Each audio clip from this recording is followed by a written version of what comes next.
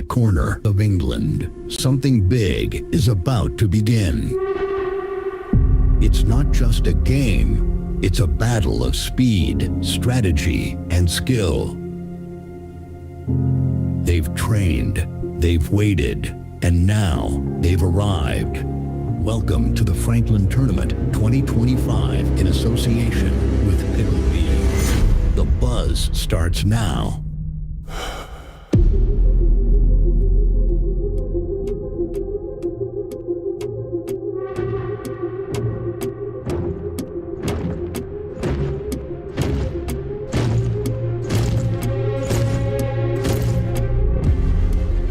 Welcome to the Franklin Tournament 2025, coming to you live from the United Kingdom in association with Pickleball. Let the games begin.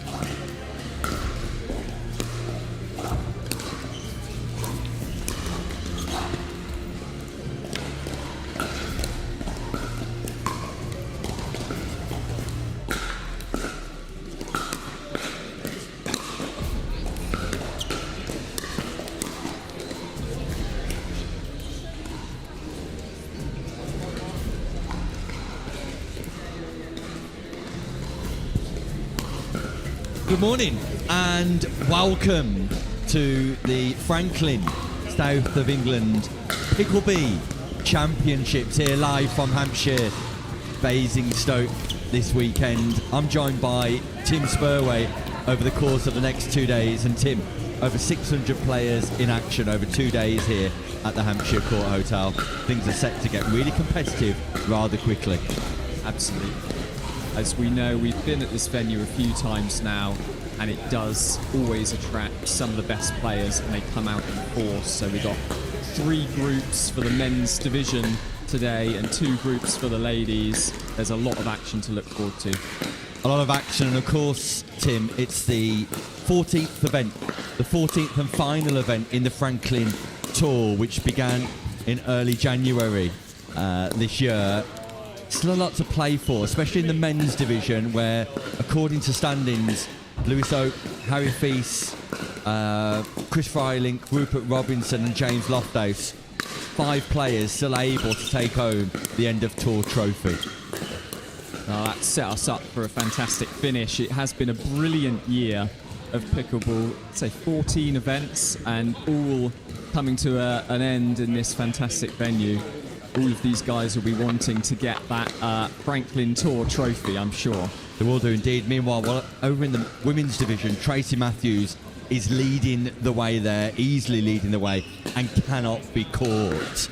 Tracy Matthews with a familiar partner, Helen Waters, who's now plying her trade over in America, of course, but Tracy Matthews out on her own, the superstar of the female game when it comes to Pickleball events this year.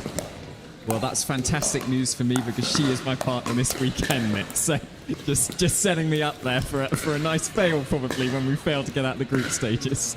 She is indeed, Tim, and lots of competitive action to come on Mixed Doubles Day on Sunday, and we'll touch base a little bit more on that as the day goes on. But competitive action to begin with, we'll be showcasing all of the open division here on the show court. And pickleball fans will want to tune in throughout the course of the day as the action heats up from round-robin stages to knockout stages later on this morning. Yeah, absolutely. It's going to be a fantastic weekend of pickleball. As we say, some of the top players here. We can't wait to commentate on it. I can't wait to play in it. Nick, obviously, you're going to be here all weekend going through the action, aren't you? Indeed. Look forward to seeing you in action, Tim. But until then, get yourselves a cup of tea, get comfortable, stay at home in the warm, but make sure you tune in to the action this weekend, where it most definitely is showtime.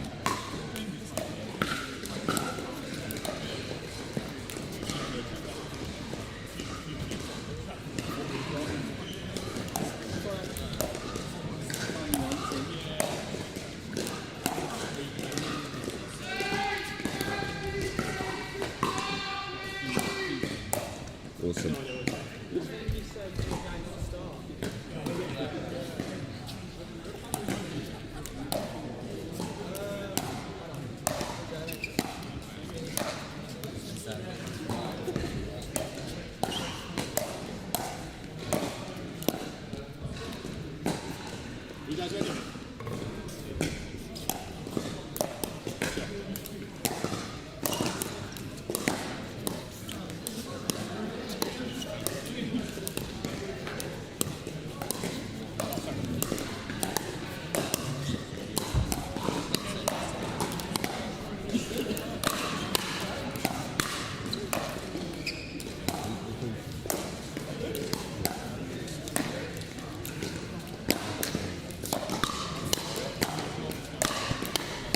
Good morning, pickleball fans, once more, and welcome to the Hampshire Court Hotel. We're live from Basingstoke on behalf of Pickleball. Allow me to welcome everybody watching at home and around the continent, no doubt, to 2 days of fine pickleball action. Getting underway this morning with our open age men's competition at open level, so 4.5 plus here, and what a stellar lineup we have throughout the three groups.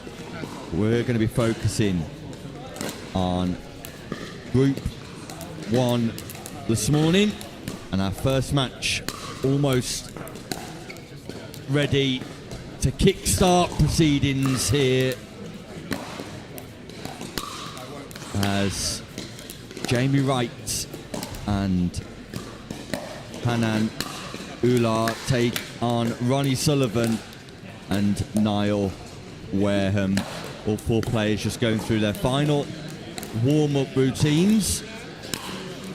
The players in Group 1 feature Peter Hitchman and Josh Roberts, Harry Feast, Stephen Lucas, Jacob Lee and Ruben Manning, who returns from Australia to play in this competition.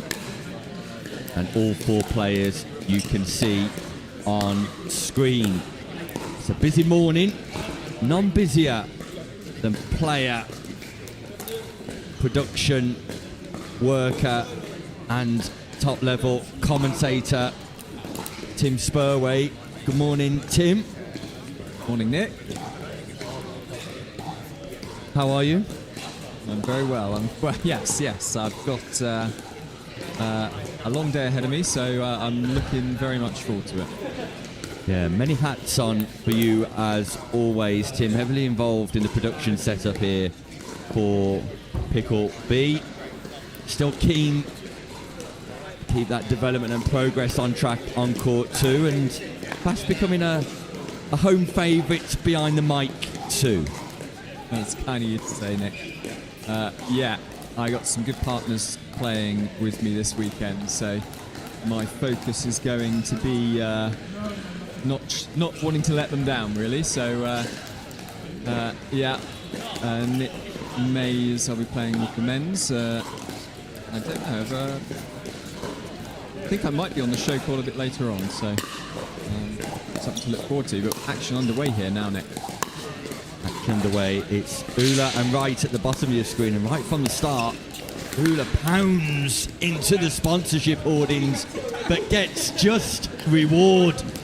The sponsorship hoardings down, but an early point for an early winning exchange for Hannah Ullah, not without damage to the surroundings though. In the very first exchange of the day, it's Hannah Ullah and Jamie Wright at the bottom of your screen.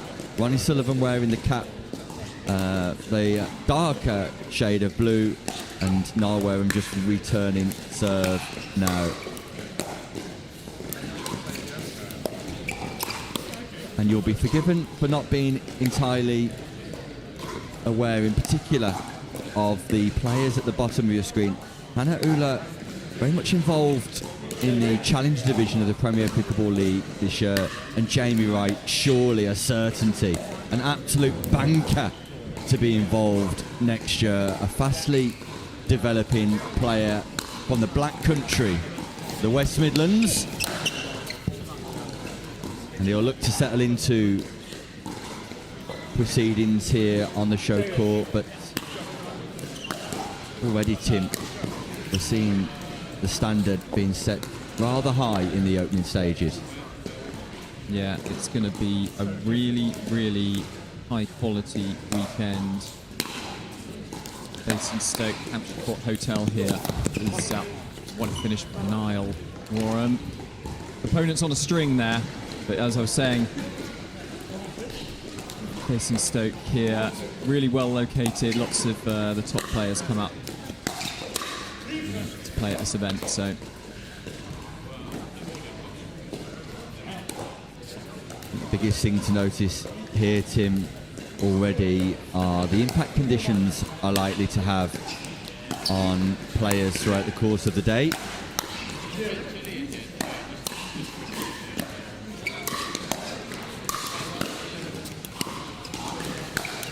Great defence from all four players on court. It's Sullivan who gets the better of the exchange. But yeah, conditions rather cold early this morning, Tim, with a feel-like temperature of 4 degrees. It's an environment that allows this X40 ball to fly a little bit quicker through the air when conditions are colder.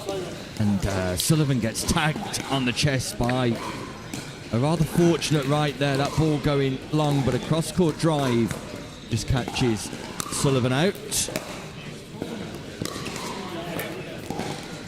Sullivan playing this sport for a long time now, very experienced player, and loves a dinking game. He said to me in the past that when he plays back at this club, they do a heck of a lot of drilling on dinks over and over and over and over, so he's very, very comfortable at the net.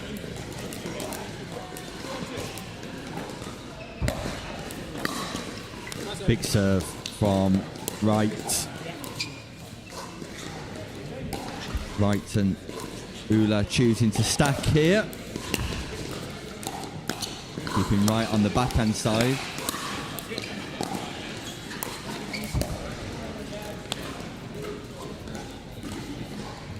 Just getting stuck inside the baseline, Ullah and Wright.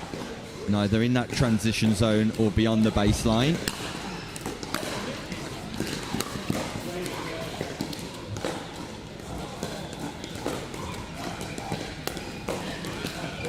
Reference conditions, Tim, we can see Hanan Ullah keeping his jacket on. Yeah, I wouldn't expect that to be on for too long. Playing at the kind of pace that these players play at, you're going to get pretty hot pretty quickly. But for the first game, just trying to get a little bit warmer. It's not too bad, actually. I was expecting it to be slightly colder than it actually is, so I'm sure the players will adapt pretty quickly. Big drive from Jamie Wright. Big drive from the transition zone by Jamie Wright. Sullivan not able to defend, and Wright's definitely warming to the task.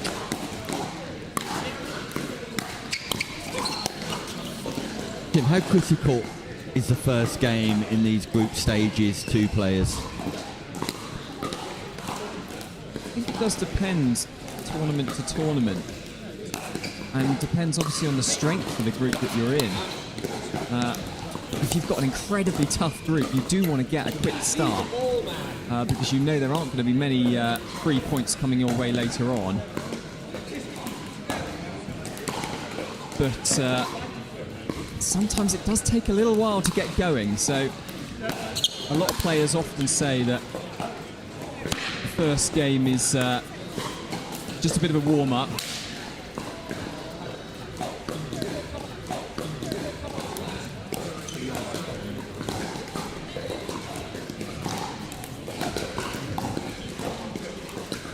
Welcome back to viewers.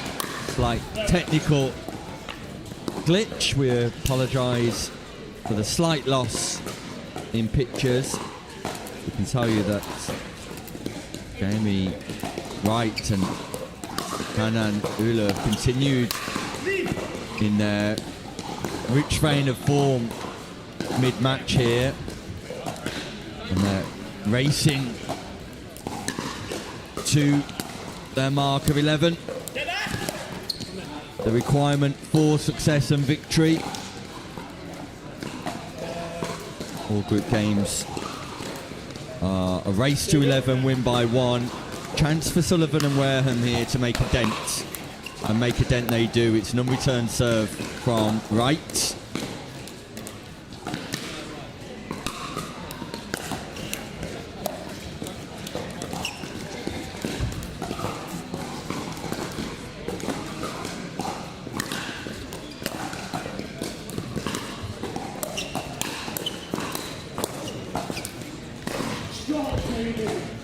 Good defence from Jamie Wright and showing some sharp reactions in this opening game.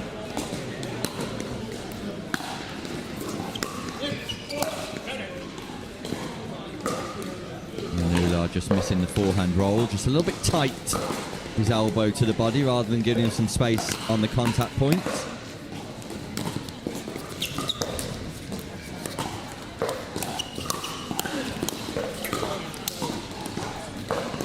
Wareham frustrated.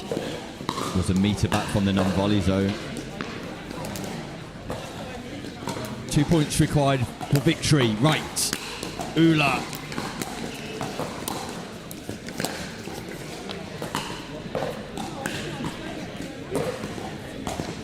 Ullah tries to speed up from a difficult location. Second scoring opportunity.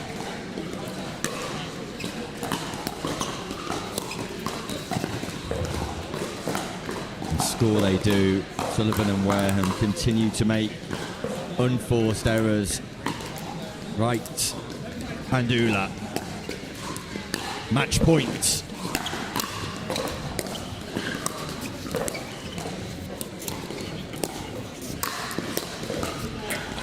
Saved by Sullivan. Wareham. 5-point difference. Opening game of the day.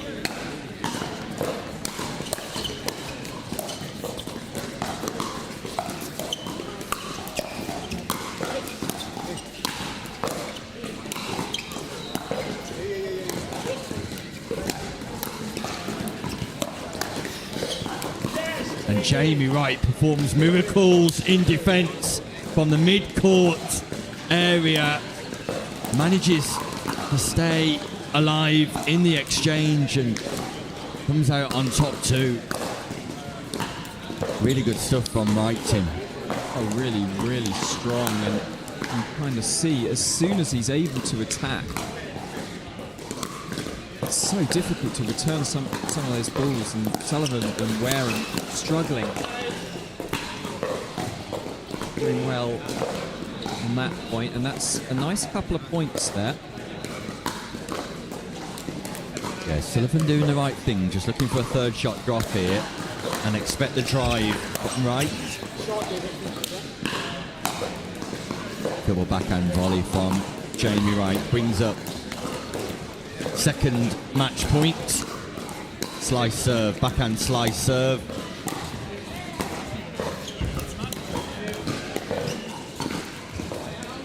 Wareham just targeting the backhand of Ullah.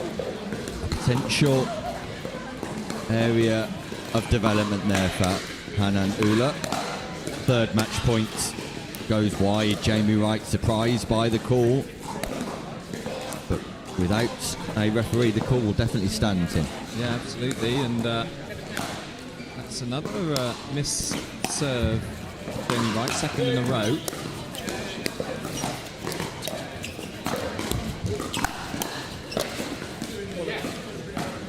This game is getting tight.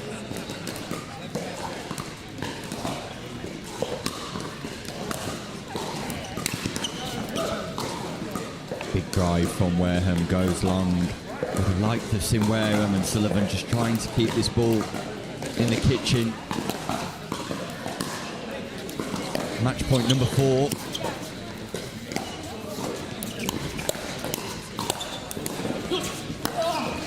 That's going to go long, and Wareham celebrates fiercely just to let Ullah and Wright know they're under pressure.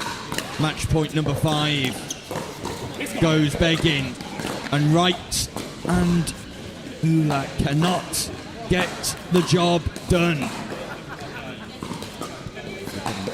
Potentially a couple of non-scoring side outs though from Sullivan and Wareham. Can they do some damage here?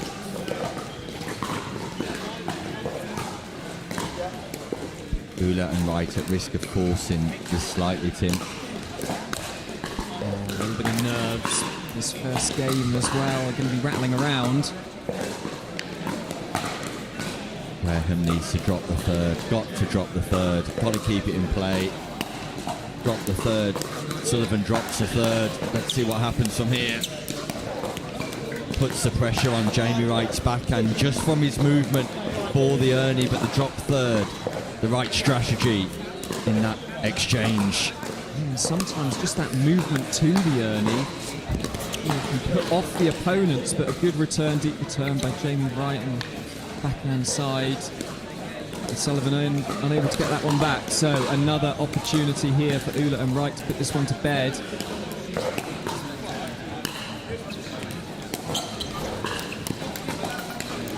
Third shot drop seals the deal, and notwithstanding a minor comeback from Wareham and Sullivan, who will no doubt be frustrated with their mid-game form, it is success for the promising Jamie Wright and Hanan Ullah, who record their first victory in Group 1. The first victory of the day.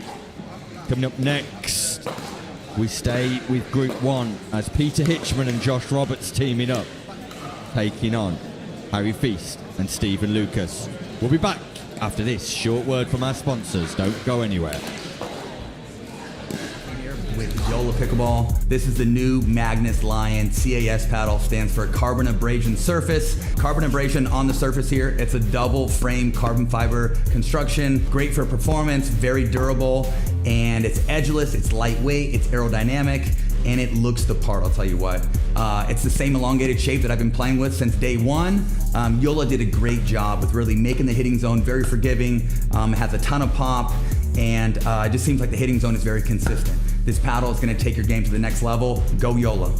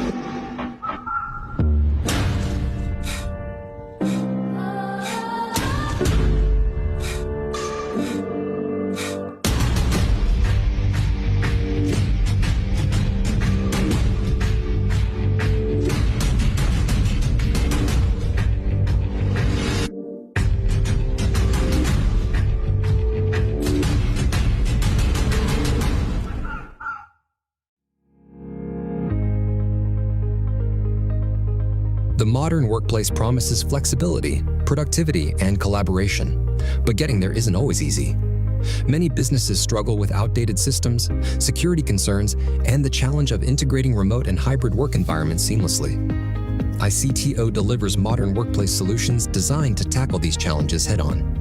With expertise in cloud integration, enhanced security, and intuitive collaboration tools, ICTO ensures your team can work securely and efficiently from anywhere. Our tailored solutions streamline workflows, reduce the IT headache, and create an agile, future-proof workplace.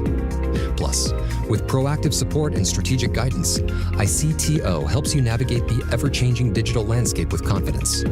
Don't let workplace challenges hold your business back. Choose ICTO to transform your workplace into a dynamic, productive, and resilient environment. ICTO, here when you need it.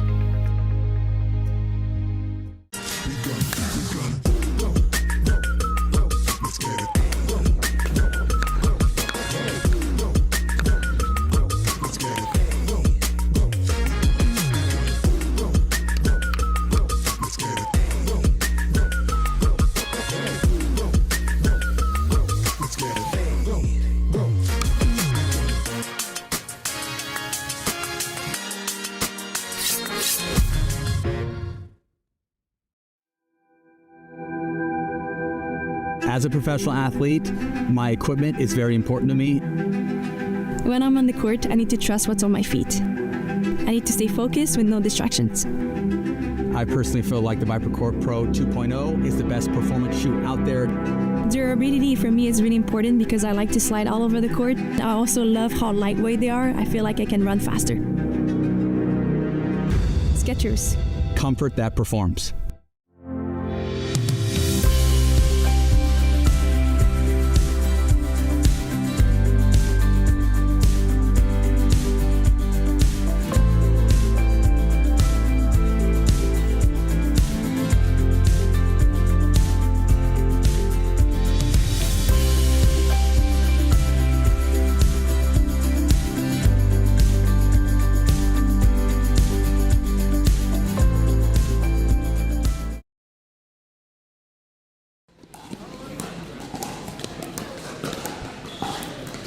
Welcome back to the Hampshire Courts Hotel, Basingstoke, where game number 2 of the day, almost ready to get underway.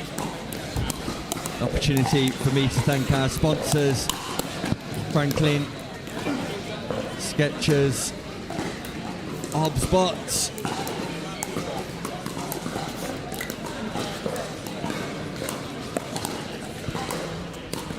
and Fox Pickleball,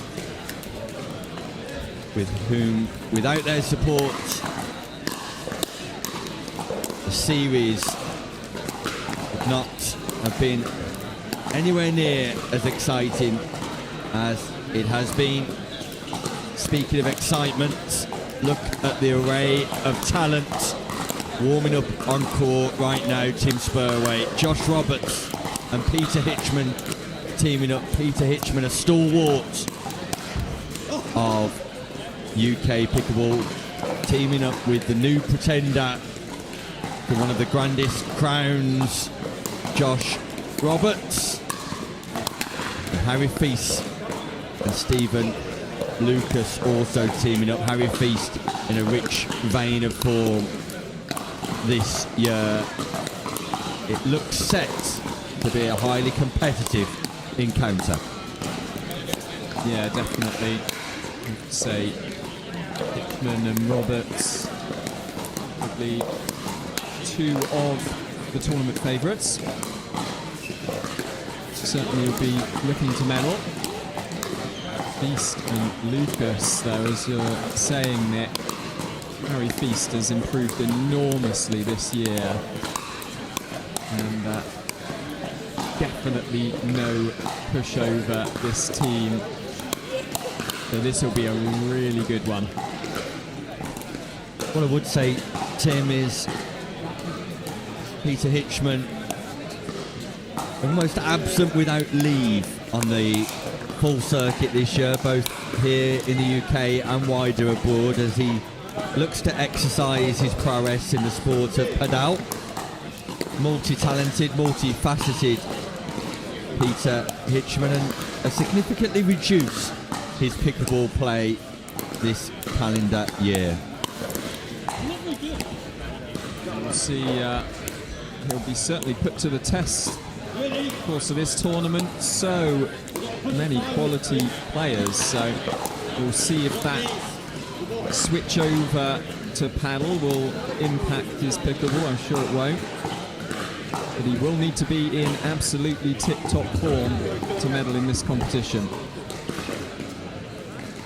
So players just going through their final routines, deciding who will serve in this race to 11 Group 1 fixture, where we've already seen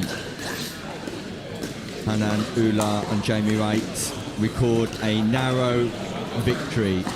Game number 2 on the show court. It'll be Hitchman and Roberts at the top of your screen. Hitchman wearing the backwards cap in true 1990s Biker Grove style. And Feast and Lucas at the bottom of your screen. It's Lucas in green, Feast in the black shirt.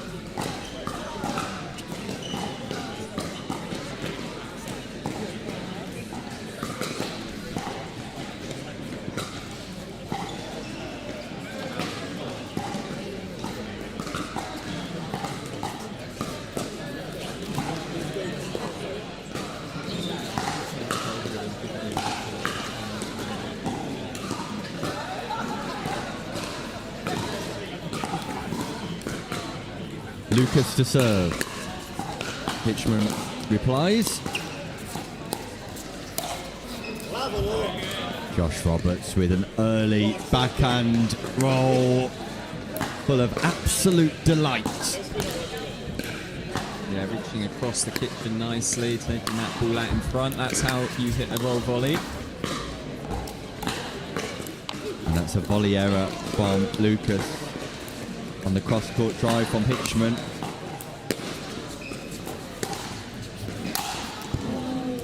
And another volley error from the team of Lucas and Feast, this time courtesy of Feast.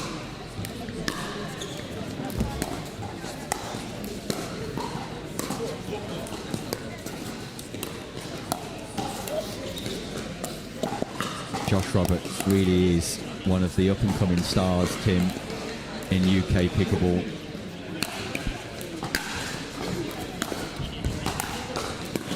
Yeah, incredibly quick reactions as well. Roberts has a real speed.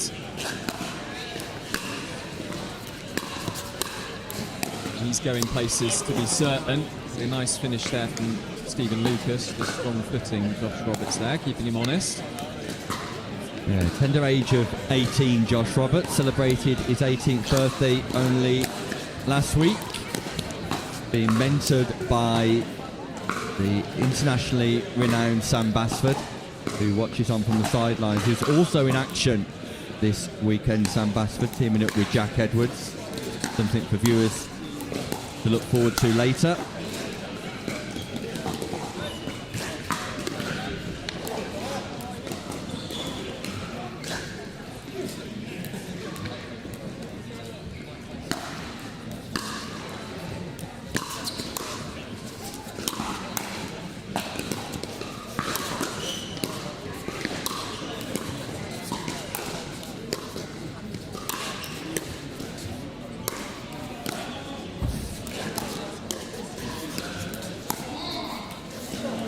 Harry Feast catches the baseline. It was Roberts and Hitchman defending from the baseline.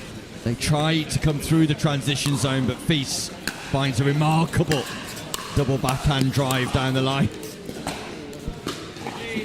Yeah, absolutely, and that defensive ability of Hitchman and Roberts on display early on in this match, and a few errors going long on Feast and Lucas.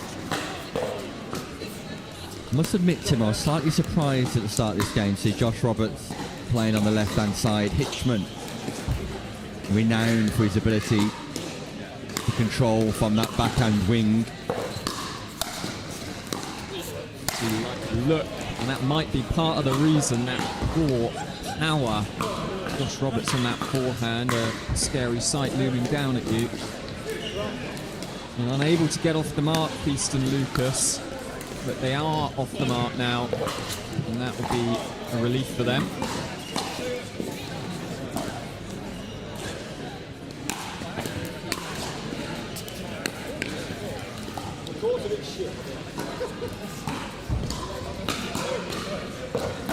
Thanks to the dodgy bounce there, Harry Feast.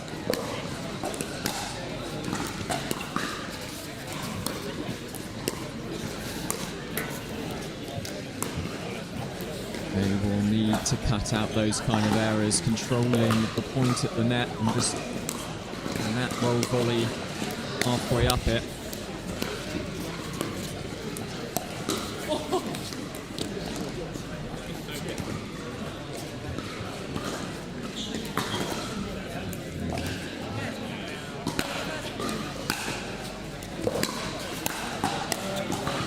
Hitchman and Roberts looking completely at ease with each other here, the first time they've played together. They've amalgamated an early lead. A little bit of fortune for Lucas, catches the top of the net.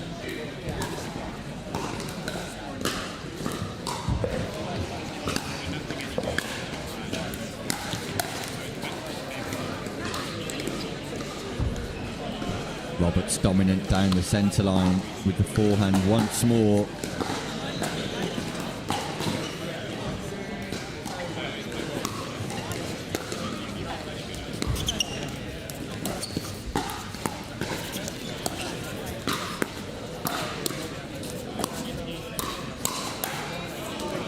Big swinging double backhand from Hitchman.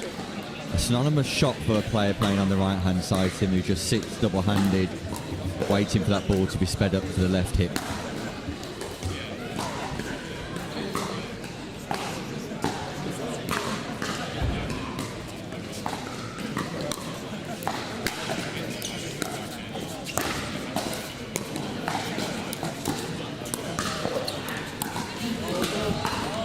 Harry Feast shreds the needle, splits the partnership of Hitchman and Roberts. Delightful, audacious speed up off the bounce from Harry Feast.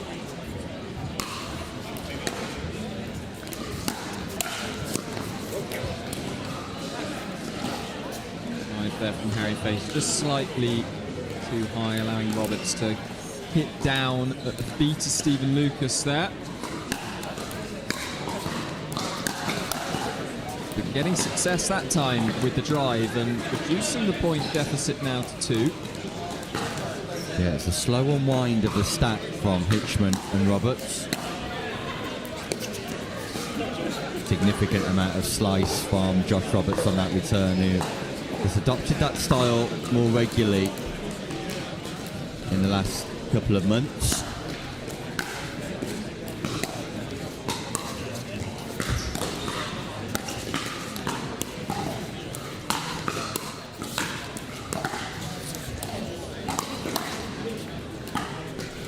Nice location on the speed up from Stephen Lucas. Roberts not able to react in time. The contact point behind his body.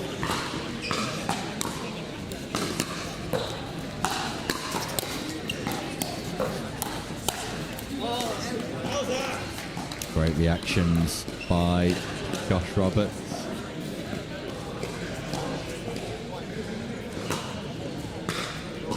And that brings about a change of ends. Hitchman just appealing for leg before wicket as that X40 contacts Harry Feast on the shin.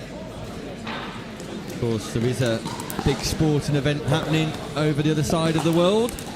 I'm sure all of your focus is with us here in Basingstoke.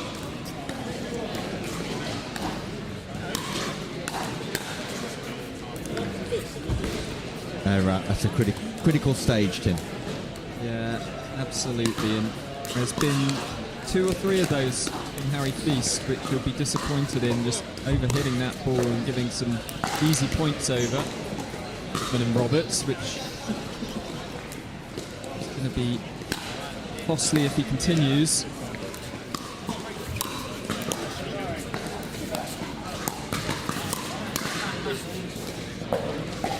And stepping up the gear there, just punishing a slightly high off that ball.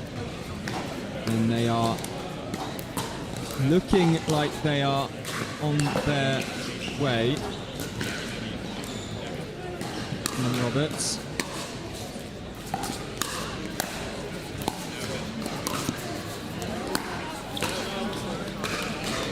Lovely forehand drive down the middle again from Harry Feast, hitting that shot so nicely, looping down through that partnership. And another point goes on the board, so 3 points now. Hines. Slice there from Roberts.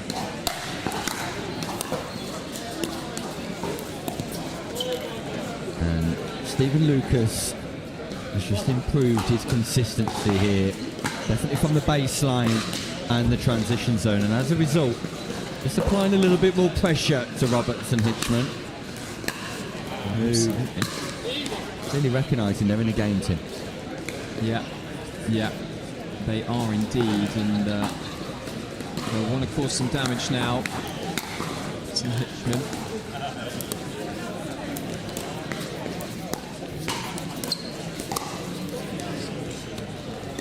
Nicely worked again. The opportunity presented and taken by Lucas.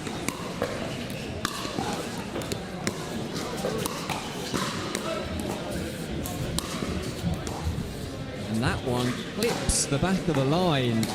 And suddenly, 5-7 on serve. This one is getting a little bit spicy.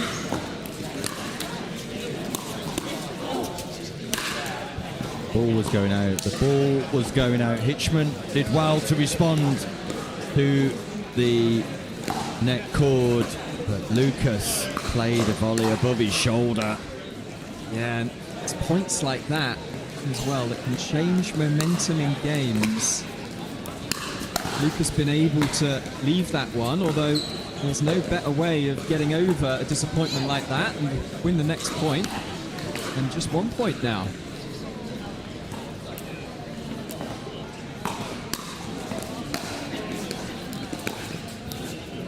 Frustration for Feast. He doesn't make the most of that third shot. Hands back the ascendancy to Hitchman and Roberts. And a straightforward third shot drop from Roberts brings about another error from Lucas.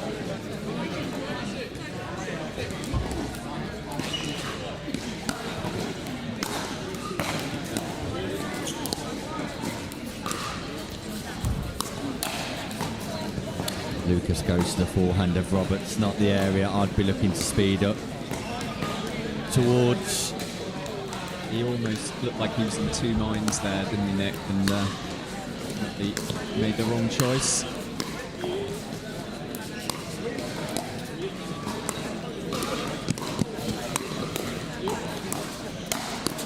Again, the forehand of Josh Roberts, electric. Once that ball is above the height of the net, and the forehand of the youngster from Leicestershire, then Roberts becomes deadly. This time Lucas expresses himself with a forehand volley of delight.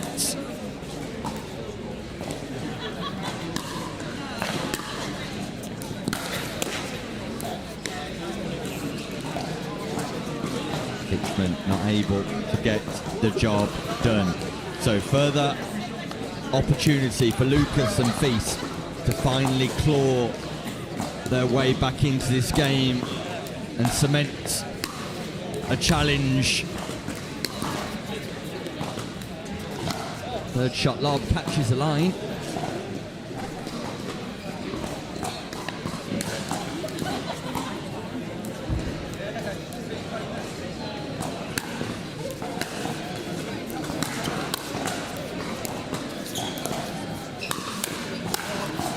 Unbelievable defence from Hitchman.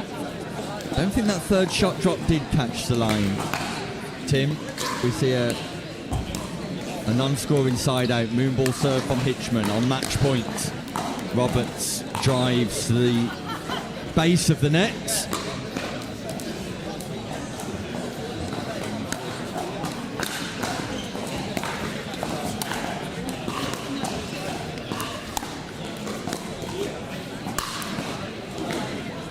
Big forehand from Stephen Lucas. So they save match points number 2 and 3. They've got ball in hand. Can they make inroads? Yes, they can.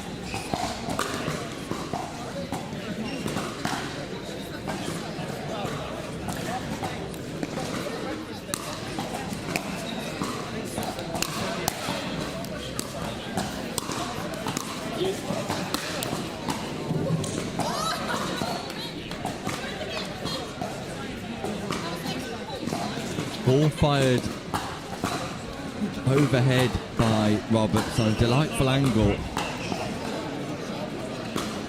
And Lucas initially suggested the ball was out. But ball call good.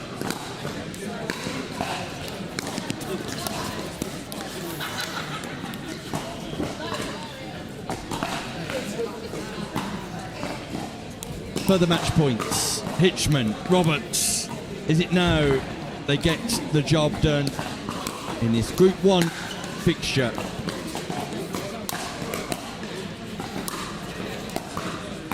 It is indeed. That ball goes long, and Peter Hitchman and Josh Roberts get their day off to a winning one. Defeat for Lucas and Feast, but not a defeat forbidden of hope for better throughout the course of the day. One game played, one game won for Hitchman and Roberts. Who'll be hoping for much, much more as the day continues here in Basingstoke. But for now, we're going to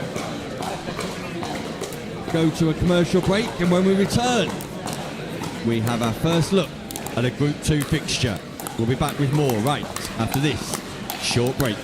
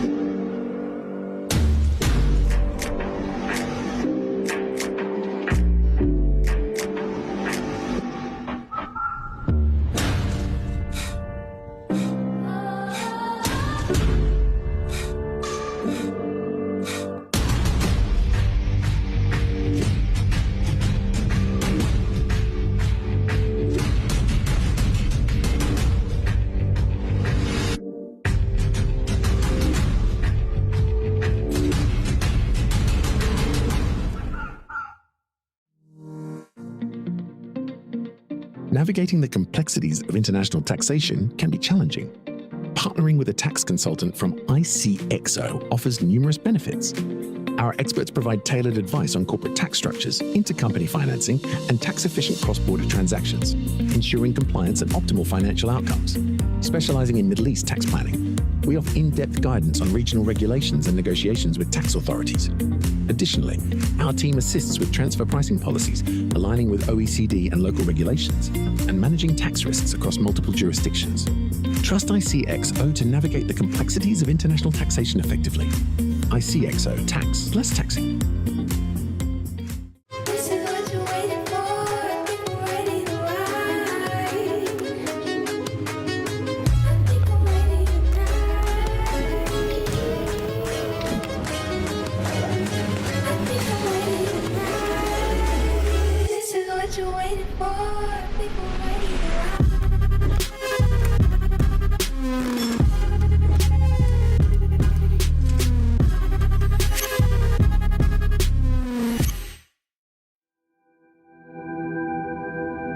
As a professional athlete, my equipment is very important to me.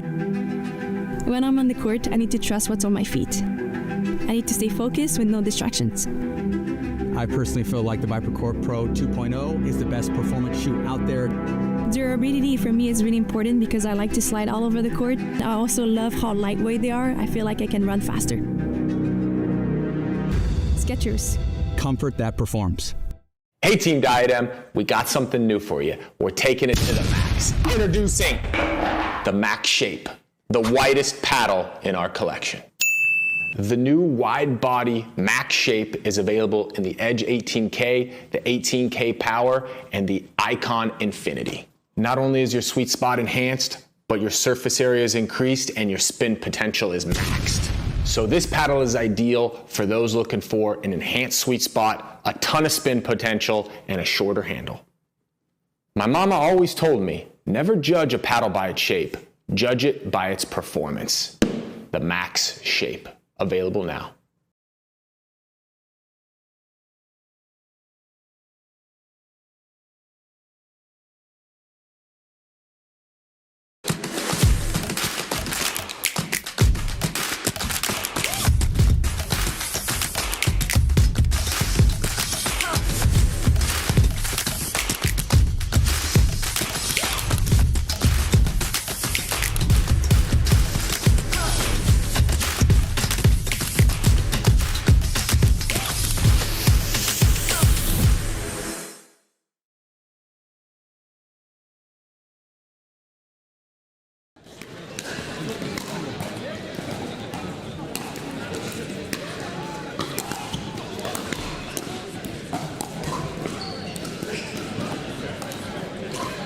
Welcome back to the Hampshire Court Hotel here, live from Basingstoke.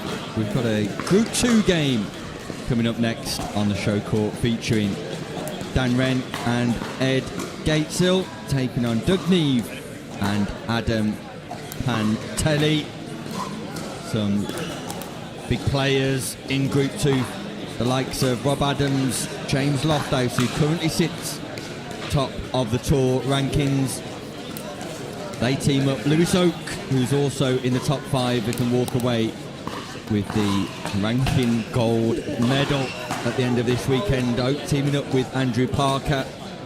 It's Matthew Dana and Gavin Mayer and Tom Middleton and Luke Pontin who round out the players in Group 2. And I'm delighted to say, joining me on commentary for this game, one of the stalwarts of UK pickleball, the highly experienced, charismatic Peter Hitchman. Peter, good morning. Good morning. You're far too kind to me, my friend. You are far too wonderful to be here. Love seeing these players in action at the wonderful Hampshire Court Hotel in Basingstoke. Fast becoming the home of Pickleball events, Peter, and it's great to see you in action this weekend.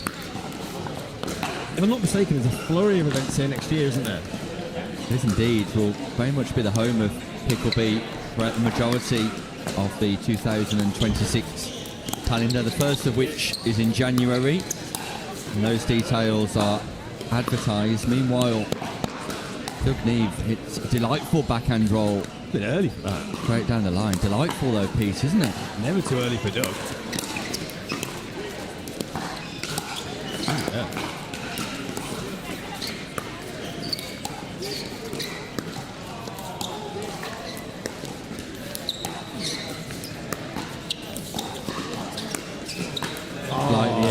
Gatesil goes long. No, it's called good. Great.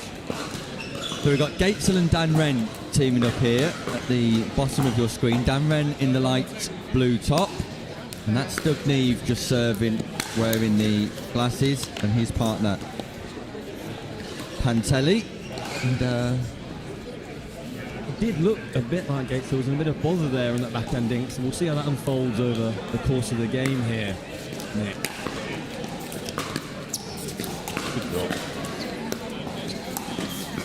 There's that speed up from Neve for the second time this match. Looking like when that ball dips below the height in that, he's still got the ability to get that ball up and down, Peter. He has, he's got that sensei blessed ability. good shot. Great shot. That's what we need from Dan. Dan needs to be, Ed Gatesil is an incredibly strong and solid player. Difficult play on the right. And we need that aggression from Dan Ren here in these points. If they're going to make a... Oh, Dan smacked the ball, my brother. If they're really going to make the impact that they should do on this game, as Paul will favourite going into it, it needs to be aggressive.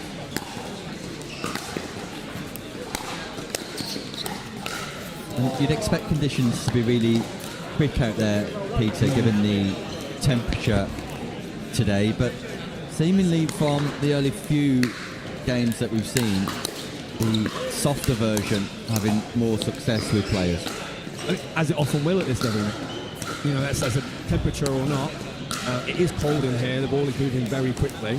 And I think that really people are just speeding each other out. First game of the day is always difficult, and I think that people are just trying to get into the game, get some rhythm, and then I'm sure we'll watch it get,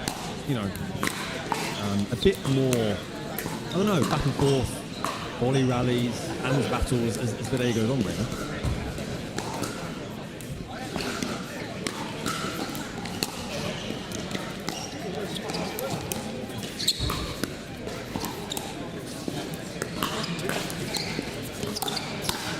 I still find it bizarre, Pete, that Dan Ren is 21. Seems to have been on the circuit for a number of years. Sorry? I know. I feel like I've known Dan Ren for about you know what? I probably have. I remember him beating me with it when his parents used to drive him there, and I get spanked by Dan Ren, probably as a 15-year-old. I did not know that. Remarkable. Such is his vast experience in the sport of pickleball, but you referenced it earlier on, Peter. Gatesil on that backhand win just got the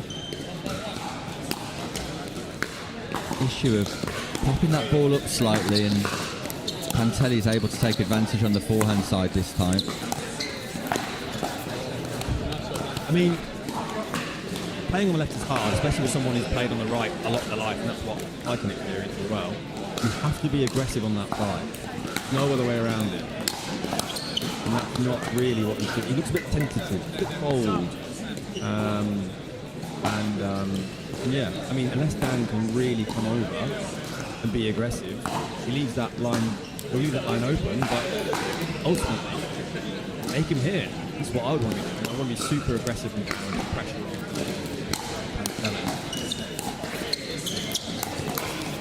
There we go. Dan Ren comes all the way across the non-volley zone to protect Gatesil, able to dominate with that forehand down the middle. Two forehands down the middle here for Gatesil and Ren.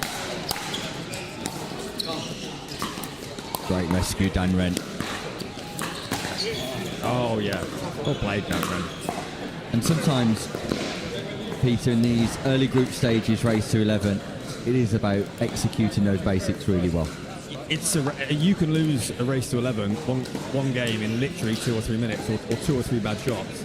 If momentum swings away from you, you've lost, especially at this sort of level. So making balls very important. And yeah, the first game was genuinely about fitting your way into it. No one is going to play their best in the first game of the day.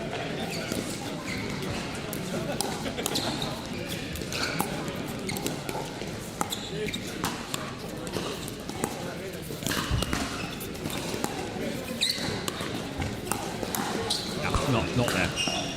Not there. Neve has had success with the backhand speed up, but that ball just a little bit too low, and going to the forehand of Dan Ren is a big no-no. You can't bowl there. For anyone looking to, playing against lefties in men's doubles is especially difficult. And really, the way you go after them, if you want to, is you go at their body. You go either side of it, especially into that forehand, that wing, and you can say goodbye to any chance that you've got. So you need to go at his body, is what I would have. And he's done it well to start. Seems to have tailed off a little, and Gatesil was some confidence there, and big put away. Yeah, Gatesil will take confidence from playing with somebody like Dan Ren, and you can clearly see that confidence has improved. Phenomenal work in the transition zone from Gatesil here. Pop Well up played, from Gatesil. Neve and Ed Gatesil looking robust in the mid-court area. And again, exemplifying an improvement in his confidence. Brings up match point for Ren and Gatesil. Oh, I mean, I was going to say, he's looking dangerous, but he's got his safety stepped on. Because that is, you know, a man's on fire. He needs to be careful. Okay. Another match point.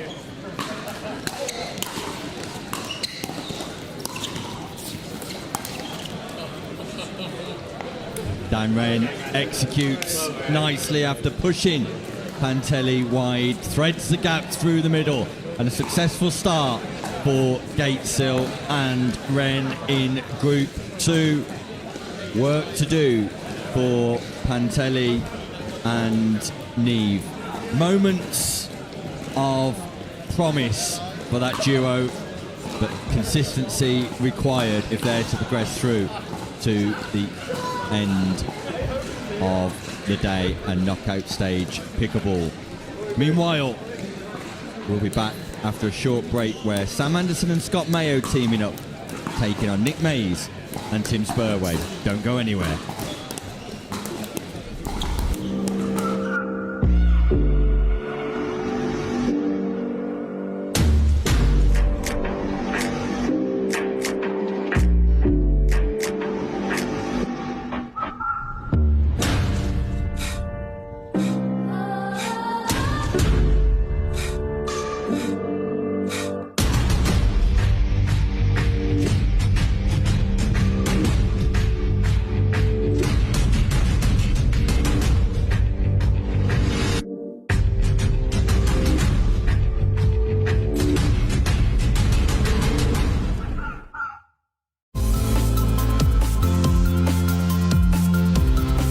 Cyber threats grow in frequency and sophistication.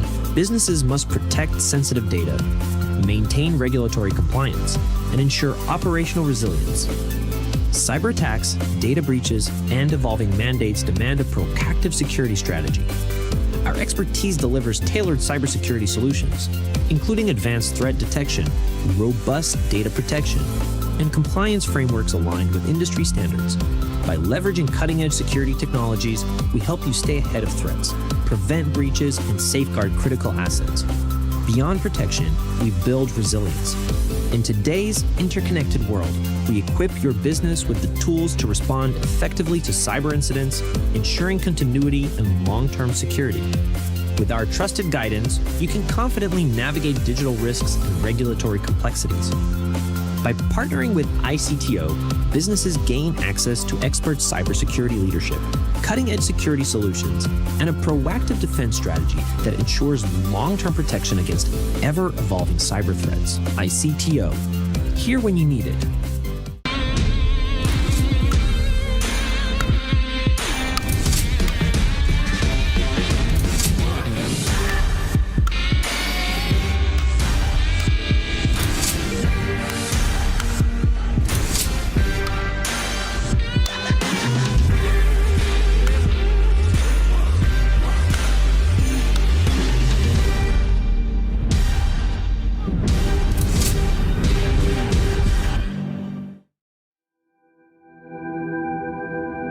As a professional athlete, my equipment is very important to me. When I'm on the court, I need to trust what's on my feet. I need to stay focused with no distractions. I personally feel like the ViperCore Pro 2.0 is the best performance shoe out there. Durability for me is really important because I like to slide all over the court. I also love how lightweight they are. I feel like I can run faster. Skechers. Comfort that performs.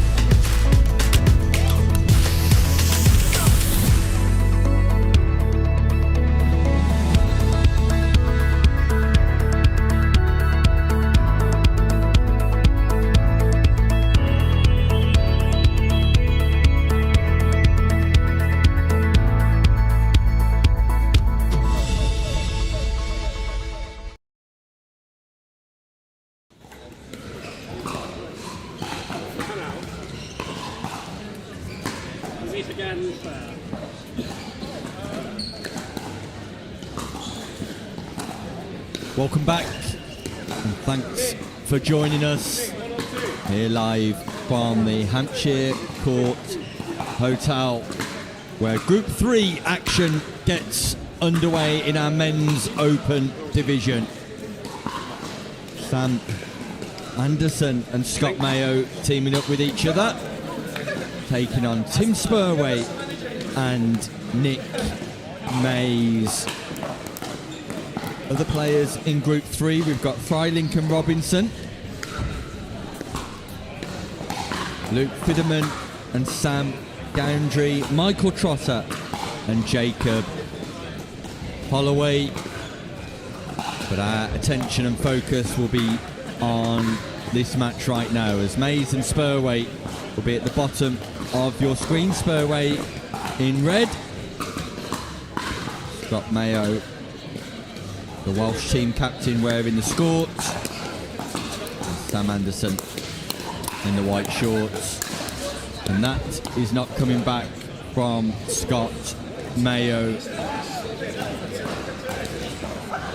A Pickleball stinger, Scott Mayo, who I know has been working incredibly hard on his game, focusing on drilling,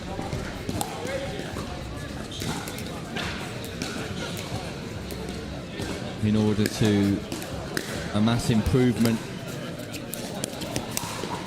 and the improvement is definitely evident in Scott Mayo's game. Sam Anderson with a nice counter on the backhand side there. Spurway looking to target the backhand of Anderson. Anderson responds.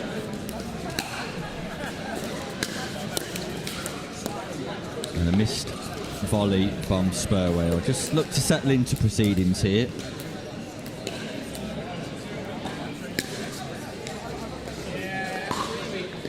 Ball catches the baseline.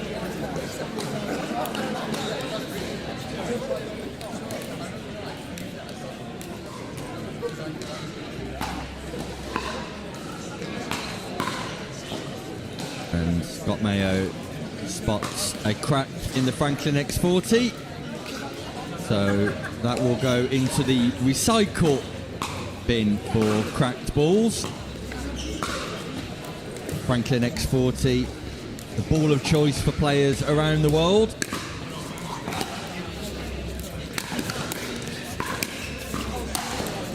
Tweener defence from Scott Mayo, and the tweener defence comes to fruition. Not just the tweener defence, a volley tweener defence from Scott Mayo. Look at the athleticism from the Welsh captain. It's Spurway who misses the overhead volley, but Mayo, ever the entertainer, is here to perform in the early stages of competition. An error on the backhand side from Nick Mays, and it's a slow start for Mays and Spurway. Meanwhile, Anderson and Mayo racing away with this Group 3 game.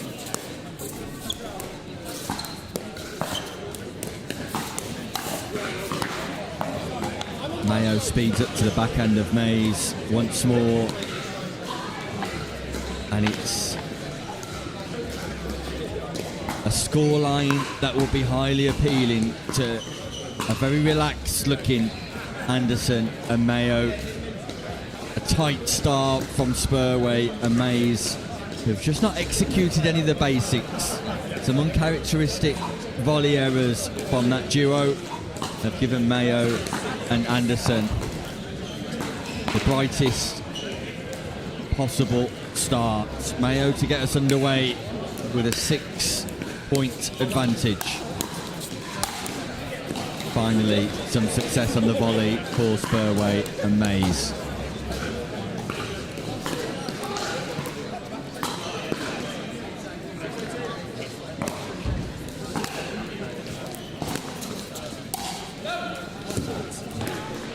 Once again, it's volley error after volley error here for Mays and Spurway. And return of service error to Anderson and Mayo not having to work incredibly hard for this lead.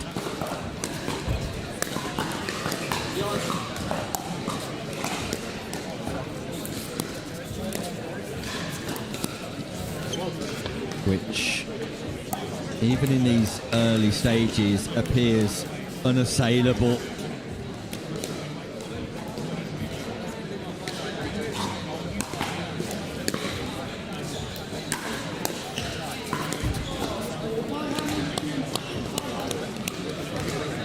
Can Spurway and Mayo trouble the finger of Simon Farr? Simon Farr scoring here, and his finger does get to work.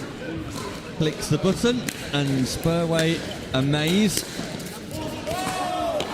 are on the board. And look at that from Tim Spurway, a mid-court drive with a little bit of extra venom, just unleashing any frustrations into this X40. And once again, Spurway driving with great accuracy and velocity.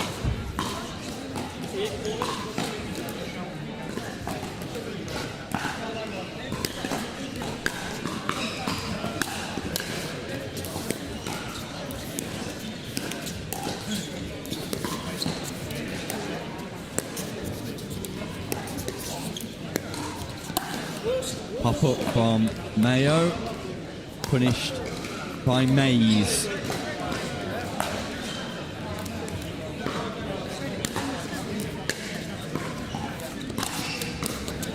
And after a slow start, Spurway and Mays have decided to rip their third shot. As a result, the deficit's down to 3. Spurway tries to execute the shake and bake, rush and crush without success. Second scoring opportunity though. And if not for a slow start, Mays and Spurway entirely dominant here.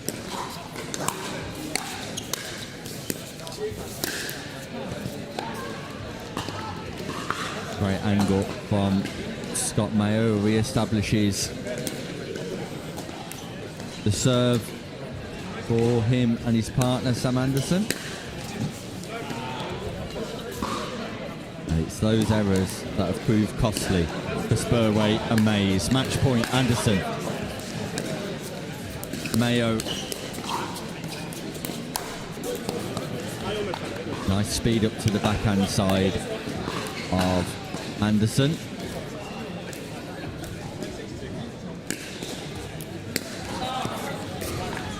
For the third time in this match, Spurway fails to return a serve, and Scott Mayo and Sam Anderson, exhilarating at the start, comfortable at the end. Mid-game success for Spurway and Mays, but greater consistency required for that duo if they're to play knockout pickleball later on this morning.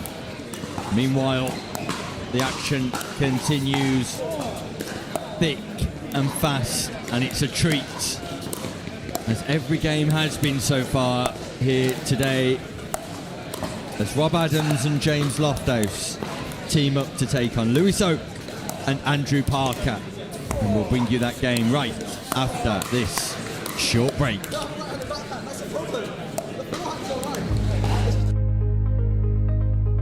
Without a technical director, small and medium-sized enterprises, SMEs, encounter numerous challenges, including poor technology decisions, inefficiencies, and costly errors. Teams may lack direction, leading to delays and accumulating technical debt.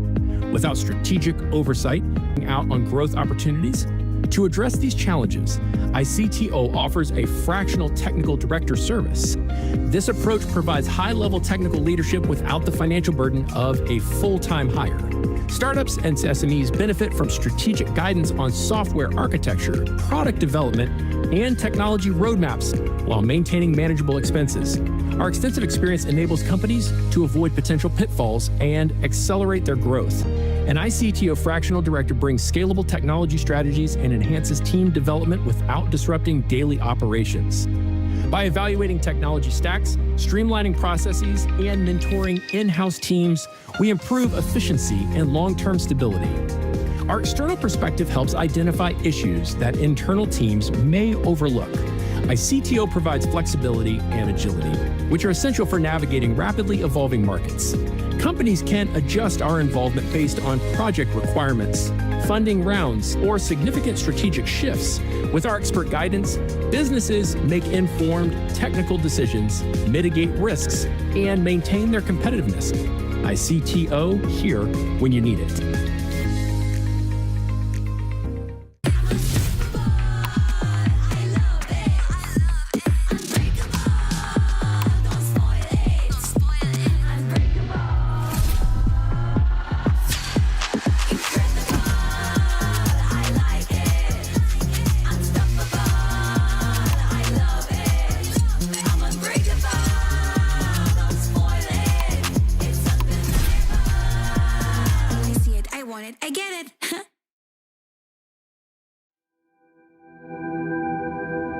As a professional athlete, my equipment is very important to me.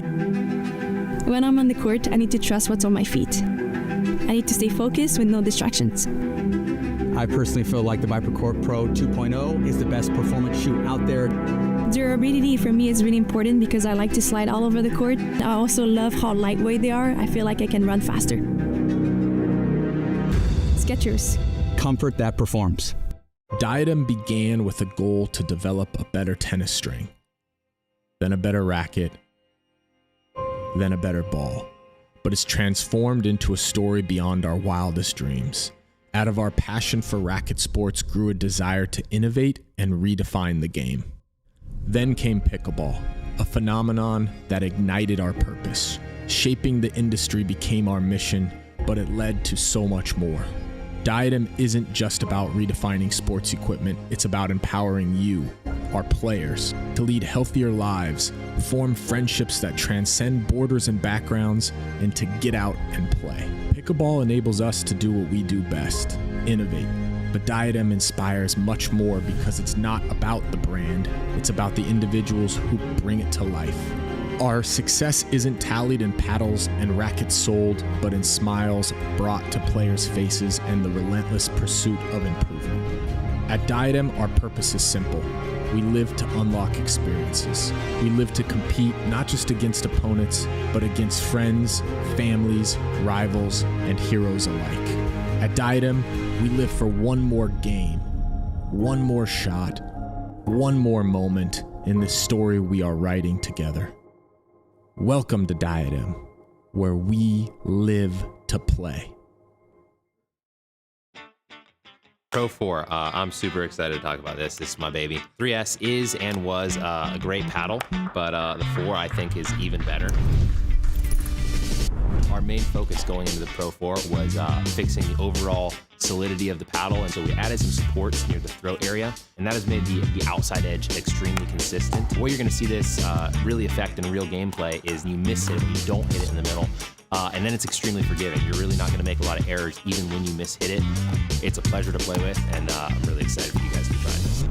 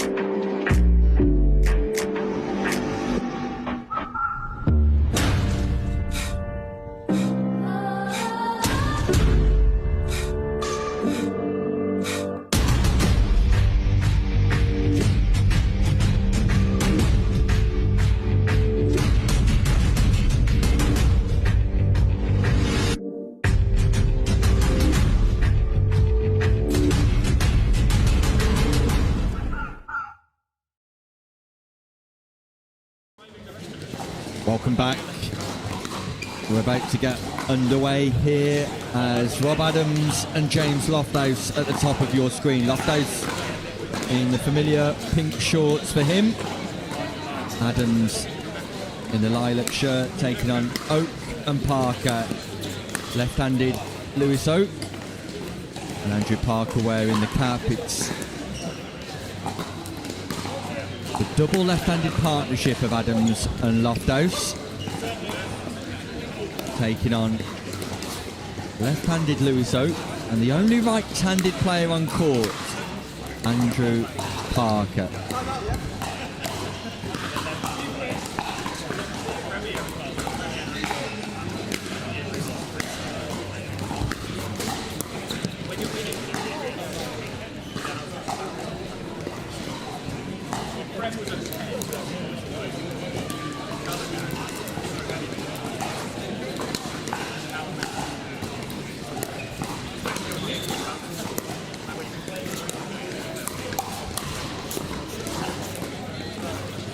Rob Adams speeding up to Parker, getting the better of that exchange, having ignited the flare.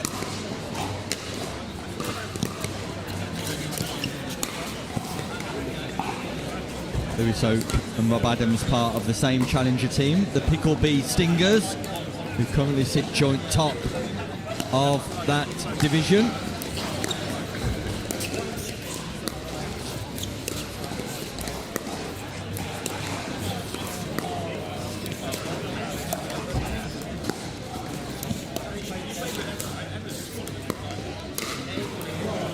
Lovely backhand roll from Oak, who sits poised, ready from a solid base, and then rifles through the X40 at a rate of knots, generating enough topspin to keep that ball in play. And then a big serve. Lofthouse, the pure pickleball premier player, not able to respond.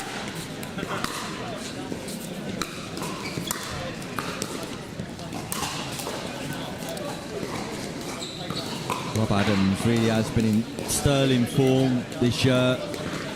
Some big scalps to his name in major tournaments. Stack and winds from Adams and Lofthouse.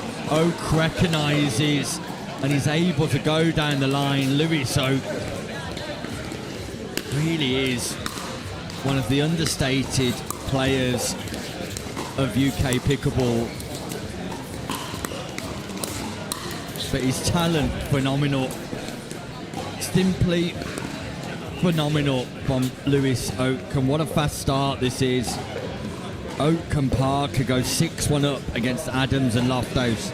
And rest assured, this would have been a surprise to all connected, because Adams and Lofthouse, firm favourites, not only for this game, but to advance through the group and get to the latter stages of competition.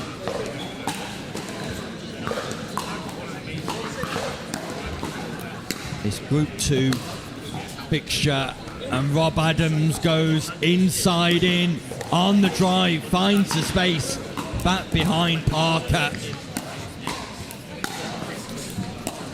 High quality. Oak speeds up to the forehand of Adams once more.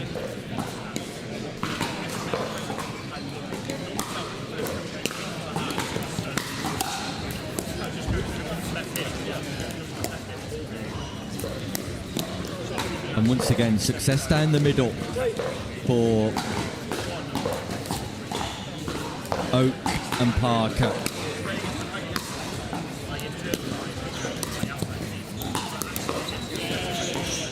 Oak looks to go big once more. Looks to go big once more.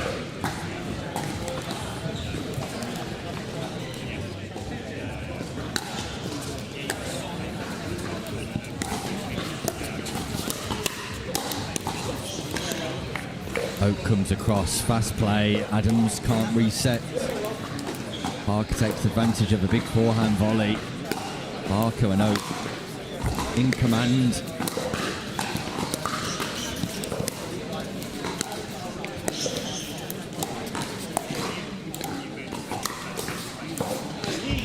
This time Parker misjudges the dink Adams goes big on the volley.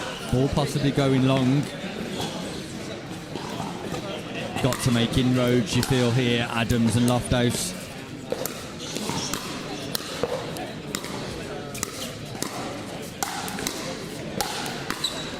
Phenomenal defence, Rob Adams. Phenomenal defence from Rob Adams.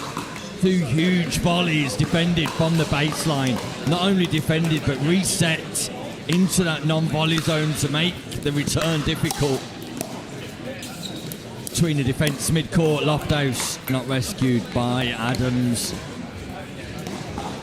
All-action game here in Group 2. Exciting pickleball. Adams and Loft House just inching their way back into this match after a slow start.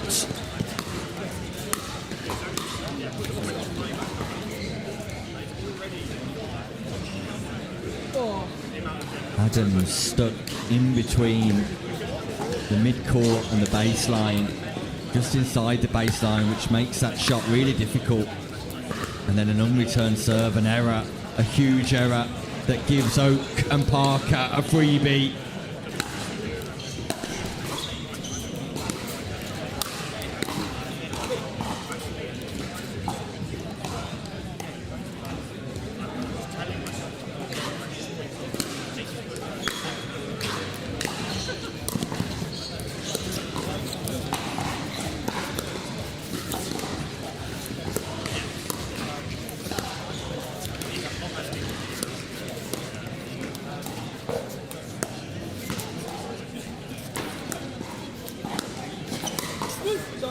Patience.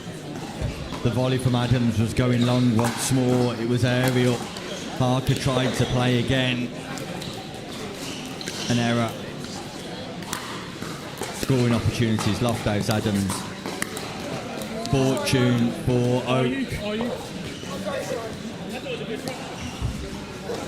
And great camaraderie between the two players.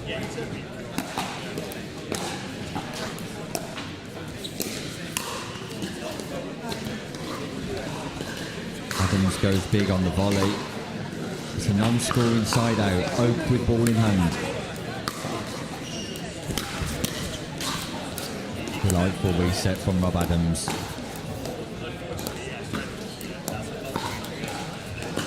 A delightful reset off the drive of Lewis Oak, and Adams just cushions that ball to get it bouncing in the kitchen.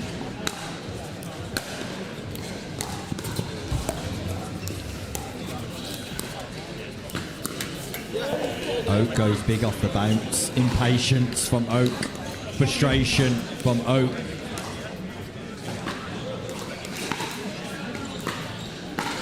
Non-scoring side out. Opportunity. Adams, Loft House.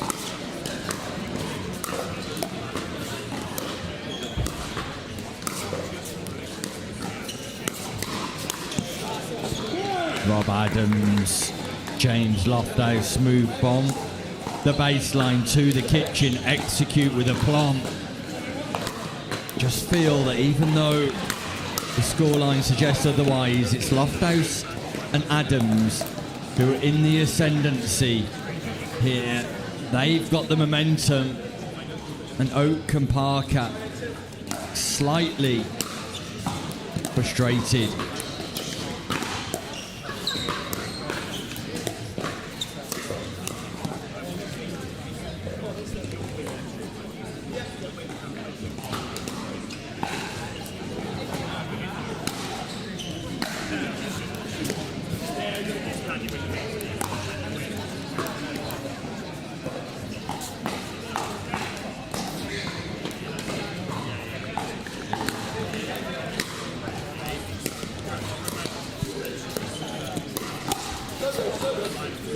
I like the location from Adams. Beat up to the backhand side of Parker. Had success there already.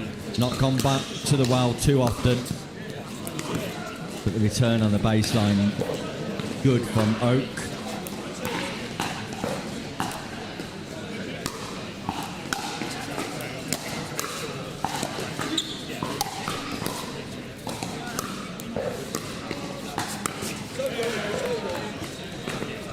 Delightful reset from Rob Adams. That ball dipping below the heights and net. Oak tries to go big once more rather than calculated. Gaps down to 2. Make it 1. Unreturned serve. And I suggested a few moments back that the momentum was with Loft House and Adams.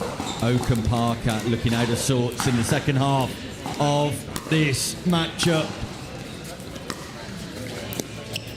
And again, basic pickleball executed really well from Rob Adams.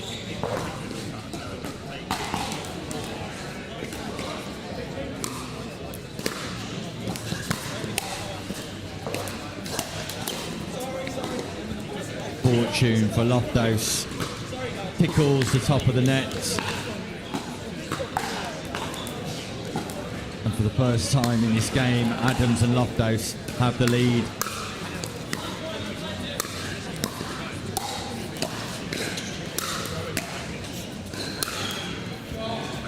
Oak finds a space between Loft House and Adams. Can Oak and Parker respond? They had a 7-2 lead.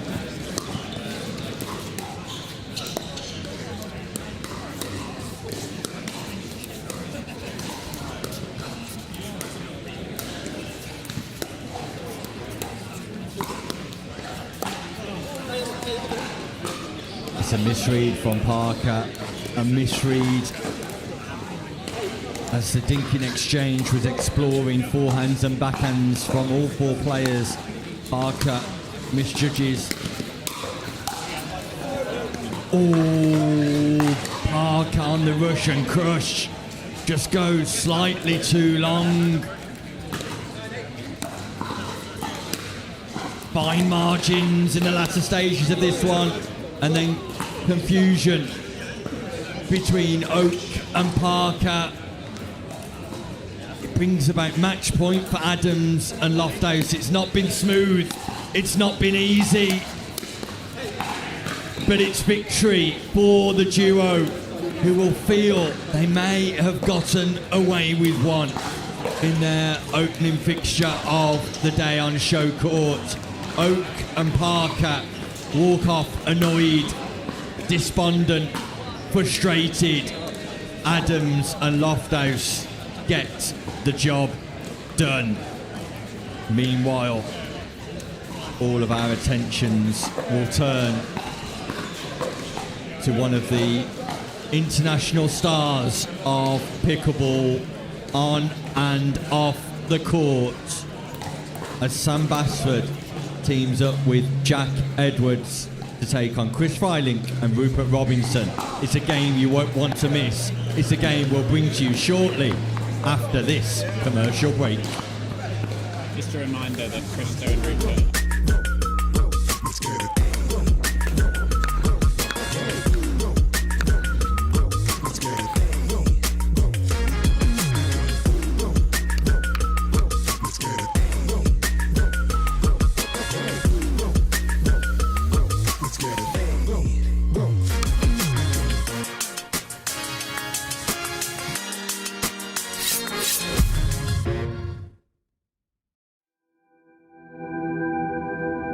As a professional athlete, my equipment is very important to me.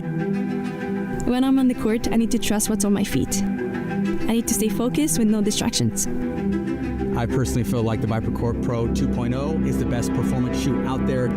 Durability for me is really important because I like to slide all over the court. I also love how lightweight they are. I feel like I can run faster. Skechers. Comfort that performs.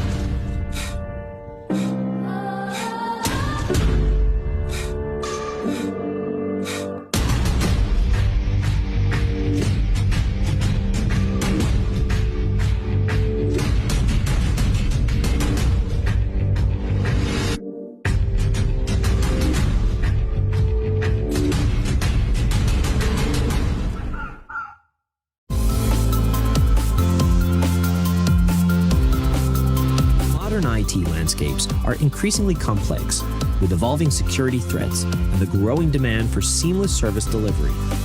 A managed IT SIM platform enables businesses to overcome these challenges by streamlining processes, enhancing operational efficiency, strengthening security measures, and providing a scalable, cost-effective approach to IT service management.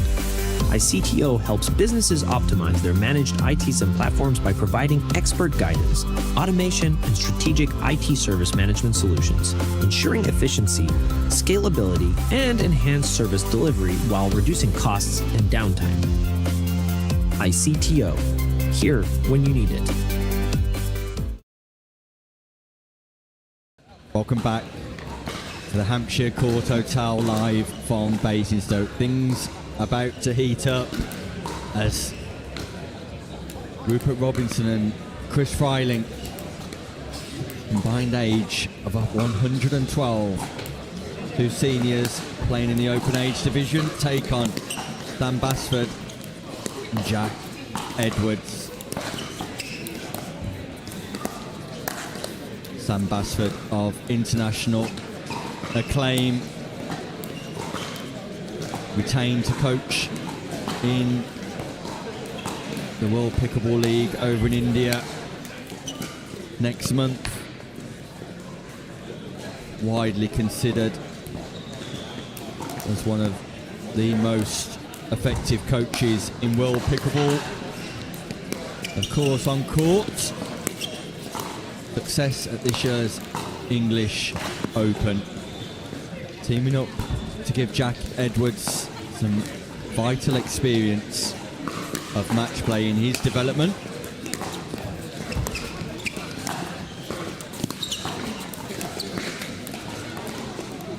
Jack Edwards with a tennis background, but transferring those skills to pickleball and transferring them at some rate to the number one pick in the Challenger division for Premier Pickleball this year.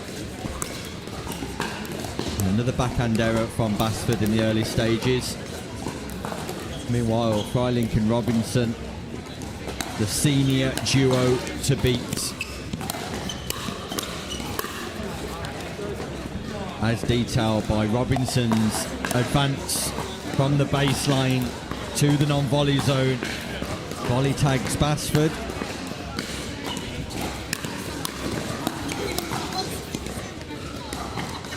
Nicely positioned by Edwards on the volley.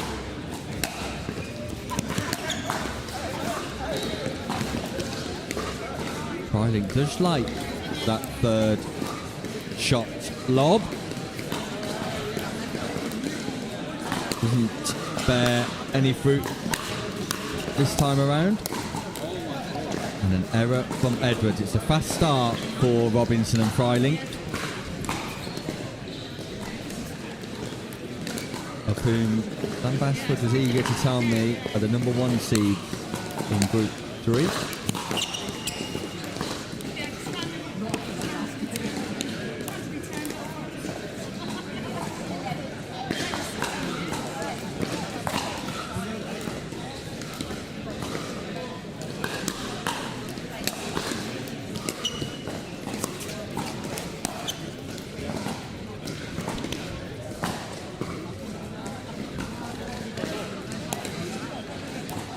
Ball goes in from Edwards. Wow. What a speed up. The backhand side, Jack Edwards manages to find the sideline. Phenomenal stuff from the man based over in Wolverhampton.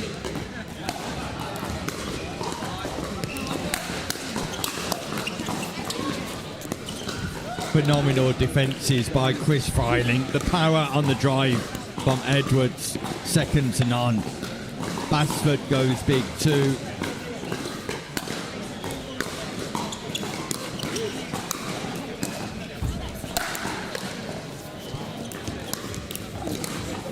This time Robinson is able to defend from the baseline, but Basford puts the ball back into a difficult location.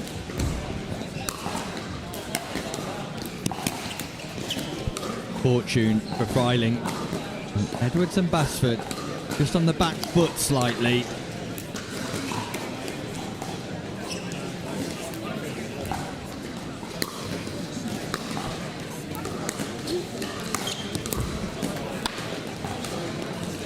Delightful backhand roll from Basford.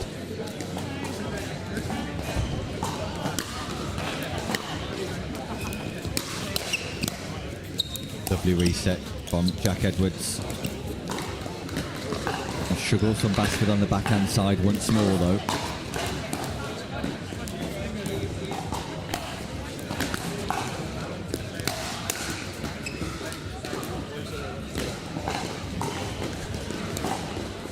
Enormous power from Edwards when he opens up on that drive.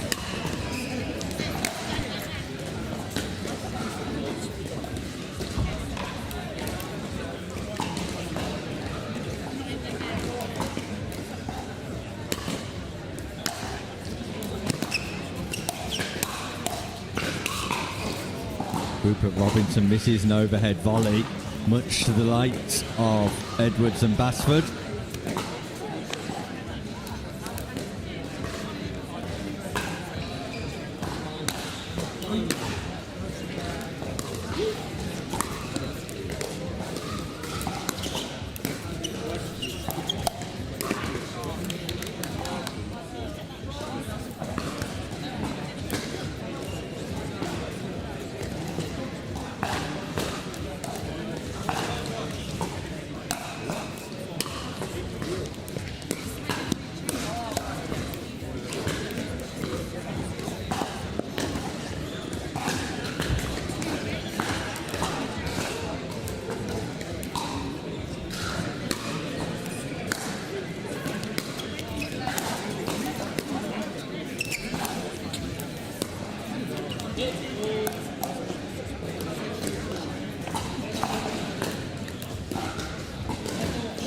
Delighted to say that joining me in the commentary booth for the rest of the morning, hopefully, is one of the female superstars of the game here in UK Pickleball. Premier Pickleball player across a multitude of divisions, ever present over a number of years. Reigning champion, I believe, as well. It is Emma Rickson. Emma, I'm thrilled to have you here. Good morning. We try to be kind. Always. It's easy to be kind to those who are very successful, though. And yeah, I'm really looking forward to this next hour or two, Emma, with you in the commentary booth. Got some good games coming up as well. Yes, indeed. I've been trying to secure your services all year long, but you're a busy lady. Unfortunately, my schedule is quite fully booked. I'm glad to be here today, though. We're glad to have you. And it's Rupert Robinson and Chris Freiling in the ascendancy against Basford and Edwards.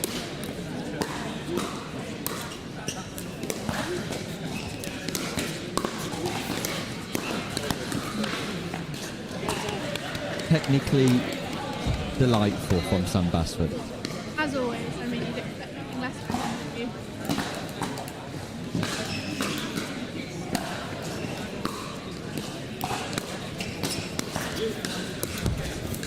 Ernie from Basford. Great reach from Edwards. And a lovely backhand roll from Chris Freiling.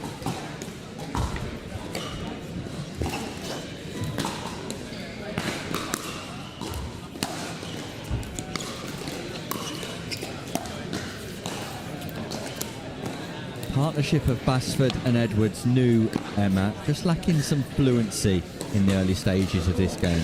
I agree with that. I think slightly worth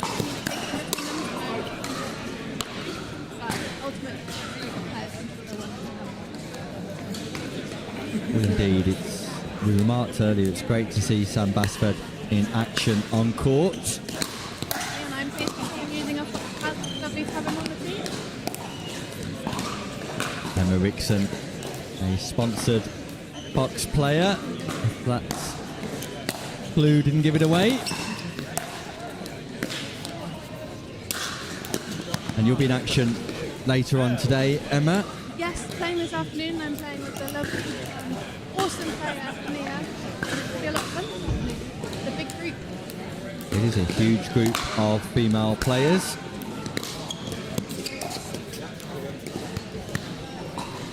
Basford just putting that ball into an area that doesn't allow Freiling to volley, and I think that will be key to success here for Edwards and Basford. Are they able to get this ball bouncing on the opposite side of the court? And they do again, sets up a winning opportunity, but Edwards slightly fragrant. Indeed, you can see him redoing that shot as it should have been.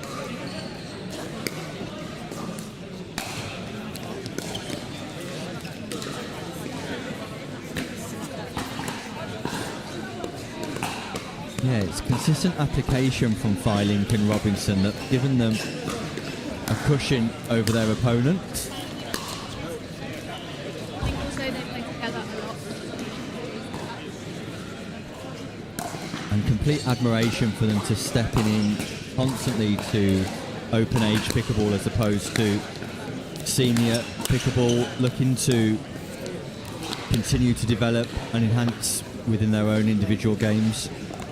100%. It's really good to see it. It's encouraging everyone to continue on.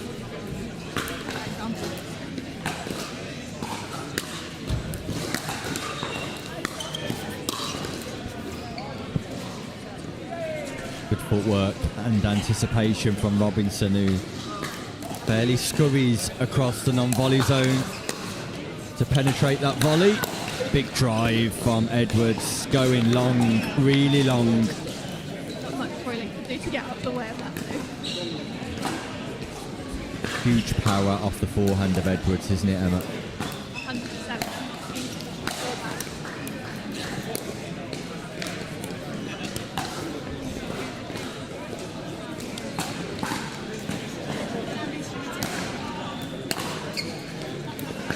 Unreturned serve from Edwards as well. I spoke to him last week after the Premier Pickleball League and was possibly struggling for a little bit of confidence at the minute.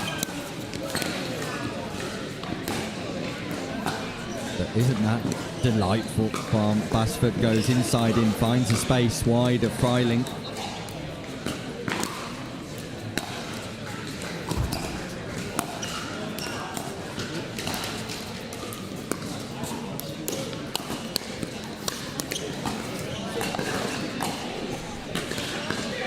Perhaps a little more patience required here for Basford and Edwards, looking to secure the point or victory in the point rather early.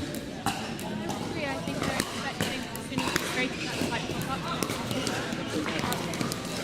Good point.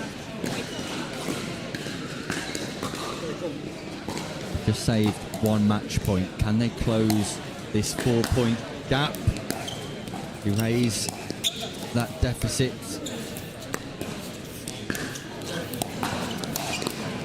That was much better. Sorry, take 10 points for that opportunity and then away. Yeah, better construction from Basford and Edwards.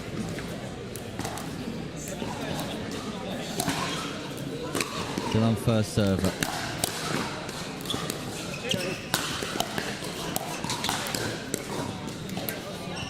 Basford can't reset. Turns away in frustration. What's the right idea?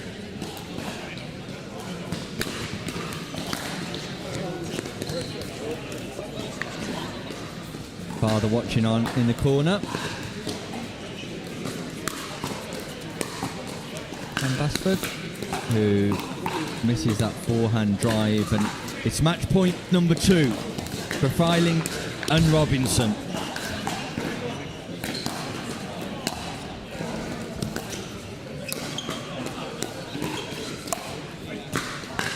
And that goes long from Jack Edwards. Success for Robinson and Freiling as they defeat the highly touted Jack Edwards and the internationally recognisable Sam Edwards. And Emma, you have to suggest it's a bit of a surprise result.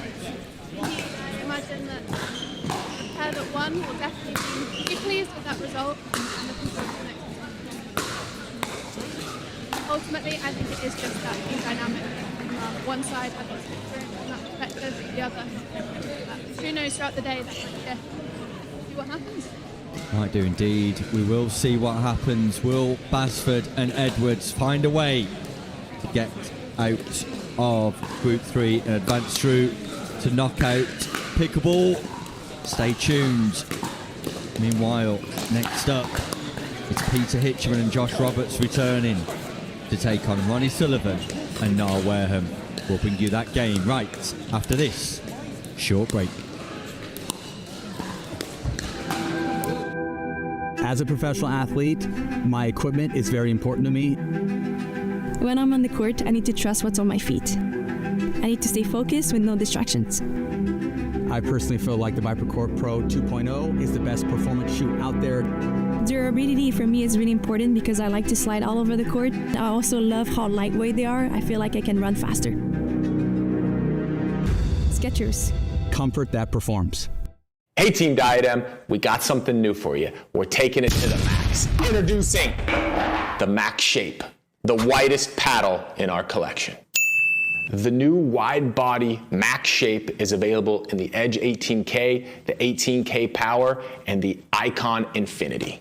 Not only is your sweet spot enhanced, but your surface area is increased and your spin potential is maxed. So this paddle is ideal for those looking for an enhanced sweet spot, a ton of spin potential, and a shorter handle. My mama always told me, never judge a paddle by its shape, judge it by its performance. The Max Shape, available now.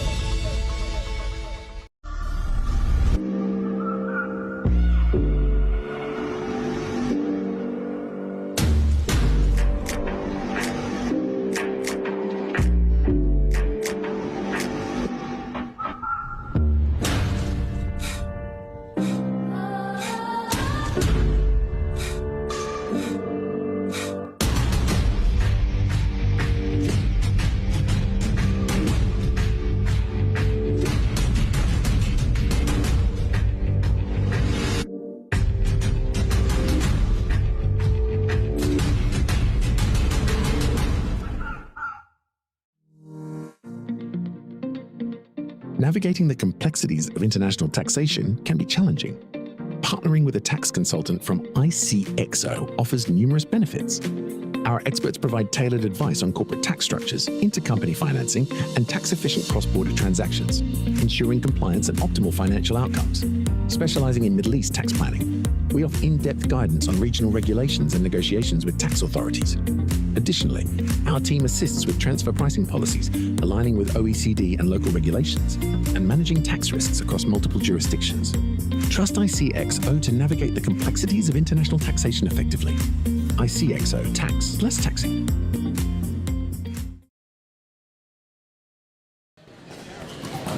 Welcome back to everybody watching at home or out and about for that matter if you're on a device. Thank you for joining us. Don't forget to like, share and subscribe Pickleball bringing you 2 days of action live from the Hampshire Court Hotel here in Basingstoke.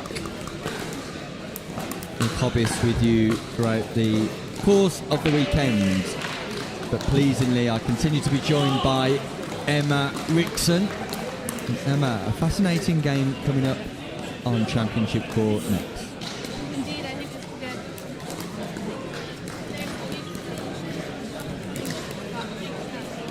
We're in for a treat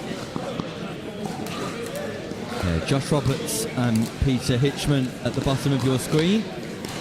We saw them in action earlier today with success, taking on Sullivan and Wareham at the top of your screen, who we also saw in action but on the wrong side of a defeat.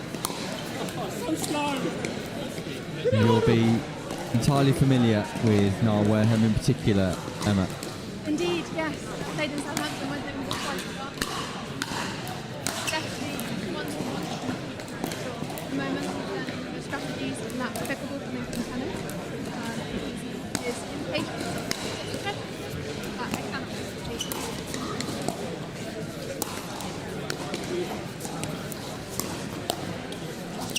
Lovely read from Roberts and a reset.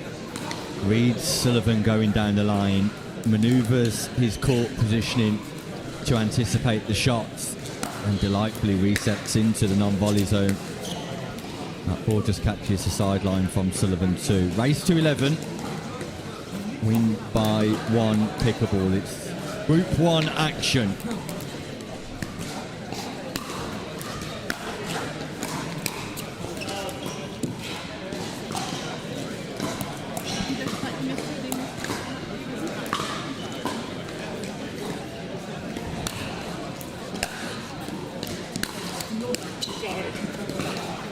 Making up for it with that. Fortune with the net tickle, the net kiss from Wareham.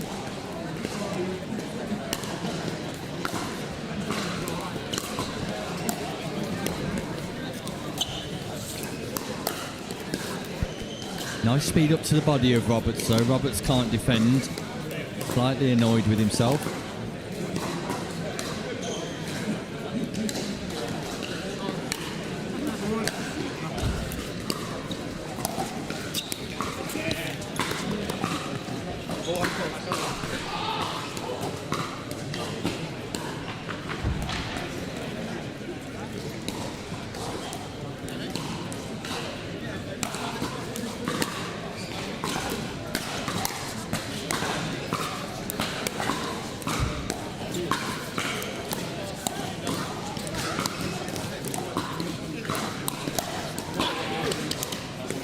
Superb defence from Roberts, fast hands. And as the sun rises, Emma, the players just reacting to the challenges of the glare of the enormous window framework at the bottom end of the arena. I mean, it's lovely to see the sun in some ways, but in others, exactly playing on court it might be a bit of a challenge. However, they'll switch up halfway at 6, so they'll both have to face the same challenge. Yeah, for everybody else in the arena, the sun a welcome sight, including us, Emma. But for Roberts and Hitchman, a challenge.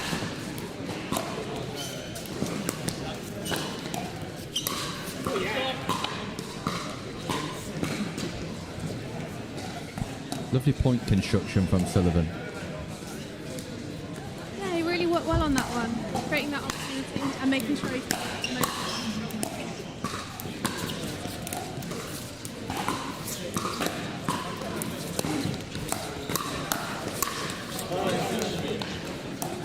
Roberts tagged.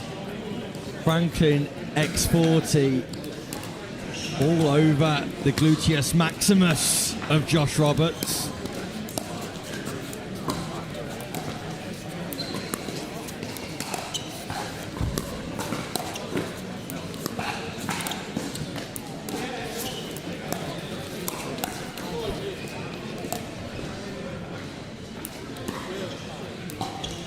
Much better patience there from Sullivan and Wareham, making sure creating the opportunity rather than look for it to end. making the most of it. Josh Roberts accelerates through the ball. Really does generate a huge amount of power on the Franklin X40. Hitchman with a speed up, and look at the reactions this time of Sullivan. Sullivan reads nicely, counters with a punch, a big blow to Peter Hitchman.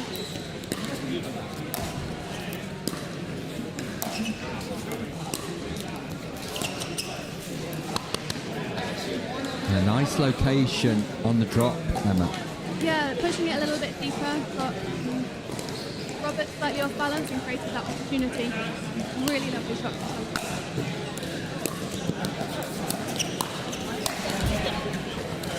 Almost similar then from Roberts, just putting it back to where and pushing him slightly off balance.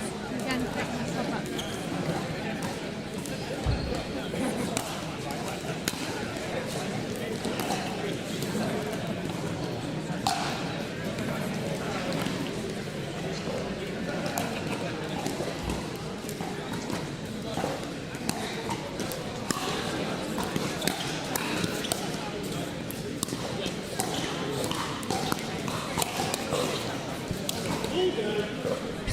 Inside out forehand from Hitchman.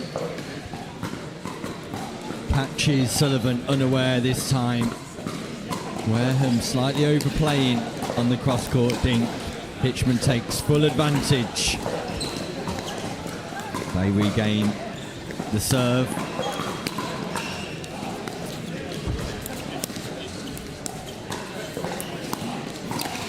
Once again, Wareham just overplaying on that cross-court dink, Emma. Yeah, I think he's slightly away from the ball when he's hitting it, it's making him over. And that's making the shots like that.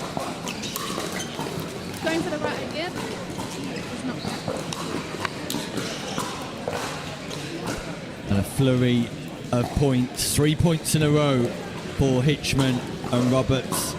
Sees them enforce the timeout change of ends just as the sun goes behind the clouds here, much to the annoyance of Hitchman, because it will be Sullivan and Wareham at the bottom end of the court without any visual interruption as it currently stands. There's that power once more, Emma. 100%. Unfortunately, I've had that power hit me right in the top of the head. I can confirm it, but I should imagine so. and once again another drive tipping the top of the net, causing an unfortunate situation for Wareham and Sullivan.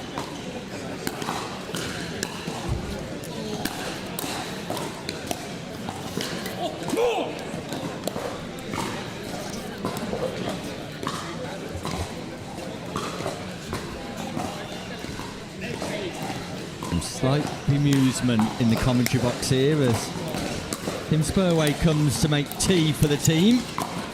A rarity. More rare than a successful Tim Spurway on court.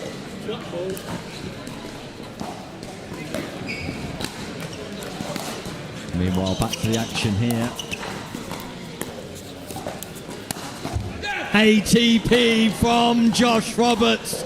Showtime here for the first time this weekend, live from Basingstoke. The 18-year-old lighting up proceedings and giving Hitchman and Roberts the ascendancy in the group stages.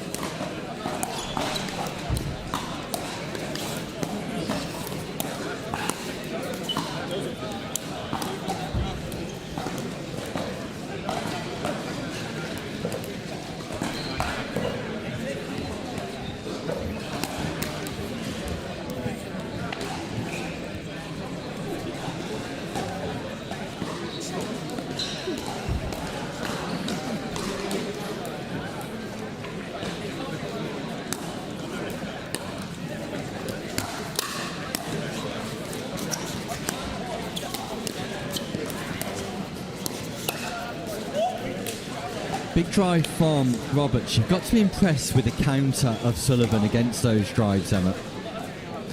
Yeah, it's a skill that actually not many of our players have. I think his height and his reach really helps with that. Get in the way of the ball. Fortunately not there when it's right at his body, but anywhere else, he's got it covered. Yeah, misread this time on the speed up. Double backhand speed up from Josh Roberts.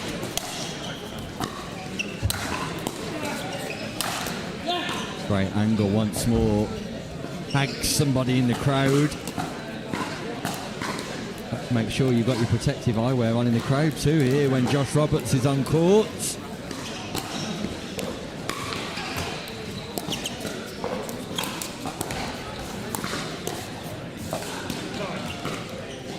Fortune for Wareham. This time gets the better use of the net cord. Second scoring opportunity. Roberts, Hitchman. Score they do. They edge closer to their target of 11.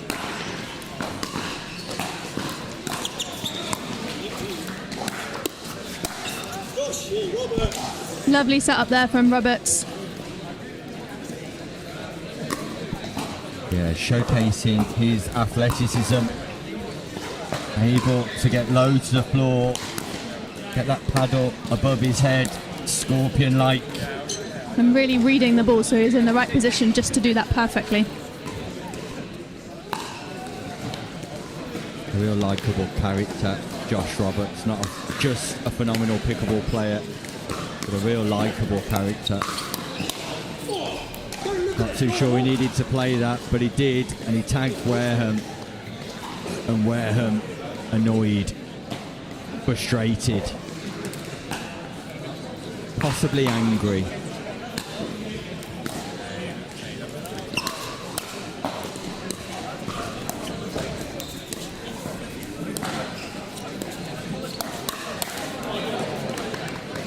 And look at this, Emma Rickson. Tim Spurway yet to deliver on court, very much delivering off court with a cup of tea.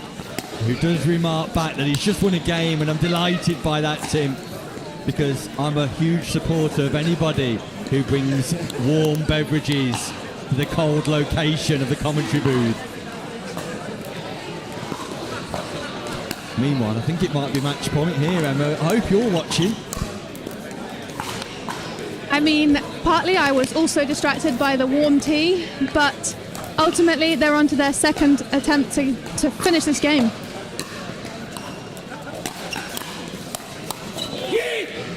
Fast hands from Wareham. That will give him a little bit of confidence. Tries to G himself up with a verbal response to executing the winning volley there. 2 match points saved. Have you got tea, Emma? Have you got tea? I actually have a coffee. You've got coffee. Well, delightful. That is rather nice.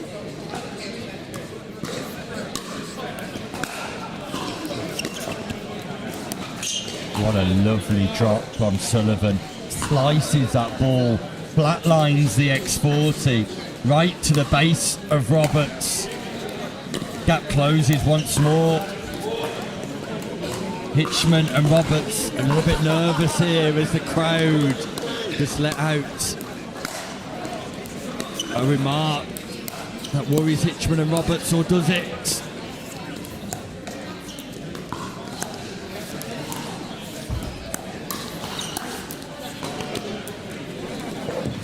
Feels like a cheap exchange as Hitchman silences the crowd. Indeed, he read that one really well and was ready to take advantage. Match point. That's not coming back as it's popped up from Hitchman. Match point number 4, do you think, Emma? I think it is. I think this might be the lucky one.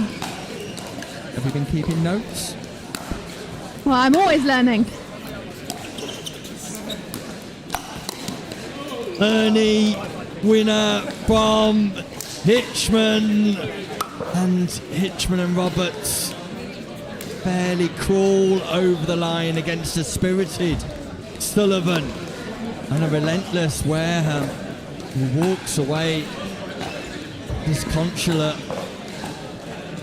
but nevertheless better for the experience, I'm sure.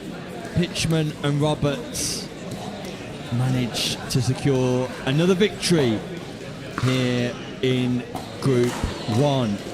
Meanwhile, Emma's going to enjoy the rest of her coffee. I'm going to enjoy some of my tea, and we'll be back with more action after this short break.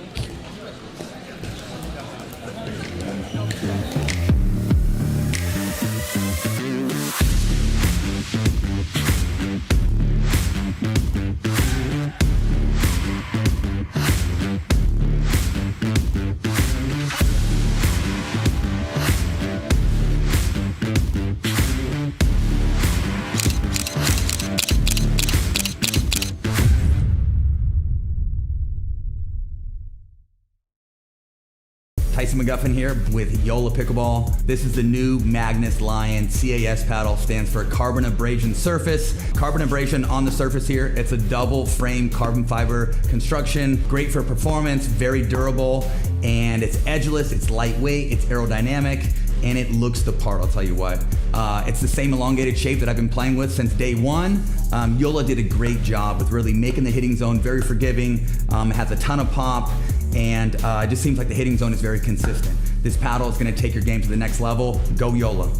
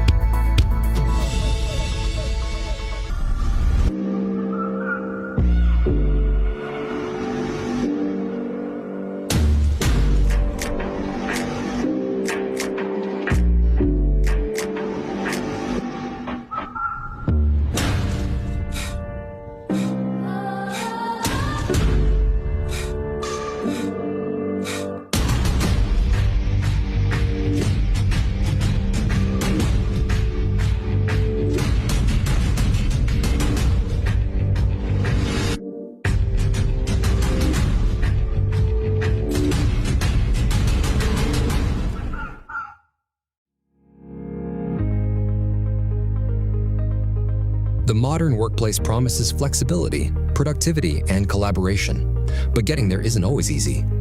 Many businesses struggle with outdated systems, security concerns, and the challenge of integrating remote and hybrid work environments seamlessly. ICTO delivers modern workplace solutions designed to tackle these challenges head-on. With expertise in cloud integration, enhanced security, and intuitive collaboration tools, ICTO ensures your team can work securely and efficiently from anywhere.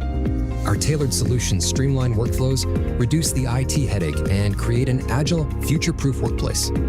Plus, with proactive support and strategic guidance, ICTO helps you navigate the ever-changing digital landscape with confidence. Don't let workplace challenges hold your business back. Choose ICTO to transform your workplace into a dynamic, productive, and resilient environment. ICTO, here when you need it.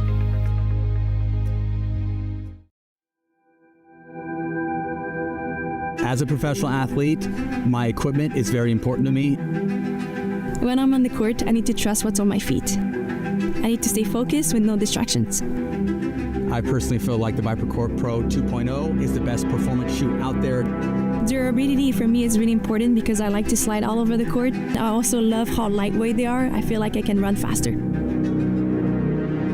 Skechers. Comfort that performs.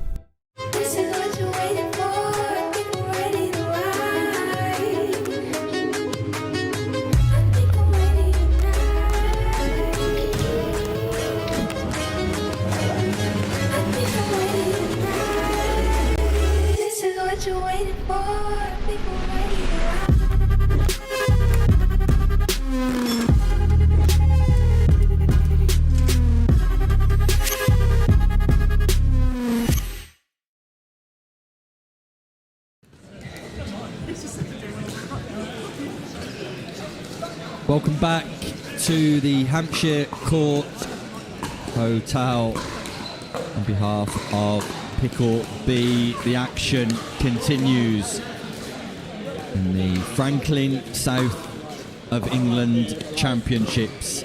Event number 14 of 14. The final weekend to execute ranking points and lift the Tour Championship, of which James Loft House currently sits top of the tree and still very much in the frame to take away the 1,000 points for securing a gold medal today. It's Dan Ren and Ed Gatesil at the bottom of your screen, Rob Adams and James Loft House at the top, and Emma Rickson pleasingly in the commentary booth. Emma, Loft House and Adams, one of the pre-tournament favourite pairings to win this competition. Yeah, and they're great to watch. They definitely bring some drama to the court and make it a fun for everyone.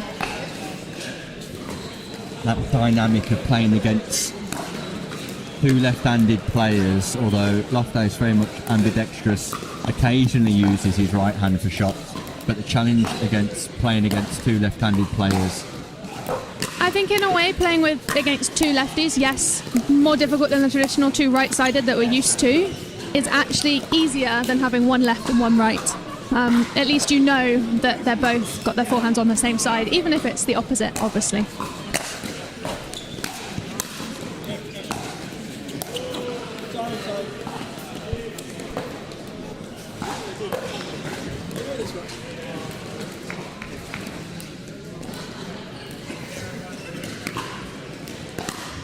Last time we saw Loft House and Adams in action, it was a fairly slow start. And after that shot, that rhythm and pattern looks set to continue.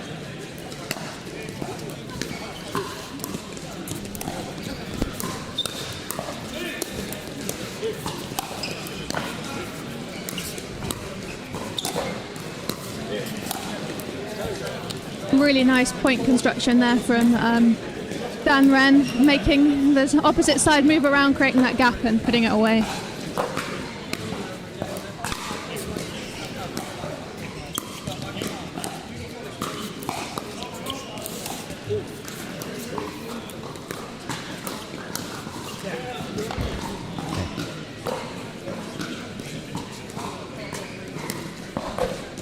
I really think that you're right that this game is going to be a game of patience. Whichever team can make the least amount of forced errors is going to win this. I mean unforced errors. We want the forced ones.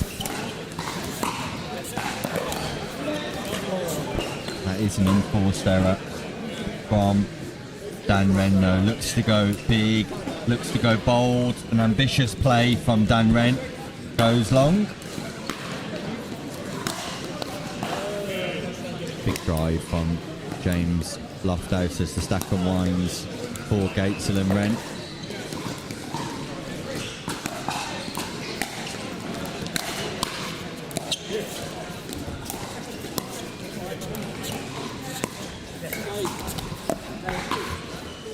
It's precise play from Dan Ren, Emma. Oh, 100%. Picking his location all the time. 100%. He looks so casual whilst he does it. You can't read where that ball's going, but he definitely knows, and everything is done with complete precision.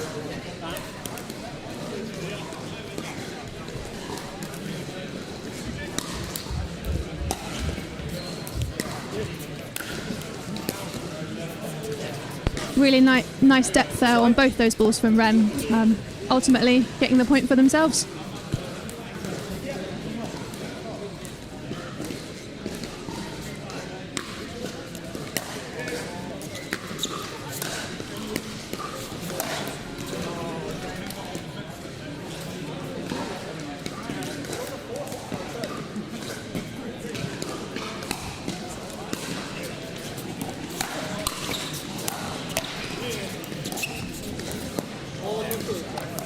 Once again, for all the power play and fast hand exchanges, it's Dan Ren who's able to find a location that's unretrievable off the Rob Adams paddle.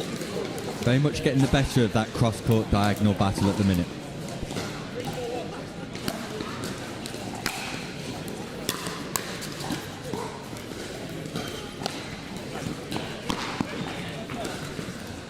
Yeah, I think I agree. I think that's really a place that they need to target, is that cross-court dink into the backhand of both players, actually, Rob Adams and Loft House, and that will really create the opportunities. Gatesil just looking slightly tight in the last couple of exchanges.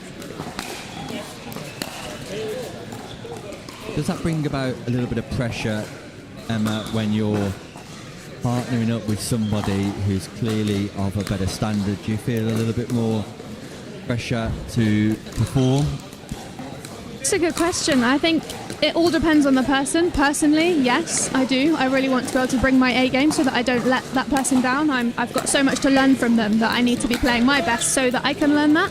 But at the same time, they clearly want to play with you because they've agreed to partner up. So you've got to have fun at the same time. You've got that on-court experience of playing with players like James Chowdhury. Is that something that psychologically goes through your mind before the game, that you need to raise your levels to try and match the capabilities of your partner, or are you forced into the consideration of not letting your partner down? I think it depends. With where I'm lucky enough to have played with James Chowdhury a few times, that doesn't cross my mind anymore. I know he is happy for anything to happen on court and doesn't mind too much if I make some silly mistakes. However, if I'm playing with someone new who I know is definitely a level above myself, those thoughts definitely cross my mind. I don't want to let them down, and I really want to play the best that I can. Yeah, it seems to me that Ed Gates are possibly suffering from that psychological battle with himself on occasions. Very much got the ability, Gatesil, and is an improving player on the Franklin Tour. 100%. I think with confidence, which is the key to his game, he's unstoppable. At the moment, you're seeing a little bit of a falter in that confidence. And there's one example, maybe. Timely commentary from Emma Rickson.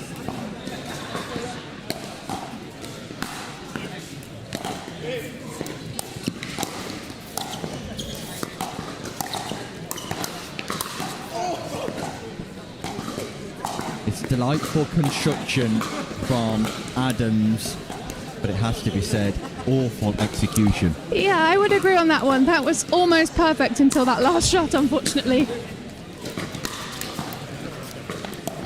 And I think Rob Adams is struggling a little bit with frustration. That was another mistake based on the one from before.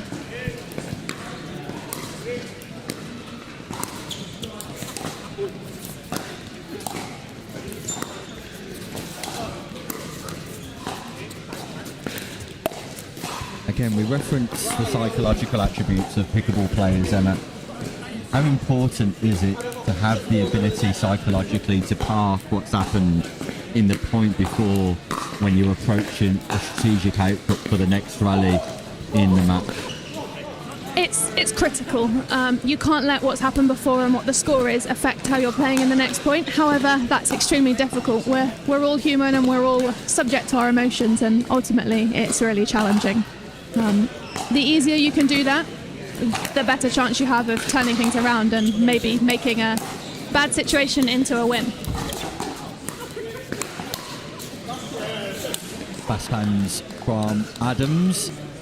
Meanwhile, your mixed doubles partner for tomorrow, I believe, is in the arena all the way from Australia.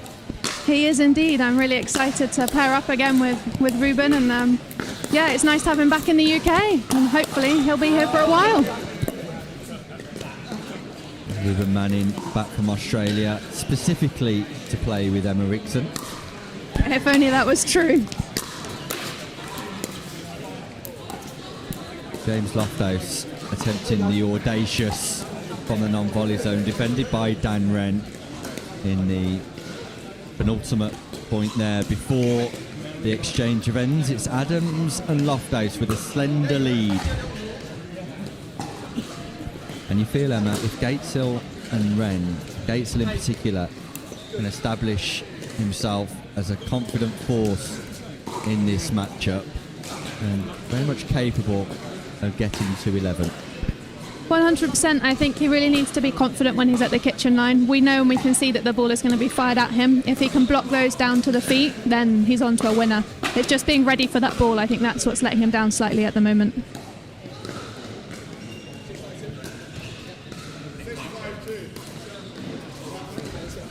We're about to get underway in the second half of this contest.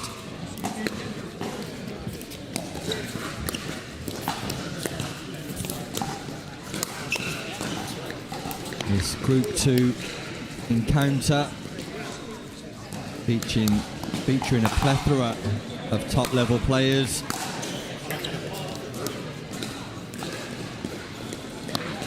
And since the change of ends, it's Adams and Loft House in control. But that serve goes wide. Yeah, a little bit wayward there. Seemed a little bit rushed. I think he wanted to take advantage of the momentum, but unfortunately did the opposite.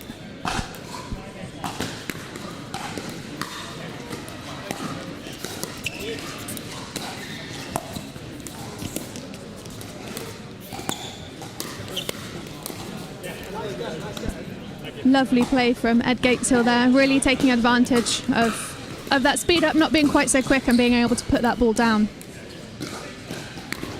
That will embellish some confidence into the paddle of Gatesil.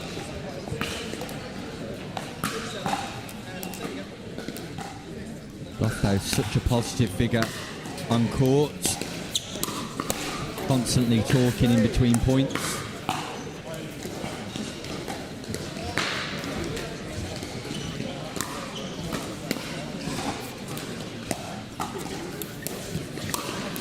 Delightful drop from James Loft House. A third shot, cross court, spin into the base of Gatesil. Gatesil pops up.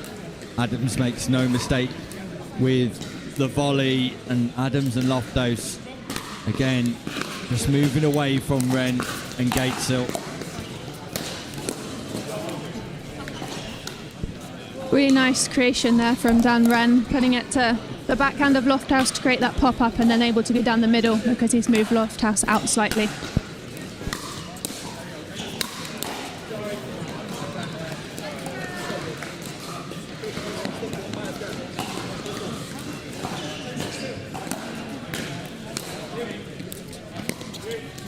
Match point for Loft House, and Adams goes alright.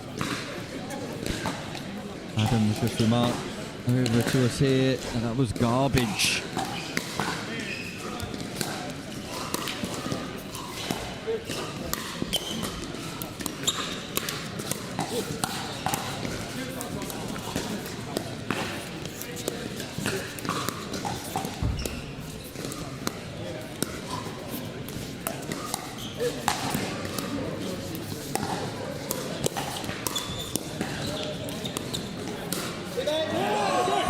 The exchanges of the day, won by Loft House and Adams.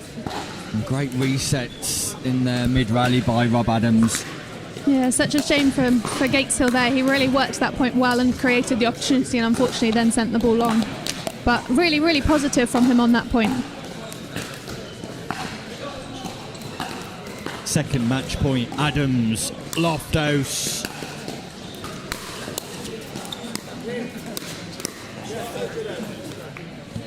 Lovely backhand roll from Gatesil there, down to the feet of Rob Adams, and not much he could do with that ball.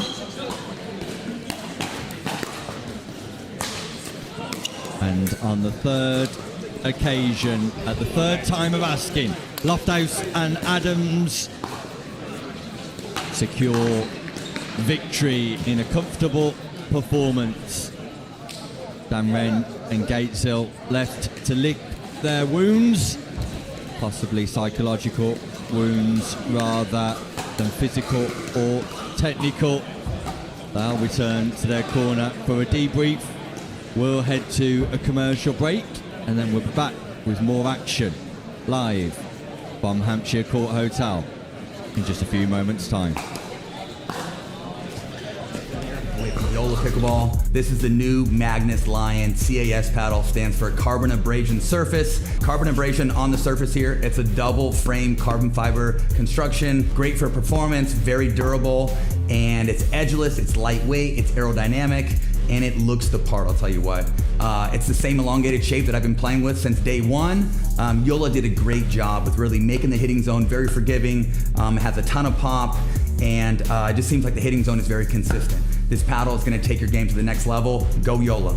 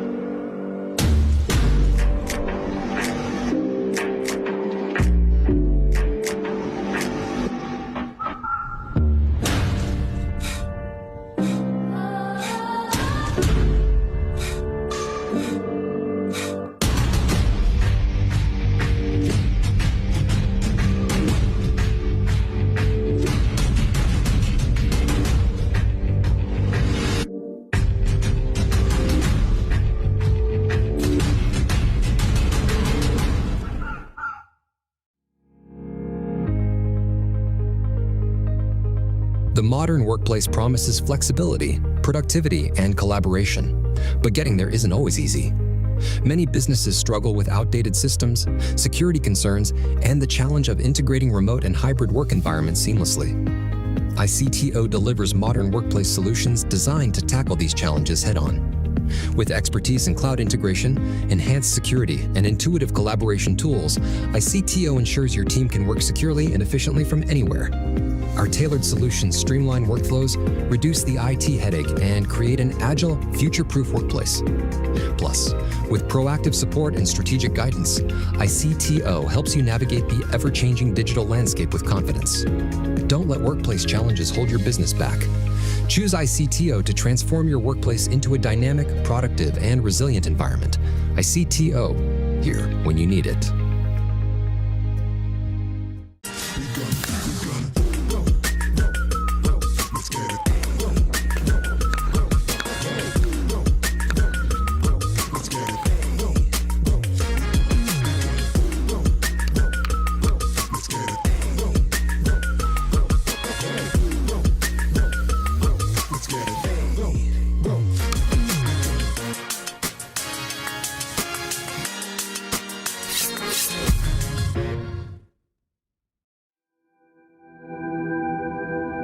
As a professional athlete, my equipment is very important to me. When I'm on the court, I need to trust what's on my feet. I need to stay focused with no distractions. I personally feel like the ViperCore Pro 2.0 is the best performance shoe out there. Durability for me is really important because I like to slide all over the court. I also love how lightweight they are. I feel like I can run faster. Skechers. Comfort that performs.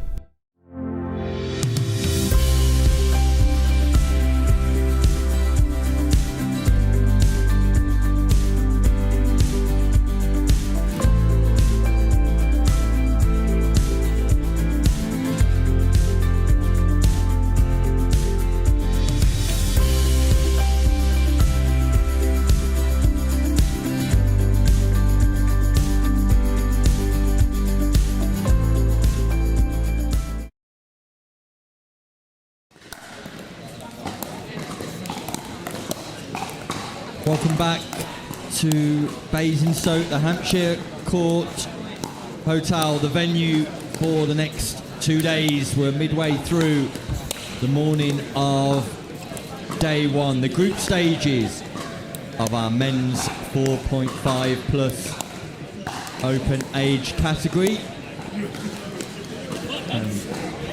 A great catch by Emma Rickson in the comms booth as the players warming up just send the X40 flying towards Rickson, but look at the reactions. Left-handed as well. Unreal, Emma. Unreal. That bodes well for later on today. Emma Rickson in action on the show court this afternoon. But meanwhile, the return of Jack Edwards and Sam Basford. taking on Jacob Holloway and Michael Trotter. Michael Trotter wearing the orange top, Jacob Holloway in the white cap. And some sad news coming through to us, Emma. Yes. Ren Robertson, the wife of Rupert Robinson, who's been in action here, has dislocated her shoulder, needs some emergency assistance at the hospital, and therefore Rupert and Chris have had to withdraw from the competition. But very much our thoughts with Dion at the minute, and we wish her well. Yeah, I really hope that she's okay and that it's not too serious. But yeah, of course they have to withdraw. Their health and well-being of family and friends is the priority. But Krista and Rupert were really doing well earlier, so it's a shame that's had to end a little bit early. It is indeed. They managed to defeat Basford and Edwards, but have now had to withdraw from the competition. But our immediate thoughts are to the health of Rupert's wife. Meanwhile, the action continues, and Basford and Edwards will be hopeful of recording a victory here. No doubt will have been deep in discussion in between matches. Although I'm not sure that would have been part of the discussion. Basford just sending that one a little bit long.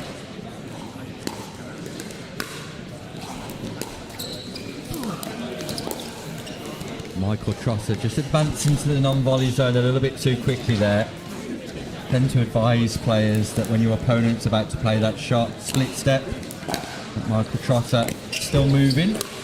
Yeah, as soon as you see that your opponent is just about to hit the ball, you should stop, split step, and be ready for that. You can always move to it if it doesn't come where you're expecting, but it means that you're ready and on balance. Unfortunately, that wasn't the case just then. Additionally, it was a lovely shot from Edwards right down to just behind the feet, so pretty difficult regardless.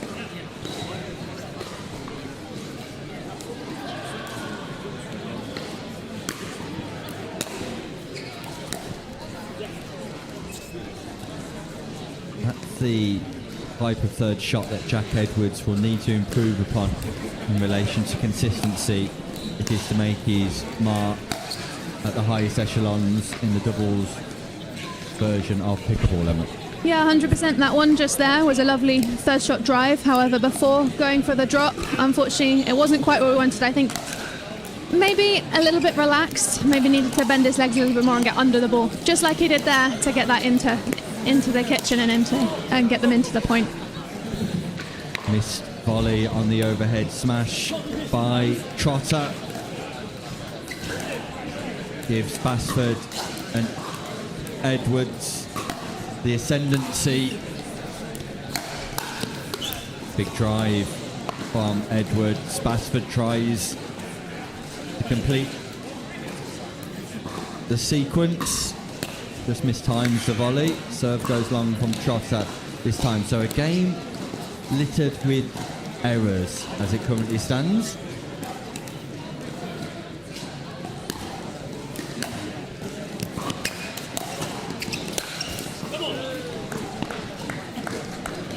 Very athletic across the court from Holloway there to put that away. Might not have been necessary, could have been going long, but amazing finish to the point regardless. Holloway baking his own shake.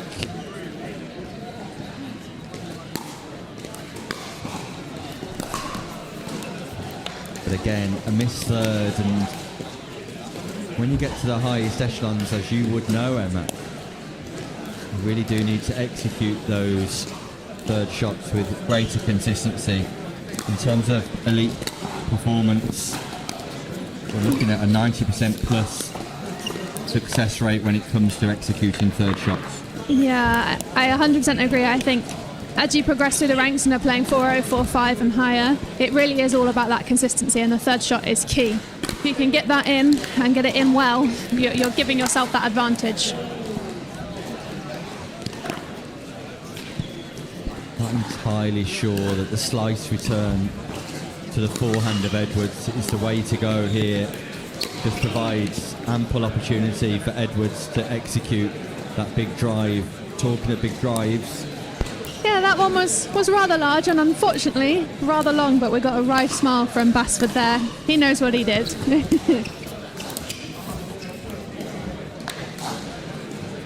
Delightful third shot drop from Basford, known to me as Sensei. I like that.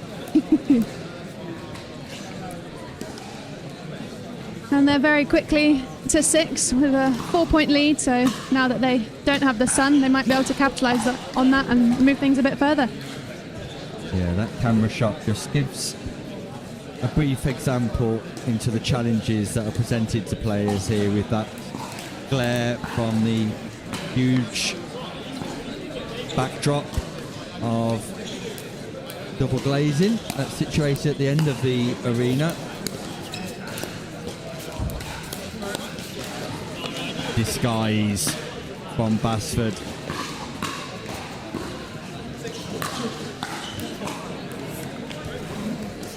He really is a master in and around the non-volley zone when he's given time to execute like that.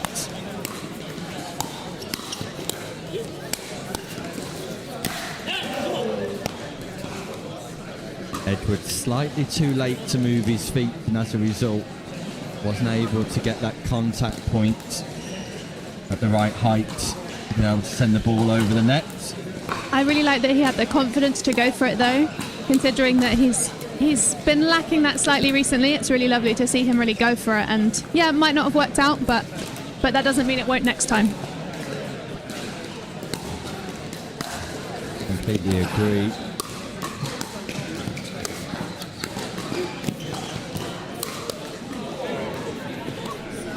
Basford goes big at Holloway. Holloway advancing forward. Basford casually just darts the X40 right in the direction of the oncoming Holloway. Yeah, Basford did a really good job there of disguising it, meaning Holloway moved in and unfortunately was then out of position to defend that one. Once again, in all of Holloway's eagerness to get forward, he is the sole player in that team looking to get forward, leaving himself and his partner isolated. Yeah, it's risky to move forward without your partner. You create too many angles for your opposition to put the ball between you. You really need to be working as a team, and if you're going to move forward together.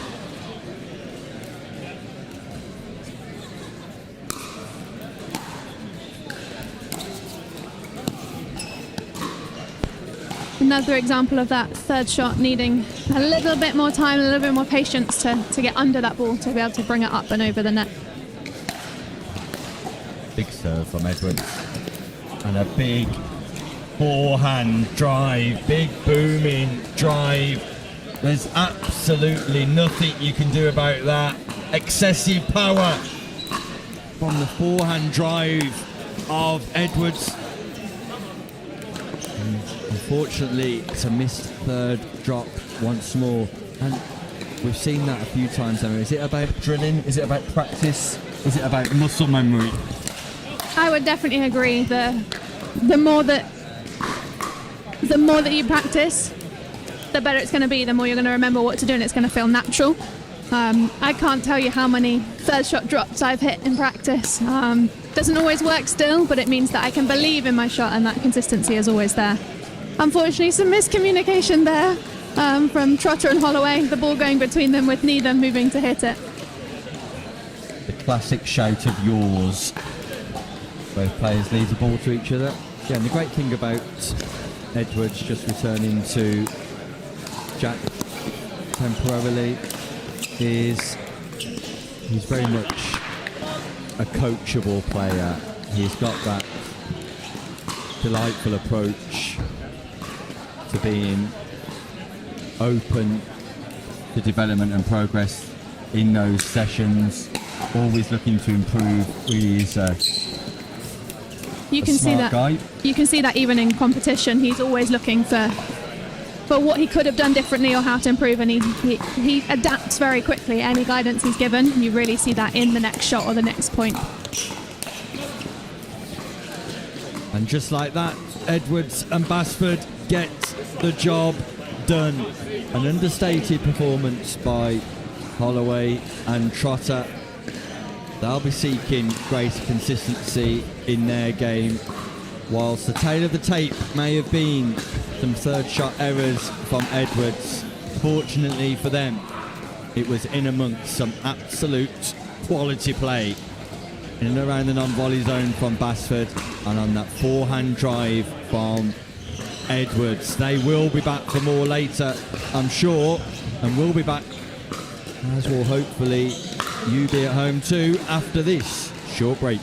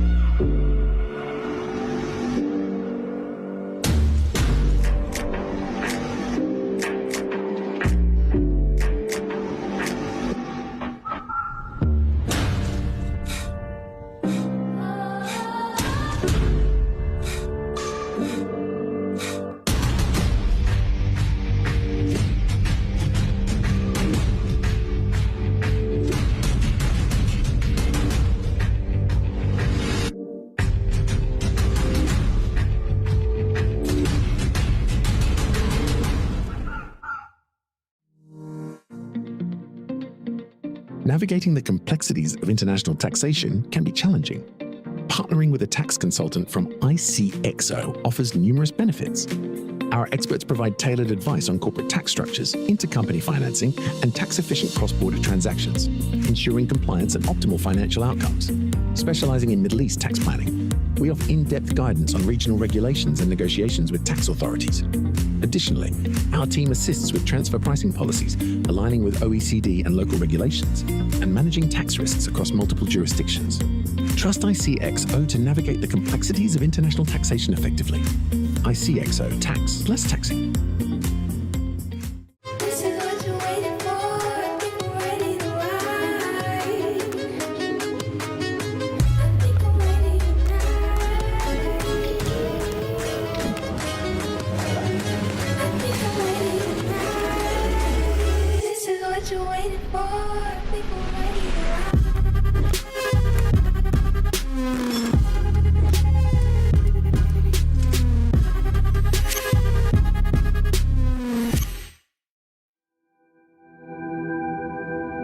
As a professional athlete, my equipment is very important to me.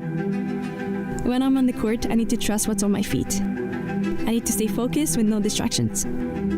I personally feel like the ViperCore Pro 2.0 is the best performance shoe out there. Durability for me is really important because I like to slide all over the court. I also love how lightweight they are. I feel like I can run faster. Skechers. Comfort that performs. Hey Team Diadem, we got something new for you. We're taking it to the max. Introducing the Max Shape, the widest paddle in our collection. The new wide body Max Shape is available in the Edge 18K, the 18K Power, and the Icon Infinity. Not only is your sweet spot enhanced, but your surface area is increased and your spin potential is maxed. So this paddle is ideal for those looking for an enhanced sweet spot, a ton of spin potential, and a shorter handle. My mama always told me, never judge a paddle by its shape, judge it by its performance. The Max Shape, available now.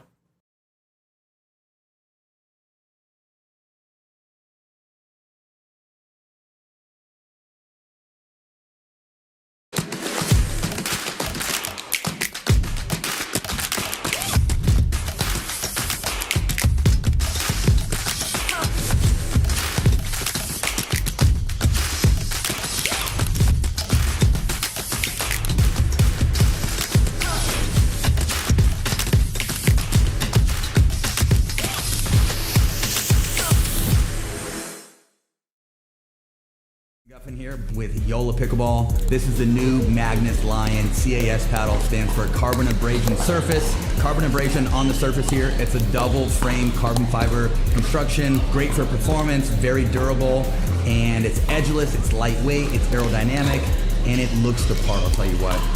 It's the same elongated shape that I've been playing with since day one. Ullah did a great job of really making the hitting zone very forgiving. It has a ton of pop, and it just seems like the hitting zone is very consistent. This paddle is going to take your game to the next level. Go Ullah.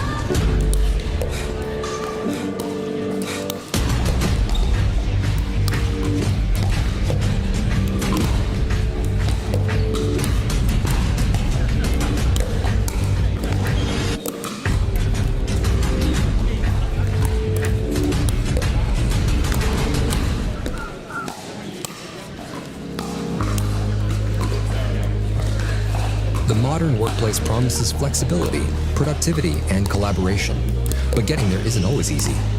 Many businesses struggle with outdated systems, security concerns, and the challenge of integrating remote and hybrid work environments seamlessly.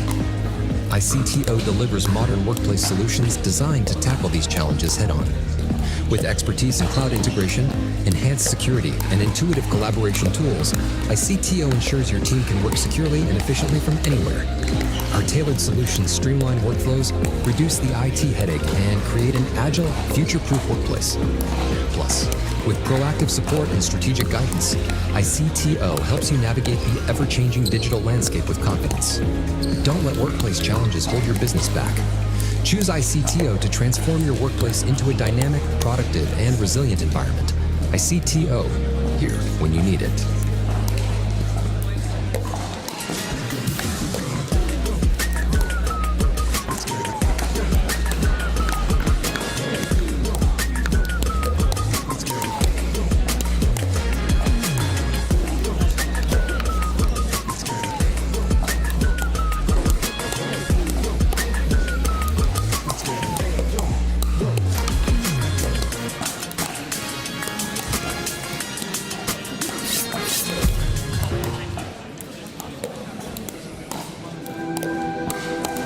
As a professional athlete, my equipment is very important to me. When I'm on the court, I need to trust what's on my feet. I need to stay focused with no distractions. I personally feel like the ViperCore Pro 2.0 is the best performance shoe out there. Durability for me is really important because I like to slide all over the court. I also love how lightweight they are. I feel like I can run faster. Skechers. Comfort that performs.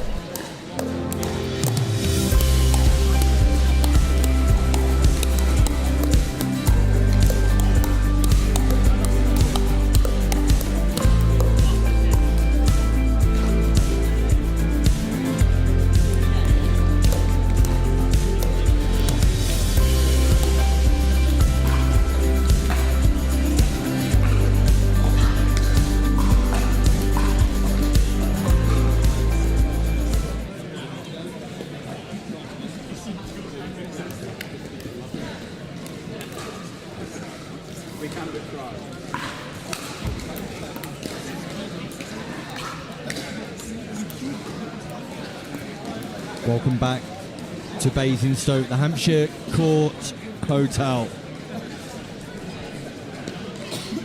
Venue for the final stop in the Franklin Tour, the south of England Pickleball tournament.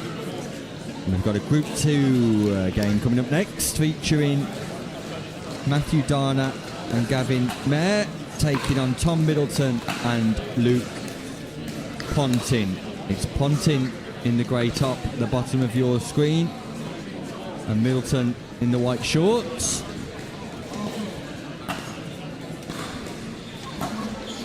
Mayer wearing the darker glasses and light green shorts, and Dana wearing the blue top. It will be Matthew Dana to serve. Race to 11. Win by 1. Still in the group stages. Big drive from Matthew Dana. Goes long.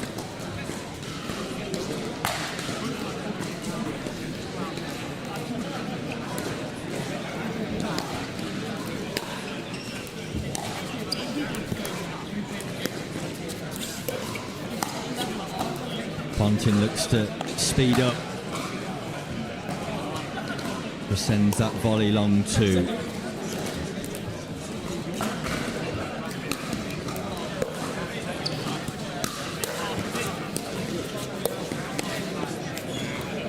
Nice redirect from Mayer.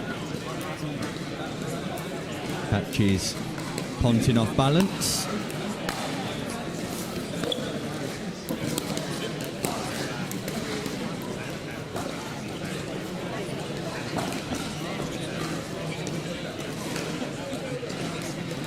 Nervy early exchanges from all four players who possibly unfamiliar to the show court,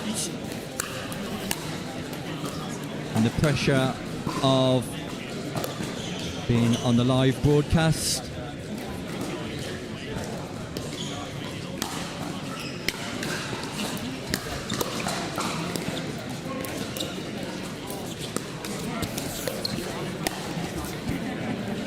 The cross court dink by Middleton, which generates the pop up from there. Pontin takes advantage.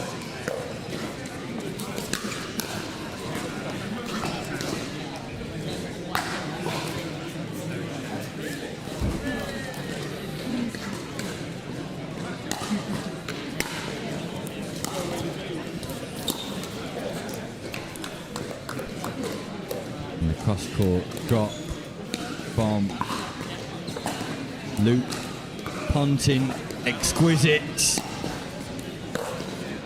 Gives Middleton and Pontin comfortable 3-point lead.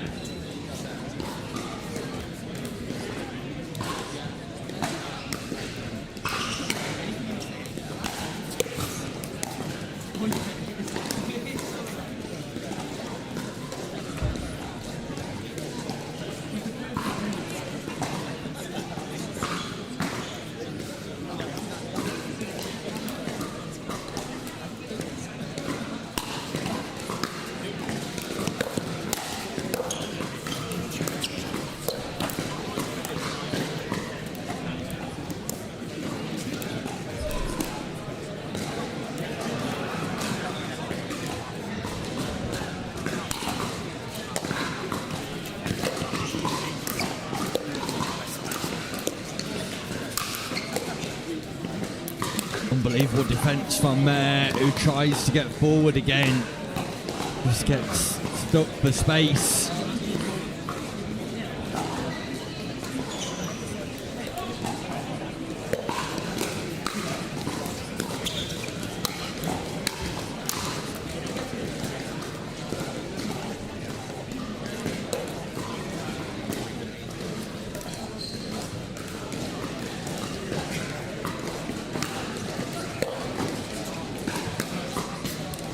Long return from Gavin Mayer, and Middleton and Pontin in complete control.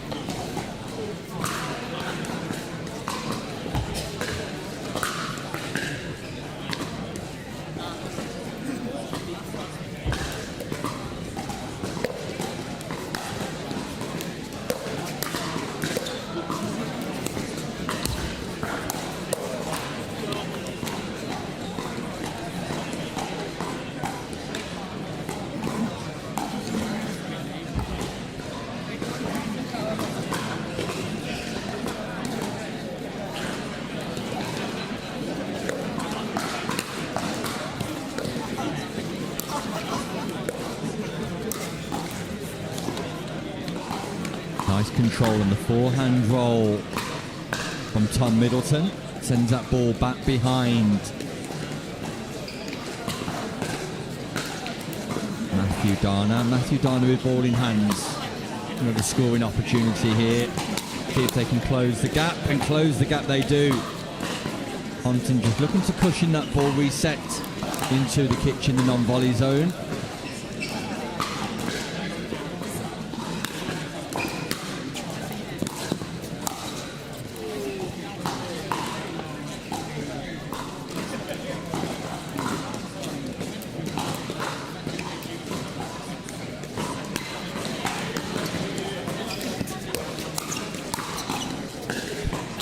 Ponting tagged by Dana. Body bag, cross-court volley. And Dana and Mayo, 4 points in a row, make that 5 points in a row. They enforce the change of ends. After 5 unanswered points, Emma Rickson, an impressive comeback from the duo. Yeah, indeed. I think it fits with what we were talking about earlier with regards to mentality. Even if you're down by 4 or 5 points, if you can keep consistent, keep your head and keep plugging away that 1 point at a time, you can suddenly turn that around and keep the momentum.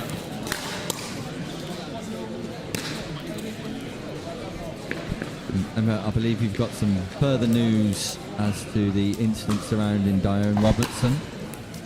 Yeah, unfortunately, it seems that she tripped over and has actually fallen on all of one side, so it might not just be her shoulder, which is really bad news. So really wishing her well and hoping everything's okay.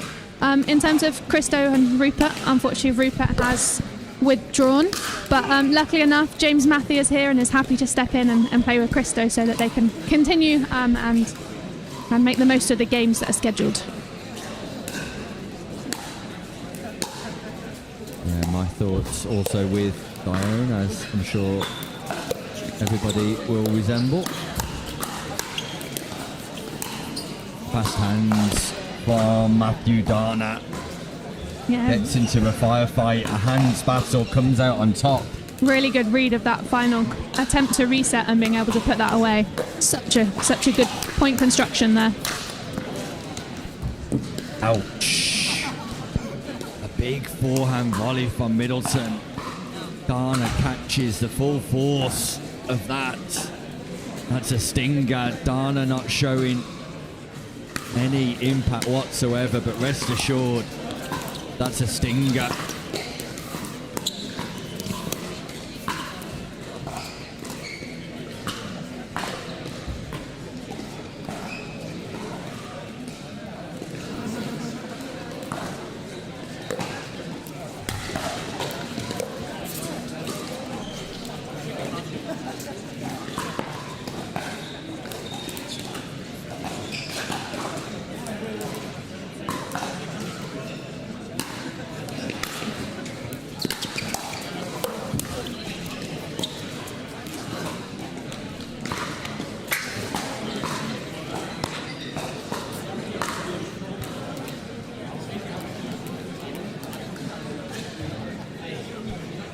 So Ponting with ball in hand serves. And responds.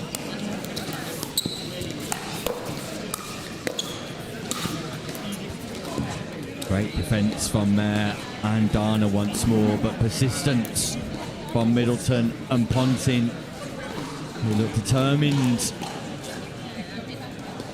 to garner a lead once more in this matchup.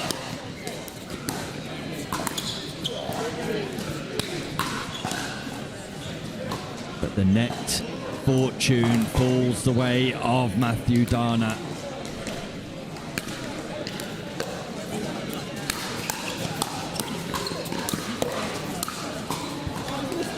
Ball's called out. It's called out. Emma Rickson. It's called out. Indeed, that point construction was superb, but unfortunately that went just a little bit long. I can't see quite from here, but yeah, a shame because that point was constructed really well.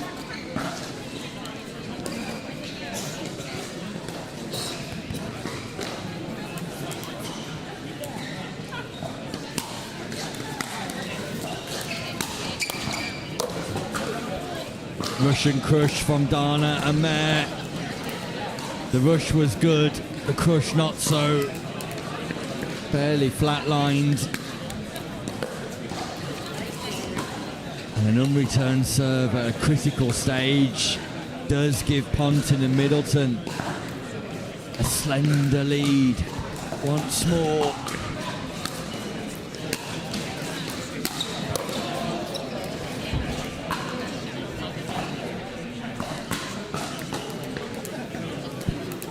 Two-point advantage now, Middleton. Pontin, 2 points required for victory. Big drive. But once again, Mayer just showcasing how comfortable he is when that ball is sped up in his direction.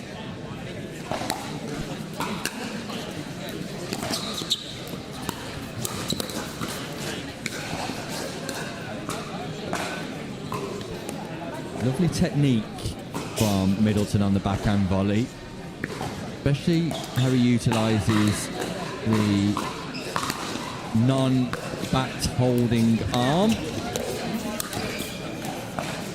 Little bit of miscommunication there on who was taking the ball in the middle, ending up with it in the net, unfortunately, because either of them, if they'd individually had that, could have had a winner. Yeah, could have won the match there, and then two. One match point comes, one match point goes.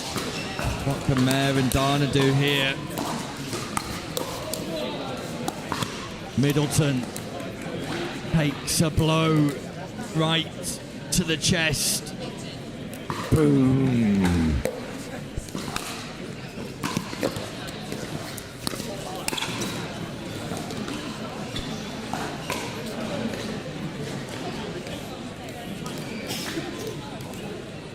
Second scoring opportunity.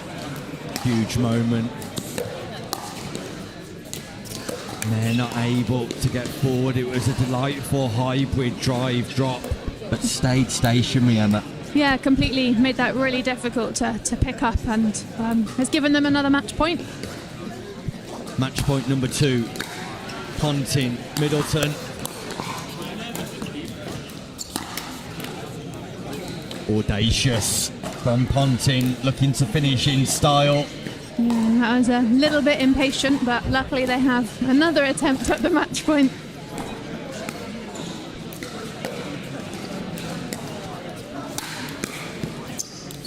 What a reset. What really a good reset from Tom Middleton. Not only resets, but provides success for his partner, Luke Pontin, and him. All action from all 4 players. A game played at a fast pace, a high tempo. But with moments of brilliance, Middleton and Pontin come out with the victory. Dana and Mayer very much in that match right to the very end, just not able to secure victory themselves. Meanwhile, we'll be back with more after this short break.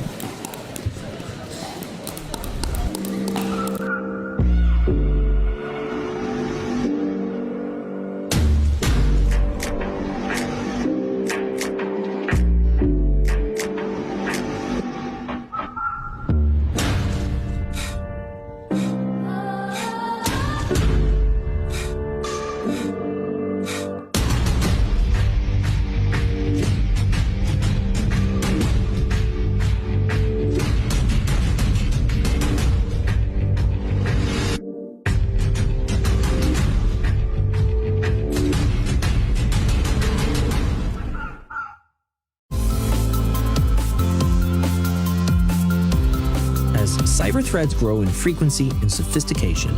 Businesses must protect sensitive data, maintain regulatory compliance, and ensure operational resilience. Cyber attacks, data breaches, and evolving mandates demand a proactive security strategy. Our expertise delivers tailored cybersecurity solutions, including advanced threat detection, robust data protection, and compliance frameworks aligned with industry standards. By leveraging cutting-edge security technologies, we help you stay ahead of threats, prevent breaches, and safeguard critical assets. Beyond protection, we build resilience. In today's interconnected world, we equip your business with the tools to respond effectively to cyber incidents, ensuring continuity and long-term security. With our trusted guidance, you can confidently navigate digital risks and regulatory complexities. By partnering with ICTO, businesses gain access to expert cybersecurity leadership, cutting-edge security solutions, and a proactive defense strategy that ensures long-term protection against ever-evolving cyber threats. ICTO, here when you need it.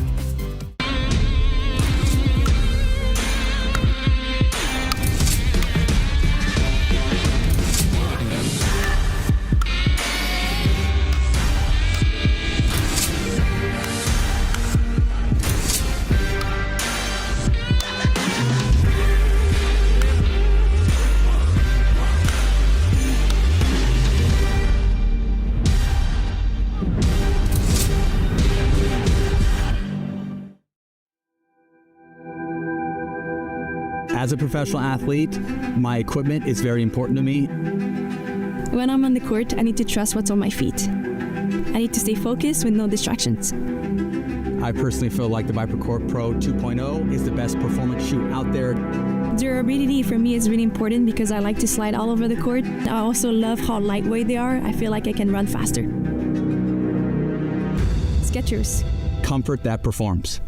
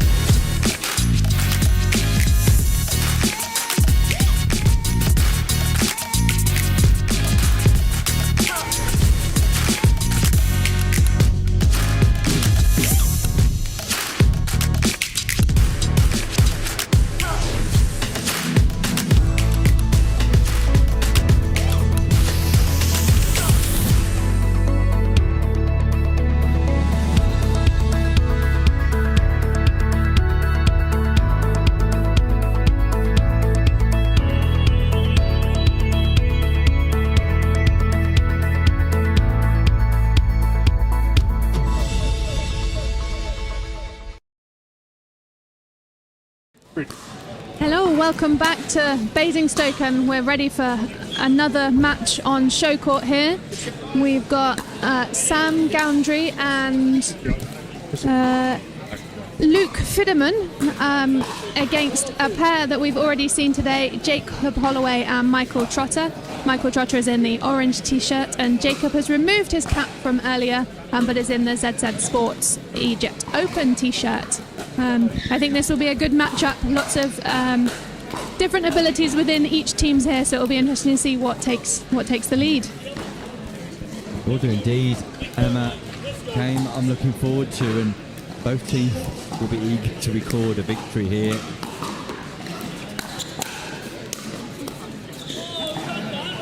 Missed volley by Trotter. Holloway just remarked to him, "You had that," and he did. It was in his eye line. Frustration, though, ultimately for Trotter.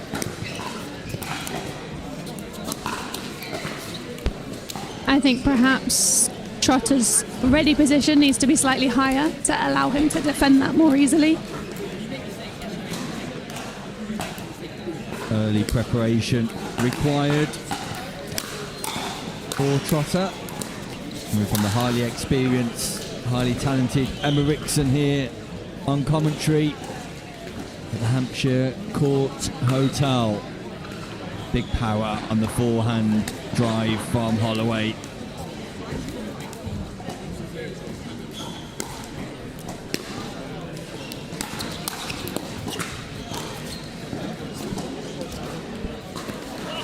Just rushing in a little bit too early from Holloway there. The ball before was slightly too high to be able to make it in. Would have been better to stay back and split step when the ball was hit by the other side so that you're ready to take it back. Unfortunately, that rushing continued with that serve then. Maybe a little bit more patience and calm needed.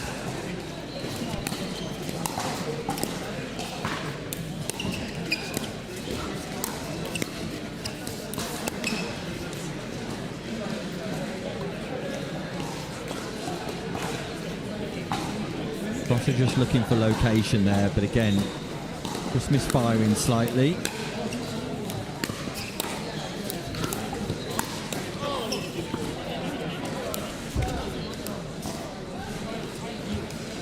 Jacob Holloway fires the backhand flick. Great into Fidderman. An inside in drive from Fidderman. Causing trouble for Trotter once more.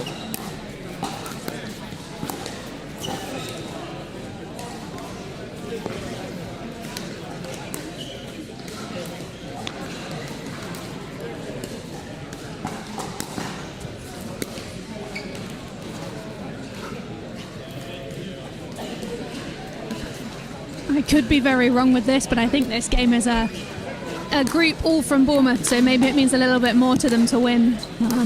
Maybe they play each other relatively reasonably.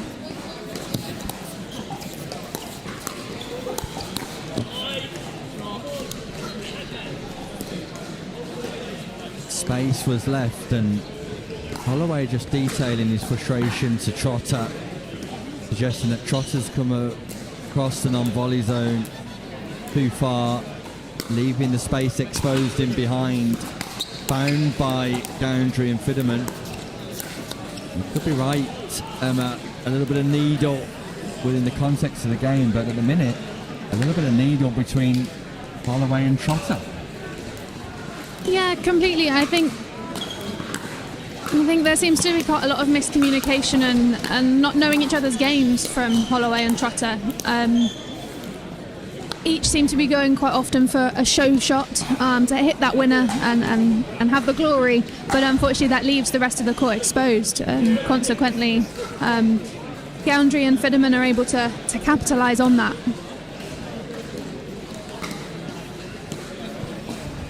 We're seeing quite a few balls cracked here this morning, owing to the cold conditions, but potentially owing to how the balls have been stored pre-tournament too. Unusual to see the Franklin X40 cracked so regularly, even given the cold conditions. Sometimes the storage of the balls can contribute to their effectiveness. That definitely can be the case. If they're stored in the cold, they're going to become more susceptible to cracking as soon as they're hit. However, it is cold here today, and this is my home club and where I normally play, and at the moment we're seeing a lot of balls cracking in training, etc. when we're here. Yeah, no heat in the arena at all, whilst we're contained within an enclosed space. Very much is a shell of an arena, and therefore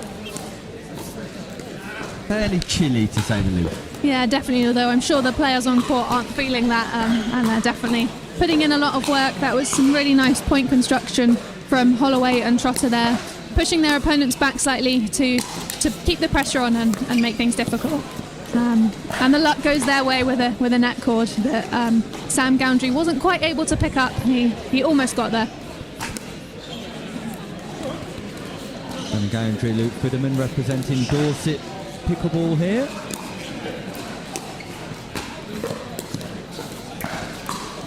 And Michael Trotter just yet to establish himself on championship court, and the perils of playing in front of the cameras can also be a factor, Emma. Yeah, definitely. For players who haven't played on a show court very often, it can be a bit daunting.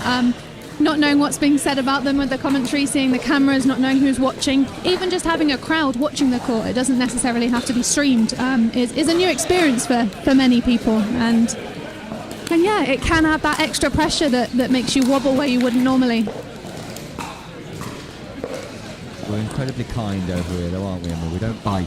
Oh, of course. And we're definitely complimentary as well.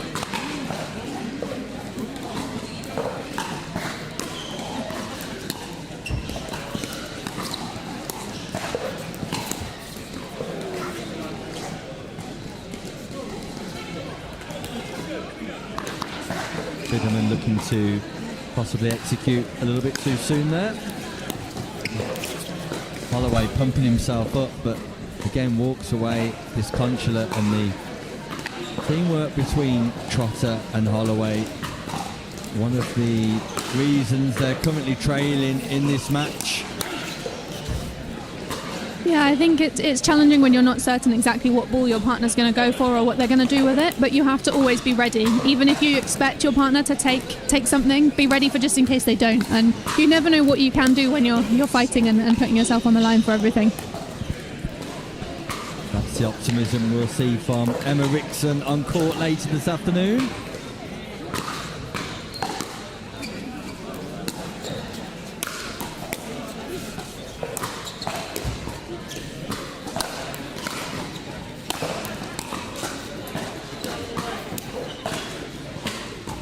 I like that Holloway there was trying to reset that and get them into position. Unfortunately, it didn't work, but the idea was definitely there, and he should do that again. Yeah, do more of the reset and less of the drive. It seems as that ball hits the bottom of the net. Gowndry and Fidderman in complete control of this Group 3 fixture.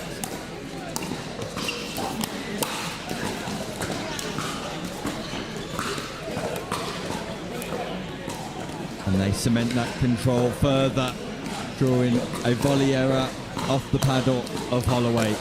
2 points for success. Good leave by Trotter.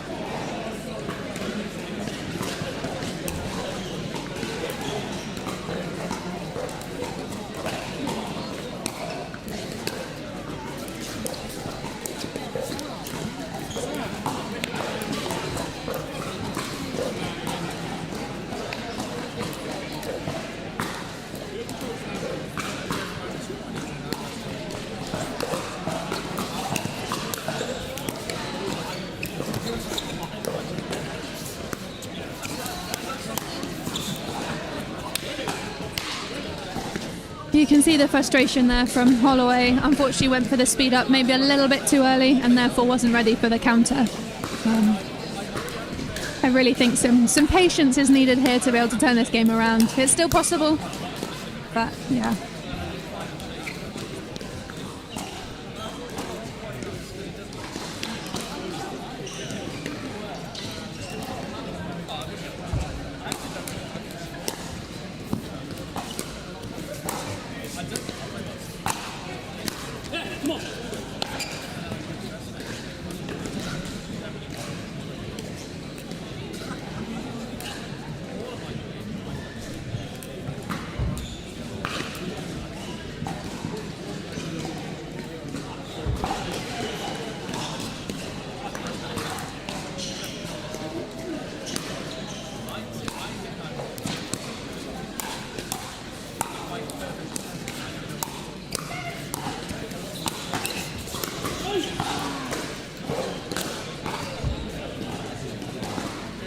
Hands battle won by Holloway. So an opportunity here for Trotter and Holloway to make inroads. It's a 7-point deficit. They need to gather some consistency.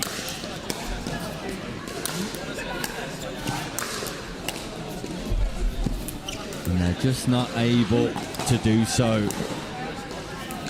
Gowndry persistent in his volley attack towards Trotter.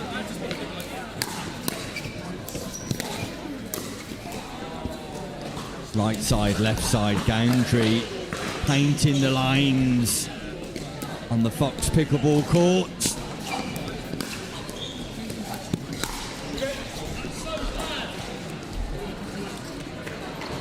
Holloway commentating on his own shots. And unfortunately, again, that's that impatience coming through a little bit. It's really challenging when you are down and down by as many as they are to keep a level head and keep working away. But it's part of the game, and you never know what you can do if you manage to maintain a balance.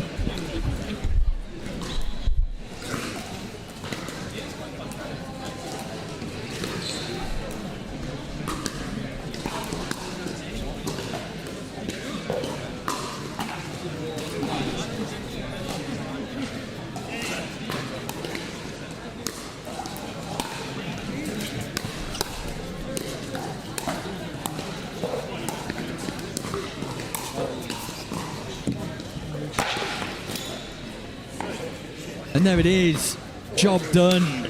Goundry and Fidderman without challenge get a victory on the show court, and for them they'll be overjoyed and delighted. For Holloway and Trotter, some work to do on communication and teamwork. Meanwhile, we're going to head for a short break, but when we return, Emma, it's your mixed doubles partner Ruben Manning, all the way from Oz, to play pickleball, mate, on the grandest stage of all here in Basingstoke. Yeah, I think this is going to be an amazing match against Harry Feast and Stephen Lucas. Yeah, definitely one to come back for. We'll be back after this short break.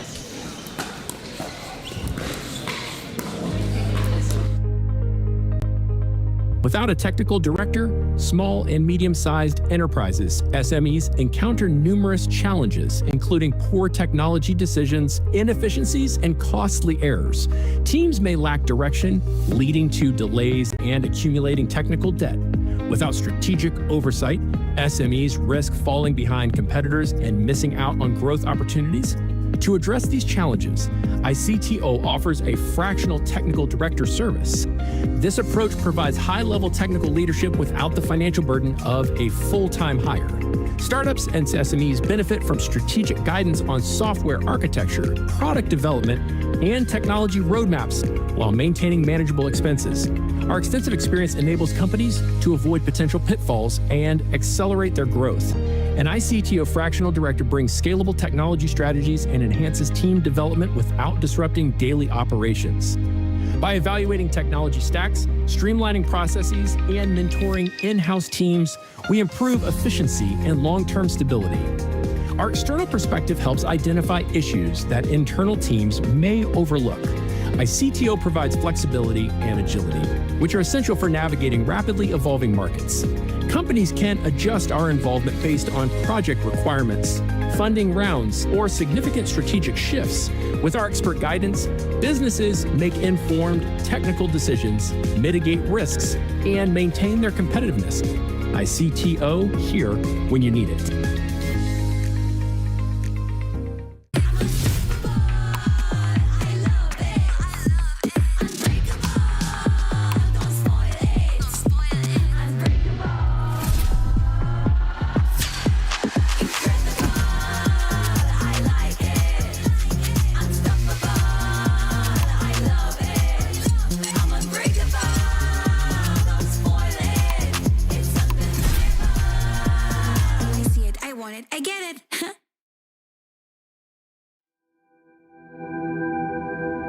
As a professional athlete, my equipment is very important to me. When I'm on the court, I need to trust what's on my feet. I need to stay focused with no distractions. I personally feel like the ViperCore Pro 2.0 is the best performance shoe out there. Durability for me is really important because I like to slide all over the court. I also love how lightweight they are. I feel like I can run faster. Skechers. Comfort that performs. Diadem began with a goal to develop a better tennis string, then a better racket, then a better ball. But it's transformed into a story beyond our wildest dreams.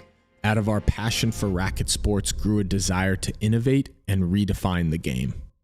Then came pickleball, a phenomenon that ignited our purpose. Shaping the industry became our mission, but it led to so much more.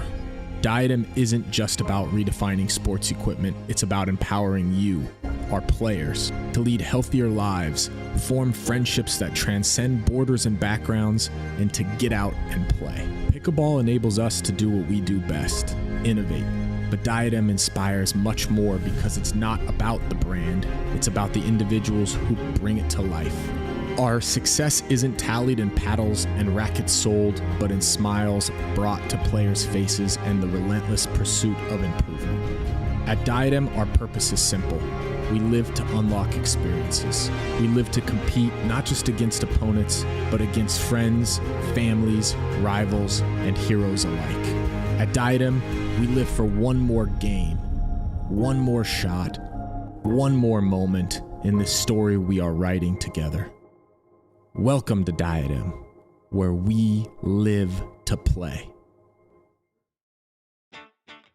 Pro 4, I'm super excited to talk about this. This is my baby. 3S is and was a great paddle, but the 4 I think is even better. Our main focus going into the Pro 4 was fixing the overall solidity of the paddle, and so we added some supports near the throat area, and that has made the outside edge extremely consistent. The way you're going to see this really affect in real gameplay is you miss it, you don't hit it in the middle, and then it's extremely forgiving. You're really not going to make a lot of errors even when you miss hit it. It's a pleasure to play with, and I'm really excited for you guys to try this.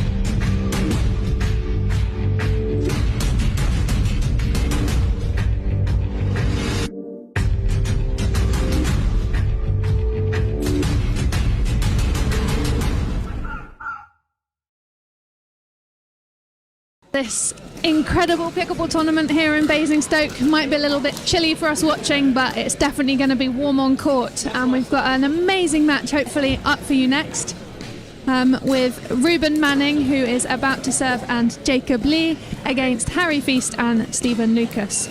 Harry is in the black t-shirt with the Skechers trainers on.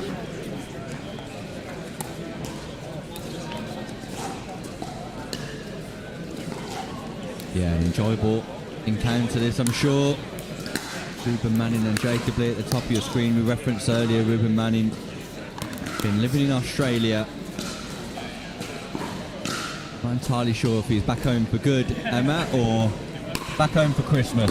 He is back home for good, I'm pleased to say, for the pickleball scene here. He's moved back to the Southampton area and is, keen clearly to get involved and to be playing competitively again. Yeah, really good. I've been on the back end of Ruben Manning, Emma Rickson mauling in the past, so something to look forward to in the future there personally.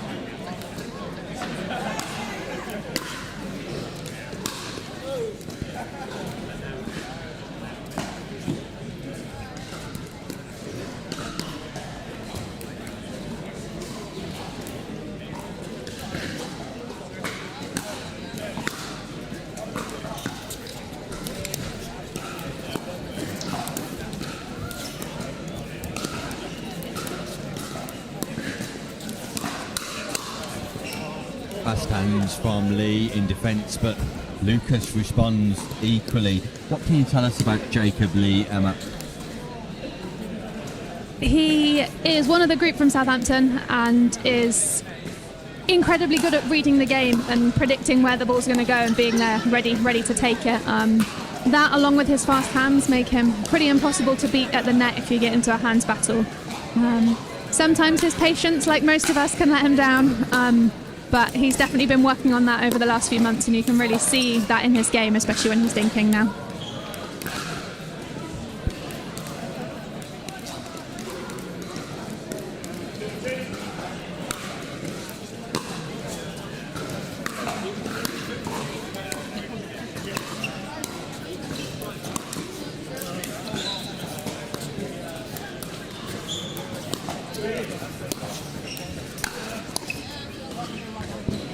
Drive from Harry Feast mid-court, just catching Ruben Manning out after a delightful lob from Lucas. An underused shot in pickleball, the lob, Emma. Yeah, 100%. I think we're seeing it more and more in the game more recently. However, it definitely has many advantages for those that can do it well. If you can't, it's very risky. Ruben Manning showing his class and quality there. Left-handed player, just able to work Lucas on his backhand side, his forehand side, set up the winning opportunity for Lee. An effective partner communication to encouraging Lee to leave that ball. So a strong start for Manning and Lee.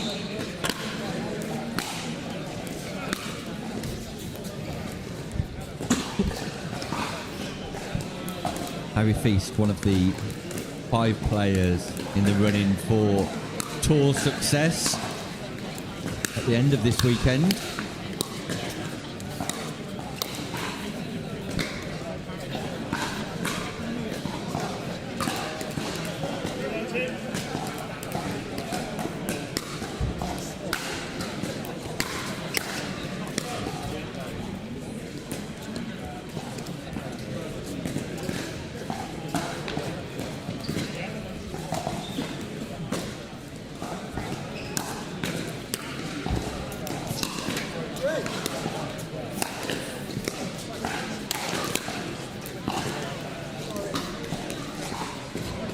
Some really good defense there from Lee, but unfortunately it wasn't good enough, and Feast was able to put that away down by Manning, allowing them to close that gap slightly back down to 1 point.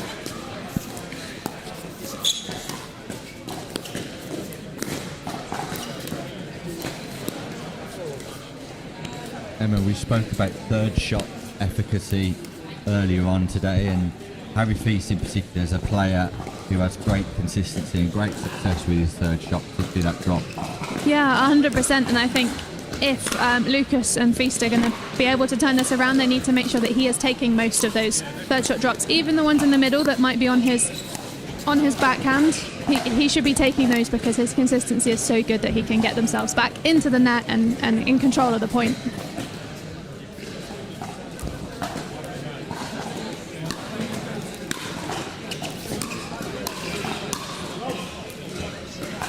Expansive from Lucas.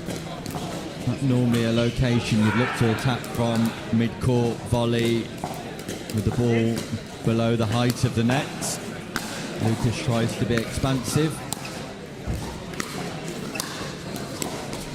Without success, and Manning just stuck inside the baseline.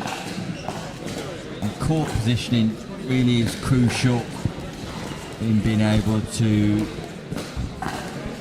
be successful in exchanges, Emma. Yeah, 100%. It's about obviously getting into the kitchen as quickly as you can, but also not rushing in there and making sure that if the ball isn't the right one to come in on, you take your time and you work into the kitchen.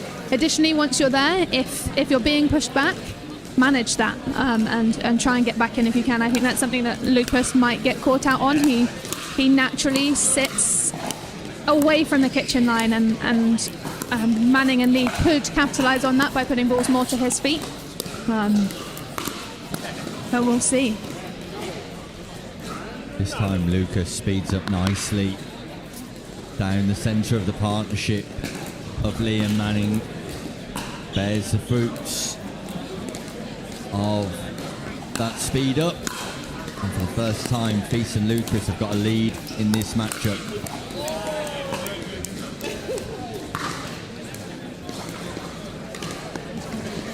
ball going miles long. Lucas just not able to get out of the way. Top edge over the boundary. 6 runs.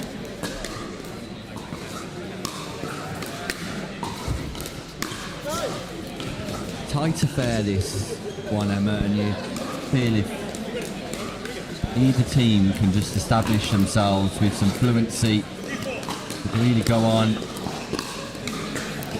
and execute a flurry of points here. Indeed, it seems like both teams are being a little bit cautious. I would say that neither of them have established themselves fully yet, and you can't see either team drawing away, but if one of them can get a couple of points ahead, I think they may stay that way for the rest of the game, unless they can establish a little bit more confidence and a little bit more flow in their game. It seems very... yeah, cautious, I think, is the right word at the moment. Cautious indeed, and swing and a miss from Feast. Strike one. A hole in that paddle.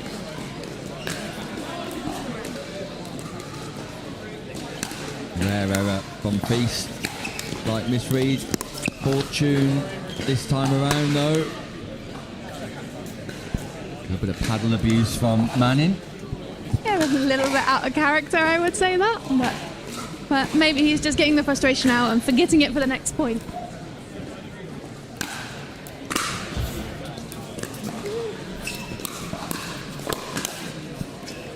Double hand speed up from Lee.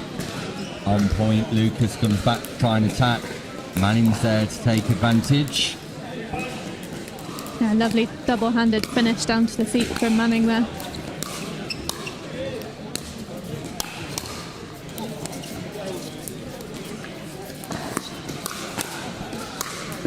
There's those fast hands that you referenced earlier, Emma. The advice was there for everybody to listen to. Do not get into a hands battle with Jacob Lee, because he will dominate you at that non-volley zone.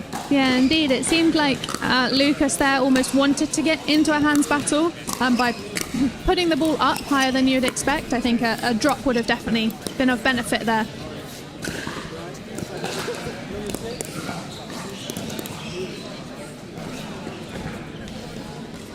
Harry Feast putting that ball into a location that Manning wasn't able to respond. And again, on that forehand side of Manning, when that ball bounces, Manning just not getting the read at the minute.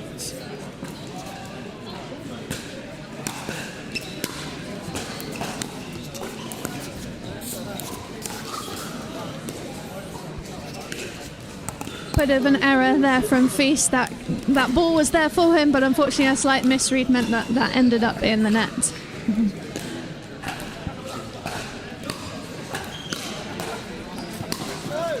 Neither team able to grab this match by the horns, take control. Such an eagerness to be dominant, such a flagrance at minute.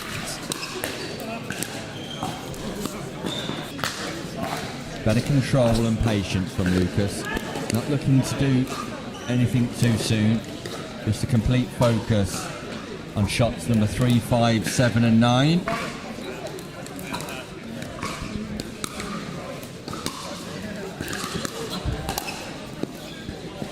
And sometimes, Emma, it's a phrase I use regularly.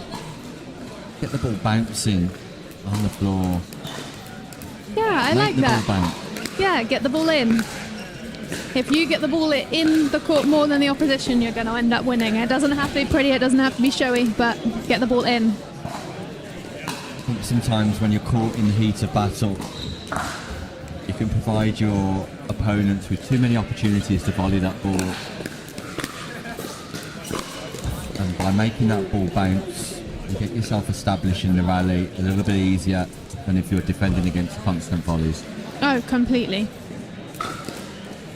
And that's where, going back to what we were discussing earlier, that consistency in those third shots and all of those drops and all that practice you can do. And there we see a return volley which is a fault in pickleball. That was surprising. I wouldn't have expected to see that just then, but yeah.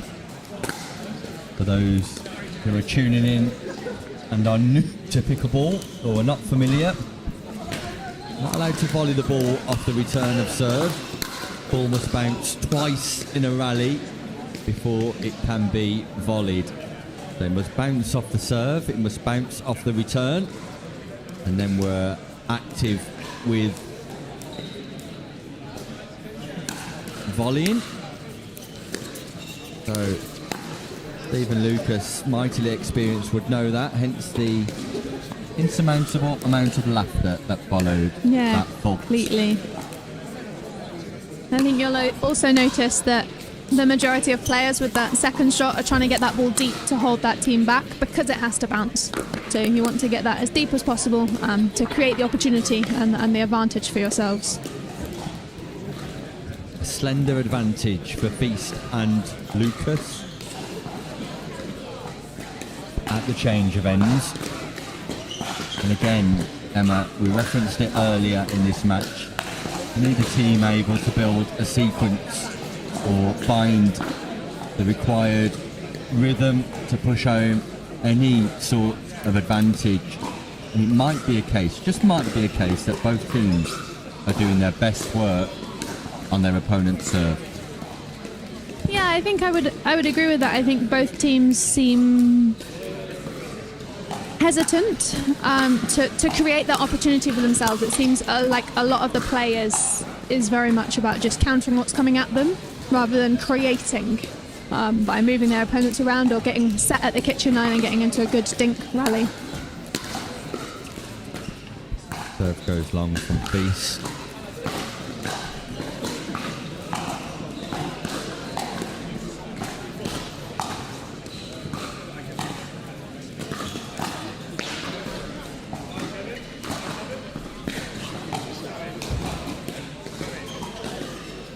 Scoreline's 5-7, and Jacob Lee just suggesting that Lucas and Feast are in the wrong position. Great game awareness from Lee.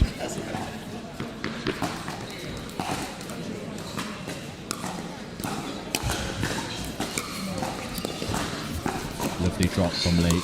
Delightful third. And it was a third shot drop that set up the dominance in the rally for Manning and Jacob Lee. Yeah, a really good read of that from both of them to capitalise and force the error.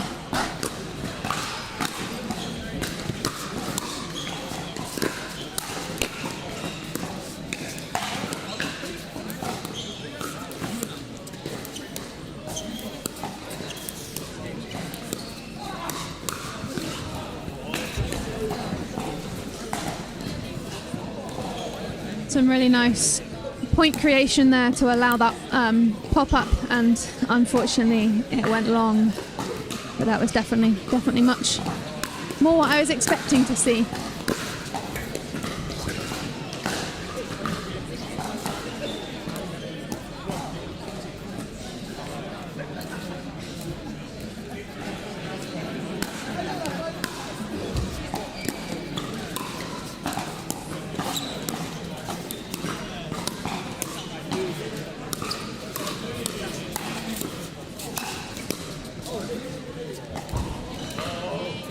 Jacob Lee being backed up to the baseline, not able to keep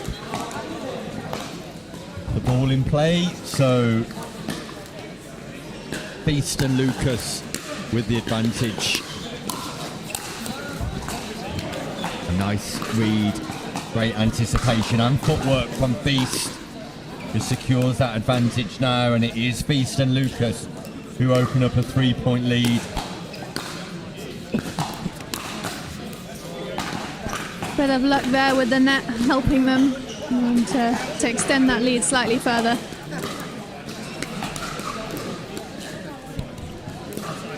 Match point, Feast, Lucas.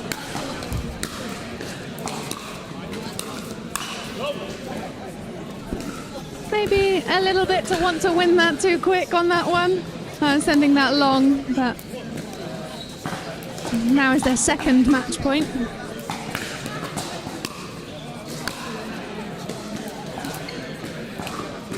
And there we go. We have it. That from Manning was a little bit long there, resulting in the win for Feast and Lucas. Definitely a game that was closer than maybe the score reflects at the end there. Feast and Lucas managed to run away with it in the last few points. But yeah, a good one to watch. And we'll be back after this short ad break.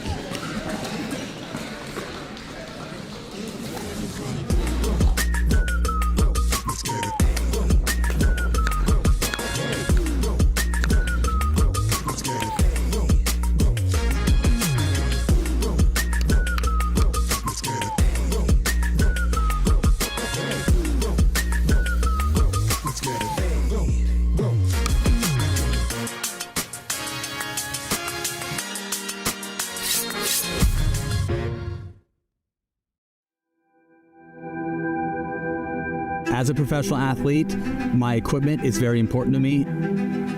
When I'm on the court, I need to trust what's on my feet. I need to stay focused with no distractions. I personally feel like the ViperCore Pro 2.0 is the best performance shoe out there. Durability for me is really important because I like to slide all over the court. I also love how lightweight they are. I feel like I can run faster. Skechers. Comfort that performs.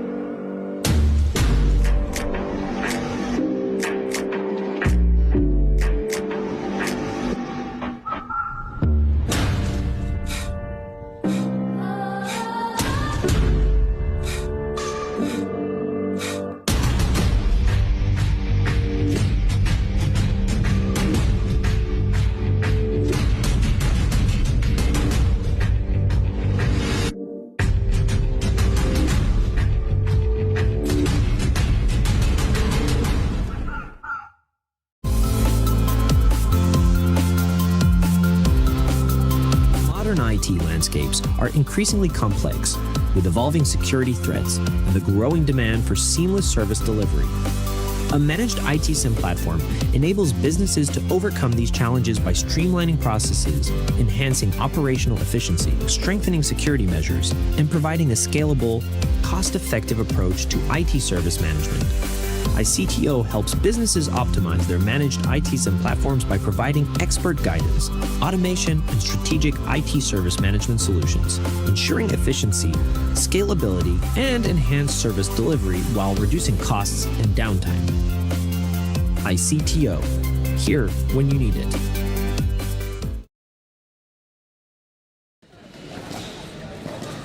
And we're back here in Basingstoke with a good game coming up for us next with Lewis and Actually, I don't know everyone on court. I think I might need your help with this one. I can help out here, Emma. It's Lewis Oak and Andrew Parker at the top of your screen, taking on Doug Neve and Adam Pantelli. Doug Neve wearing the glasses at the bottom of your screen, and at the top of your screen it's Andrew Parker in the cap.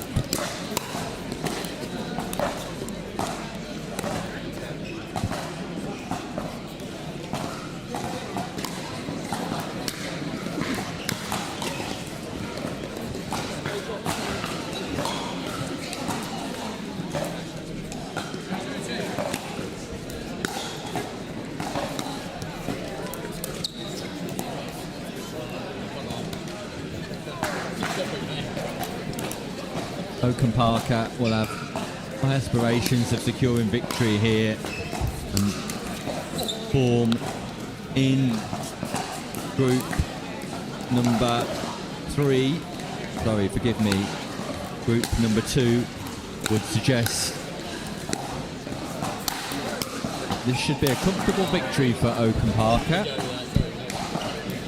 And it started off that way, Emma. Yeah, indeed. It feels like both teams maybe need to settle into this a little bit more, and Oak and Parker's experience is going to help them with that. There do seem to be quite a few unforced errors on both sides at the moment, though, suggesting that maybe nerves are creeping in a little bit. Yeah, that shot from Parker just highlighting the technical difference between Oak and Parker, really. Oak's able to generate a lot of topspin when he wraps his forehand around the ball. Meanwhile, it's Neve who delightfully executes a drive.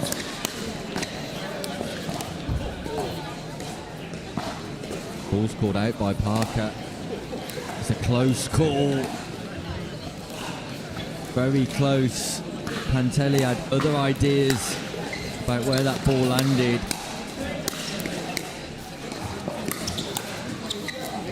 And again, Neve attacking the backhand side of Lewis Oak. Yeah, I think it's something that Lewis Oak needs to watch slightly. That's twice that they've gone down his line already, and unfortunately he's not been there. So maybe something to watch. Pantelli rips the forehand back in behind Parker this time. Mesmerising stuff from Pantelli and Neve. Back-to-back exchanges, won by winners. Goes big again. Goes wide.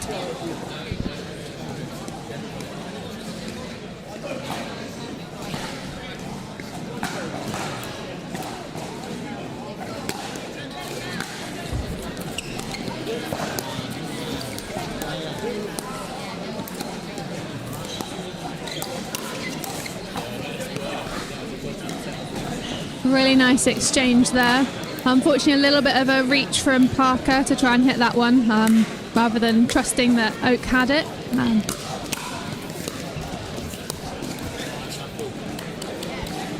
And similar there, a little bit too much of a reach for that ball. Perhaps if he'd been half a step further forward, that would have been successful.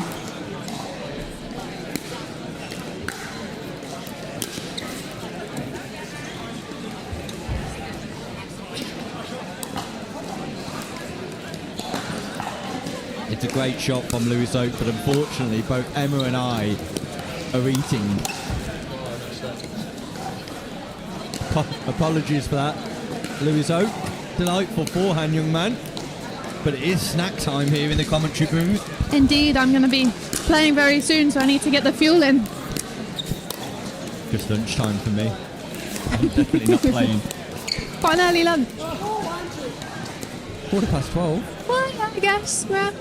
Permitted? Of course. As long as they're tasty. Permission received. Thanks, Emma.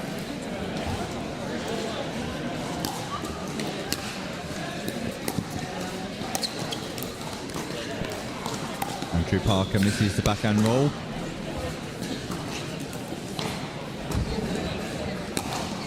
Neve and Pantelli level things up. Neve tries to go big again, back in behind. Yeah, I slightly misread the spin on that one, meaning it didn't pop up enough for him to be able to do that. No patience from Oak at all. Looking to win rallies within 3 or 5 shots is not going to be conducive to success here, because Pantelli and Neve have got sharp reactions at that non-volley zone.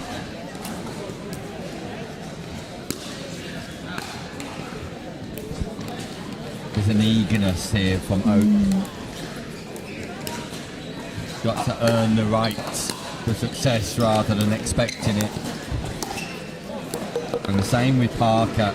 Parker and Oak just reluctant to engage in what could only be described as the basics of pickleball.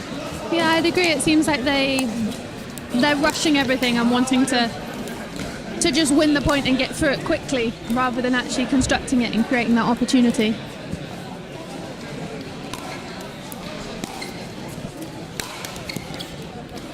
I think sometimes, Emma, when you get to the higher echelons of match play, you can forget about the basics of serves, returns, thirds, staying patient in rallies, executing exchanges in the soft game, and be far too eager to try to win points at an early stage that it becomes problematic for you. Definitely. I think it's something that you notice quite a lot, actually, that the basics and the patience and the setting a point up quite often gets forgotten, because you're able to usually perform those exceptional shots that win the point. I think quite often it's forgotten that the basics will win you it. The more you get the ball in and to the feet of your opponents, you're going to get there and you're going to win. Indeed, wise words here from Emma Rickson, who will be in action this afternoon. You're demonstrating patience in abundance. Maybe too much. Sometimes I'm accused of being too patient and not taking the opportunity that arises. Again, having been on court against you and commentated on you previously, Emma, and how deadly you are when that ball's above the height of the net. Too kind.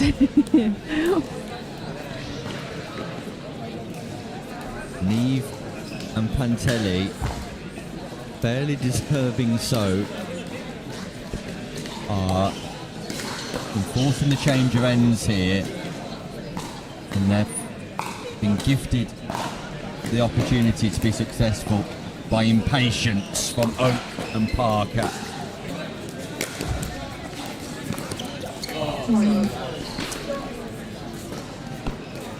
Fortune for Pantelli.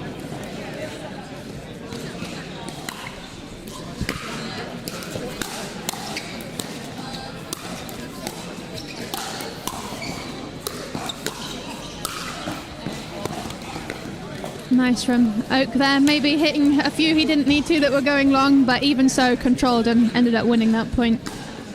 Yeah, it's sometimes just nice to feel back on ball, especially when you've got the opportunity to be ultra aggressive. Yeah, 100%. Add that confidence back in when perhaps it hasn't been working like you wanted it to, and you can then carry that forward into the next few points.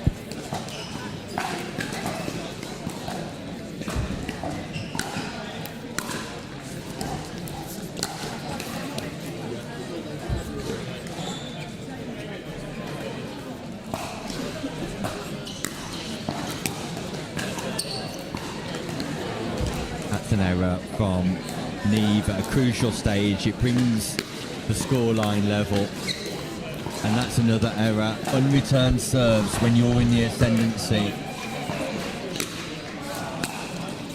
In a race to 11 will only lead to defeat. And here we can see now a flurry of points for Oak and Parker.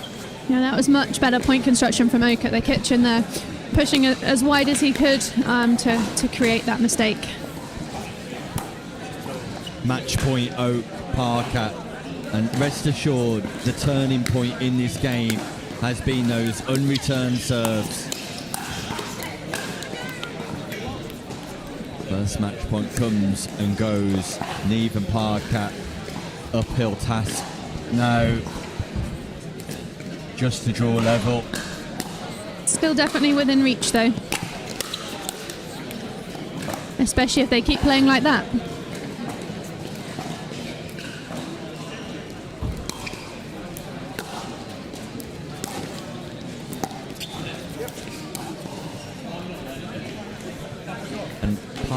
Oak should observe the last two exchanges, because when they've just put the ball into the kitchen, they've been successful. Second match point.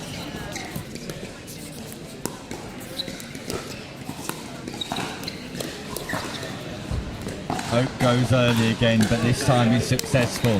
And somehow, the impatient Parker and Oak secure victory in Basingstoke against Pantelli and Neve. Emma, give us the breaking news. Are you departing or are you staying? Unfortunately, I'm going to have to go and warm up for my matches, but it's been lovely to chat with you and to watch some superb pickleball, and I look forward to what's to come.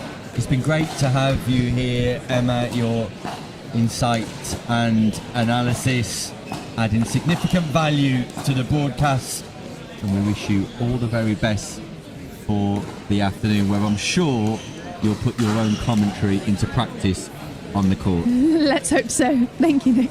Emma Rickson joining us live from Basingstoke. Meanwhile, the action continues with our final round robin game. The international superstar, Sam Basford, back on court. You won't want to miss it. Join us after this short break. You might want to miss it.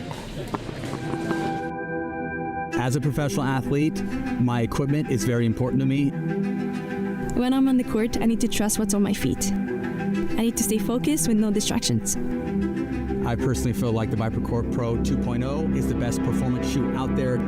Durability for me is really important because I like to slide all over the court. I also love how lightweight they are. I feel like I can run faster. Skechers. Comfort that performs. Hey Team Diadem, we got something new for you. We're taking it to the max. Introducing the Max Shape, the widest paddle in our collection. The new wide body Max Shape is available in the Edge 18K, the 18K Power, and the Icon Infinity. Not only is your sweet spot enhanced, but your surface area is increased and your spin potential is maxed. So this paddle is ideal for those looking for an enhanced sweet spot, a ton of spin potential, and a shorter handle. My mama always told me, never judge a paddle by its shape, judge it by its performance. The Max Shape, available now.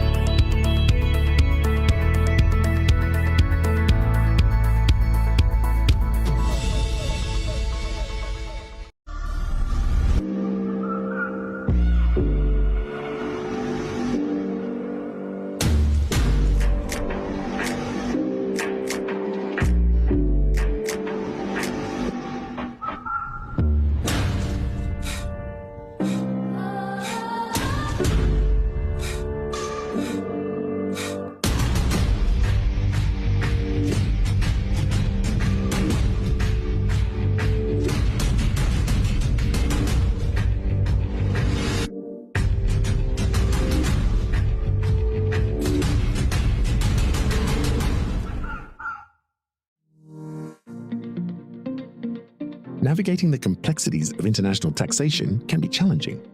Partnering with a tax consultant from ICXO offers numerous benefits. Our experts provide tailored advice on corporate tax structures, intercompany financing, and tax-efficient cross-border transactions, ensuring compliance and optimal financial outcomes. Specializing in Middle East tax planning, we offer in-depth guidance on regional regulations and negotiations with tax authorities. Additionally, our team assists with transfer pricing policies, aligning with OECD and local regulations, and managing tax risks across multiple jurisdictions. Trust ICXO to navigate the complexities of international taxation effectively. ICXO Tax, less taxing.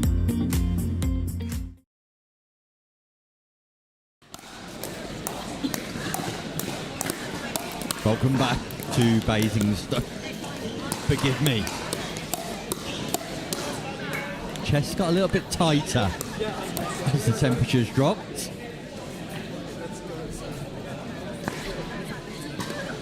But we're very much looking forward to this next game as Basford and Edwards take on Mays and Spurway. The final round robin game of the day before we introduce the females in the 4.5 plus category and the quarterfinals, the knockout stages of the men's open division. Edwards and Basford aspirations of progressing through out of Group 3. Spurway and Mays also in a must-win fixture for both teams, I believe. We'll bring you news of who has qualified for the quarterfinals at the culmination of this matchup, where we'll also be welcoming Jeanette Van Dahl, Elaine Vassey, Jules Donald and Saz McCrary to the show court. It will be Spurway and Mays at the bottom of your screen. Edwards and Basford at the top. Edwards with the serve.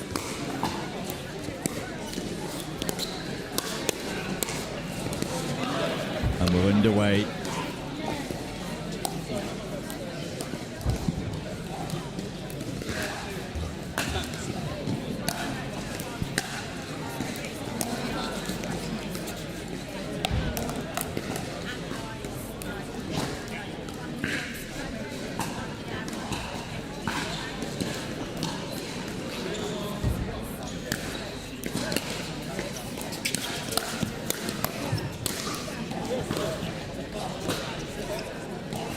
Sharp attack from Spurway, reading the volley pattern nicely.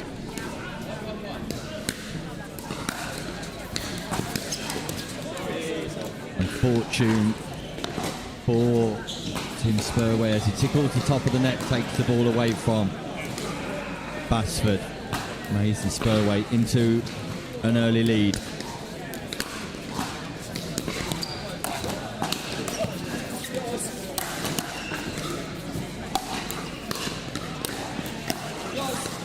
Still alive somehow. Still alive, but persistence from Mays, who darts that ball into the closed side. Phenomenal defence by Basford and Edwards, but Nick Mays, persistent in his volley attack, manages to execute.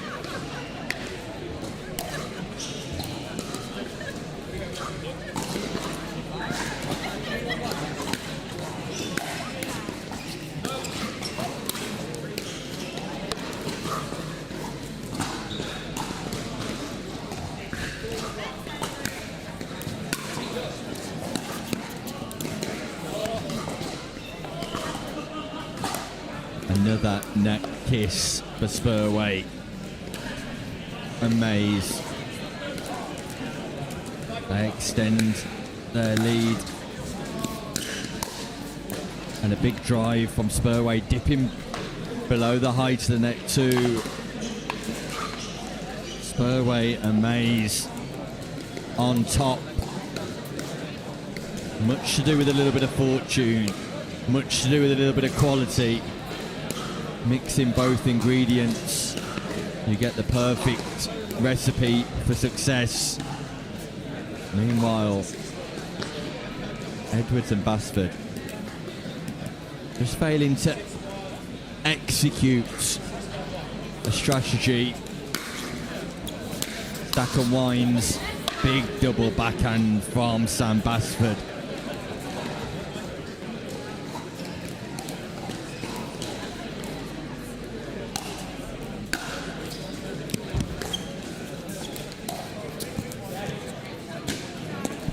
Lovely location from Edwards too. Manages to work that ball over to the sideline.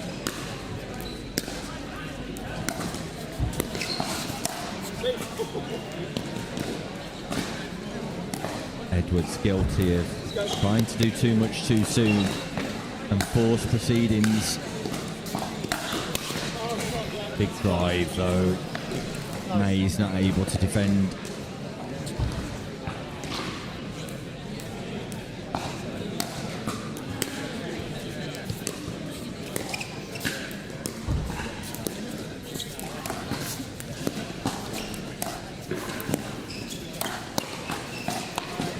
Spurway popped up. Edwards attacks. Spurway doesn't read the volley pattern exchange. And Edwards and Basford just crawling their way back into this match after a slow start.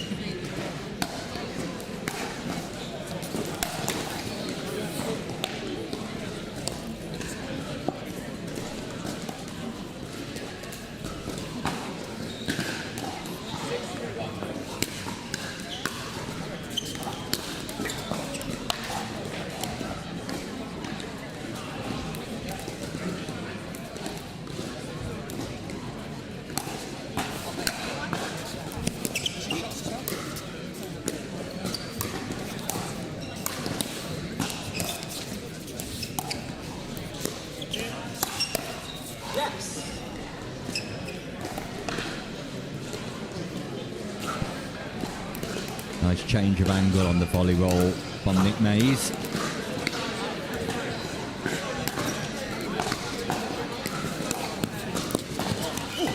And a delightful drop from Nick Mays. Basford was in position to be able to defend, but Nick Mays puts that ball right at the base of his feet.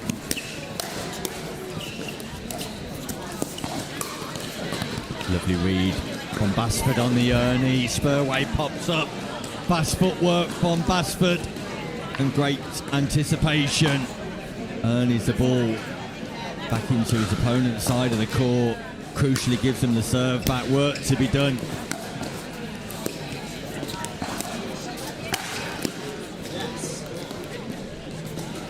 If shot lob from Edwards, almost like he wasn't sure what to do with the ball, so just sent it airily.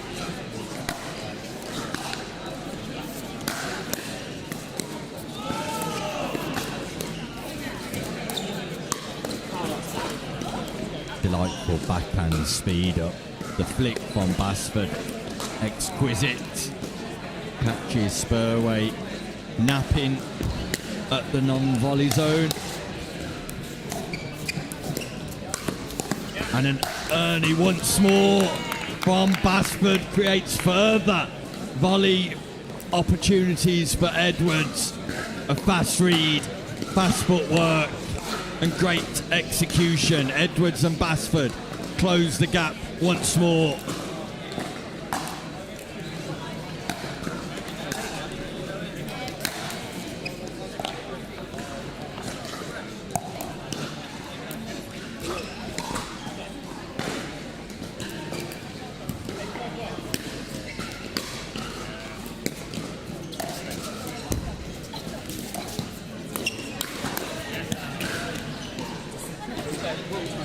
And Basford styled in.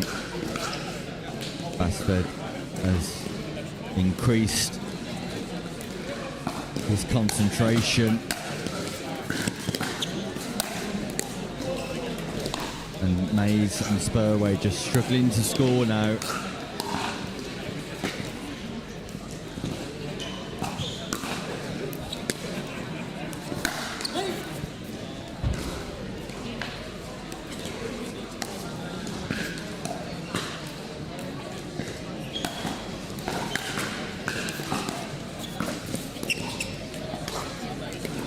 Error from Spurway.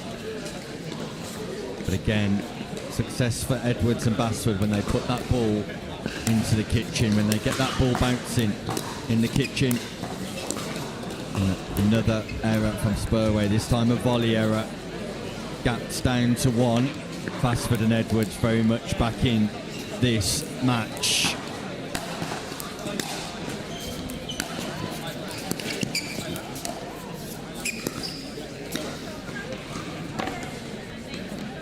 Success having managed to get that ball bouncing once more.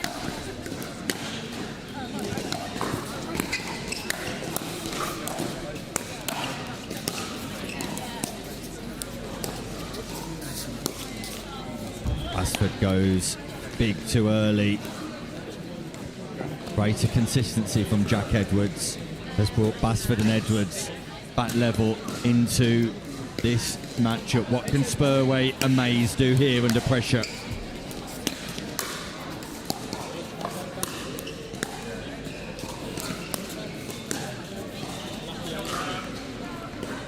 Significant amount of top spin on the ball from Basford. Second scoring opportunity, Mays, Spurway.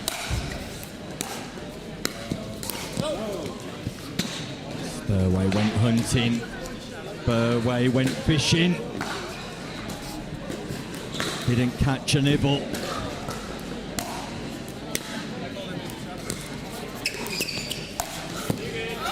Burt from Jack Edwards. Reads the drop from Spurway, jumps over the non-volley zone. Impressive stuff from Jack Edwards. And Edwards and Basford are in the lead.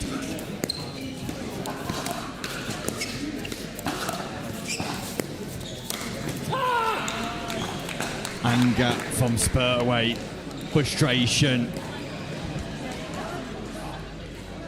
But consistency from Basford and Edwards have put them on the verge of success. Match point. And there it is, a big serve from Jack Edwards. Basford and Edwards execute with greater consistency in the second half of that game. Mays and Spurway not able to cope with the pressure and being the front runners. We'll be back with news of all of our quarter-finalists when we return after a short break, as well as welcoming our first female game onto the show court. Don't go anywhere. The action is eating up here live from Basingstoke.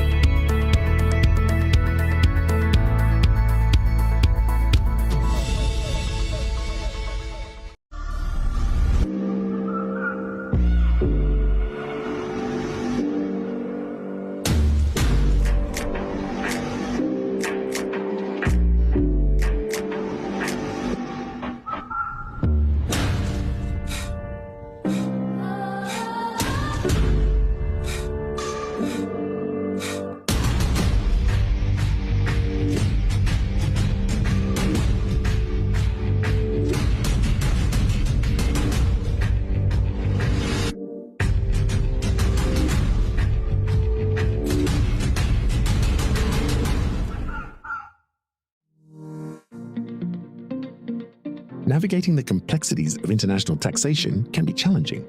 Partnering with a tax consultant from ICXO offers numerous benefits. Our experts provide tailored advice on corporate tax structures, intercompany financing, and tax-efficient cross-border transactions, ensuring compliance and optimal financial outcomes.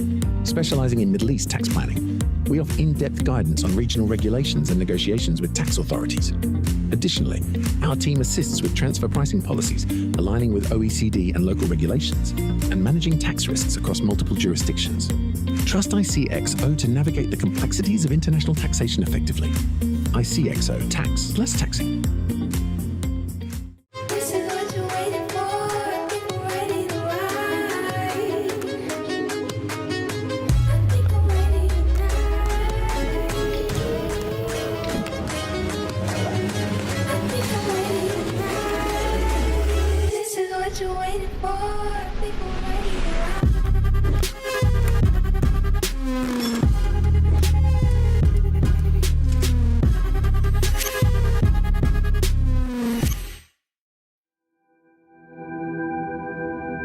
As a professional athlete, my equipment is very important to me. When I'm on the court, I need to trust what's on my feet. I need to stay focused with no distractions. I personally feel like the ViperCore Pro 2.0 is the best performance shoe out there. Durability for me is really important because I like to slide all over the court. I also love how lightweight they are. I feel like I can run faster. Skechers. Comfort that performs. Hey Team Diadem, we got something new for you. We're taking it to the max. Introducing the Max Shape, the widest paddle in our collection. The new wide body Max Shape is available in the Edge 18K, the 18K Power, and the Icon Infinity. Not only is your sweet spot enhanced, but your surface area is increased and your spin potential is maxed. So this paddle is ideal for those looking for an enhanced sweet spot, a ton of spin potential, and a shorter handle.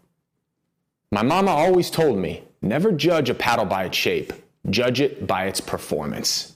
The Max Shape, available now.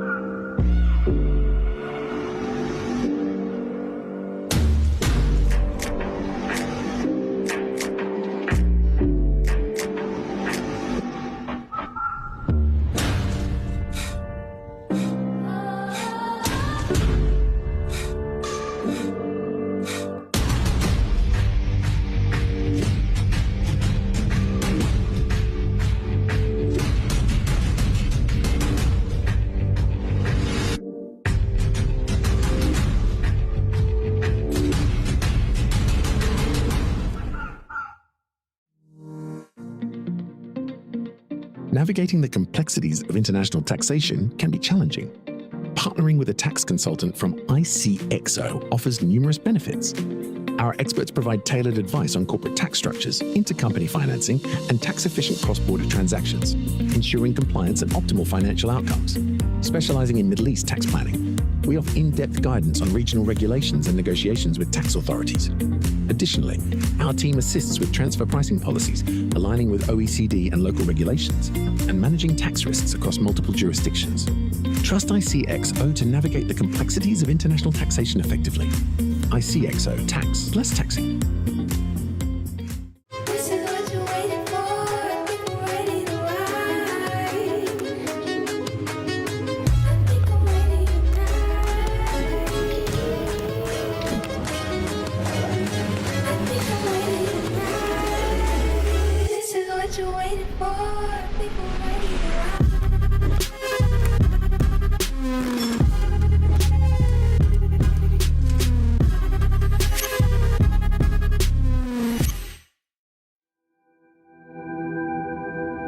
As a professional athlete, my equipment is very important to me. When I'm on the court, I need to trust what's on my feet. I need to stay focused with no distractions. I personally feel like the ViperCore Pro 2.0 is the best performance shoe out there. Durability for me is really important because I like to slide all over the court. I also love how lightweight they are. I feel like I can run faster. Skechers. Comfort that performs. Hey Team Diadem, we got something new for you. We're taking it to the max. Introducing the Max Shape, the widest paddle in our collection. The new wide body Max Shape is available in the Edge 18K, the 18K Power, and the Icon Infinity. Not only is your sweet spot enhanced, but your surface area is increased and your spin potential is maxed. So this paddle is ideal for those looking for an enhanced sweet spot, a ton of spin potential, and a shorter handle.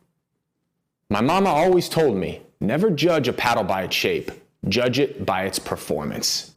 The Max Shape, available now.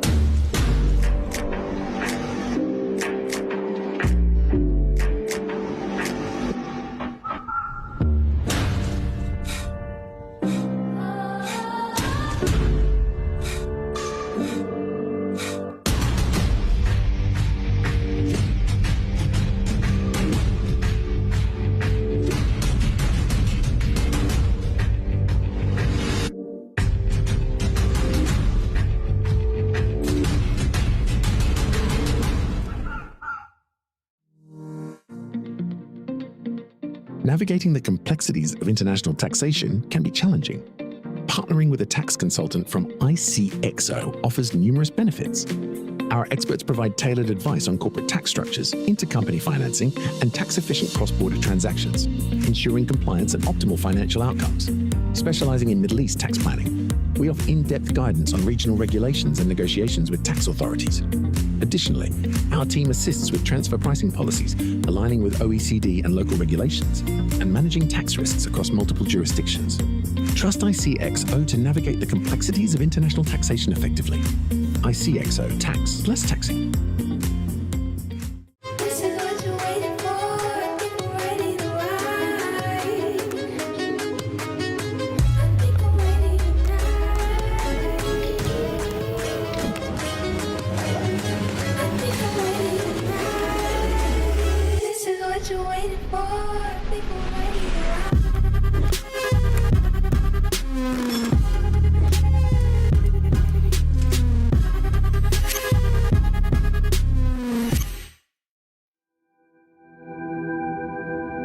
As a professional athlete, my equipment is very important to me. When I'm on the court, I need to trust what's on my feet. I need to stay focused with no distractions. I personally feel like the ViperCore Pro 2.0 is the best performance shoe out there. Durability for me is really important because I like to slide all over the court. I also love how lightweight they are. I feel like I can run faster. Skechers. Comfort that performs. Hey Team Diadem, we got something new for you. We're taking it to the max. Introducing the Max Shape, the widest paddle in our collection. The new wide body Max Shape is available in the Edge 18K, the 18K Power, and the Icon Infinity. Not only is your sweet spot enhanced, but your surface area is increased and your spin potential is maxed. So this paddle is ideal for those looking for an enhanced sweet spot, a ton of spin potential, and a shorter handle. My mama always told me, never judge a paddle by its shape, judge it by its performance. The Max Shape, available now.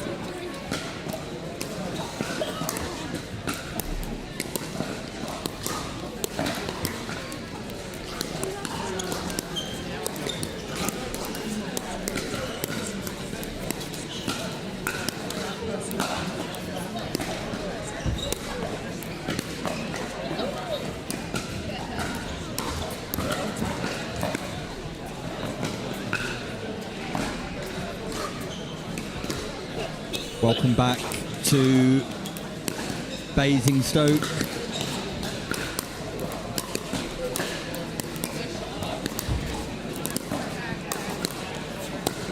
We're here at the Hampshire Court Hotel, where the women's division at 4.5 plus is about to get underway before our focus turns to the first game of the day, featuring Vandal, Vassie, Donald and McCrary. Though, allow me to give you an update on the positioning of our men's open draw quarterfinals.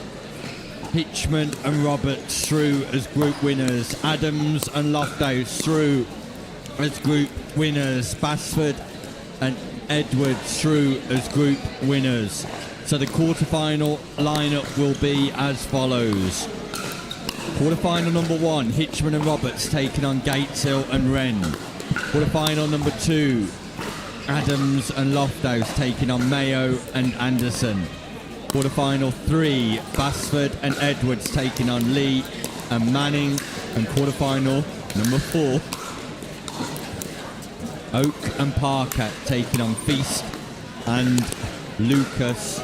We will be bringing you quarterfinal number 1 and quarterfinal number 3 in between the opening stages of our women's 4.5 division.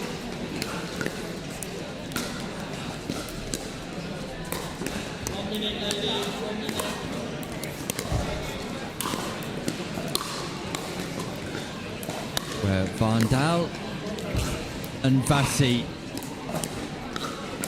will be pairing up. Jeanette Vandal warming up opposite her partner. It's Vandal at the top of your screen in the leopard print pants, and in the blue skirts it is Elaine Vassie. Jules Donald at the bottom of your screen wearing the Dinkin Partners jacket, taking on partnering Saz McCrary at the top of your screen, and they're currently opposite each other. The founders of Dinkin Partners, their challenger team, currently joint top of that division in the Pickleball League, the Premier Pickleball League Challenger, with the Picklebee Stingers. But of course, the main difference being Picklebee Stingers started off with a squad and have still got the same squad in action, whereas the Dinkin Partners have gone through somewhat of a redraft and potentially upgraded their squad mid-season. Simon Farr. Good afternoon, Mr. Hobbs. Thanks for your sterling work this morning. So, is that in the rules, Nick? Changing your team all the way through Premier Pickleball League? Well, let's just say some of the changes that have occurred have not gone unnoticed, Simon. If players become injured or unavailable, they're able to be replaced with somebody who was in the draft at the start of the season. But the addition to Sonali Patel in the Dinkin Partners seems to have made a significant improvement to their female lineup. I think I know what you're saying there, Nick, and I know there's a bit of history with you and the Dinkin Partners. Do you think that beef is going to continue? I think it will do until the end of the season. Now, the Premier Pickleball League is a rally scoring format, and in rally scoring it's all about winning those big moments. When those big moments occur, you've got to take advantage of them, and unfortunately the Stingers were on the back end of every big moment in that match, and although we were defeated 5-1 against Sonali Patel and her friends, it was very much a closer contest than the scoreline suggests. So it was a bad day at the office, Nick? It's a bad day at the office for us, but a great day for the new recruit Sonali. I think Sonali and me were having words with you. Do you exchange messages by any chance, Nick? Sonali Patel, a significant improvement to the Dinkin Partners team, Simon. She really is an outstanding force at that level, and seemingly brought in at the right time to improve the dinking partners. Well, all I can say is I'm just glad I stick to the Pickleball events, Nick, 'cause there's very few politics there, I think, and I wish everyone all the best in the Premier Pickleball Leagues. It sounds like a bit of a, well, tricky situation, shall we say.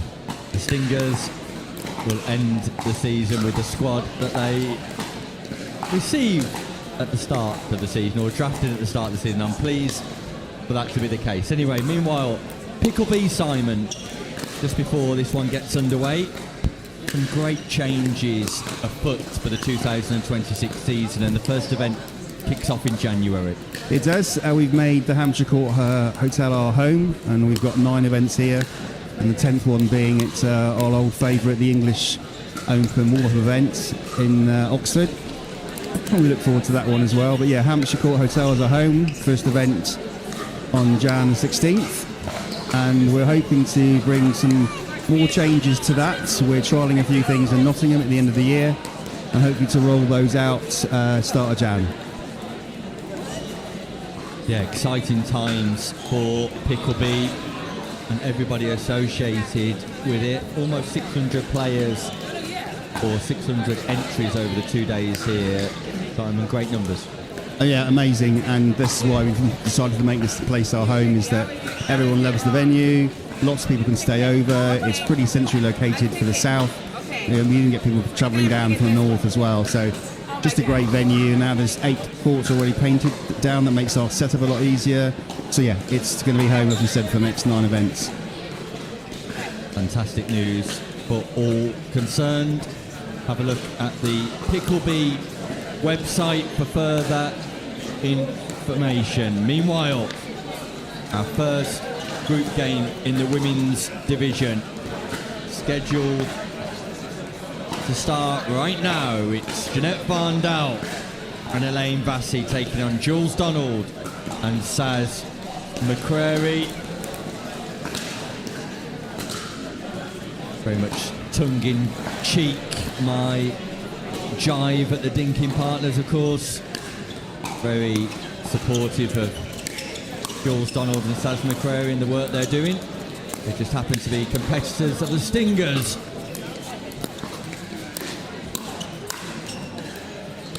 That ball just lands inside the baseline. A good start for McCrary and Donald. They're in Group 2, featuring a whole host of talented women.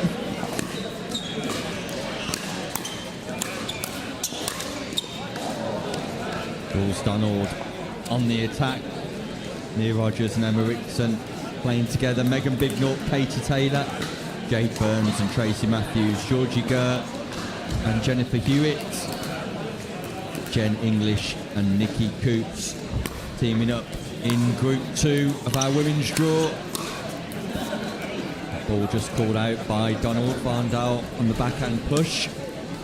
Reminder for those who are just joining us, men's quarterfinal coming up shortly, intertwined with some ladies action. Round robin format, race to 11, win by 1.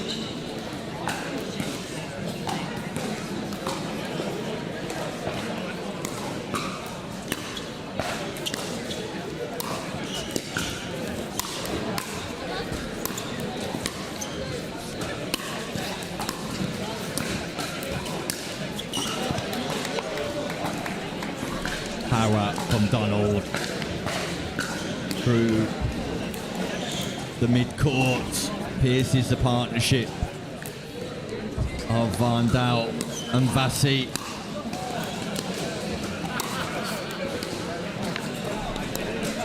We've seen this from Van Dal before. Can sometimes just take a short while to get warmed up in tournaments, and pretty much been the story of the day, really. Once players are warm, the standard obviously improved. Just difficult to get warm in the first place. Temperature continues to drop slightly at the Hampshire Court Hotel.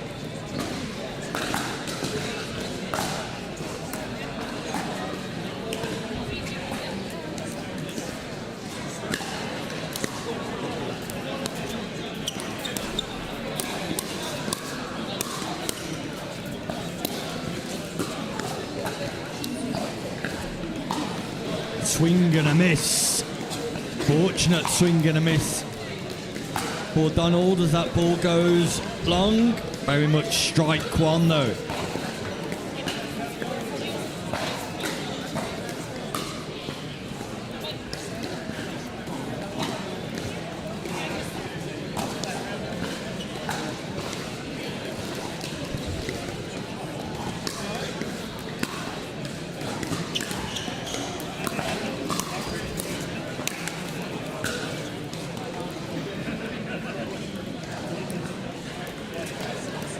Backhand volley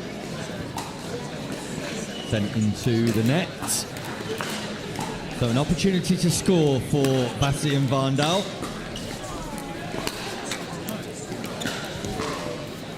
Elaine Bassi misses the third shot drive.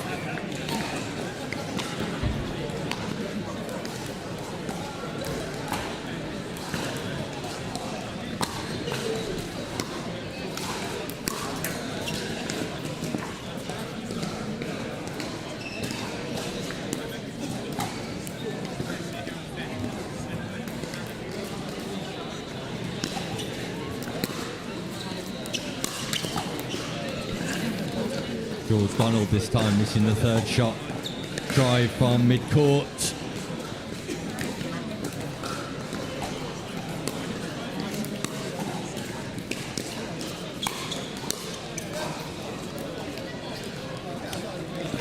Volley lob from the baseline from Donald. Catches the opposite baseline. Donald and McCrary extend their lead.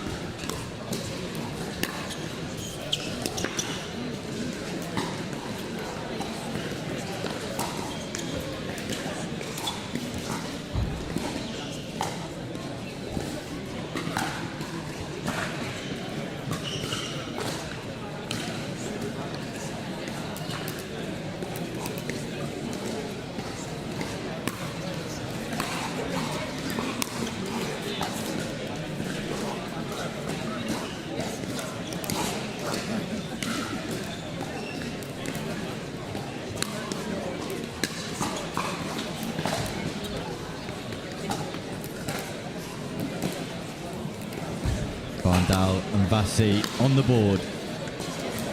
Deep return from McCrary. Big booming forehand from Donald.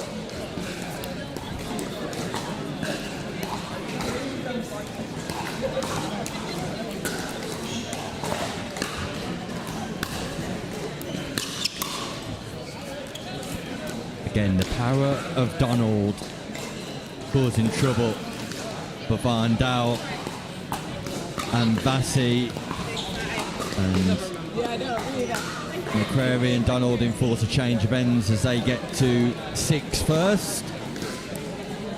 So a change of ends timeout.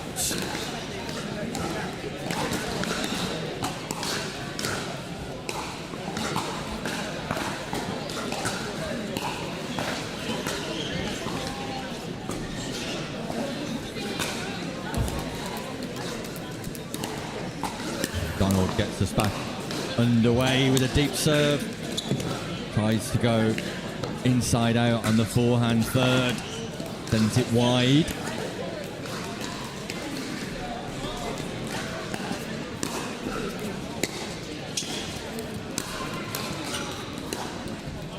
This time, Elaine Vassi does get her third shot drive working accurately.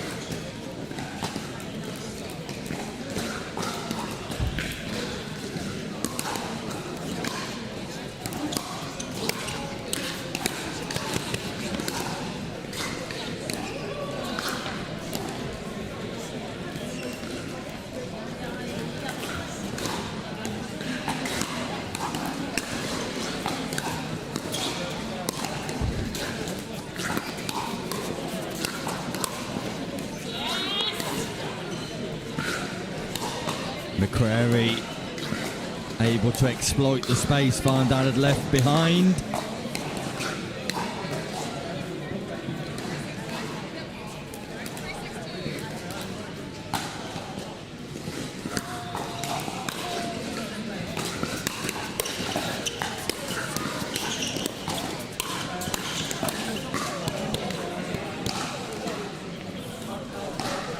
Elaine Vassy, a dangerous player when she's able to execute freely, a powerful player.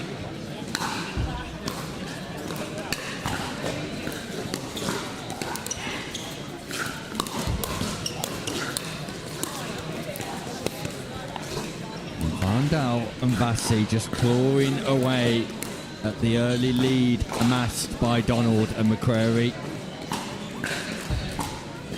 Pressure just increasing slightly on McCrary and Donald. Big drive from Elaine Vassy. Finds the baseline on the forehand drive, inside in. Exquisite stuff once again. But then, as we commonly recognise, just puts the ball into the net on serve.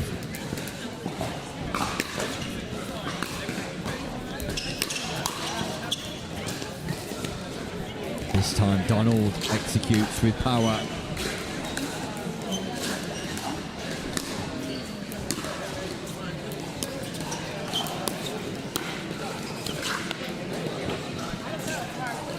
The location of the drop causes confusion between McCrary and Donald, who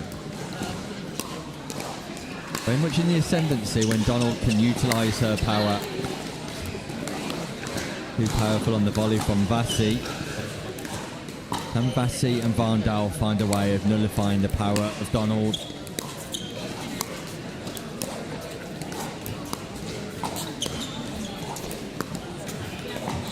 McCrary with a consistent application, keeping that ball bouncing in front of Van Dal. As a result, gets just desserts.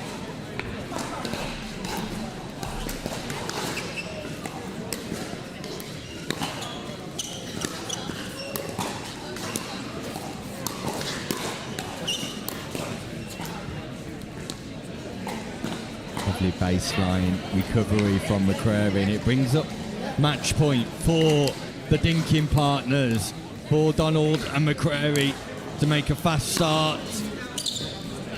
The returner serve goes out, and it was a fast start, a slow middle, but a fast end for Donald and McCrary. Success in game one for the dinking partner duo. Commiserations to Elaine Vassy and Jeanette Van Dal. Sure they will have more to offer as the day continues. Meanwhile, quarterfinal action up next. It's Hitchman, it's Roberts taking on Gatesil and Ren. You will not want to miss a single drive, dink or drop. We'll be back after this short break.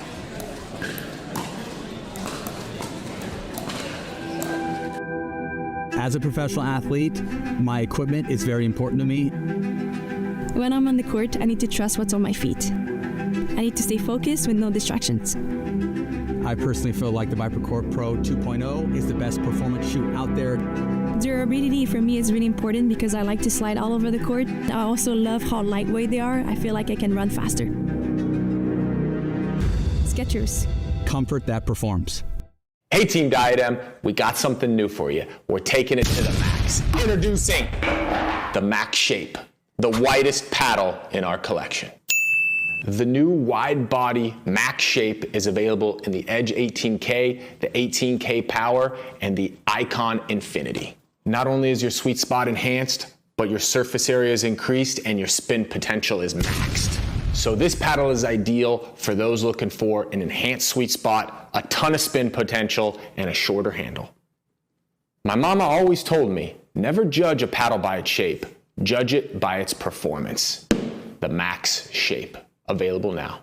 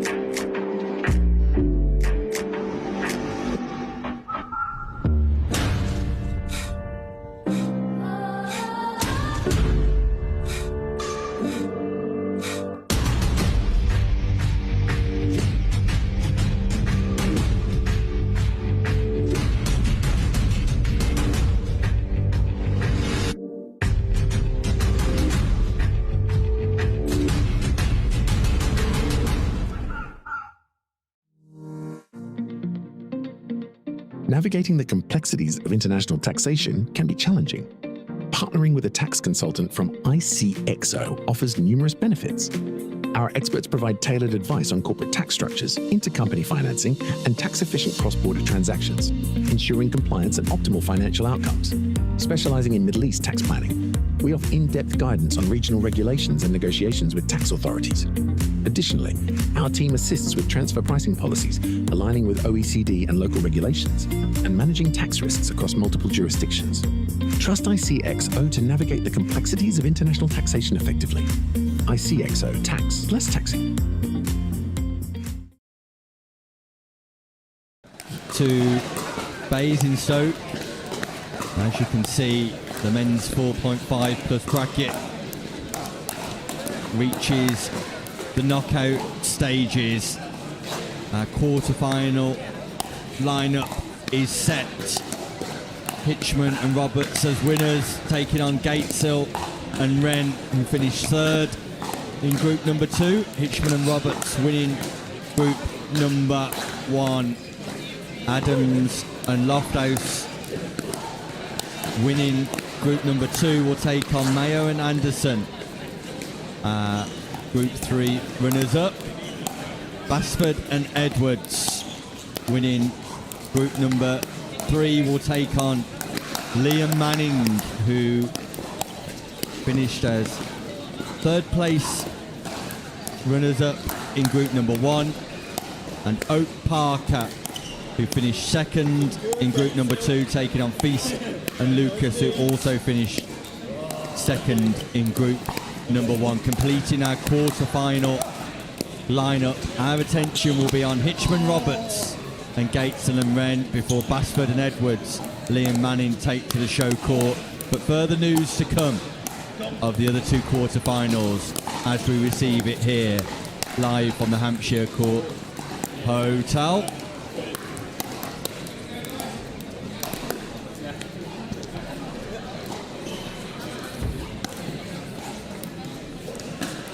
So Gatesil and Ren, Hitchman and Roberts. The quarter-final clash.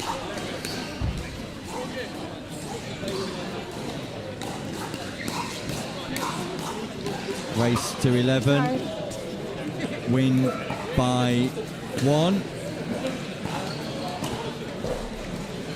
It will be Roberts and Hitchman at the top of your screen. In fact, they've just changed ends, just as I suggest that. Of course, we will get a change of ends at 6.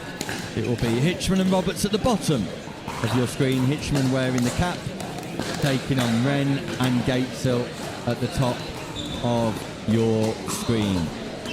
The biggest question being, who's managed to stay warm since the conclusion of the round robin stages? Who's maintained a level of focus and concentration in order to execute here? A straight race to 11. Winners advance through to the semi-finals. Hitchman to serve, Ren to receive. We're underway.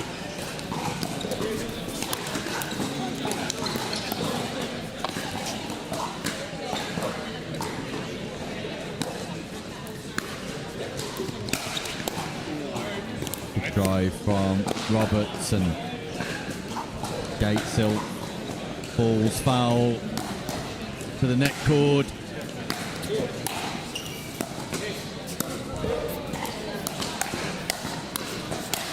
Fast start by Hitchman and Roberts. Electric start in a race to 11 here. An unreturned serve by Ren. 4 points in a row, 4 consecutive points, 4 unanswered points.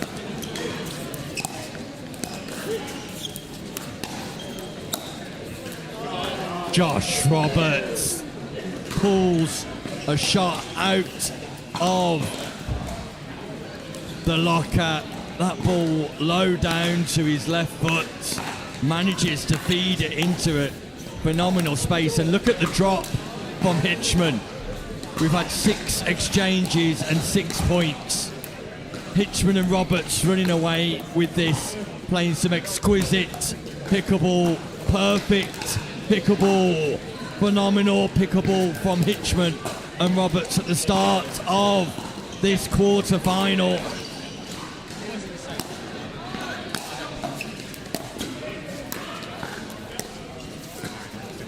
And at last, they miss.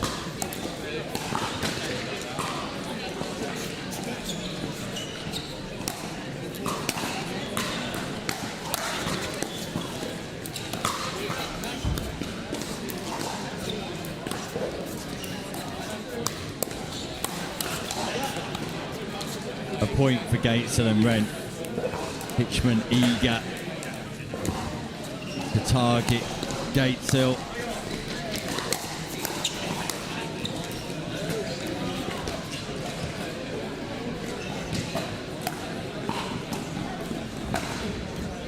Second scoring opportunity.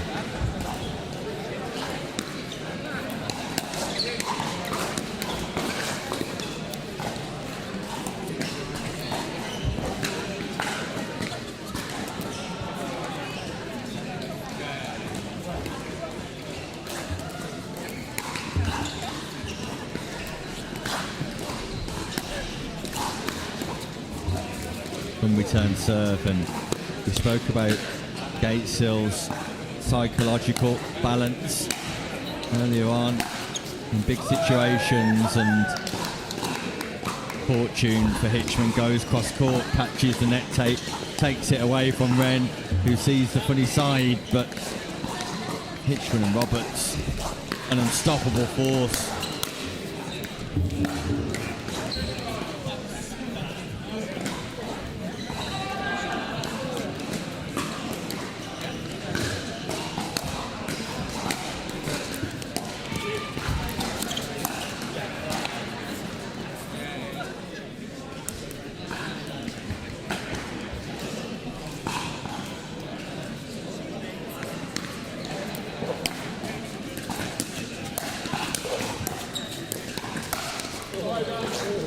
Dan Ren picked off by Josh Roberts with some ferocity as well. An attack by Roberts.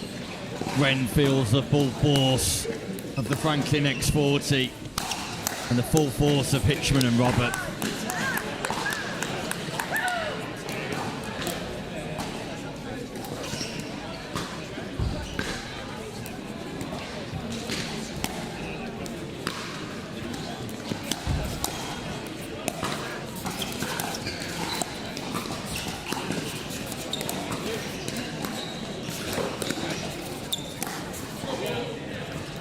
Speed up from Dan Ren. Straight through the arch of Josh Roberts. Catches the baseline. That's the quality Dan Ren possesses in abundance. Roberts sends his serve wide.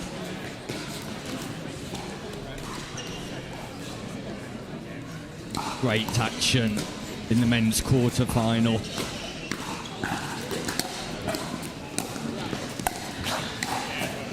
Hitchman errant on the volley.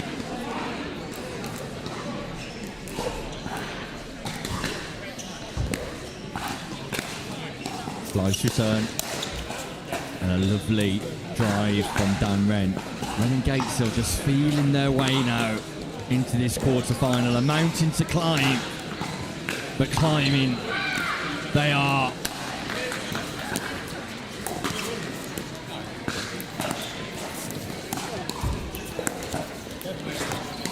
Fortune for Hitchman. Tries to go big on the speed up, catches the net tape.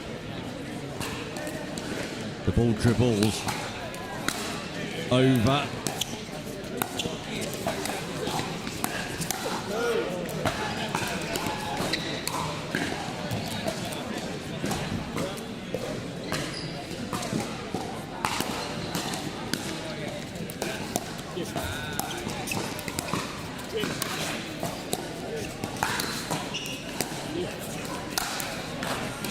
Big forehand, dominant forehand from Dan Ren. I like this setup of Gatesil and Ren, having no forehand down the middle, but allowing Ren to dominate 70-80% of the court. Stack unwinds. Roberts goes big early. A non-scoring side out.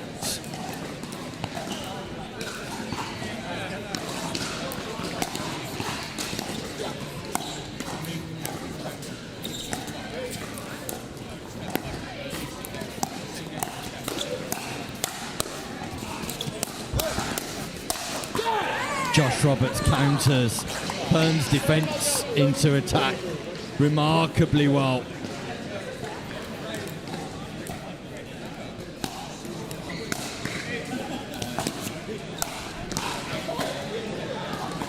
Misses the easy forehand volley though.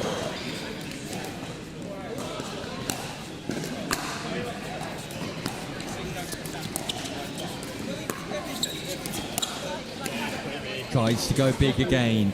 Impatience from Hitchman and Roberts. Impatience has given Gatesil and Ren a footing in this match. A rare, incredibly rare error from Dan Ren.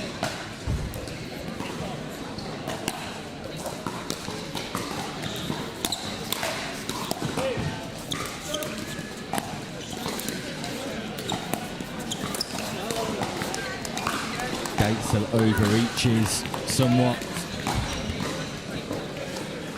Just gives Hitchman and Roberts a crucial point.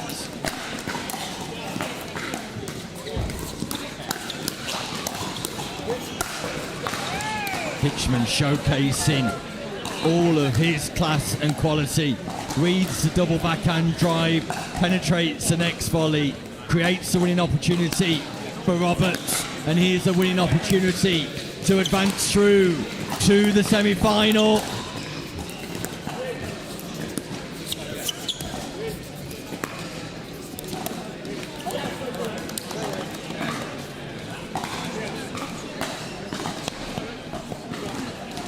Second match point.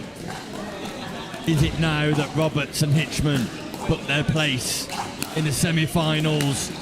The men's 4.5 plus, not quite. Ren and Gatesil still alive. Still optimistic of success.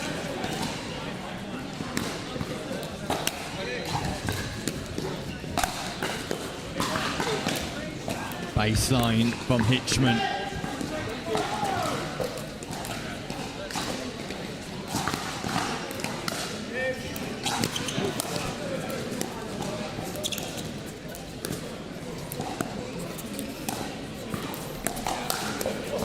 Tagged Hitchman's body bagged by the forehand of Ren. Fought on the chest, impaled by the X40.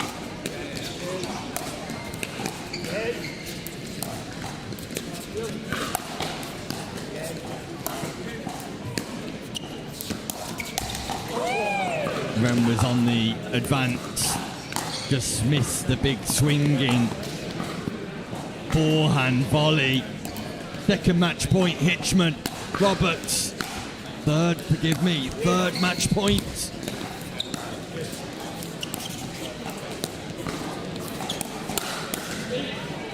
And there it is, Hitchman and Roberts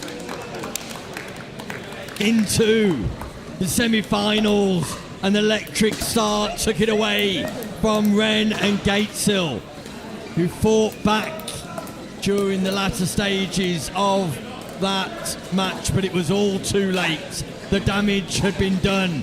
Roberts and Hitchman started like a steam train, and that train very much now powering its way into the semi-finals. As you can see, Hitchman and Roberts defeat Gatesil and Ren. They will take on the winners of the Adams, Loft House, Mayo, Anderson game. Meanwhile, we'll be bringing you the Basford Edwards Lee Manning quarterfinal, and that comes up right after this short break.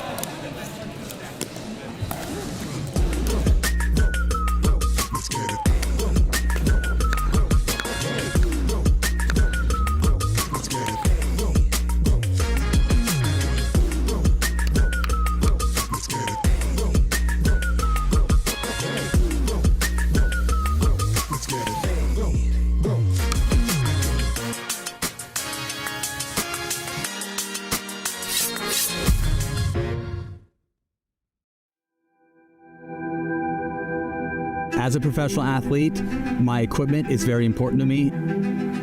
When I'm on the court, I need to trust what's on my feet. I need to stay focused with no distractions. I personally feel like the ViperCore Pro 2.0 is the best performance shoe out there.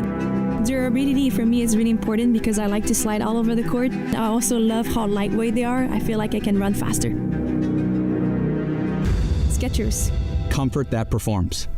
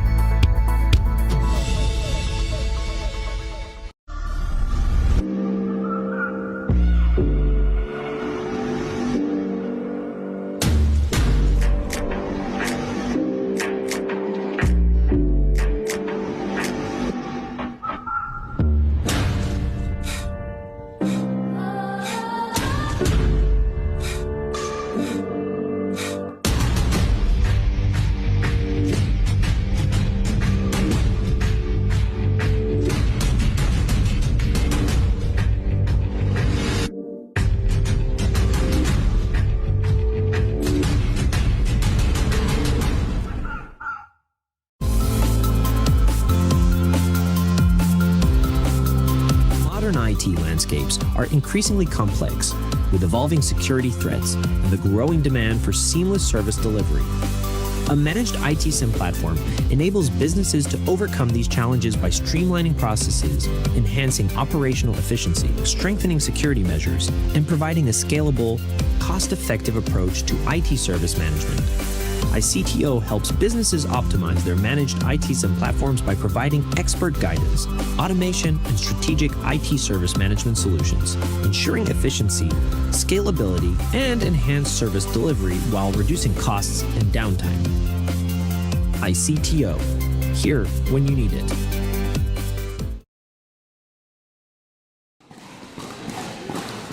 Welcome back to the Franklin South of England Pickle B tournament. We're at the quarterfinal stages of the men's competition in the 4.5 plus open age division, and it's Basford and Edwards taking on Lee and Manning. Dan Basford and Jack Edwards at the bottom of your screen. Edwards wearing the glasses. It's Ruben Manning with ball in hand, ready to serve at the top of your screen, partner in Jacob Lee. A race to 11. We're underway.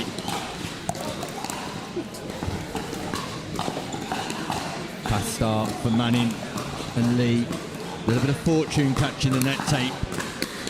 Nice execution from Jacob Lee. Jacob Lee continues to impress here today.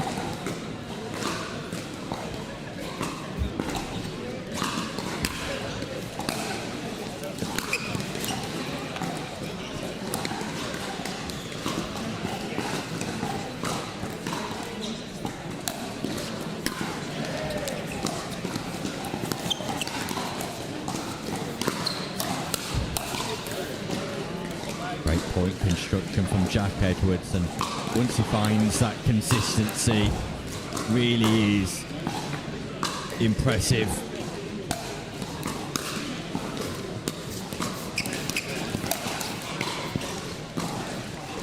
Reads a cross-court drop from Jacob Lee, executes that forehand volley.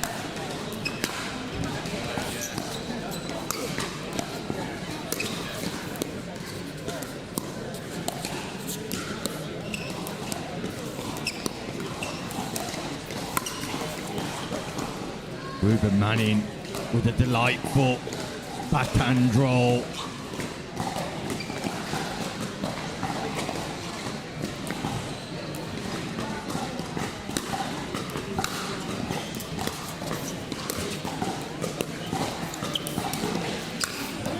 This time it's Basford with the backhand roll, and look at the construction. Drop, advance, drop, advance, penetrate with the backhand roll volley.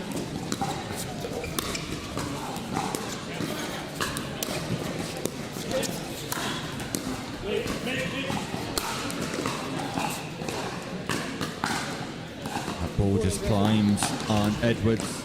Good communication between Lee and Manning. Lee steps across, powers that forehand towards the baseline.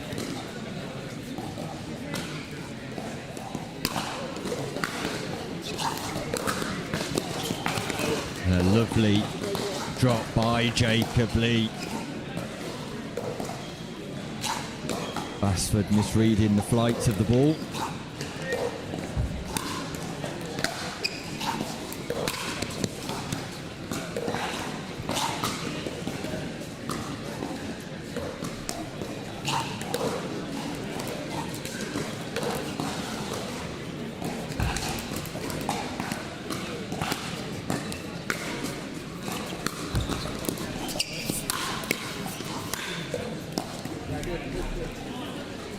Basford performing miracles, keeping that ball alive. But Manning keeps Edwards Pierce back. Jacob Lee with another delightful third shot drop.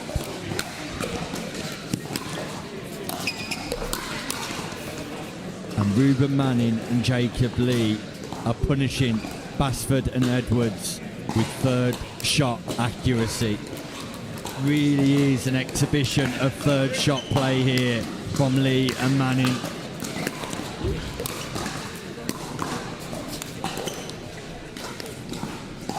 Third on point once more, fifth out of court.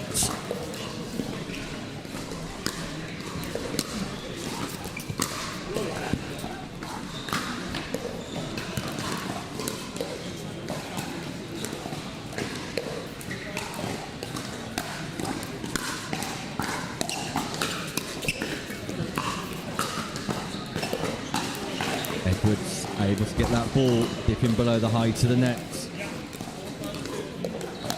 As a result, brings about more success.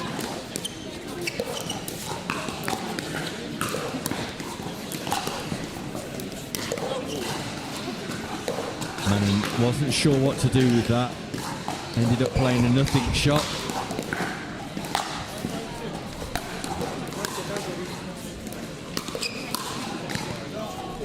And again, that ball dipping below the height of the net causes trouble for Manning and Lee. Greater accuracy from Basford and Edwards in their execution on third shot play, fifth shot resets. Brings about success for the duo.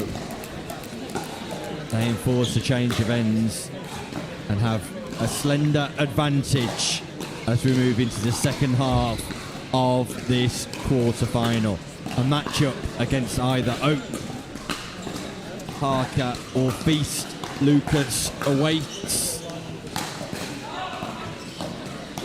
That game ongoing over on one of the outside courts.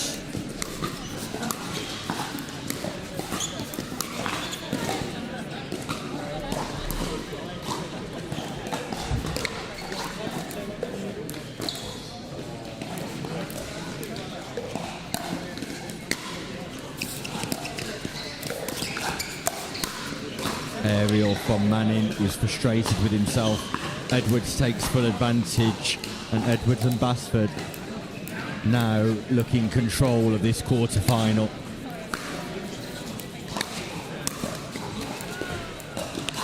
Error from Jacob Lee again. That ball dips below the height of the net, and it brings about success for Edwards and Basford.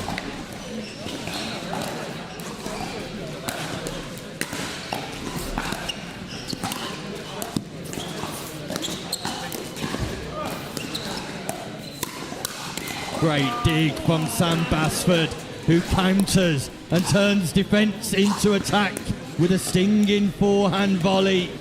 And all of a sudden, Edwards and Basford look set to advance through to the semi-finals, but not without one further opportunity for Lee and Manning.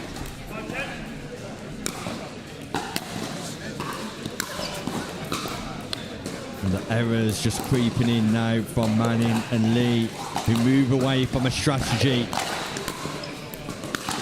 that rewarded them so well in the opening stages of this matchup. The third shot drops have gone, been replaced by third shot drives. Second match point, Basford, Edwards.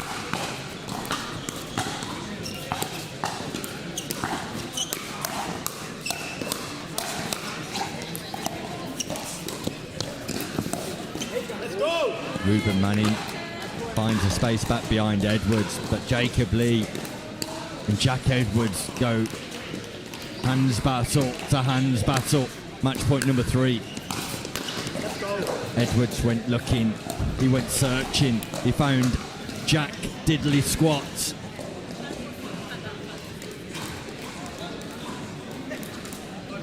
What can Lee and Manning do here? Will they find a third shot drop? There's a fifth, and they're in the rally. Manning just gets a little bit tall too early on that play.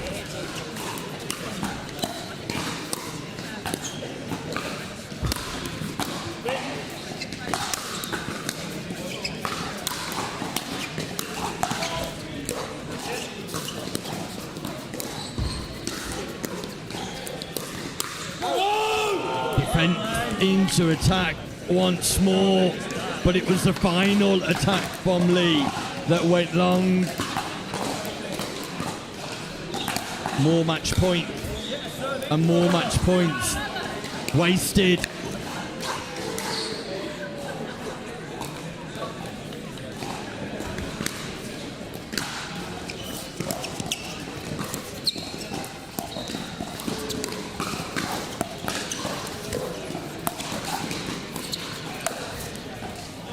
Edwards seals the deal. Basford and Edwards find a rhythm, find a consistency, and find success in the quarterfinals. They move on to semi-final action in our men's draw.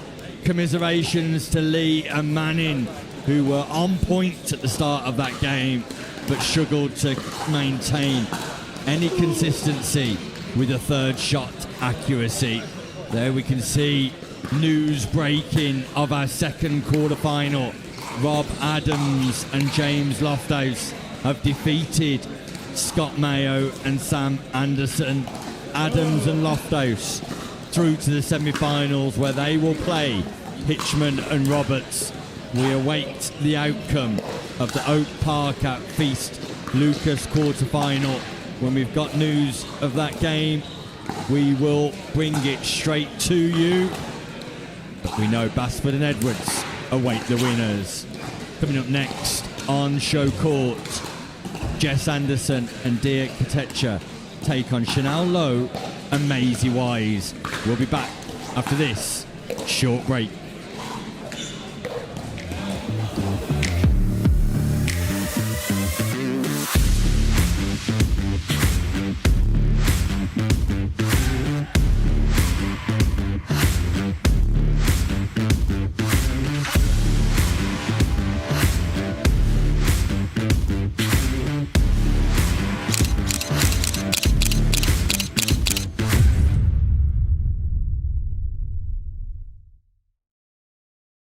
McGuffin here with Yola Pickleball. This is the new Magnus Lion. CAS paddle stands for carbon abrasion surface. Carbon abrasion on the surface here. It's a double frame carbon fiber construction. Great for performance, very durable, and it's edgeless, it's lightweight, it's aerodynamic, and it looks the part, I'll tell you what.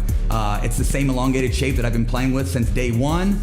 Yola did a great job with really making the hitting zone very forgiving. It has a ton of pop, and it just seems like the hitting zone is very consistent. This paddle is going to take your game to the next level. Go Yola.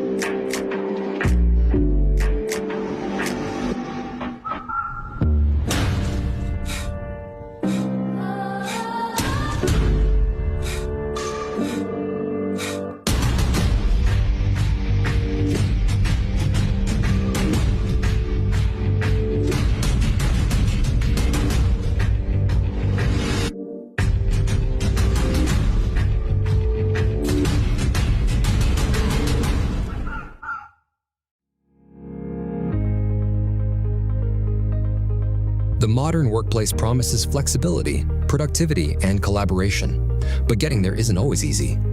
Many businesses struggle with outdated systems, security concerns, and the challenge of integrating remote and hybrid work environments seamlessly. ICTO delivers modern workplace solutions designed to tackle these challenges head-on. With expertise in cloud integration, enhanced security, and intuitive collaboration tools, ICTO ensures your team can work securely and efficiently from anywhere. Our tailored solutions streamline workflows, reduce the IT headache, and create an agile, future-proof workplace. Plus, with proactive support and strategic guidance, ICTO helps you navigate the ever-changing digital landscape with confidence. Don't let workplace challenges hold your business back. Choose ICTO to transform your workplace into a dynamic, productive, and resilient environment. ICTO, here when you need it.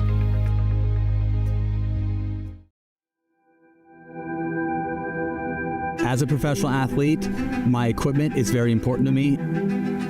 When I'm on the court, I need to trust what's on my feet. I need to stay focused with no distractions. I personally feel like the ViperCourt Pro 2.0 is the best performance shoe out there. Durability for me is really important because I like to slide all over the court. I also love how lightweight they are. I feel like I can run faster. Skechers. Comfort that performs.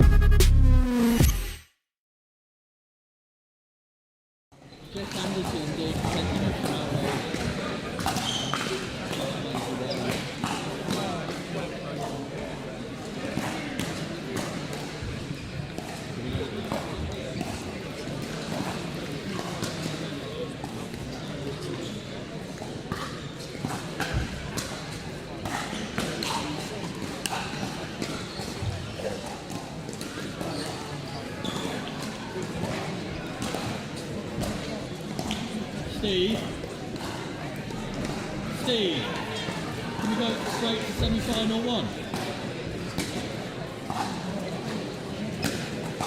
They've all had a break.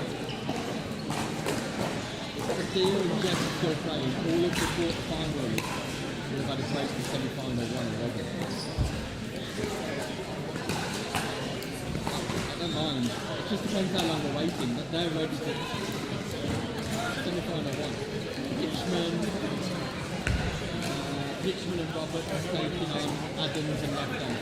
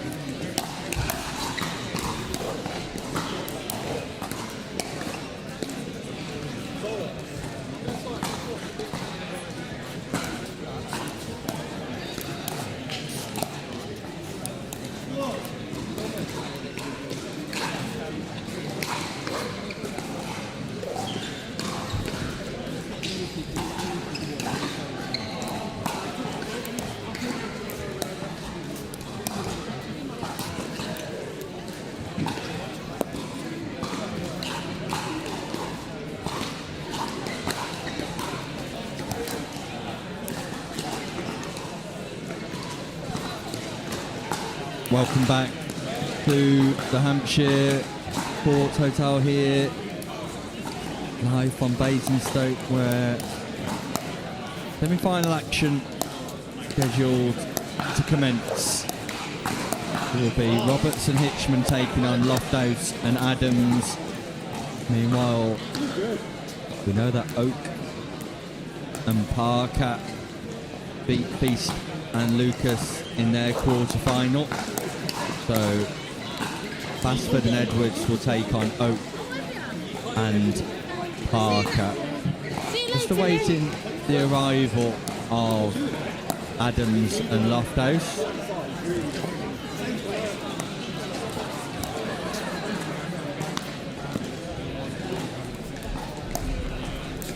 But in the meantime, Simon Farr joins me, and Simon, Knockout Pickleball continues to excite, and I know one of the nuances in the Pickle B format is that even after the group stages, everybody plays to a finishing position.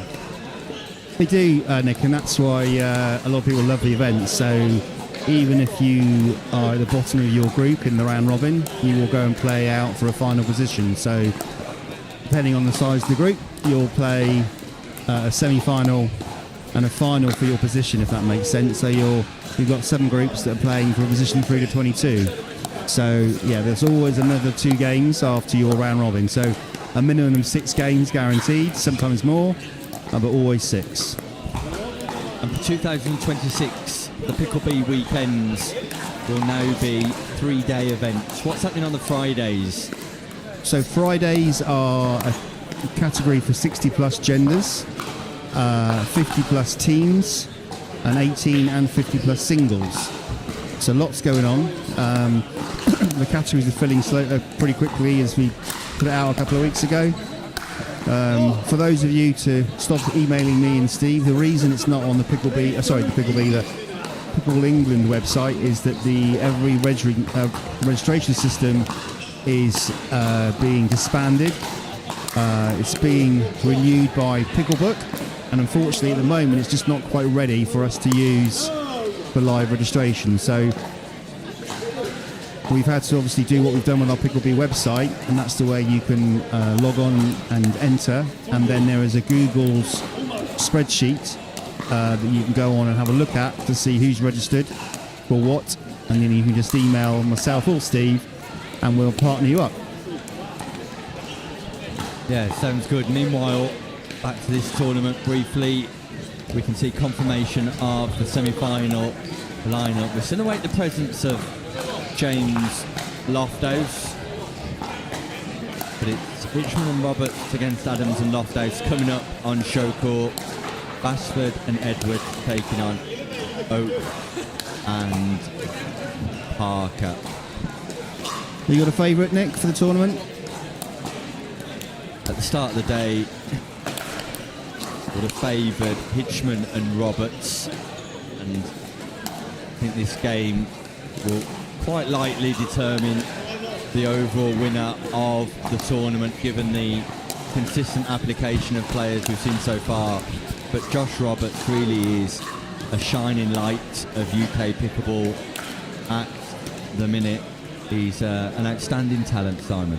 He is a power that he drives the ball at is amazing. How he manages to stay in is something else. So yeah, as you say, a rising star, and I think probably he can probably work a bit more on his softer game possibly. The one thing that lets him down is some of the missed thirds, and he's been caught out with a few backhand things as well. So still some room for improvement there, do you think? Significant room for improvement, but the likable thing about Josh is that he's incredibly coachable. His personality and character allow him to understand from a mature perspective where he is in relation to his own progress and development. He's been mentored by Sam Basford. He's also a coach in sport himself, so that gives some transferable opportunities to know what it takes to be a participant in the coaching framework, and he's got a bright future ahead of him. He has indeed. What's his background, Nick? Where does he? Is it tennis? Background's tennis. He's based in Hinckley, Leicestershire, so on the Warwickshire-Leicestershire border, and really is somebody to look out for in the future. I'll be surprised that if there were no spaces in the Premier Division, he wouldn't occupy them coming forward. Meanwhile, such is the fact that Loft House has not arrived. We are going to return to the original scheduling, and it will be a female game before that men's semi-final takes place.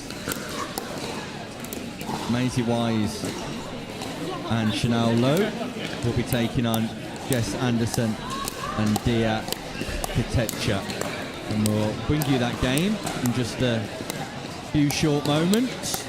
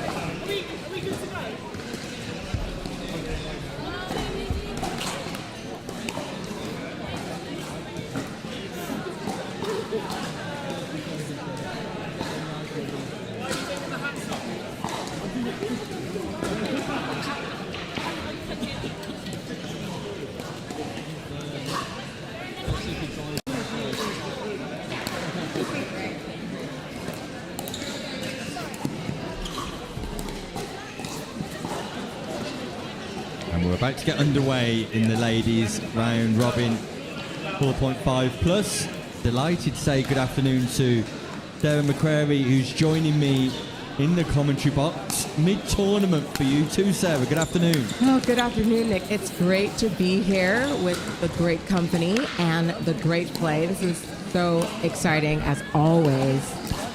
It's great to have you here, and congratulations on your show court success earlier on today. Has that form continued? That was such a fun game. Our pool is a really tough one. We have 1-1 now. So we've won one and we've lost one. We're going to see how the rest of the day goes for Jules and I. But we're trying something new with our format. I don't know if you noticed it or not. No.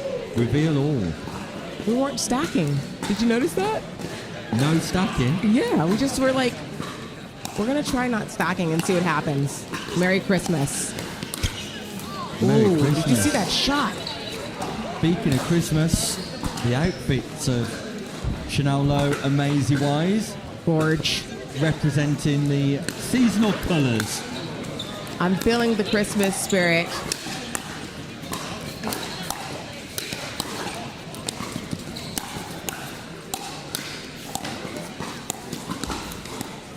Wow. Yeah, double wow. Thou shall not pass against Dia Katecha. Some phenomenal defence but persistence on the volley attack from Y. That was beautiful. The hands were just everything. Oh, and just a missed serve from Wise there. We're going to server 2. Chanel Lowe.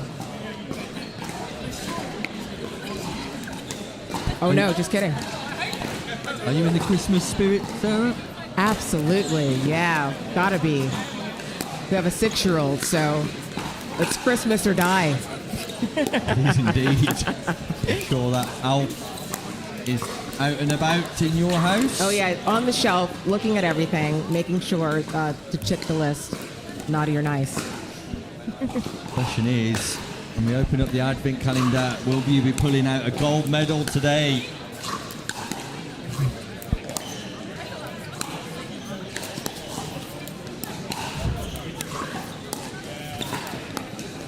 Look at the patience here with the dinking. It's so good.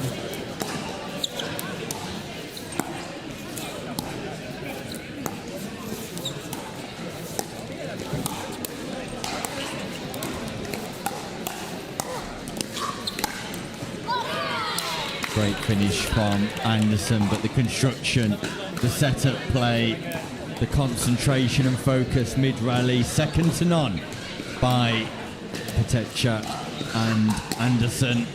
Agreed. That was opened up just wide enough to make a beautiful play, and then a neck cord. Fortune for Anderson, recognised by Wise. I love the playfulness on the court here. It's so great.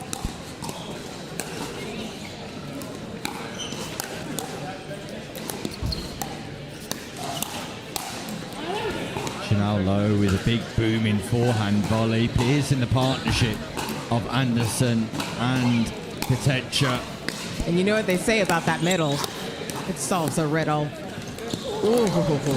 Does indeed solve the riddle. Anderson not able to reset mid-court. So scoring opportunities for Wise and Lowe.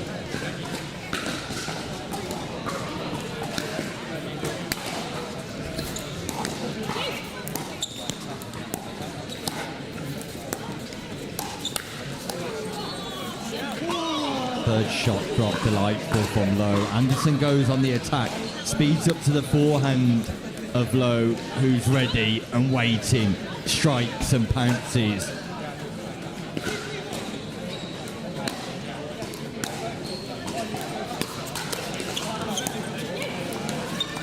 Wow, look at that backhand placement. Just so perfect. It works out. Just a nice shot sometimes. It doesn't always have to be powerful. Precision and direction from Lowe, effective. And Chanel Lowe is performing Christmas miracles here on Championship Court. Yeah, it is a gift to look at.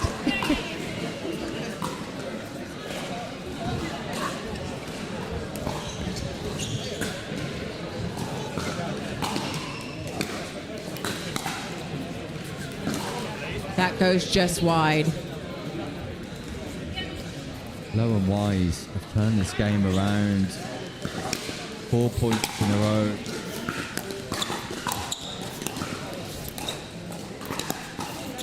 Oh, we're going into another dinking battle. Who will win this one? Oh, put her out wide. Oh, tried to make the space there. Did you see that? But then tried to go down the middle, and it just didn't work as well there. That ball just dropped a little bit too low for Anderson to play that topspin roll, and Chanel Lowe's consistency, I think, a beauty right now, Sarah. Absolutely. They're just in the zone. Maisie and Chanel are working this game out, and they're working it well. Leaving no crumbs at the moment. Leaving no crumbs at all. It's Lowe who is applying herself with great consistency on the show court. A standout performer. We're going to have to start doing MVPs at this point. It's looking good.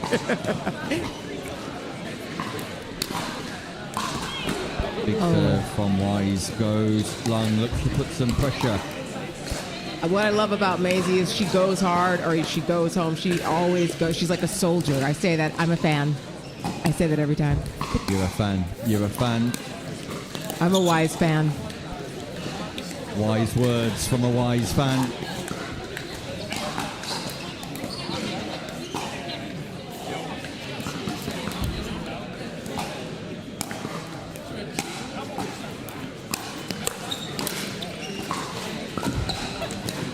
Close, but just out on that line over there. Scoring opportunities. Anderson, Patecha. Lovely drop.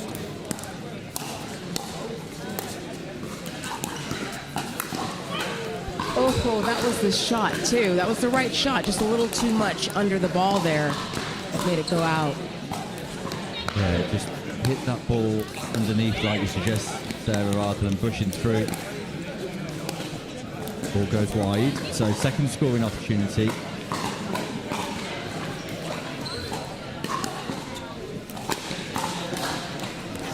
That will be out there.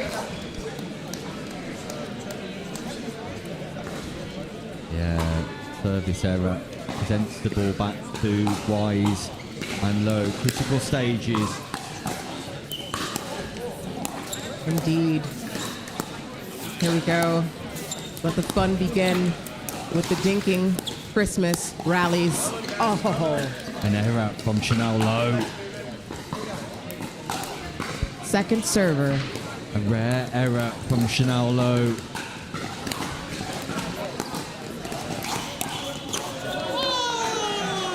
Fortune gets the net kiss, gets the net tickle, takes it away from the paddle of Jess Anderson.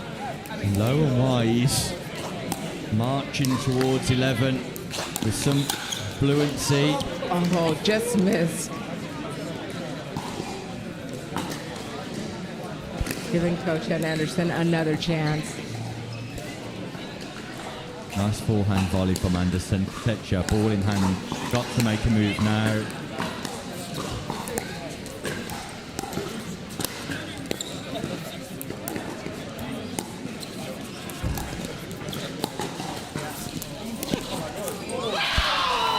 Good pick up from Maisie Wise. We love it. Celebrates with great delight. I love the roars.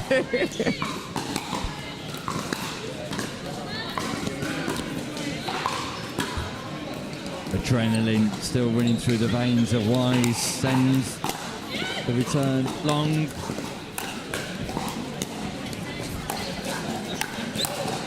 It's a delightful backhand. Jess Anderson, an exquisite double backhand volley. Absolutely beautiful. Anderson to serve.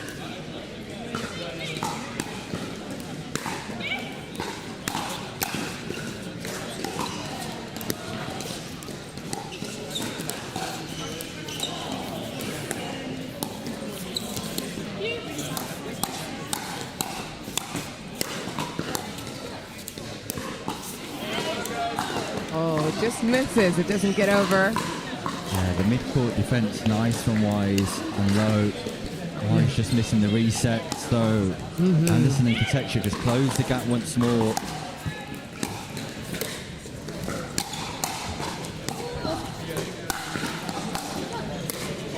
Lovely reset from Katecha.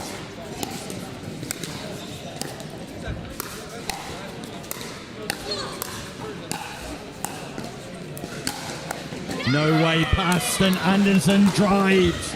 Katecha defends the castle with aplomb, and Anderson and Katecha draw level. This game was once 8-2, but how the tide has turned. The door is open. Anderson and Katecha are walking through. Gotta love that, Nick. Everything you said, I second that. That defense, oh my goodness.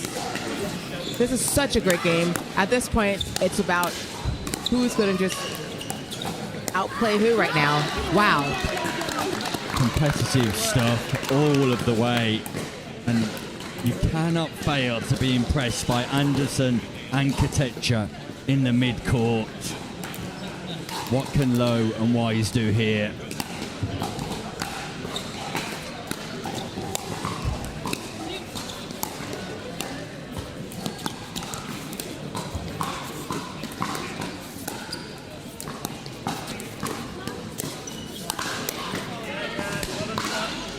Ball possibly going long, and Chanel Low just stuck her paddle on the Franklin X40 but sent it into the net. Second scoring opportunity. Low, Wise. Crucial exchange in the context of this group matchup.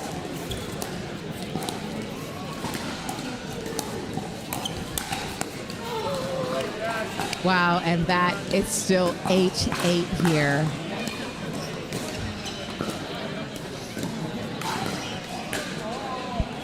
Anderson and Katecha to serve. 2 scoring opportunities.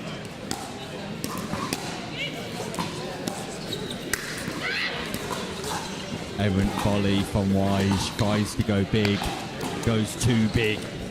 Look at the score line. Anderson and Katecha have got the lead. It was 2-8.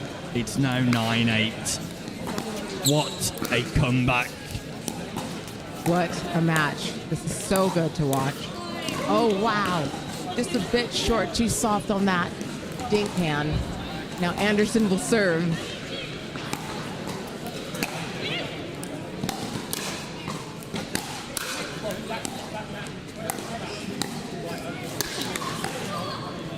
Unbelievable reset. Ball was going longer than Maisie Wise misses the forehand volley.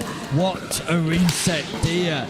Katecha brings up match point. These girls came to play today.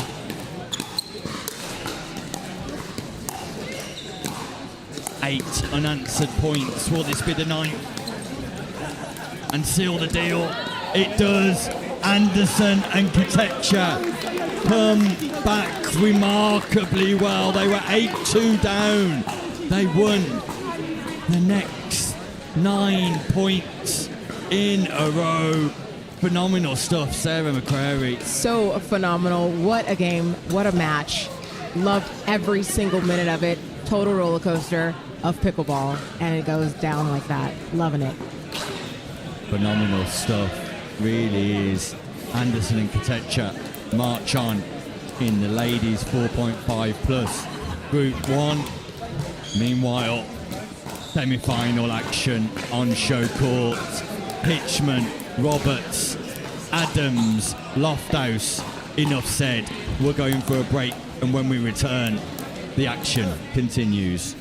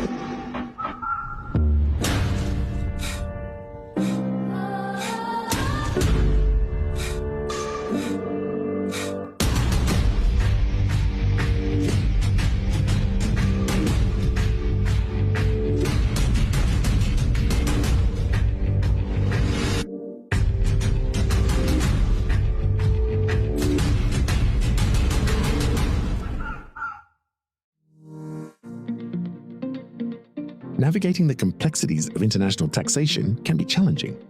Partnering with a tax consultant from ICXO offers numerous benefits. Our experts provide tailored advice on corporate tax structures, intercompany financing, and tax-efficient cross-border transactions, ensuring compliance and optimal financial outcomes. Specializing in Middle East tax planning, we offer in-depth guidance on regional regulations and negotiations with tax authorities. Additionally, our team assists with transfer pricing policies, aligning with OECD and local regulations, and managing tax risks across multiple jurisdictions. Trust ICXO to navigate the complexities of international taxation effectively. ICXO Tax, less taxing.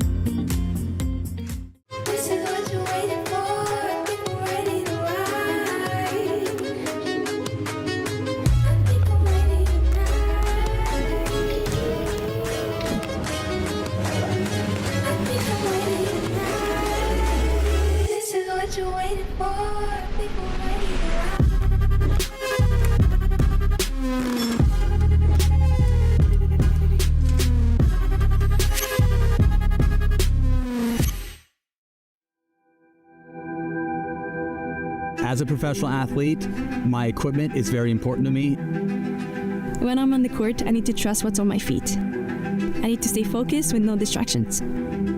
I personally feel like the ViperCourt Pro 2.0 is the best performance shoe out there. Durability for me is really important because I like to slide all over the court. I also love how lightweight they are. I feel like I can run faster. Skechers. Comfort that performs. Hey Team Diadem, we got something new for you. We're taking it to the max. Introducing the Max Shape, the widest paddle in our collection. The new wide body Max Shape is available in the Edge 18K, the 18K Power, and the Icon Infinity. Not only is your sweet spot enhanced, but your surface area is increased and your spin potential is maxed.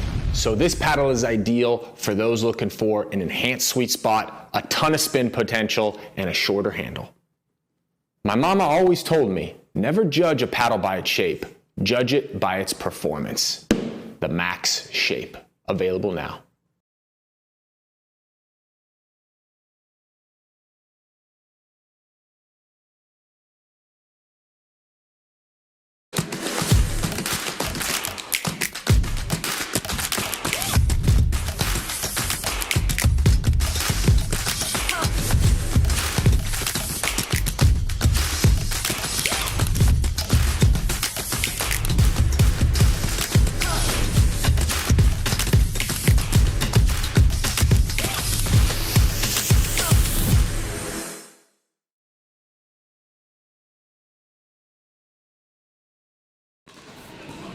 Welcome back to Franklin.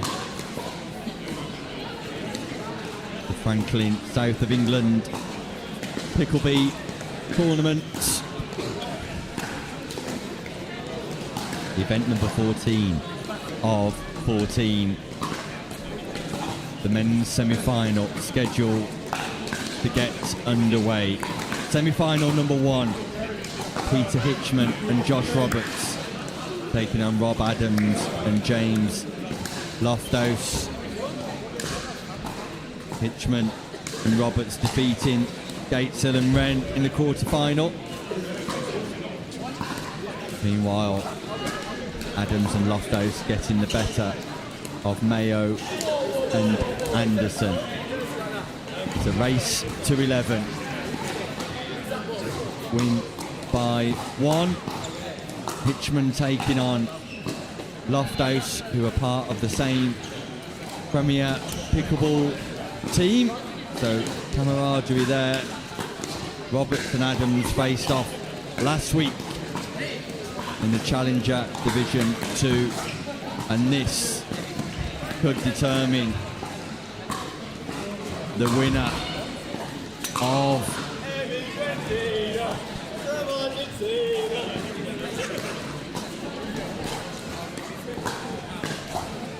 the competition.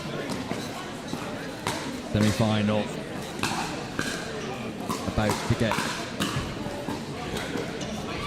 underway now. Hitchman ball in hand, Adams receiving.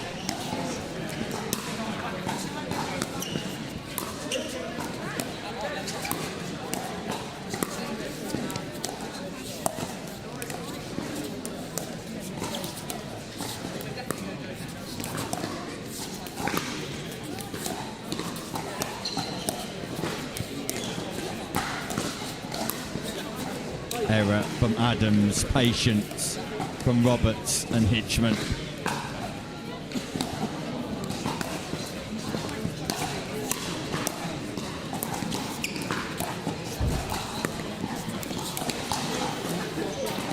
Peter Hitchman.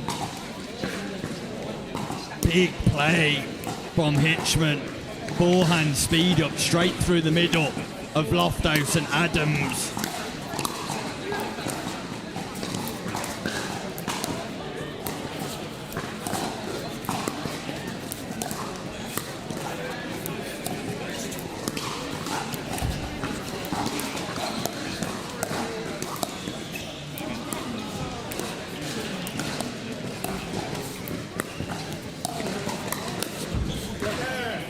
High quality from all 4 players.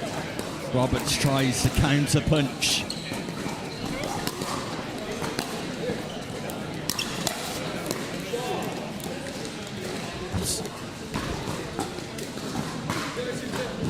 From Roberts. Loft House sends his serve long, and this is not the start. Loft House or Adams would have wanted. Hitchman on the read. Russian crush. Shake and bake. Roberts on the drive from the baseline. Hitchman penetrates with a backhand volley.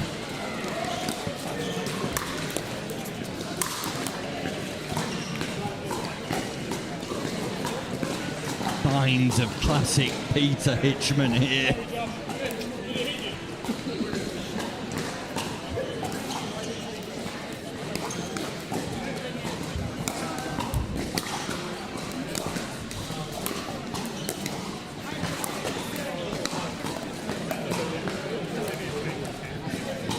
Once again, just like the quarterfinals, Roberts and Hitchman off to an electric start. 4 unanswered points.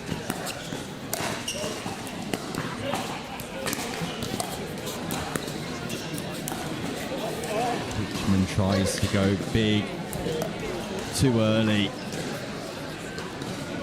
Just needed to sit in that exchange. Scoring opportunity. Adams, Loft House.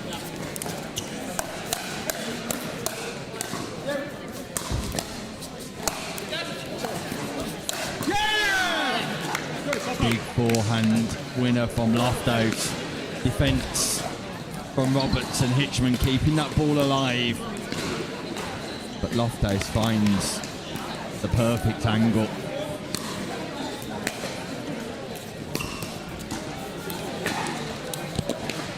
Fine margins on the third from Adams, just catches the net cord.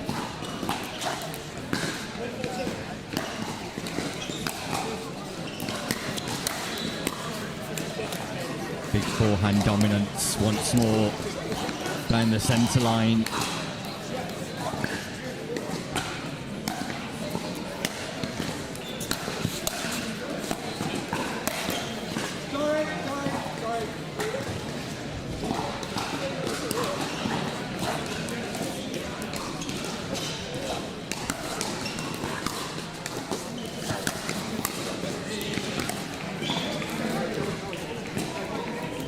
Non-score inside out.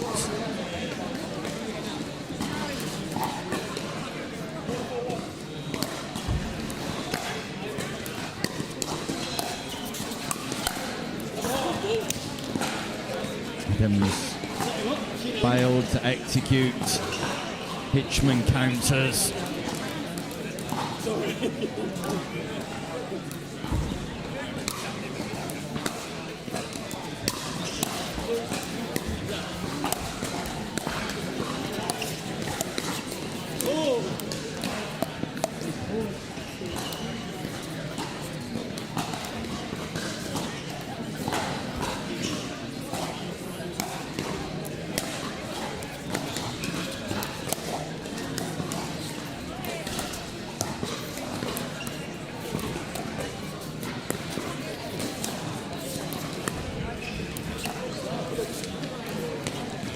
Adams gets the better of Hitchman on the cross-court dinking exchange.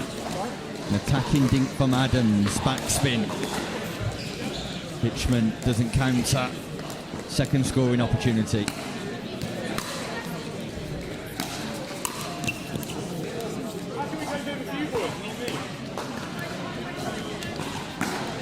Drive from Hitchman. Volley into the net from Adams. Score they do.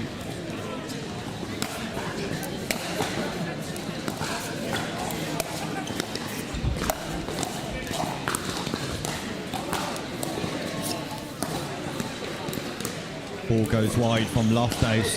Vintage from Hitchman. Resetting mid-court. Just putting that ball back into difficult areas. Unattackable areas. And Hitchman and Roberts dominating. Loft House and Adams at the turn. At the change. It's a 5-point advantage for the Warwickshire Pickleball Club duo. Place in the finals awaits for the losers, the bronze medal match. Let's not forget the wider picture of the Franklin UK Tour, either the season finale, event number 14. Loft House currently sitting top of the charts.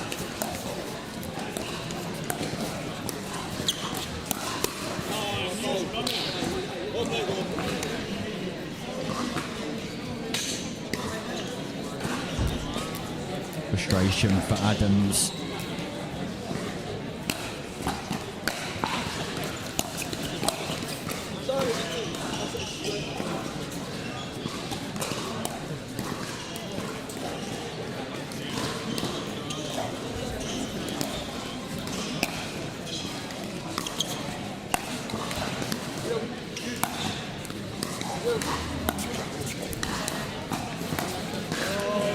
Hitchman, ambitious, tries to go into out. Adams, consistent, a great approach to the non-volley zone from the stinger. And fortune for Loft House off the net tape.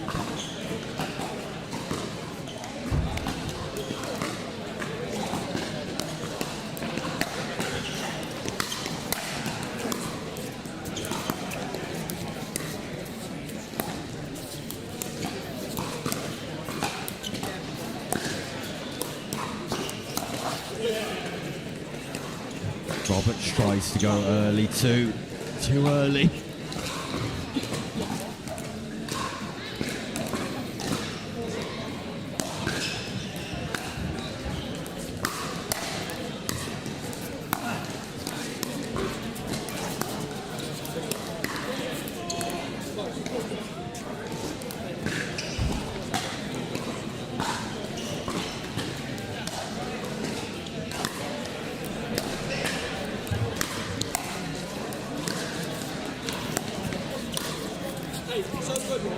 Rob Adams once more, consistent approach from baseline, transition zone, penetrative volley, attacking volley at the kitchen, but then misses a third drive. Gaps down to 2, scoring opportunities for Roberts and Hitchman.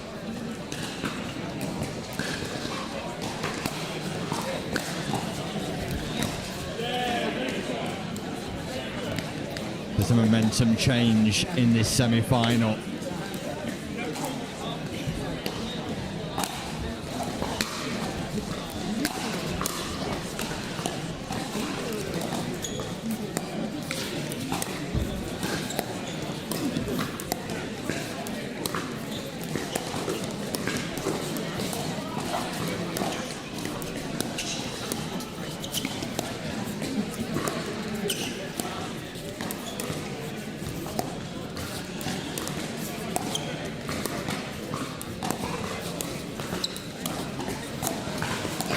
Brilliant pickleball, phenomenal pickleball. Adams undefeated in those exchanges. Loft House redirects the volley drop back behind Hitchman. A non-scoring side out.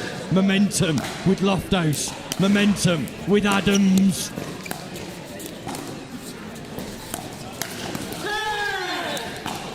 Hitchman presents Loft House with a volley.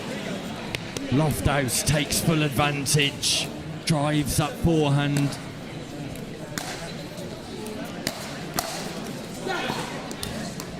Roberts powers the volley back to the forehand of Adams.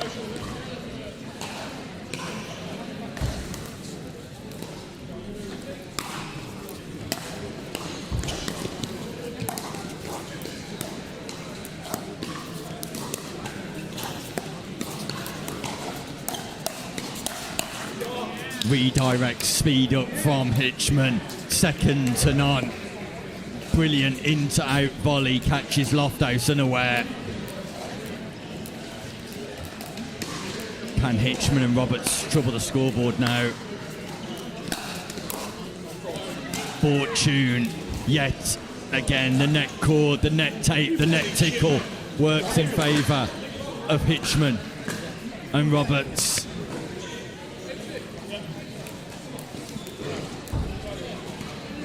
Crucial point on the board. What a reset. Hitchman, what a reset. Done the hard work on the baseline.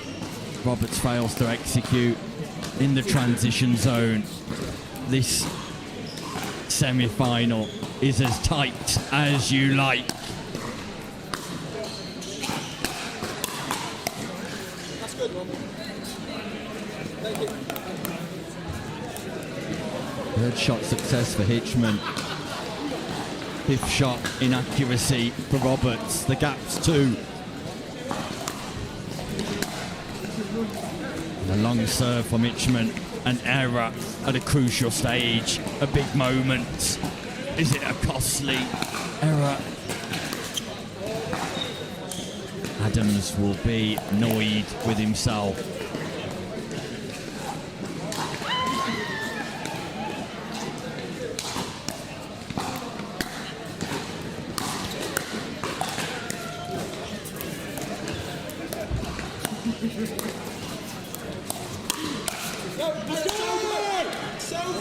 Josh Roberts goes hard. Adams responds. Roberts can't counter. We're tied at 8-8. Race to 11. Win by 1. It's a 3-point game. It's tense. It's tight.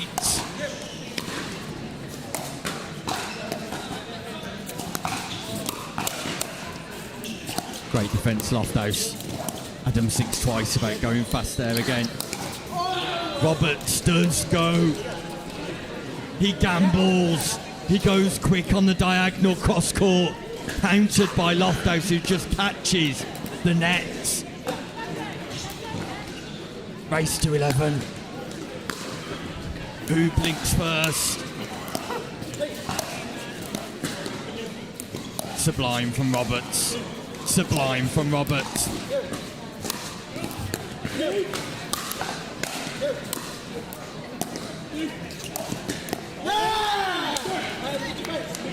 Great defence by Roberts, but Loft House and Adams remain sharp to the counter. How big is this right now? A missed fifth by Roberts. Third shot efficacy, fifth shot inaccuracy, not once but twice. And now Adams and Loft House with a chance to take the lead.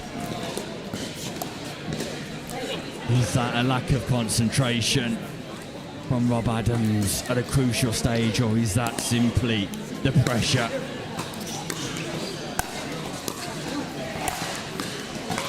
Huge forehand power from Hitchman, a non-scoring side out.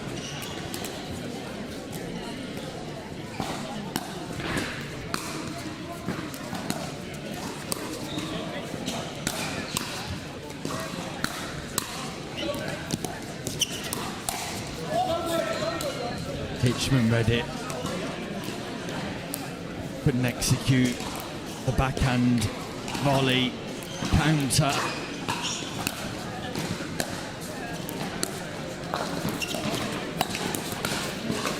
Phenomenal from Peter Hitchman, a big moment in this semi-final. It's an Ernie as he jumps across the non-volley zone, executes the volley with aplomb. Hitchman and Roberts into the lead.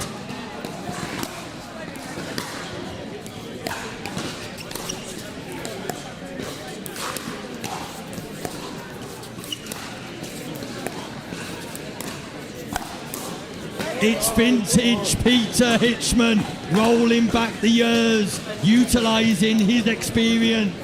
It puts Roberts and Hitchman on match point in their quest for a place in the final.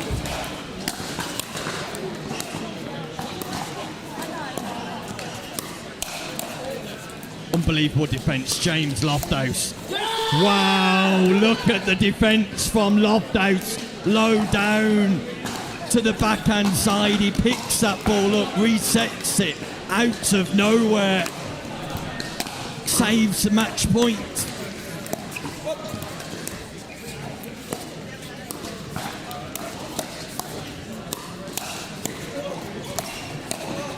No way. It's not possible. Hitchman resets his footwork. What a rally. What an exchange.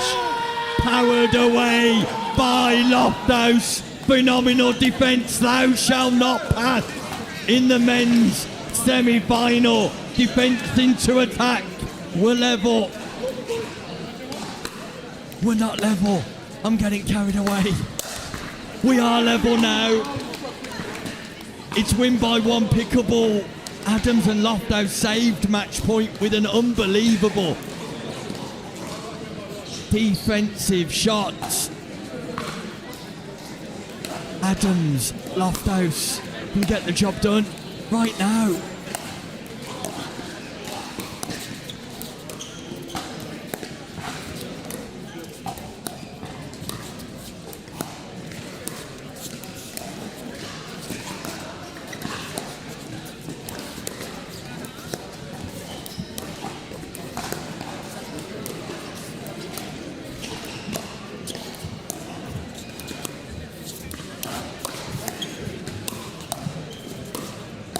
Wow.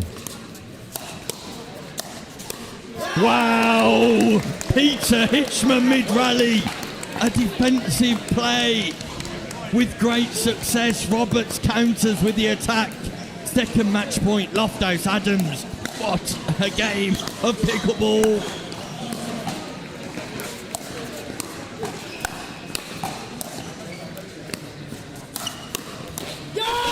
Adams and Loft House seal the deal. Save match point with the play of the day from Loft House.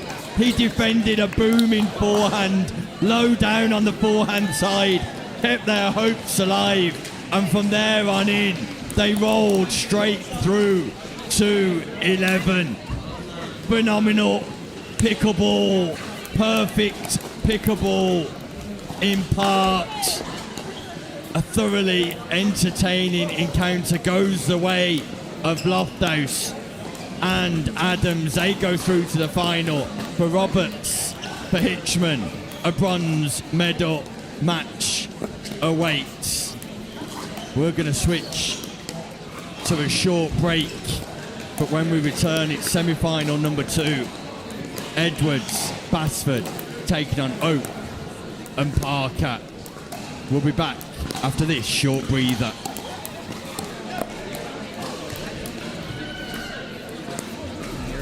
Ullah Pickleball. This is the new Magnus Lion. CAS paddle stands for carbon abrasion surface. Carbon abrasion on the surface here. It's a double frame carbon fiber construction. Great for performance, very durable, and it's edgeless, it's lightweight, it's aerodynamic, and it looks the part, I'll tell you what. It's the same elongated shape that I've been playing with since day one. Ullah did a great job with really making the hitting zone very forgiving. It has a ton of pop, and it just seems like the hitting zone is very consistent. This paddle is going to take your game to the next level. Go Ullah.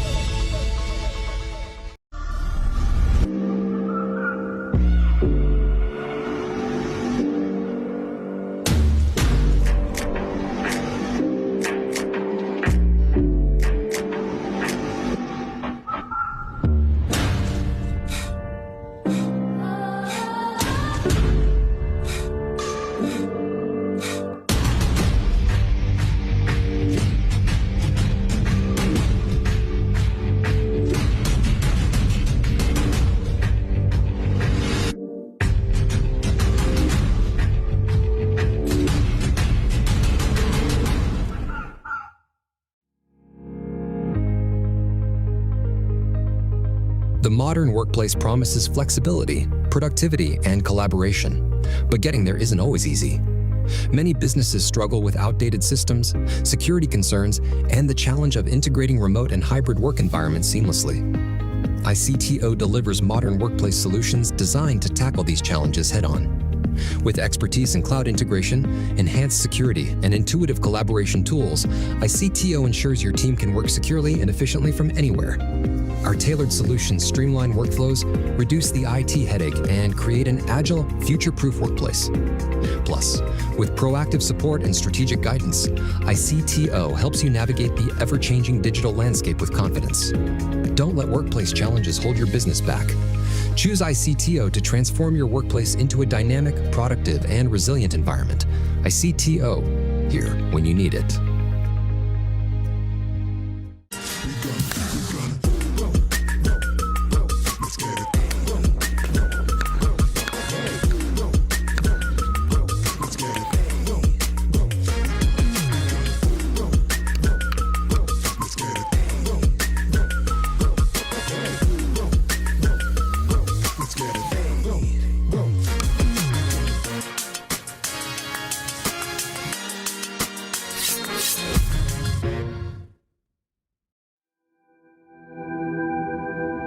As a professional athlete, my equipment is very important to me.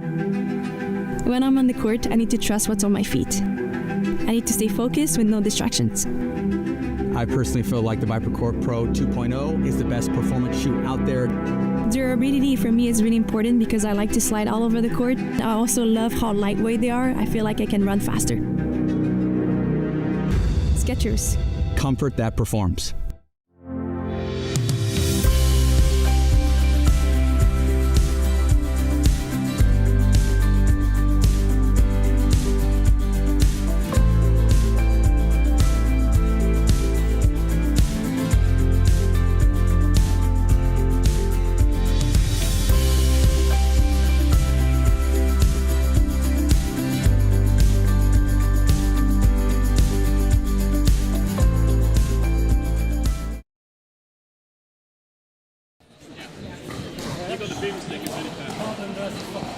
Welcome back to the Franklin South of England Pickleball Championships in association with Picklebee, powered by Fox Pickleball, Skechers Pickleball. Production brought to you by Obspot Cameras. I'm delighted to say that the men's semi-final action continues. Edwards, Basford, top of your screen, Oak, Parker at the bottom, and joining me in the commentary booth to savour the delights of this men's semi-final, Sarah McCrary. Sarah, welcome back. This is so, again, phenomenal. The energy is electric. The play is exciting. And thank you for the welcome. I'm happy to be here. Great to have you here, Sarah, in between your own court conquests. Yes, the level of play today is just great. It's grand. It's on another level. It is indeed, and we're still recovering after the first men's semi-final, which was one of the great matches of 2025. Edwards goes big on the third shot drive, but it really was a game to just enjoy, and a game that I'm sure many will look back on, Sarah. I can't wait to look back on it. I'm going to go home and look back on it as soon as possible. Wait till you finish your games first, maybe. Okay, yeah, I could do that. I'll wait. Grand. Not a great thing of mine to wait. I'm not very good at that. A little bit impatient. A little bit impatient, yeah. Oak and Parker, phenomenal in their quarterfinal, defeating Lucas and Feast 11-1. And we referenced Lewis Oak earlier. Very much, we could describe him as a confidence player. When his confidence is high, second to none. When his confidence is low, tries to execute rallies a little bit too soon, but as you can see here, that level of dominance goes Wow. Hands battle to hands battle with Sam Basford and comes out on top.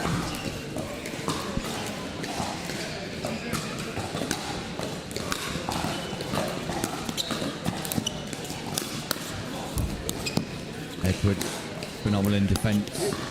Resets that ball. Basford speeds up to Oak. Oak stands ready. Sam Basford heading out to the World Pickleball League to coach in January. Sarah? Some people are going to be very lucky to have him as a coach. He's such a great coach and a great player. That's going to be awesome. Yeah, English Open success for Basford this year, playing with Coco Lococo of Australia. They come away with a gold medal in Salford, and a very rare appearance on court from Basford, who just enjoys the process of playing occasionally these days. Oh yeah, that's the smart way to do it, though. You know, I think everybody loves somebody who's acting like they're going to retire and then comes back. Well played, Sam. Edwards trying to go big early in that rally. Again, an ambitious play when you're 0-4 down in a semi-final. Good communication there, but it just didn't make it over the net there. Sam saying to switch. They switched just a little bit too late to get that ball over. The narrative for Basford. Fast hands from Parker. Wow. That was Trigger beautiful. Response. What a treat that was. Was. Festive treat. The narrative here for Edwards and Basford today so far has been start slow, warm up mid-match, and then deliver success at the end. And this is another example. They are starting slow in this semi-finals. A 5-point deficit already, Sarah. Wow, there's that ball's out of here. And that ball has been getting a good whacking, so I'm not surprised. Franklin X40 has been absolutely destroyed. That will go off for recycle. We like that. We're green. We're clean and green. Clean, green pickleball. You're a machine, Sarah McCrary, an absolute machine. It's because I get all my advices from you, Nick. I'm trying. That's the last place you want to receive advice from. You've got a great advice. Seriously, honestly, on the real. Be kind. Lovely drop from Basford. Parker just tries to generate some backspin on his response, but Basford and Edwards Is that another ball? Another ball are off the mark. has been cracked. These X40s are taking a licking and a beating and everything else in between. Just poses the question, have they been stored in a cold place, Sarah? If they've been stored in a cold place, they're probably not going to be fit for purpose. We're being stored in a cold place right now. You are right, and I'm beginning to crack. I'm just hearing they've been held in Steve's lounge. The question is, can Steve Beale afford his heating bill? They're going to have to be heated if we want to make these balls last. I've been in Steve Beale's mansion. He's got that fire roaring at all times. So then we know that they're in a safe place. They are indeed. Cold conditions and every single ball is prone to cracking, but these guys are just too strong. That's what it is. These guys are like all the superheroes combined on the pickleball court. Just too much for the X40 to take. We'll see if another ball breaks after this. I think it's looking good. This one's looking sturdy. Maybe we can have an instruction out to court to just utilise the softer version of the game. Let's have a few dinks. Maybe not.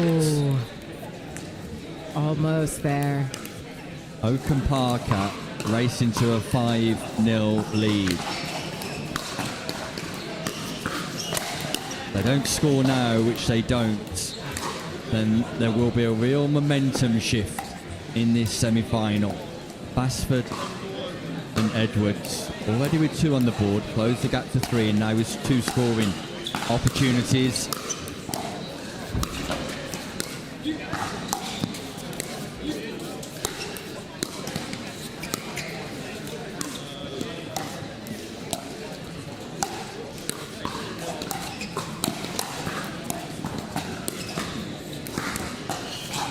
Basford just a little bit slow getting forward, and that's the first and only time I will ever advise Sam Basford. That's it. That's all you get, Sam. That's it. There's nothing else I can tell the man. The all-knowing Sam Basford.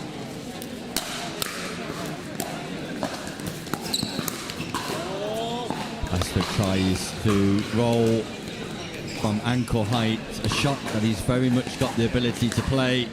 Just misreads, doesn't generate enough back spin on the ball, or top spin rather. Look at the power from Jack Edwards, and that's what's happening to the X40, Sarah. Yeah, it's still surviving this one. This one's a strong X40.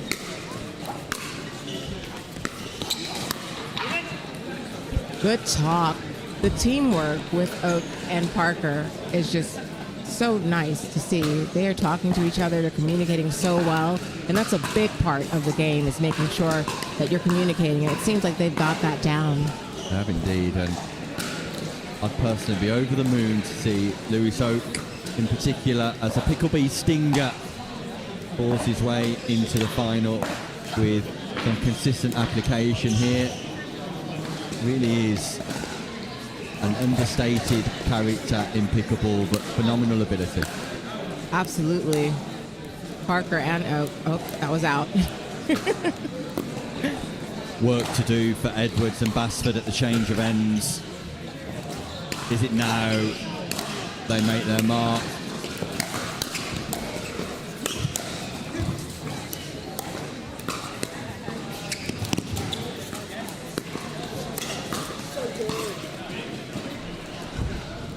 Parker has come such a long way too. Like, I started playing around the time when he was playing, like about 2 years ago, and at Royal Berkshire.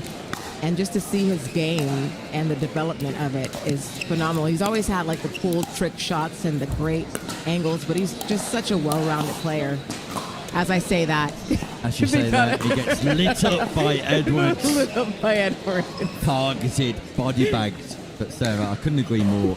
His improvement in the game, particularly in the last 6 months, monumental.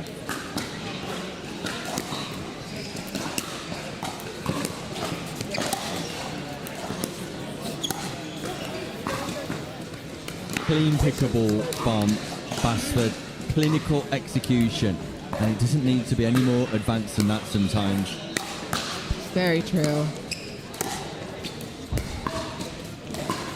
Simple can sometimes win games more than flashy.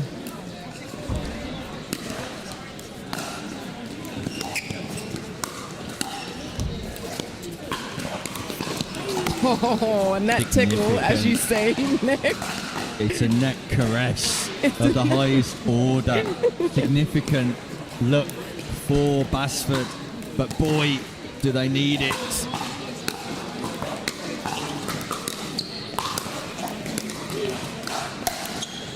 That's just not coming back for a long, long time. It's still rolling deep into the Basingstoke arena here. But the question I have is, how's the X40 doing? Slightly injured, I should imagine. A little bit of a headache.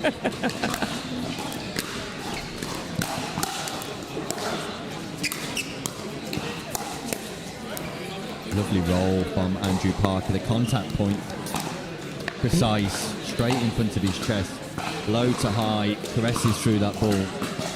Yeah, he's using that flick. It's beautiful. Just long this time around.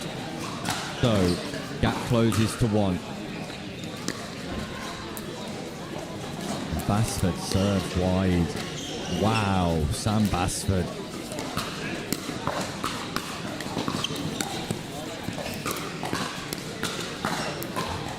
Feels like a huge exchange. Oak and Parker have been stuck on 6 for quite a while. Yeah, it could be anybody's game at this point. It's so close. And they've really closed that gap, didn't they? Have indeed. It is a non-scoring side out. Basford and Edwards are in the ascendancy. But another miss-serve from Basford. What are we watching?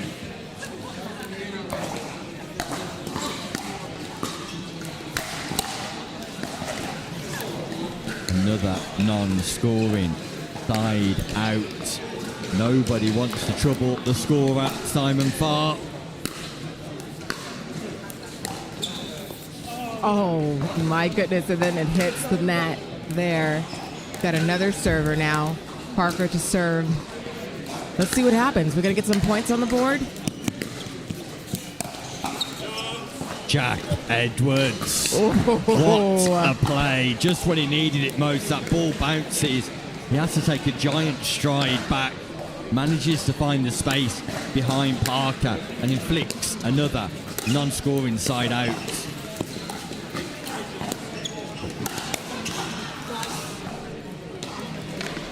Parker backhand.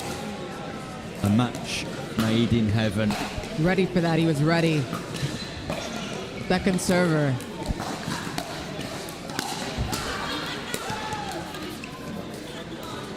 It's tight, it's tense, it's edgy. It's the men's semi-final. And it's been the same score. Wow. This is incredible. This is how tight this game is. This is how good this game is. This is how the competition goes. They're not even able to score. Look at this point. Woo! Boom. Aggression from Parker. Leaps in the air like a salmon.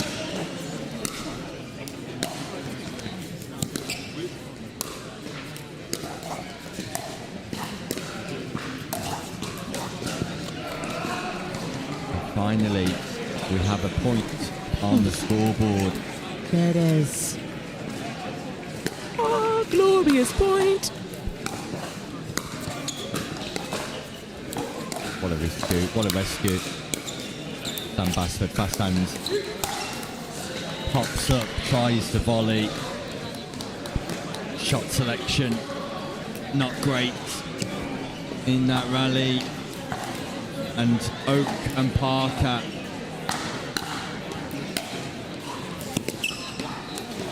open up a 3-point advantage. Can Basford and Edwards find a way to score a point themselves?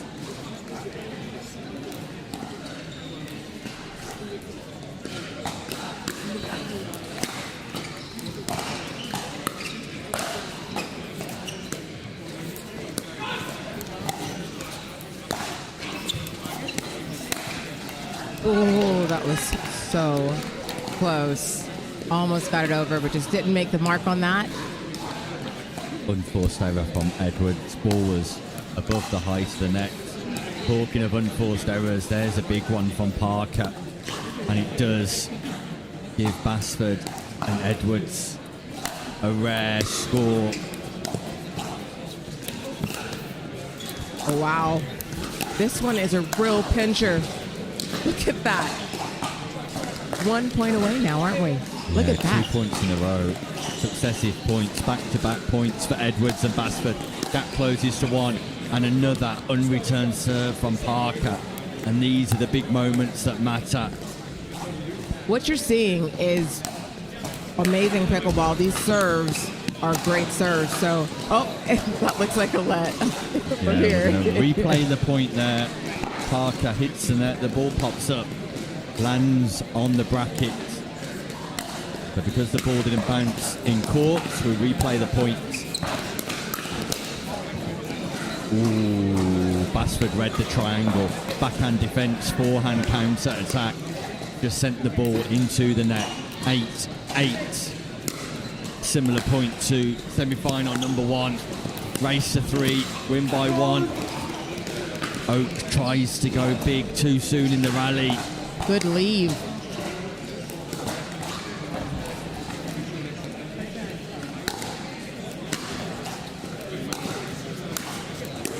It was 5-0 to Oak and Parker. We're now tied at 8-8. The narrative continues for Edwards and Basford as it has done all day. Will it end in a winning one?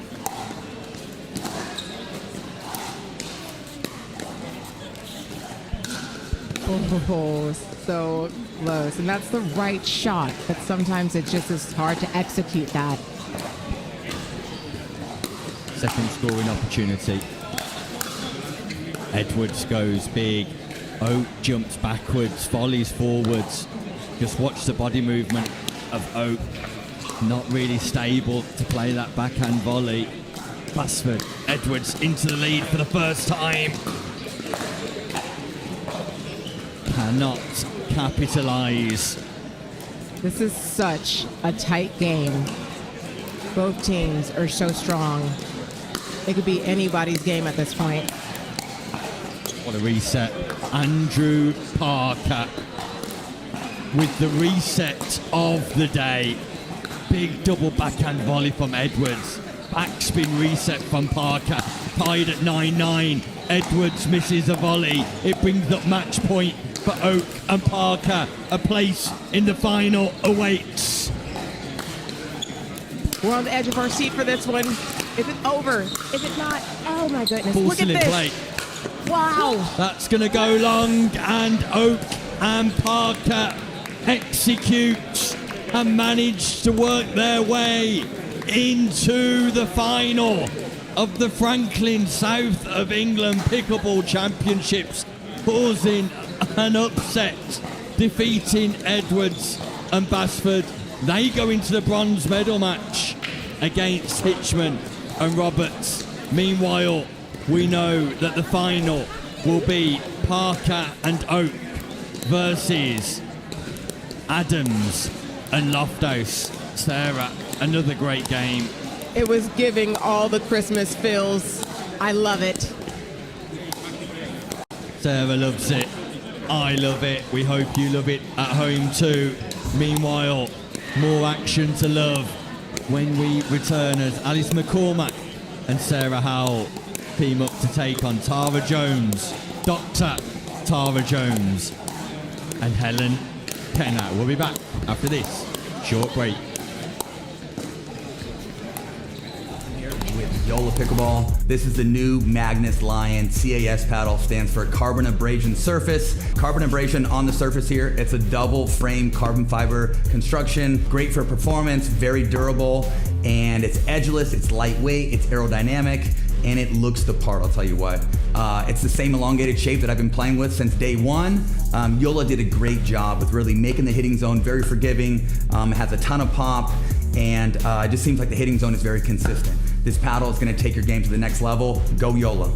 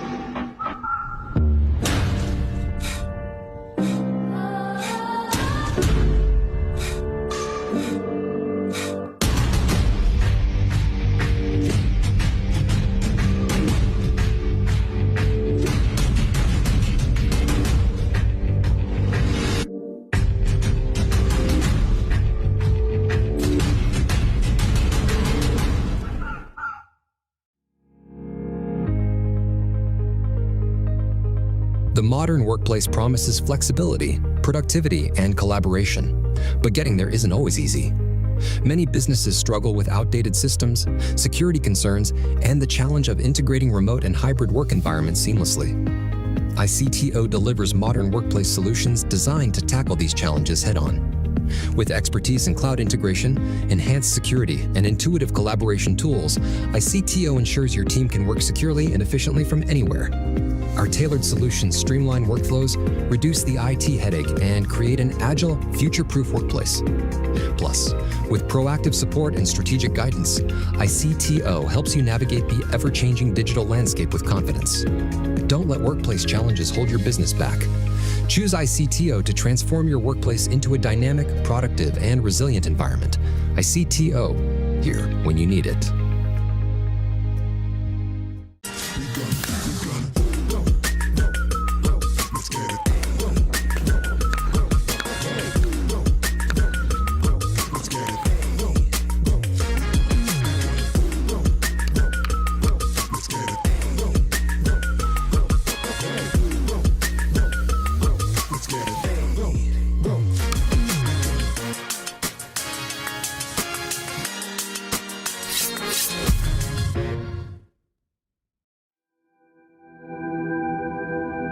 As a professional athlete, my equipment is very important to me.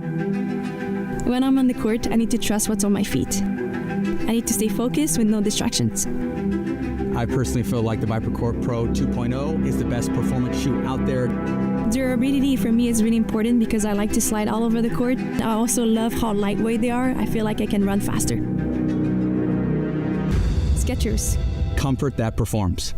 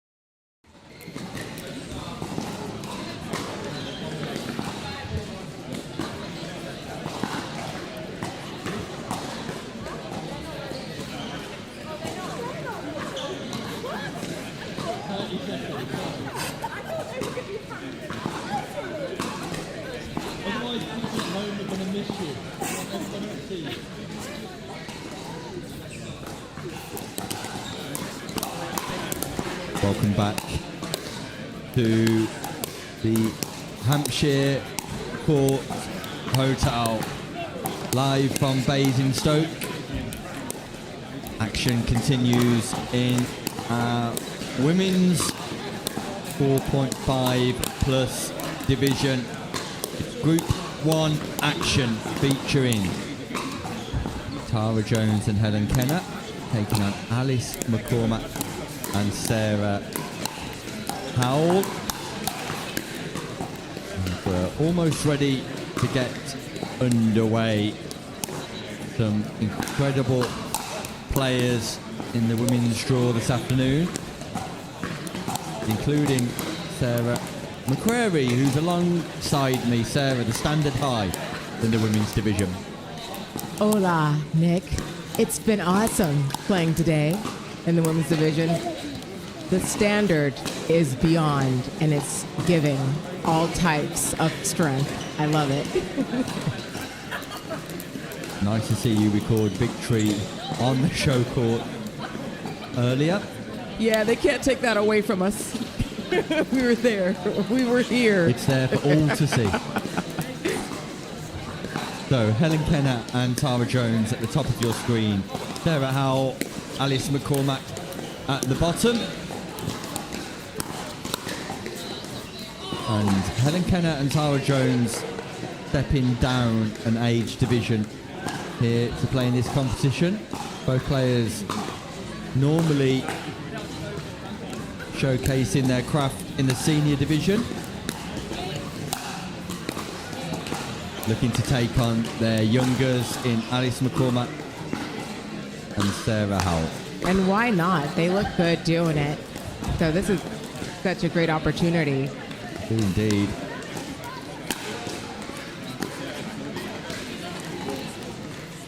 Dr. Tara Jones and her husband, Professor Graham Jones, recently released a book, Sarah, on the psychology of pickleball. Ooh, that sounds like a grabber. Does Have you read indeed. it at all? I haven't read it all, no. It's a book I need to get to. Maybe something over the Christmas period. Maybe a stocking filler that can keep me occupied during those cold winter nights. But we reference the psychological impact of not just pickleball but elite level sport on a regular basis, and how much that has an impact on a player's output in relation to their physical and technical abilities, and maybe that will crack the code.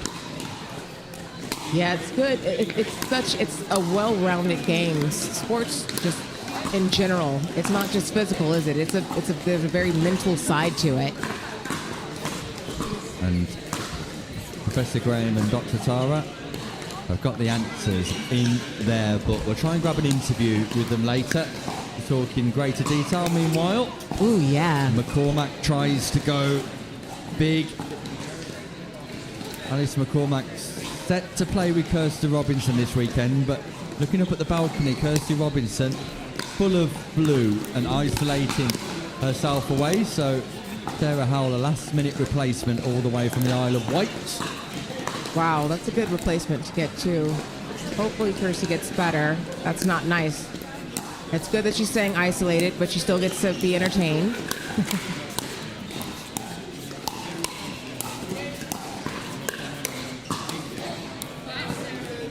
Oh, that might have been going out, but she took it anyway. Possibly going out. Shoulder high, let it fly. A wise man once said to me. So true.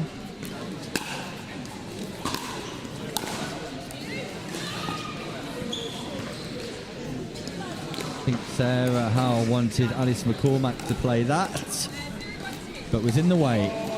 So the ball drifted without contact, and a nice drive from Alice McCormack. Alice McCormack is another player who's made monumental improvements to her pickleball game in the last 6 months. A member of South Coast Pickleball in the Challenger division of the Premier Pickleball League. Currently sitting joint top of the tree with the Dinking Partners, boo, and Pickleball Stingers. PP forever.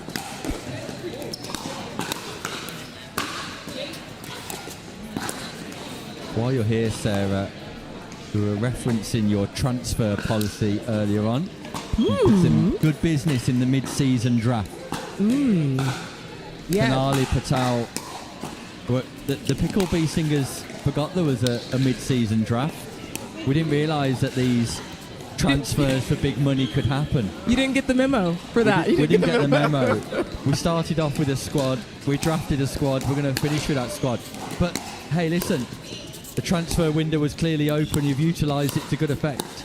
You know, we had a player, and bless her, she's a good talent, but it was just too much for her. You get into these things, and then you start realizing, wait a minute, this is like a lot. This is a lot to do. You ended up in a smoky room saying, you're dropped, you're being replaced, and you're in. She quit on us. She said, I mean, not like that. I shouldn't say that, but she was like, hey, guys, I have to be real with myself, which is great on her part. You know, you got to be real. You don't want to let your team down. And she knew she would let the team down if she wasn't showing up to games. You got to show up. You got to show up. You know? Well, let me tell you this, her replacement showed up last week. Oh, yeah. Boy, Patel, did she show up. Sonali we're so proud Patel. of her. Transfer policy exclusive for the Dinking Partners. We'll forgive them in a few years' time. We'll give you something to dink about. Meanwhile, back to this one. Height affair. Looking good. Ellen Kenner, brilliant in that transition zone. Tara Jones, no way through. Wow. McCormack stretches, but Tara Jones and Helen Kenner so low to the floor in their defense, Sarah. The consistency of it all, too, as well. Just so nice. On point.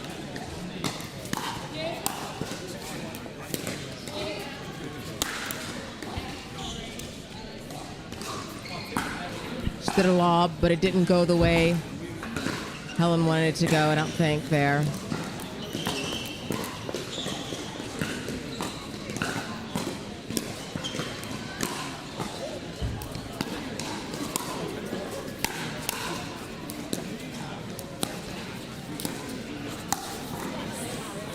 Standards high, standards really high, and it's impressive to see from all four players. Scoreline as tight as you like. Both teams going back and forth, trading blows.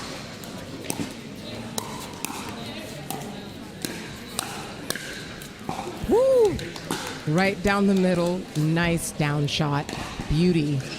And as Sarah McCrary says, down the middle solves the riddle. Hey diddle diddle, right down the middle, solving all the riddles like What a voice. I really worked on that all night, thanks. You are bringing Phenomenal tones to the commentary booth. Sarah McCrary, X Factor prowess in the comms booth. It's copywritten. Where is Simon Cowell when you need him?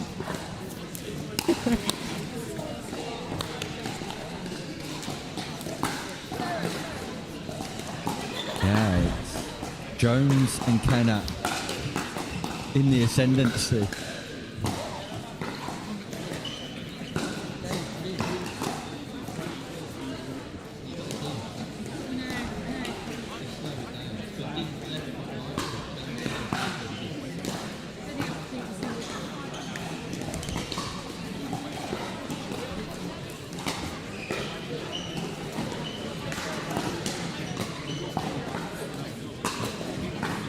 Your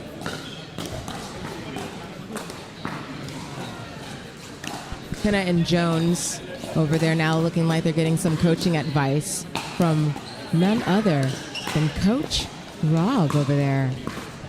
I wonder what he's saying. They're doing pretty well so far. I would hope that he's saying keep doing what you're doing. That's because great coaching advice. Jones and Kenna have been brilliant. You'll forgive the graphic on screen referencing McCormack and Robertson. As we remarked earlier, that is in fact Sarah Howell, not Kirsty Robinson. Robertson is currently under the weather.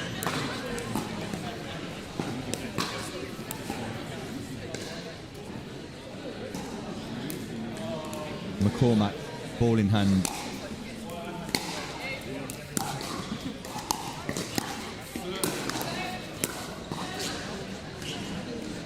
That was a very nice smash from Helen Kenna.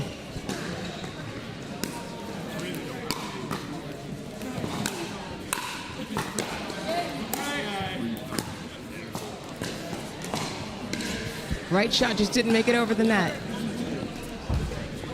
We got a second server. The score is 6-2 right now. 6 to Jones and Kenna.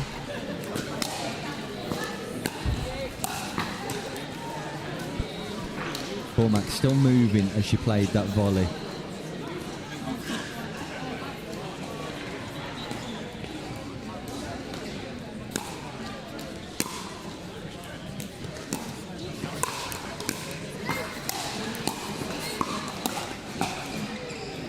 This time, an aerial volley from McCormack catches the net. So Jones and Kenna in the ascendancy. Work to do for Howell and McCormack, who look all at sea.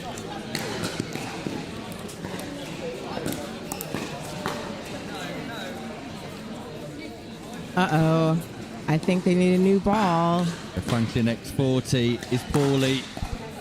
That ball's been whopped and popped non-stop. So there it goes. To the recycle party you shall go. X40, RIP. We will see that X40 again in the near future, I'm sure. Reincarnation. The reincarnation, indeed. Probably at Easter as well for the Lena. Just on time.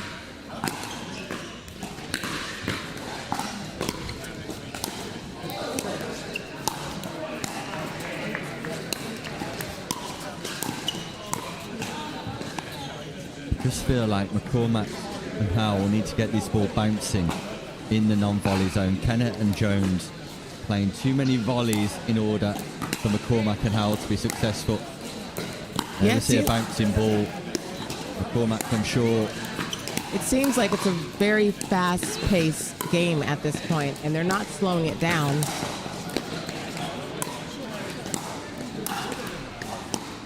No way past Tara Jones.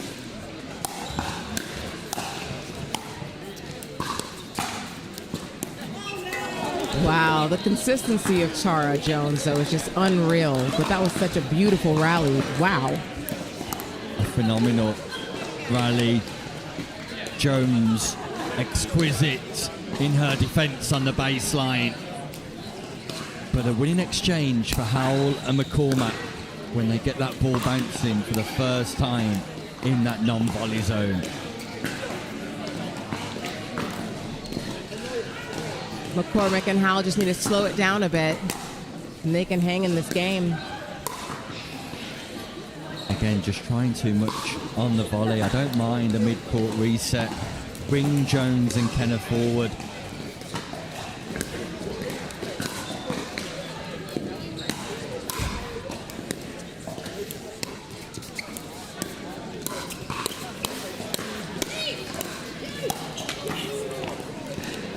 Miscommunication between McCormack and Howell. Possibly the first time. Happen when it's a new partnership or when you've played for the first time. It's not always easy to just sync it up right away. It might take a few games, a few matches.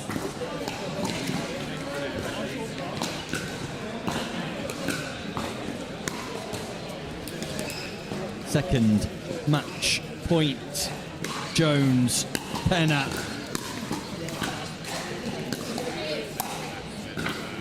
And I just have to say, I love Tara Jones's outfit. It's so cool. What a match point. Trendy.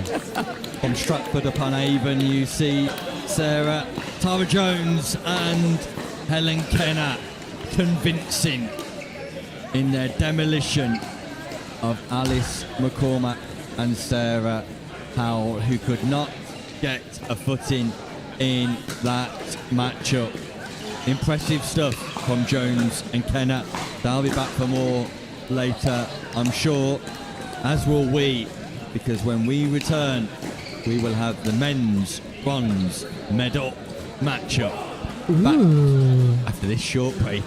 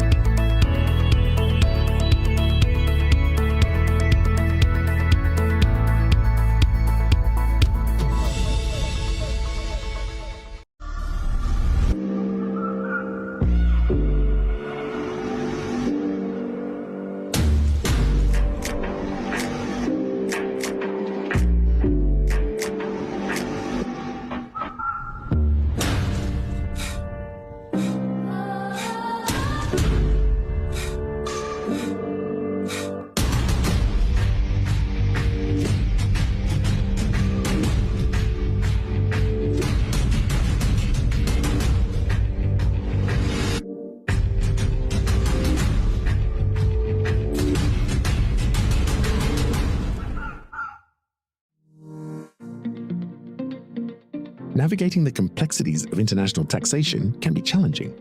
Partnering with a tax consultant from ICXO offers numerous benefits. Our experts provide tailored advice on corporate tax structures, intercompany financing, and tax-efficient cross-border transactions, ensuring compliance and optimal financial outcomes.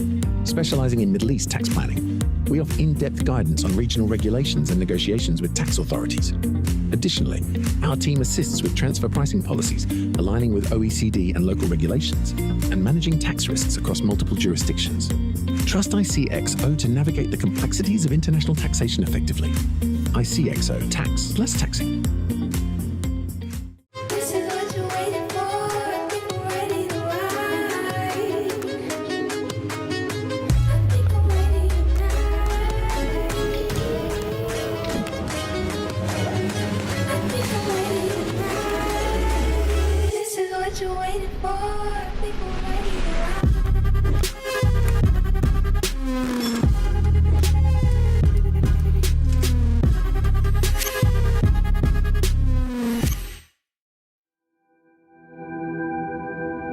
As a professional athlete, my equipment is very important to me.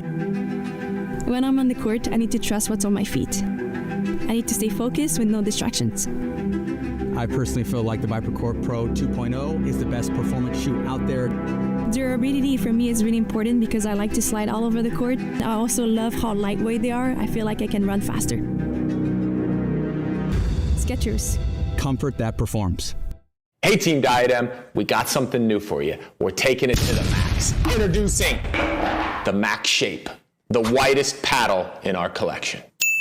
The new wide body max shape is available in the Edge 18K, the 18K Power, and the Icon Infinity. Not only is your sweet spot enhanced, but your surface area is increased and your spin potential is maxed. So this paddle is ideal for those looking for an enhanced sweet spot, a ton of spin potential, and a shorter handle. My mama always told me, never judge a paddle by its shape, judge it by its performance. The Max Shape, available now.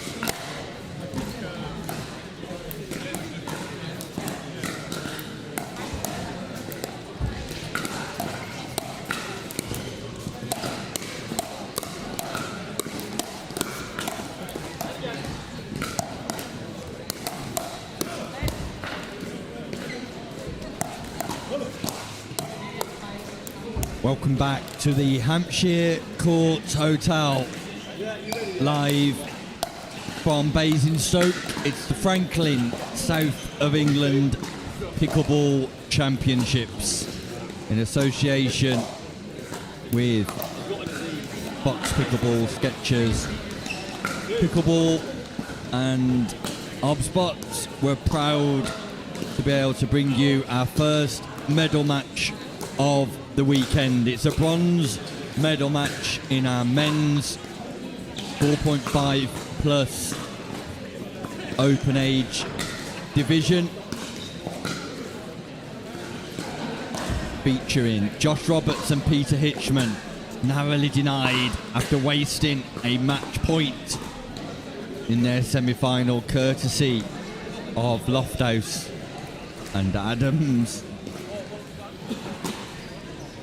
Taking on Jack Edwards and Sam Basford, who again were neck and neck with Oak and Parker, 8 apiece, until Oak and Parker put their foot to the floor in the latter stages of that semi-final.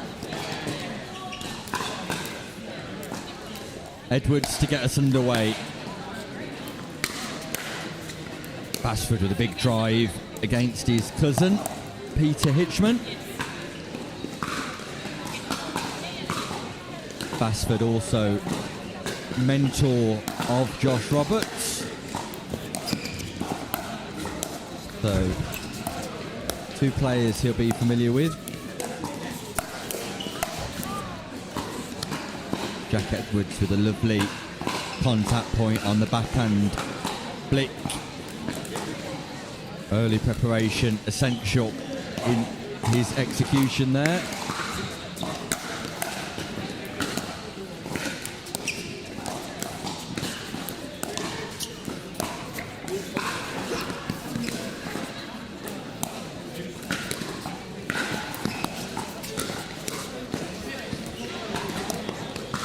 Top spin roll cross court by Josh Roberts. Basford tries to counter with backspin.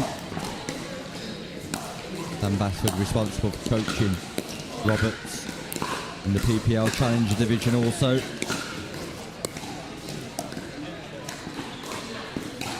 For the best of 3 games this match.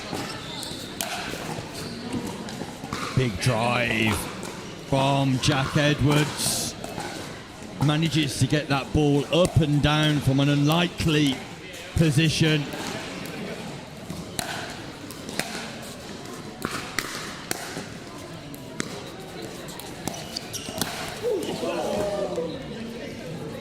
Hitchman is tagged in an area just below where a male may possess the crown jewels. On a cold day, Hitchman catches the full force of the Edwards forehand right in the groin area. A tattoo that only he will see, I'm sure, over the next few days.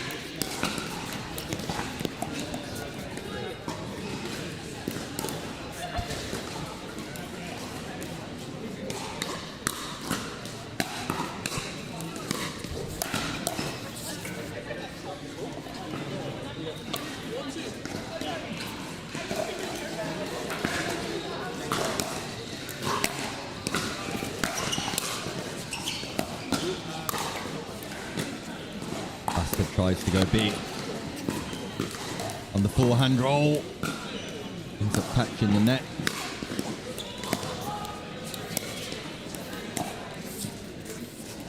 Hitchman fails to reset from the mid-court, so we're tied at 2 apiece on second server.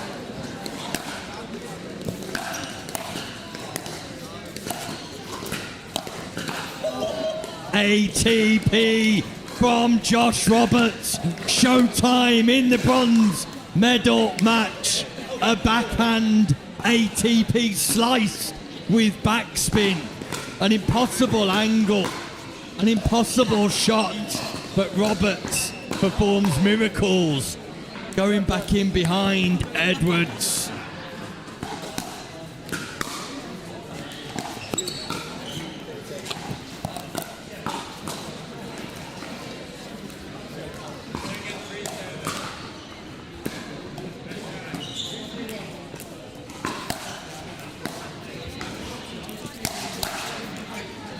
Powerful drive from Edwards. Gets the loop of the ball, the trajectory just right.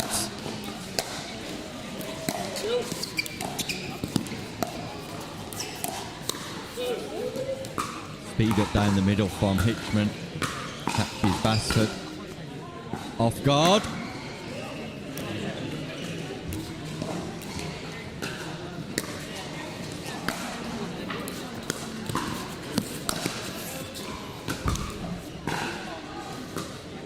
Roberts tries to repeat the feats, this time on the backhand wing.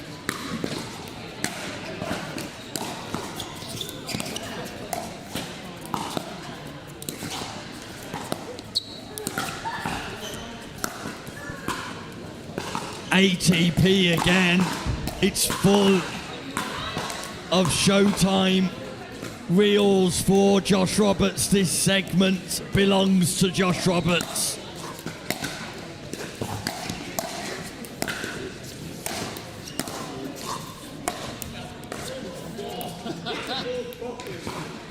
Pace off from Edwards, which causes some confusion for Hitchman.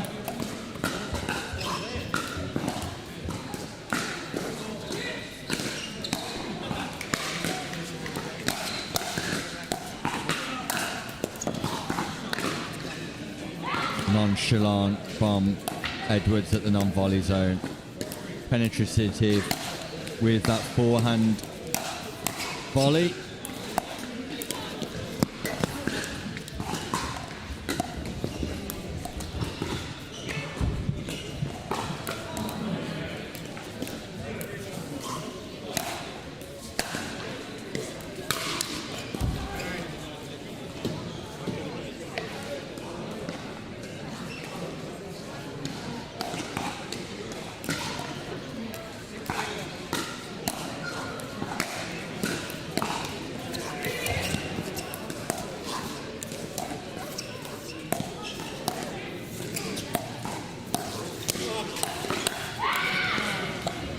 Basford rescuing on the backhand side.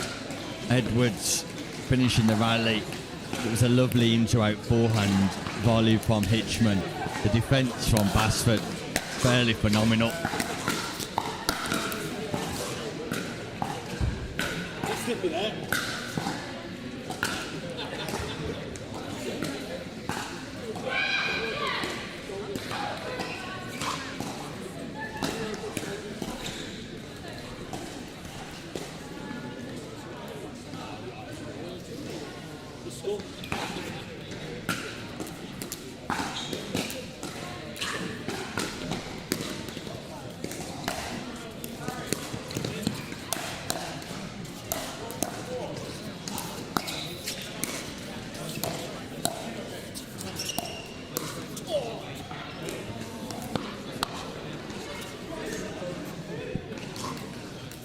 Great work. Resetting from Jack Edwards. Basford tries the lob, goes too long. Lovely pick up from Basford. But then Josh Roberts with the disguise just switches the wrist from backhand to forehand. Slight change in grip. Redirects that ball.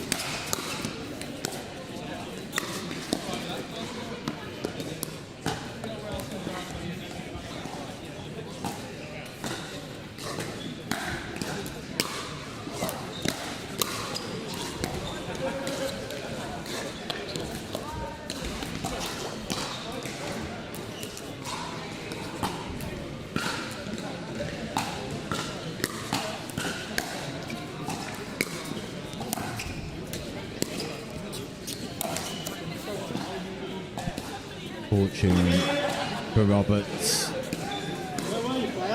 Edwards being sledged by Hitchman.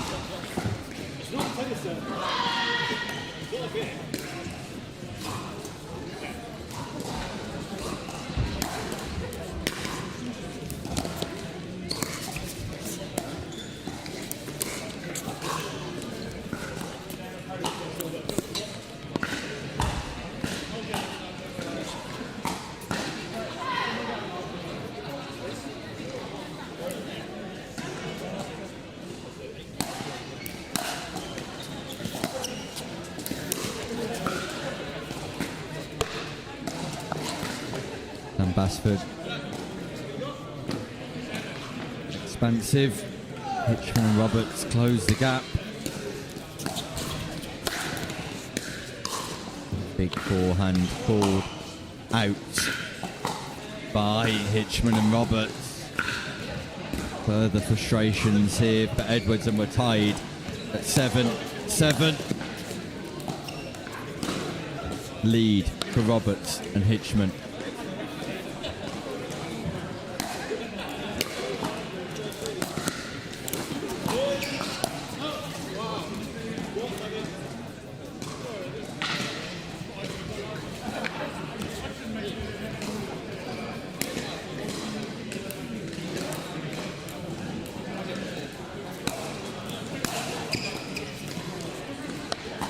And a run of points, a flurry of points, give Roberts and Hitchman the ascendancy.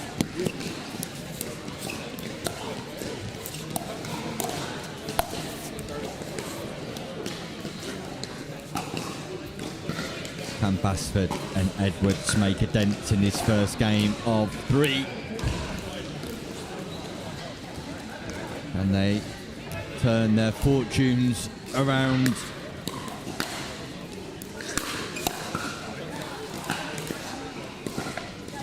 Big double backhand drive from Basford, not defended by Roberts. Gap closes to 1.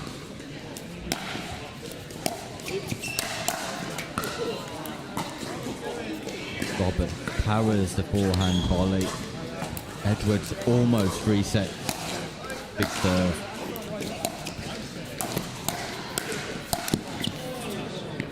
This time Hitchman on the scramble defence.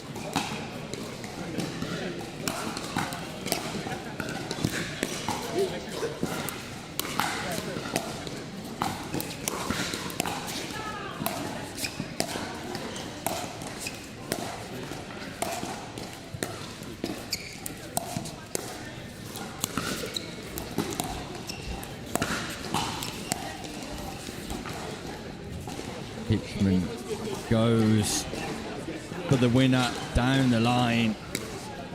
He sends that ball slightly too long.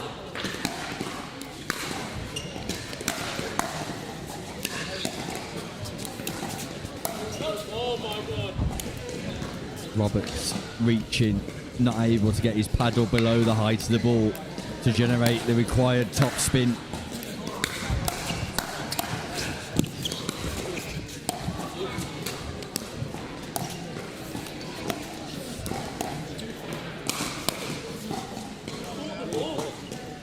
Roundhouse volley from Basford, and we're tied at 9-9.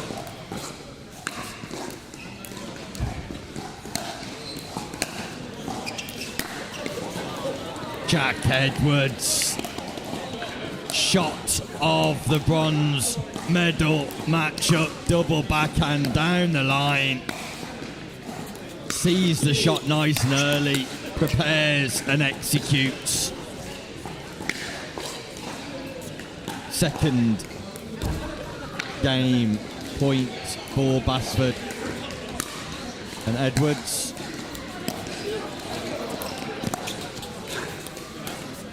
Great rescue from Hitchman.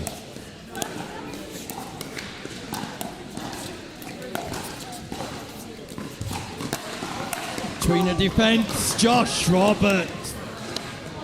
What a fetch, what a reach. Edwards just needed to keep that ball in play, sent it wide. Hot dog alert from Josh Roberts.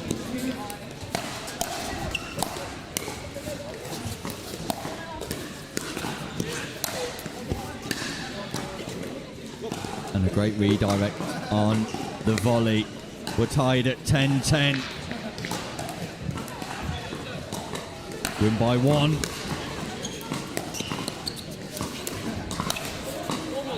Opportunity for Roberts missed. A crucial miss.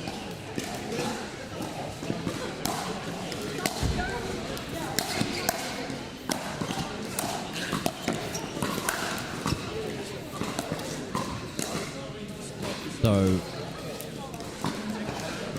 Edwards and Basford save 2 game points. This is their third themselves.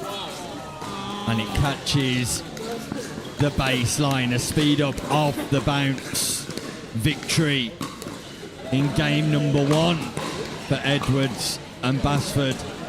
But of course, all medal matches, the best of 3 games in Pickle B events.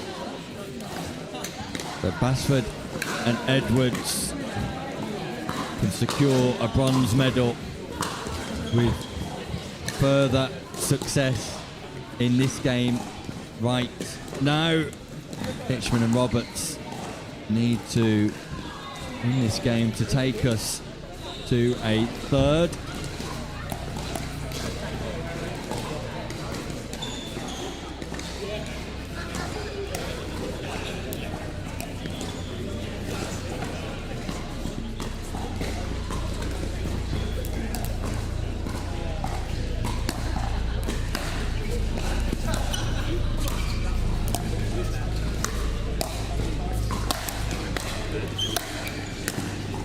Next to me in the commentary booth, top edge missed from Sam Basford. That next to me in the commentary booth is Nick Mays, who's trialing some data and statistics on performances of players in order to generate more information for the pickleball community on patterns of play, sequences, efficacy of shots. And whilst he's trialing, he's feeding into my ear and just some important patterns. Oh, Jack Edwards catches Josh Roberts right in an area of the body where no man wants to be caught. Not in this weather anyway. But yeah, a couple of interesting things that Nick Mays has picked up on as he's utilising his data platform is that Sam Basford has perfected 100% of third shots in this matchup. And the other thing of note is that when Jack Edwards is serving, 58% of the points or the exchanges are won by Edwards and Basford, compared to 25% when Basford is serving. A real development in the game of pickleball here, and an acknowledgement for something that's been piloted by Nick Mays to give a greater insight, not just for viewers at home and for commentators on games, but also to players, to coaches, the whole pickleball community really. It's fascinating to see how that progresses. But I'm delighted to have Nick Mays alongside me, feeding me key facts, data and stats about this bronze medal matchup.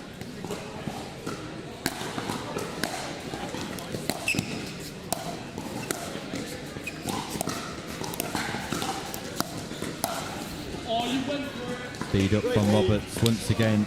That goes long, but Hitchman and Roberts very much in the ascendancy in this second game. They've raced into a 6-0 lead.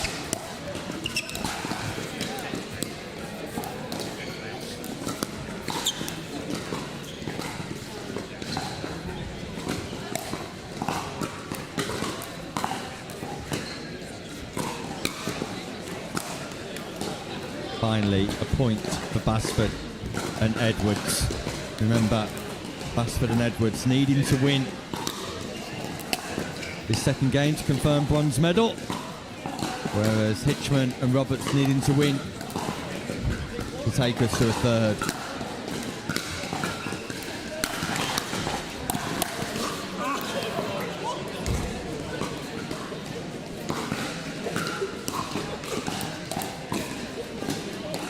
This time Hitchman's tagged on the fingers.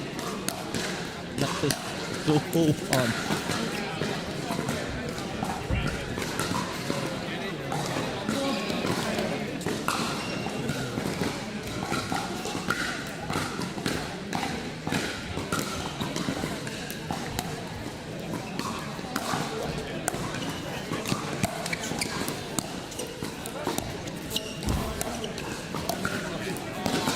Professional in me suggests that I should not find such hilarity in one's misfortune, especially when it comes to pain.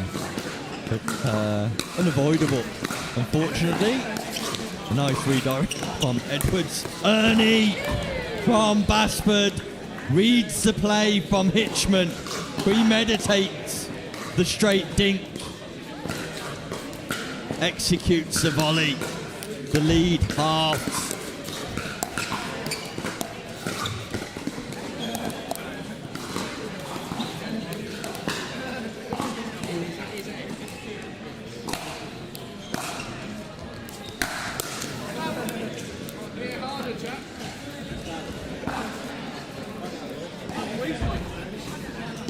Only 25% of points in this game engage all 4 players at the non-volley zone.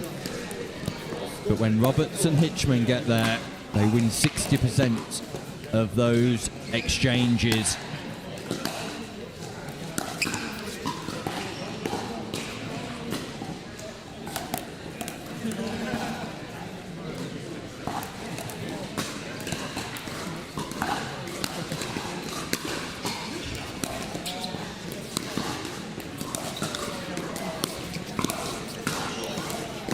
Great reset from Roberts.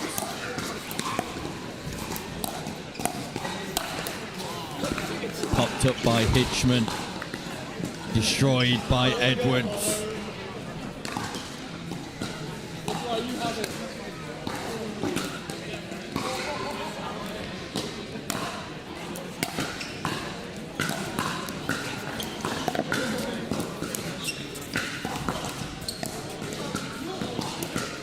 called long by Hitchman. Second scoring opportunity. Basford, Edwards.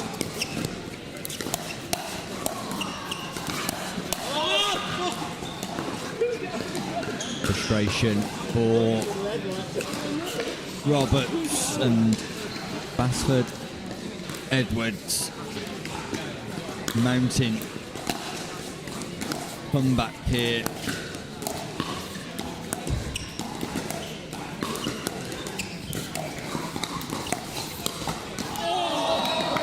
ATP defended and countered by Sam Basford. A defence on the backhand side. Attacked behind Josh Roberts. A winner off an ATP. And we're tied at 6-6.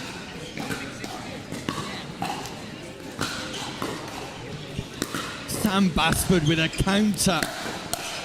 Winner off an ATP. Have you ever seen anything like it on a pickleball court?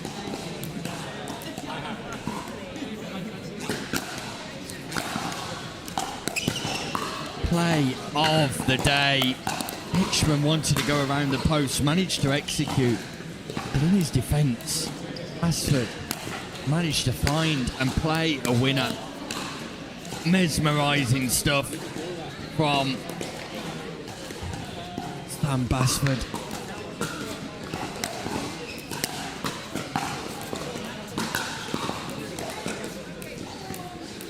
Basford and Edwards have the lead. Roberts executes away from Edwards.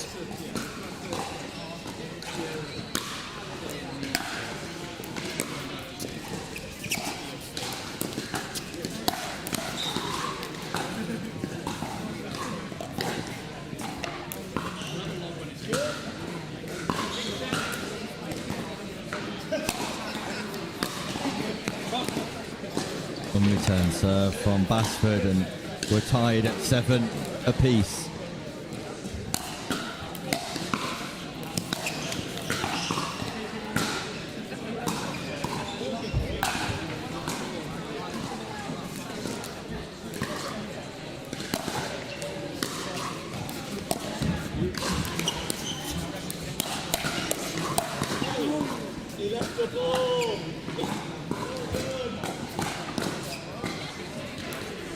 Hitchman and Roberts back into the lead.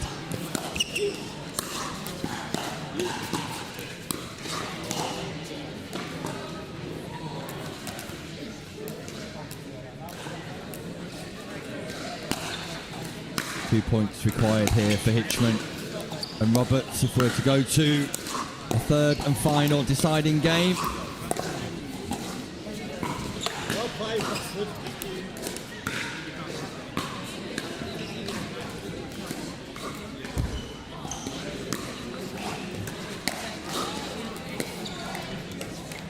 Lovely return from Hitchman, nice and deep.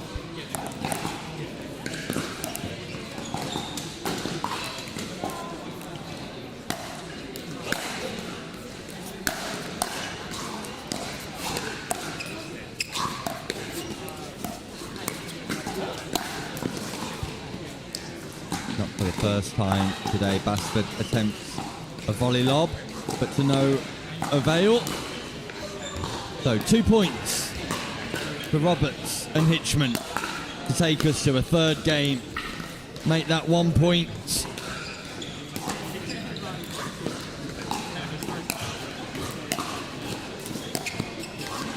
Game point.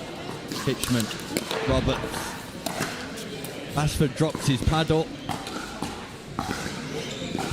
Hitchman and Roberts. Ball hindrance, I think. Basford agrees, and that's the end of game 2. An unusual conclusion to game 2 there. Basford dropping his paddle. Didn't drop or bounce in the non-volley zone, but I think it was called a hindrance by Hitchman, and Basford was happy to concede and submit. to the request. And as a result, we're going to a third and deciding game in the men's bronze 4.5 plus match. Let's see if Nick Mays has got anything of interest for us to impart.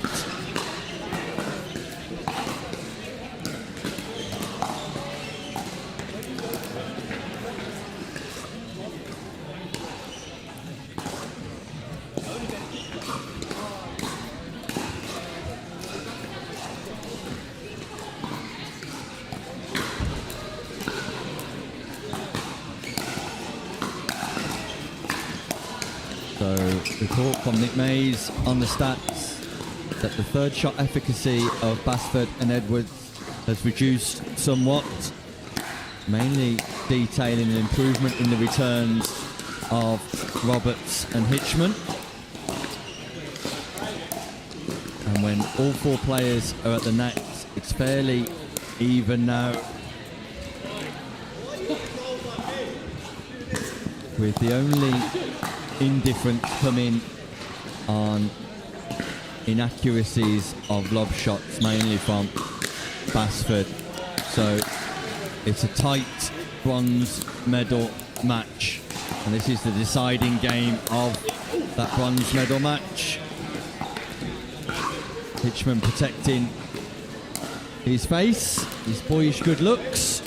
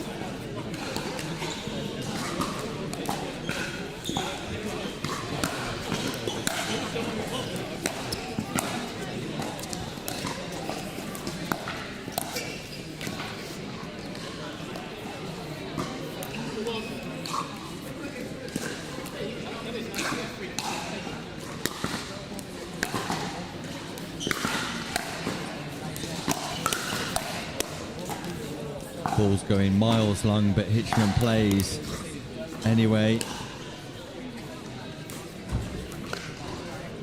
Basford and Edwards with a lead. Slice return from Roberts, deep in court. Basford doesn't get underneath it.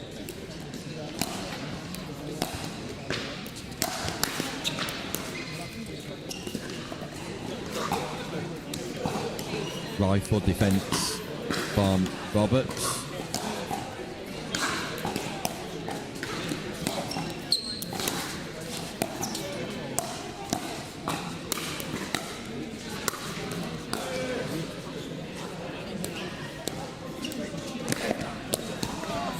What a pickup from Hitchman. Roberts is playing solo and the ball goes long. Look at the acceleration and pace from Hitchman.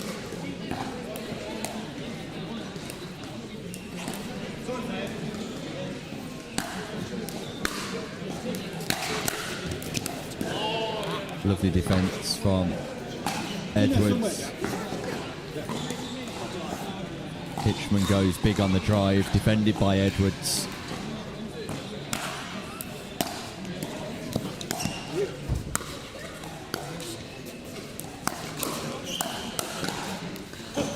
Fast hands from Josh Roberts. Counters the attack from Edwards and responds with ferocity. Tied at 2-2.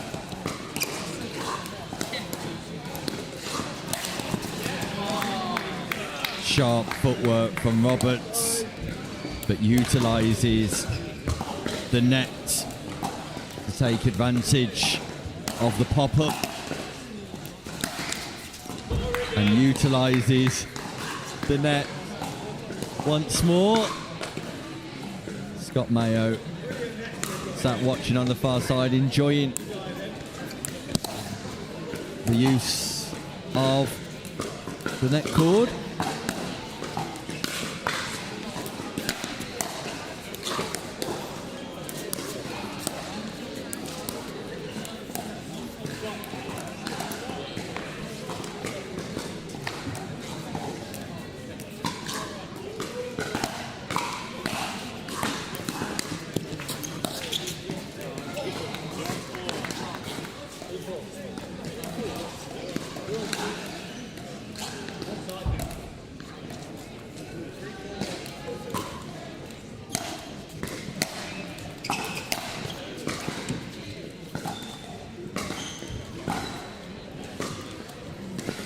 Edwards misses this time on the double backhand drive straight down the line.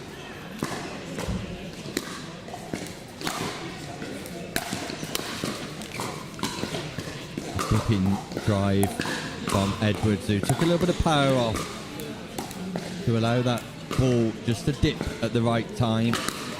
Caused some difficulty for Hitchman on the defensive volley. And a big drive this time from Basford. Also possibly going long, but Hitchman played.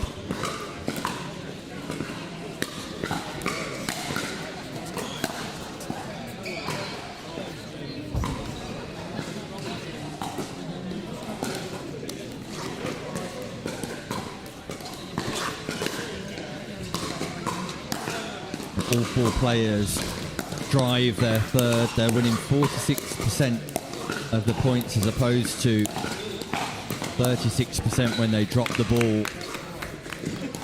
Telling you that the drives are of a high standard in this matchup. Again, we see third shot drive. The conditions allowing for that. Normally third shot drive, fifth shot drop. Hitchman finds the space between Basford and Edwards.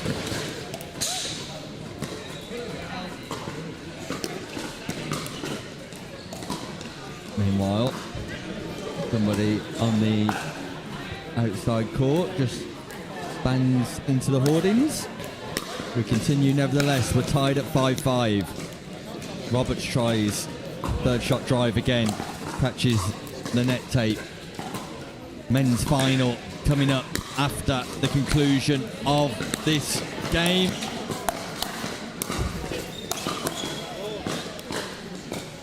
Lovely defence from Hitchman. Manages to keep Roberts involved in the rally. He takes full advantage of the opportunity. Second scoring opportunity. Edwards, Basford. Third shot drive miss.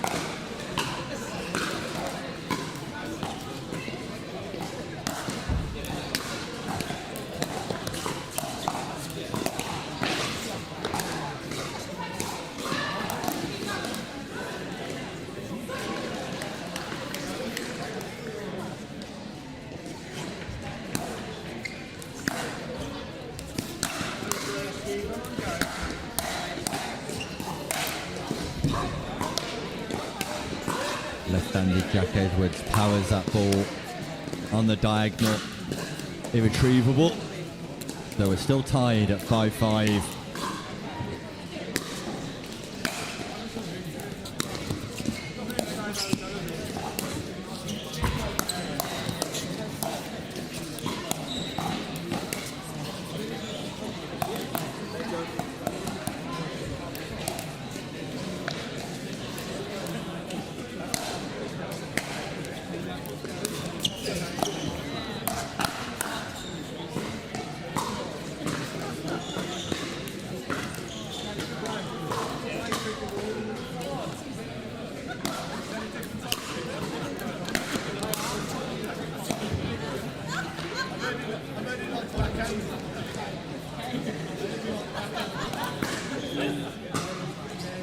Second scoring opportunity. Hitchman, Roberts, can they make inroads in their quest to get to 11? No. The third shot miss once more, and perhaps a little bit of fatigue, a little bit of tiredness creeping into this matchup. And an unreturned serve from Roberts means we change ends at 6 with Basford and Edwards in a slight lead.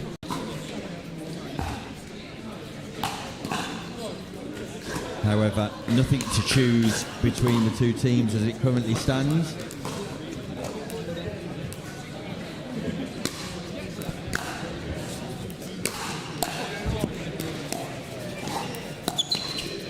When all 4 players are established at the net, there's nothing to separate the quality that's coming from both teams. Each team sharing their even distribution of exchanges. Both teams winning 50% of those points when all 4 players are at the non-volley zone like we see here.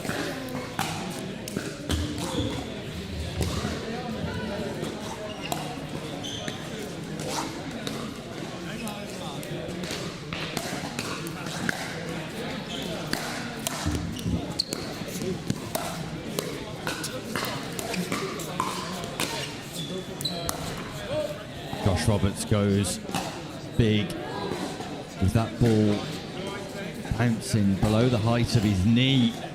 Looks to speed up, never coming back down, possibly aiming for the body of Edwards. Lovely drop from Edwards. Fast hands, but then a swing and a miss from Edwards. Goes out.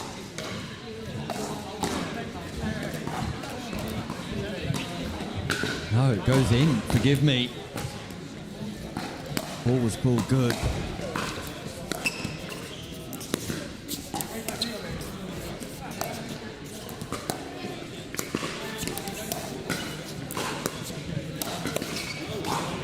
Lovely roll off one leg from Josh Roberts.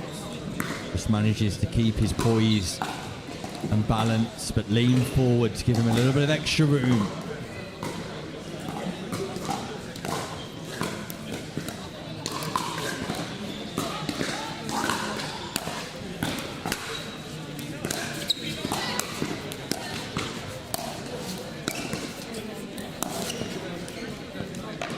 Error from Jack Edwards. Just brings Hitchman and Roberts further back into this bronze medal matchup.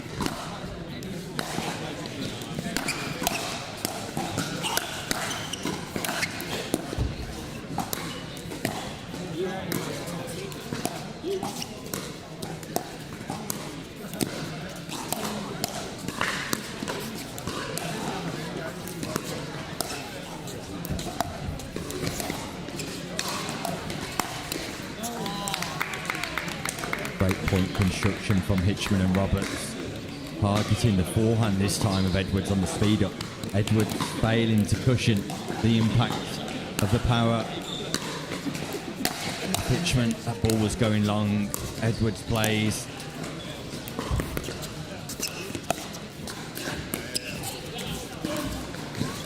A lob that causes confusion, and finally a winning lob for Nick Mays to enter on his data sheet. We're tied at 8-8.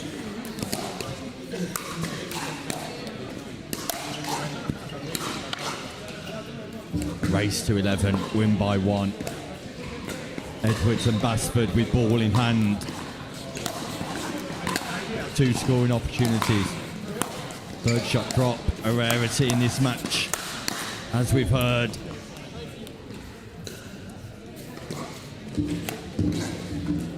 Third shot efficacy has all been about the drive, not the drop.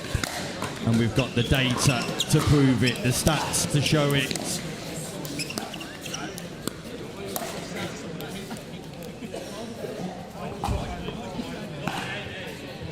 Basford and Edwards take the lead once again in this bronze medal match.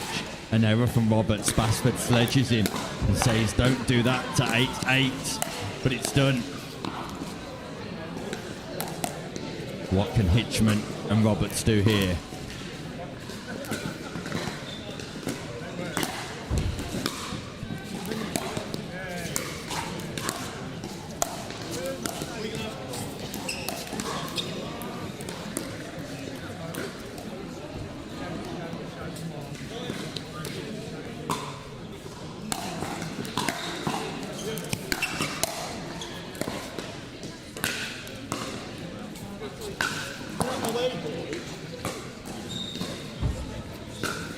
Hitchman and Roberts bring up bronze medal point, match point. Unbelievable defence, and then Edwards sends it into the net. A volley error gives Roberts and Hitchman the bronze medal. They walk away from Basingstoke in the south of England Pickleball Championship, sponsored by Franklin, with the bronze medal. A fourth place finish for Edwards and Basford, and great insights here into some of the stats in that game from Nick Mays.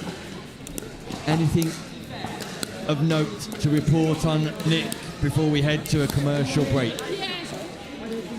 Just throughout the game we saw that as we were identifying things, so were they on the court. They were levelling out almost all of the stats to the point where at the end, third shot success for almost all players in the ACs. Jack was really quite effective, as was Sam, and I think that's because they were varying it. They were choosing which drives to go for rather than just going for a drive even if they're out of position. One of the standout stats for me though is that Josh Roberts and Jack Edwards' serve has been really effective. Both of them really loading up on that serve, and it is proving effective, drawing an easier third to hit and an easier transition in. But where one team was starting out stronger at the net, got evened out, and it came 50-50 right through that final leg. So they're both teams really on it, really sussed out what each other were doing. Just became a scrap to the end. Unique insight on the data and analysis of that data from Nick Mays, who is pretty much revolutionising things here for us at Pickle B, providing new analysis on efficacy, on success, on strategy.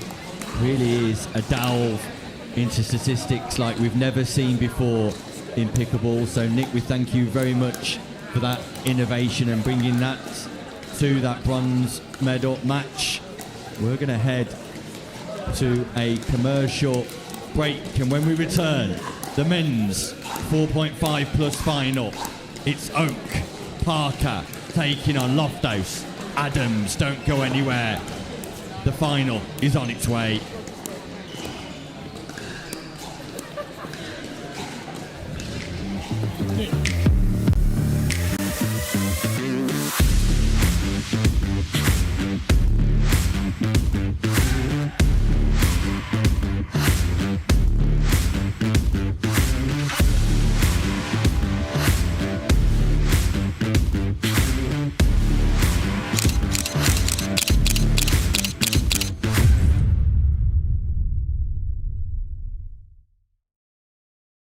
McGuffin here with Ullah Pickleball. This is the new Magnus Lion CAS paddle. Stands for carbon abrasion surface. Carbon abrasion on the surface here. It's a double frame carbon fiber construction. Great for performance, very durable, and it's edgeless, it's lightweight, it's aerodynamic, and it looks the part, I'll tell you what.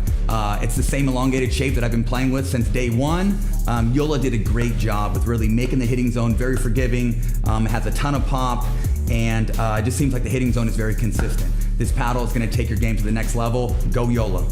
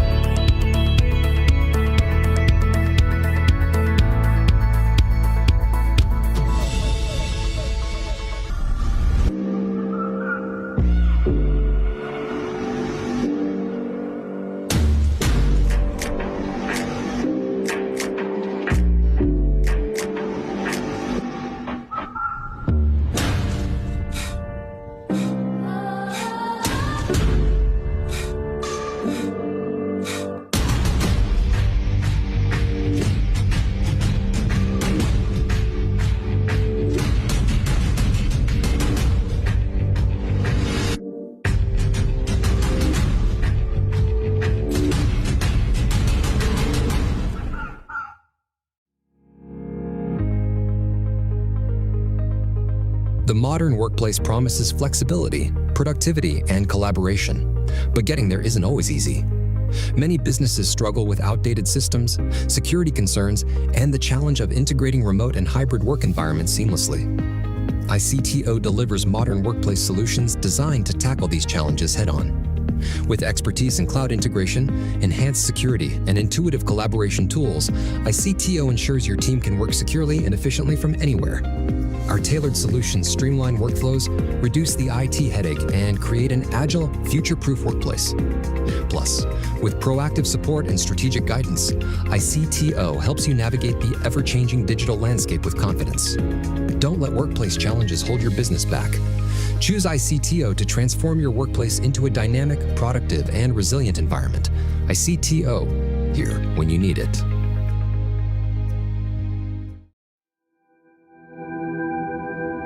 As a professional athlete, my equipment is very important to me. When I'm on the court, I need to trust what's on my feet. I need to stay focused with no distractions. I personally feel like the ViperCore Pro 2.0 is the best performance shoe out there. Durability for me is really important because I like to slide all over the court. I also love how lightweight they are. I feel like I can run faster. Skechers. Comfort that performs.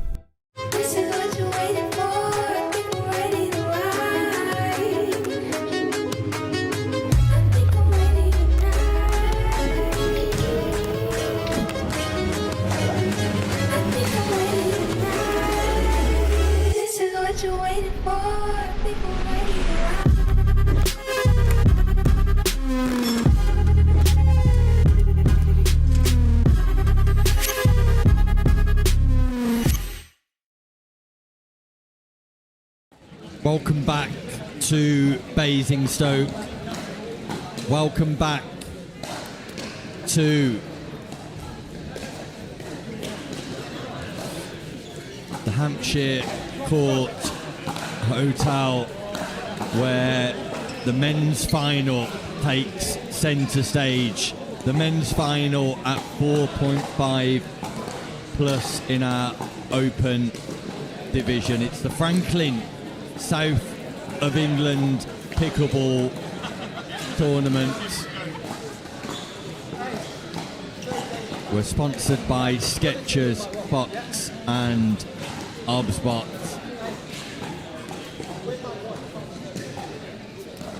Event number 14 of 14. And it all comes down to this. Lewis Oak and James Loft House both in the running to be crowned Tour champion and also gold medalist for today. It's Parker and Oak at the bottom of your screen, Adams and Loft House at the top, and joining me once more for this final will be Nick Mays, providing us with data, stats and analysis, and on comms Sarah McCrary. Sarah, good evening to you. Good evening, Nick. Wow, this is going to be a phenomenal match. It's already starting off hot and sizzling off the grill. Yeah, race to the best of 3 games. First to 11, win by 1. Pickleball. Oak and Parker off to an electric start.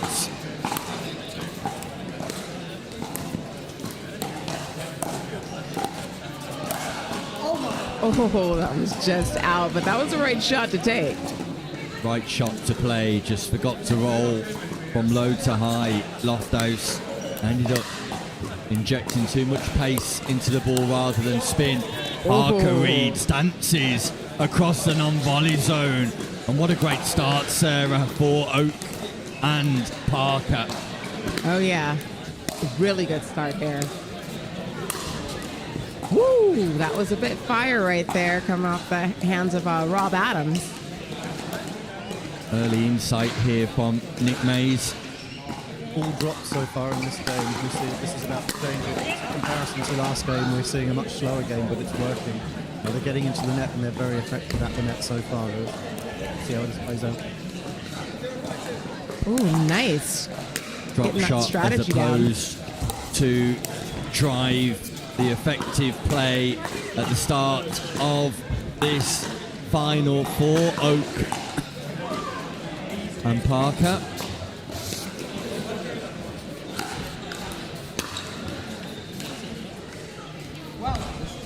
And Sarah, my question to you is, will nerves be playing a part here?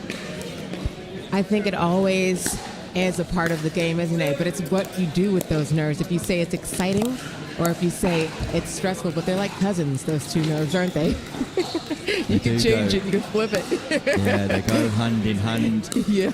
It's all about managing the big occasion, managing those physical effects. And at the moment, Adams and Loft House have not come to terms with how they manage the expectation on them in this final. Oak Parker, 8-0 up. I'm just waiting for Loft House and Adams to kind of just settle in and get this done, because they are good players, but right now they're showing it a bit differently. Although they're talented. Oh, everybody's so talented. Oh my God. Yeah, they're being made to look incredibly ordinary at the minute by Oak and Parker. Oak is not missing. Better from Loft House and Adams. Yep, there goes a little fire spark. See if that can make a change, turn things around here.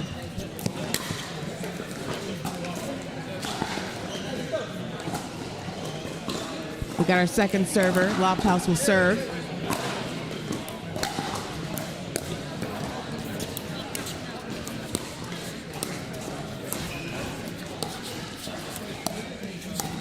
Got some good dinking going on right now. Oh, right on time. Look at that. That gives them their first point. First point for Adams and Loft House, who are able to establish themselves at the non-volley zone.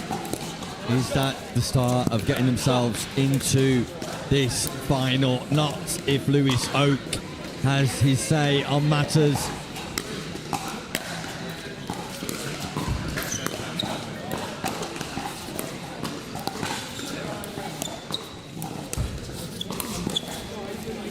Nice little backhand flick from Rob Adams. All of these shots there are just confidence boosters for Loft House and Adams. Yeah, there you go. Sometimes it just takes that one little thing to make the opponent think, oh my goodness, what's going to happen next? And then you get something like that happening. They're back in the mix. A misread from Parker, who looks at his paddle. It's the workman, not the tool.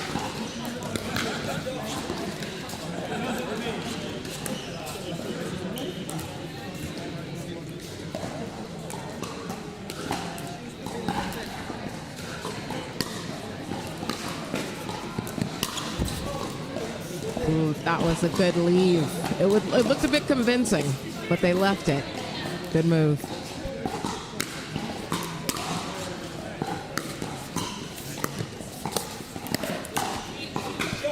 Right for the taking. Parker with the middle.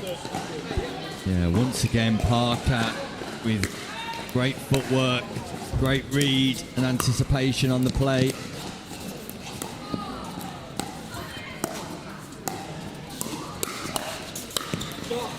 Adams went aerial. Oak countered.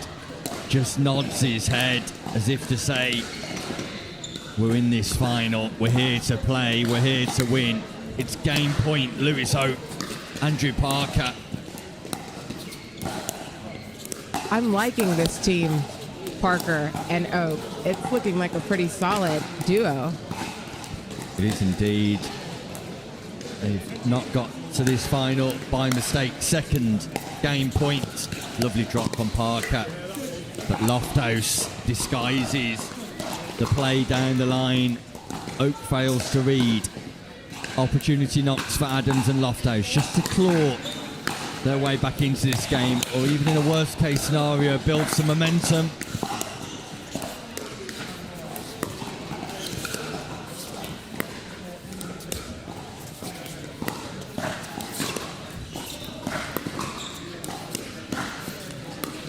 Three net cords in a row from Lewis Oak, but Adams stays solid.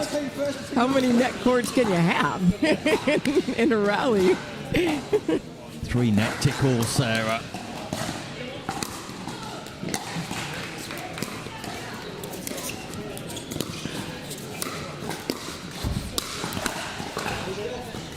It's gone.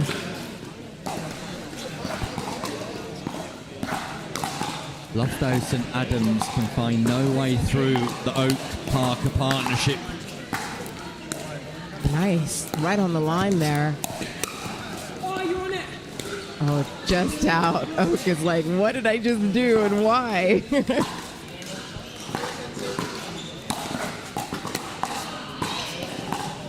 Here come Loft House and Adams building. Sometimes you gotta climb a mountain. It takes that. Oh, just out. Just out. Costly errors in the final, and that goes long to game number 1. Belongs to Lewis Oak and Andrew Parker, who, like in previous matches we've seen on show court, starts incredibly well. Just took that first game away from Adams and Loft House. Small shoots, small signs of improvement for Loft House and Adams at the back end of that game. They'll need to take that into game 2. Let's cross over to Nick Mays to see if there's anything that stands out in the stats from game number 1. Yay, let's hear these stats. Well, it was a change from the last game. We saw 80% of the third shots being dropped in that one. And that was really where Oak and Parker were transitioning well into the net. Actually, once they got to the net, they were 50-50. But because they were getting into the net 57% of the time, and Loft House and Adams only getting in 18%, it was just a numbers game. They just got in more and then played it out from there. Let's see how they solve that now. I suggest that Loft House and Adams really try to get into the net more effectively with their thirds rather than just getting pinched back at the court. Effectiveness from Oak and Parker once they get to the net is the key message coming from statistics here. For Adams and Loft House, when they are there, they're competing, they're just simply not getting there enough on their own serve. Great insight from Nick Mays and analysis contributing to the quality of broadcast here in the men's 4.5 plus final. We're live from the Hampshire Court Hotel in game 2, very much well underway. Yeah, thanks for that, Nick Mays. That was awesome.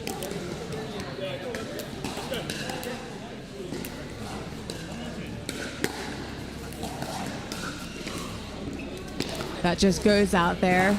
Got another chance for Loft House and Adams. Ooh, but that Okie in the middle, just ready to go. He was ready for that.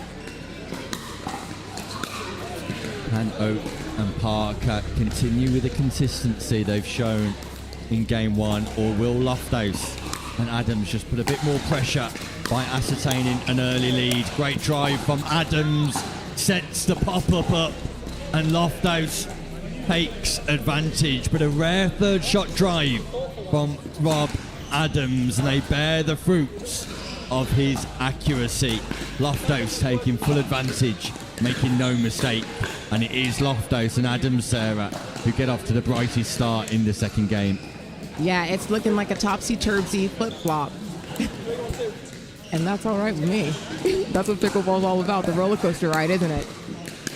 Oh, just when we say, commentator's curse.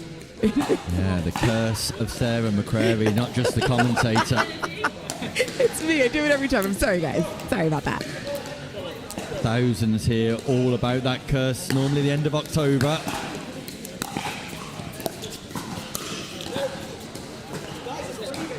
Oak could be frustrated with that. The ball was sat there waiting to be hit.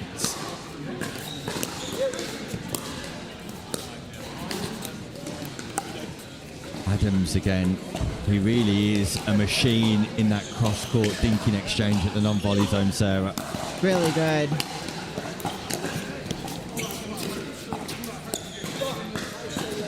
Yeah, just put it right past his knees onto the shins, and he couldn't reach that. Loft House, it was too much of a reach there.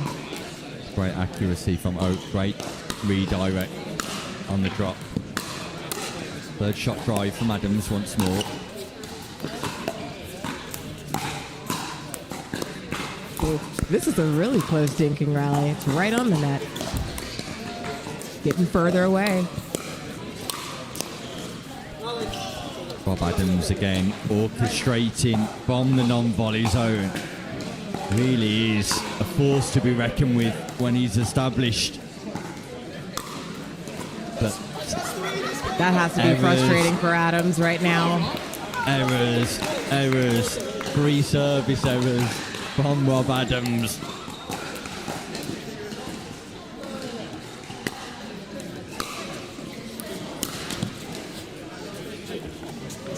Unforced error there.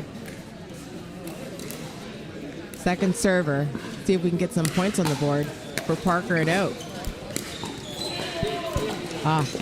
And again, third shot error from Lewis Oak. And sometimes, Sarah, pace off into the mid-court can be a really difficult shot to execute on that third. 4 players who are having to move forward from the baseline.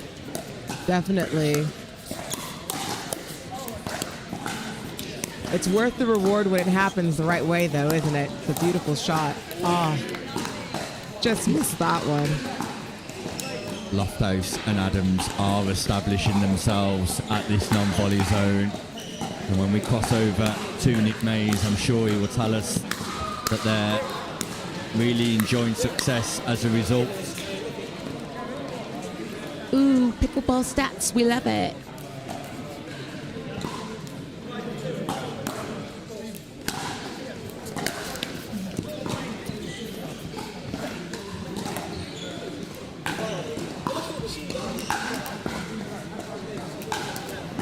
Drive from Loft House hits his own side of the court before getting to the net. Not something he'll look back on too often, I'm sure.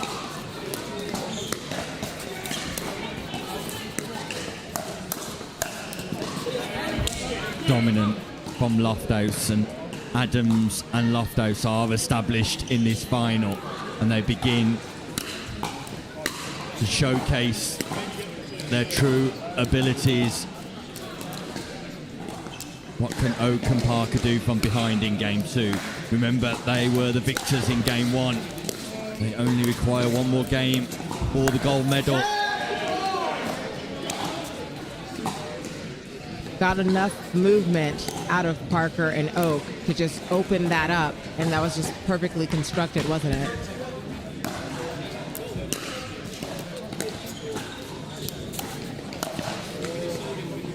Nice location from Parker. Loft House still full of adrenaline, trying to go big off a ball that wasn't there to be attacked. Yeah, sometimes you got to respect that that little dink at the net.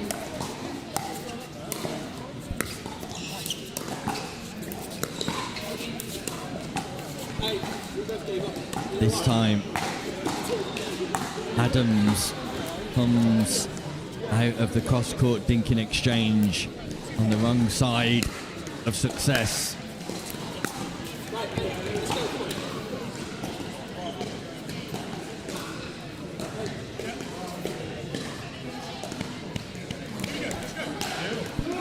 Something tells me that Nick Mays will be telling us there's a reduction in third shot efficacy from Parker and Oak.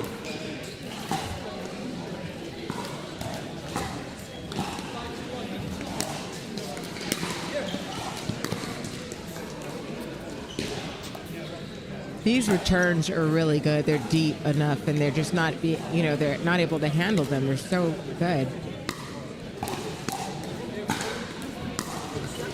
Again. It's a deep return, Sarah, but at elite level, you have to expect players to be able to execute on that third shot, whether it's a drop, a drive, or a very rare lob. You just need to be able to execute with third shot accuracy. It's what separates the top level players from just the top players. 100%.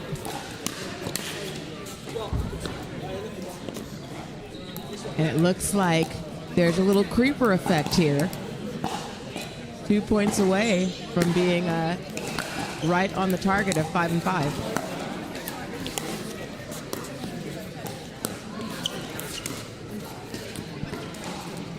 Adams falters again.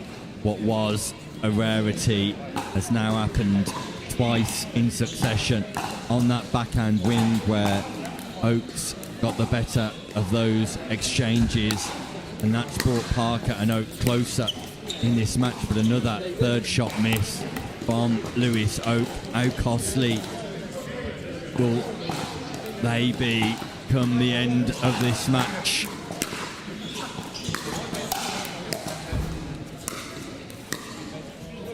Ooh, that was just perfectly constructed by Parker and Oak. Great teamwork there. What do you think, Nick? Was indeed. Oak just showing signs again of returning to his dominant self, as seen in game number 1. Nice control from Parker, just generates a lot of spin on that ball, and another error off the paddle of Adams, who's just tightening up somewhat. And the variety of shots there was just beautiful to watch.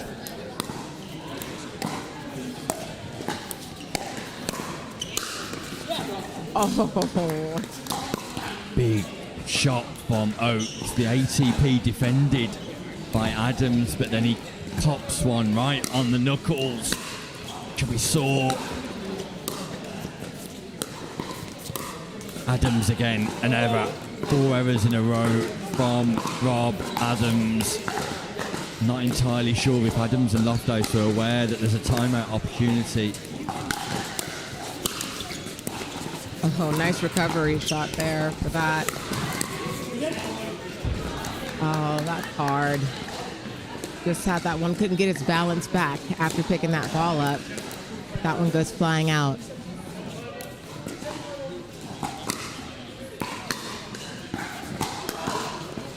That ball goes long too, and we suggested, Sarah, that Oak was showing signs of returning to some consistent form. And in the last few exchanges, we've seen that in abundance once again.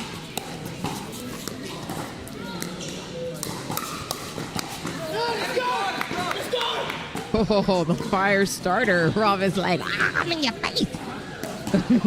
Love to see that. The excitement. Adams getting himself pumped up. How will Oak receive that?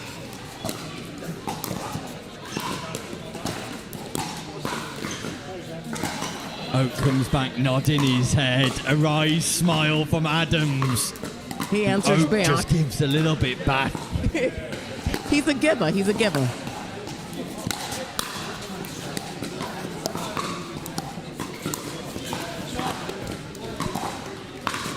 Silence from Adams this time around. Loft House and Adams must make a move now.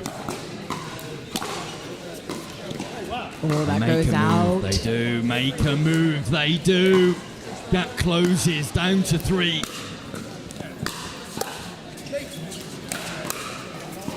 Gap closes down to 2, Sarah, and here they come. This is looking like a convincing game.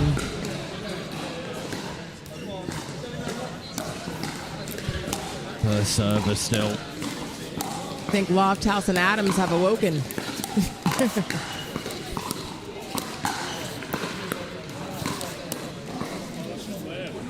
Adams frustrated with himself. Little paddle abuse out of frustration.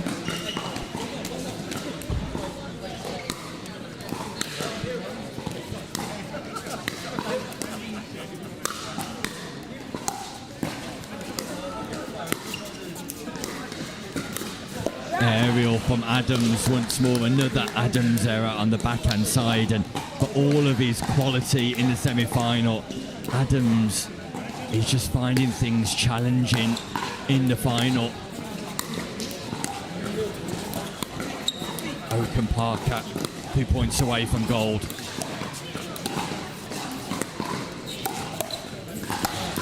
Huge speed up from Andrew Parker. Backhand roll followed by a forehand drive. It's gold medal point, match point for Parker and Oak.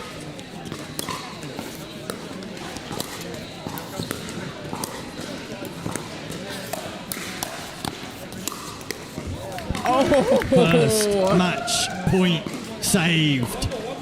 Second match point for Oak and Parker. The Franklin South of England Pickleball Championship for Pickleball.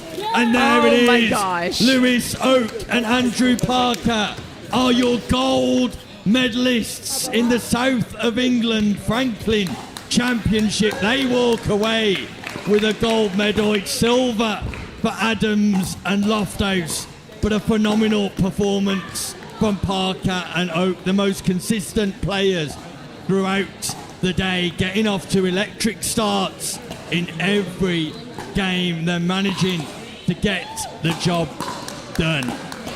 Nick Mays. Yeah, the stats just report what we all know. That was pretty comprehensive from those two. It was a very drop-heavy game, but we were seeing success with that. But Parker and Oak were getting into the net 54% of the time on their serve compared to 32% from Adams and Loft House. And that's just a great neutraliser. If you get into the net and start that rally from there, you've only got to win about 50% with those kind of stats once you get to the net, and that's what we were seeing. Actually, it drifted back and forth, but we ended up on about 52% for Lewis Oak and Andrew Parker when we were at the net. From a player perspective, third shots in was high from everyone. We're in this sort of high 80s. Rob Adams was just a little bit lower on the 62%, so some work to be done on his thirds there. And I think that was the drive, and the drop wasn't working for him. He was switching to the drive perhaps when he's off balance. He needs to commit to one and sort of work it through even if it's not working for him. And that showed as well on the point outcomes. Lewis Oak, because of that really vicious topspin drop that he puts in, was very effective at getting into the net. That meant that when he hit the third shot, they were winning the point 47-48% of the time, whereas on the other side, Rob Adams only 25%. So one team had someone that they could target on the returns, whereas who can you target out of Lewis Oak and Andrew Parker there, where they're both getting in so effectively? So the stats just report what I think we know from watching that is a comprehensive outplaying by Oak and Parker.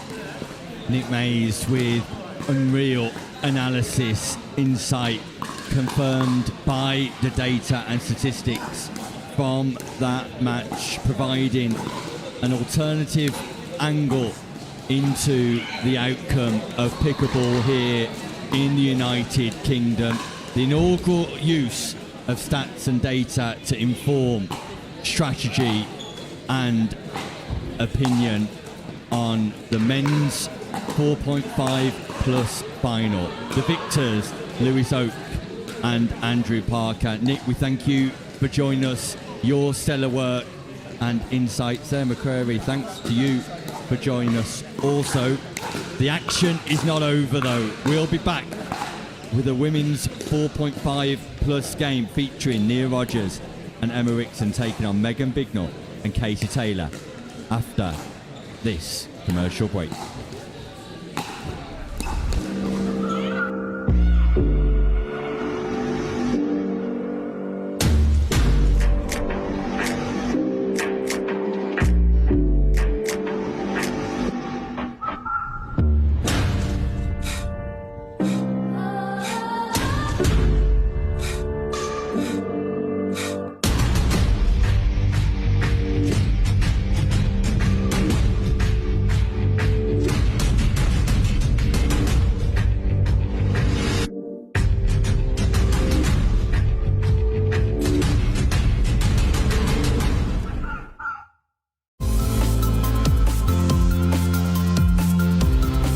Cyber threats grow in frequency and sophistication. Businesses must protect sensitive data, maintain regulatory compliance, and ensure operational resilience. Cyber attacks, data breaches, and evolving mandates demand a proactive security strategy. Our expertise delivers tailored cybersecurity solutions, including advanced threat detection, robust data protection, and compliance frameworks aligned with industry standards. By leveraging cutting-edge security technologies, we help you stay ahead of threats, prevent breaches, and safeguard critical assets. Beyond protection, we build resilience. In today's interconnected world, we equip your business with the tools to respond effectively to cyber incidents, ensuring continuity and long-term security. With our trusted guidance, you can confidently navigate digital risks and regulatory complexities. By partnering with ICTO, businesses gain access to expert cybersecurity leadership, cutting-edge security solutions, and a proactive defense strategy that ensures long-term protection against ever-evolving cyber threats. ICTO. here when you need it.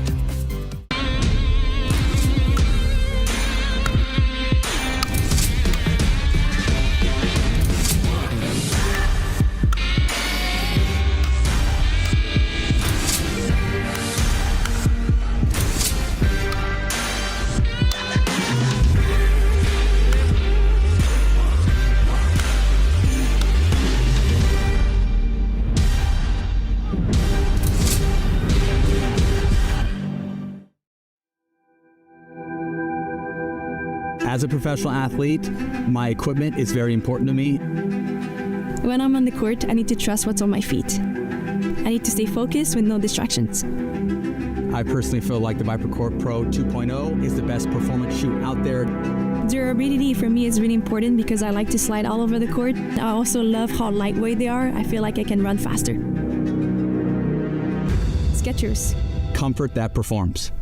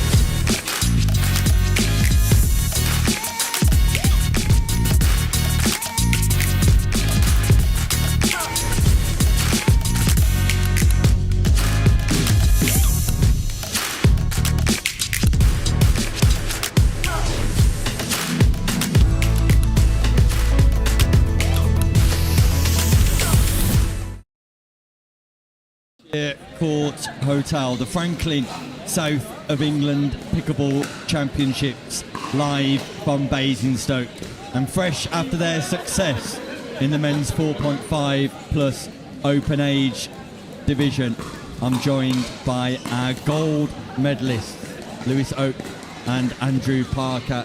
Lewis, if I can start off with you, that was a phenomenal run all day long, attributed in main to your fast start in every match that you played. Congratulations. Thank you. And yeah, agreed. It was every match we got off to a very good start, and we were solid really for most of it through the whole match. Didn't have many down points. We stayed solid, consistent, and yeah, played really well. Andrew, it was a stacked draw here today, some big names in the competition. You must be absolutely thrilled to overcome some of the stars of UK pickleball and take away a gold medal. Yeah, I mean, at the best of times it's a high quality draw, but today seemed especially stacked, as you said. Yeah, echo Lewis's thoughts there, and well played to everyone else that came to the draw. We had a bit of a friendly quarterfinal from how the draws could go, which helped us out, but we lost one game all day, which was Rob and James in the group, so it's nice to back on and Indeed, and this partnership worked really well. Lewis being left-handed, taking the centre of the court, your backhand coming to fruition, and you bared the fruits of that on several occasions today. Yeah, I have to say it comes from a place of selfishness that I can stay on the left and let Lewis run around after the ball, and it worked really well. So me playing on the left were uncomfortable, but taking a more passive role and let Lewis be aggressive. I think that's what helped us with the fast up. Lewis is pretty all right. Pretty all right, and Lewis, this must give you confidence now moving on into your next tournament and next pickleball engagements. Is this something that will live long in the memory and give you the platform to further succeed? Yeah, I don't think I'll forget this for a little while. I'm very happy with the result, and yeah, that is good confidence because I thought I played well all day, and Andrew. So yeah, really good. Fantastic. Well, gents, congratulations. Thoroughly entertaining and deserving winners of our men's open competition. Lewis Oak and Andrew Parker. Thank you, Nick. Cheers, Nick. Thanks to you guys. Thanks to Andrew Parker and Lewis Oak for joining me. Meanwhile, the action continues here at the Hampshire Court Hotel, where the men's 4.5 division takes centre stage on show 4. Knockout pickleball to come in the women's division. Don't go anywhere, because we'll bring you action live when we return after this short break. Ullah Pickleball. This is the new Magnus Lion. CAS paddle stands for carbon abrasion surface. Carbon abrasion on the surface here. It's a double frame carbon fiber construction. Great for performance, very durable, and it's edgeless, it's lightweight, it's aerodynamic, and it looks the part, I'll tell you what. It's the same elongated shape that I've been playing with since day one. Ullah did a great job with really making the hitting zone very forgiving. It has a ton of pop, and it just seems like the hitting zone is very consistent. This paddle is going to take your game to the next level. Go Ullah.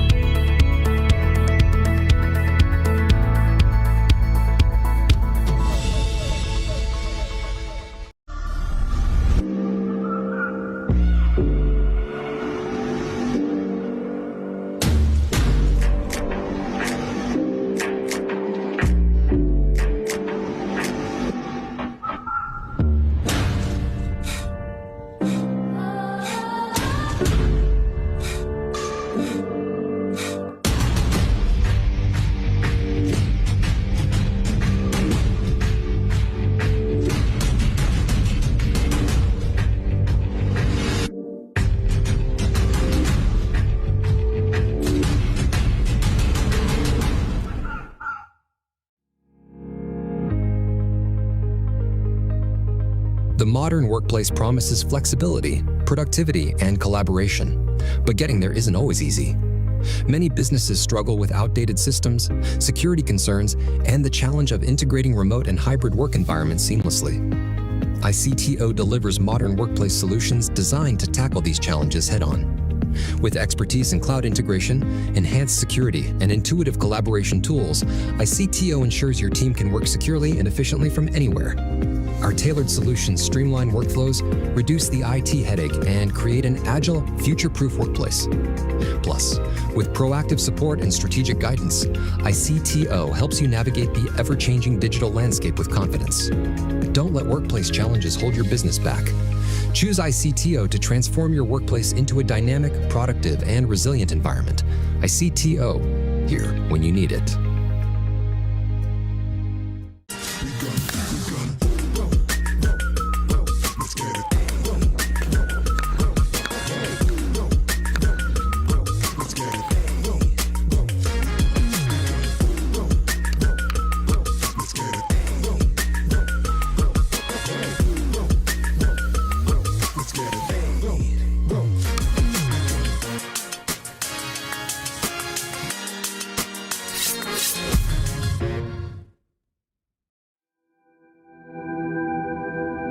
As a professional athlete, my equipment is very important to me. When I'm on the court, I need to trust what's on my feet. I need to stay focused with no distractions. I personally feel like the ViperCore Pro 2.0 is the best performance shoe out there. Durability for me is really important because I like to slide all over the court. I also love how lightweight they are. I feel like I can run faster. Skechers. Comfort that performs.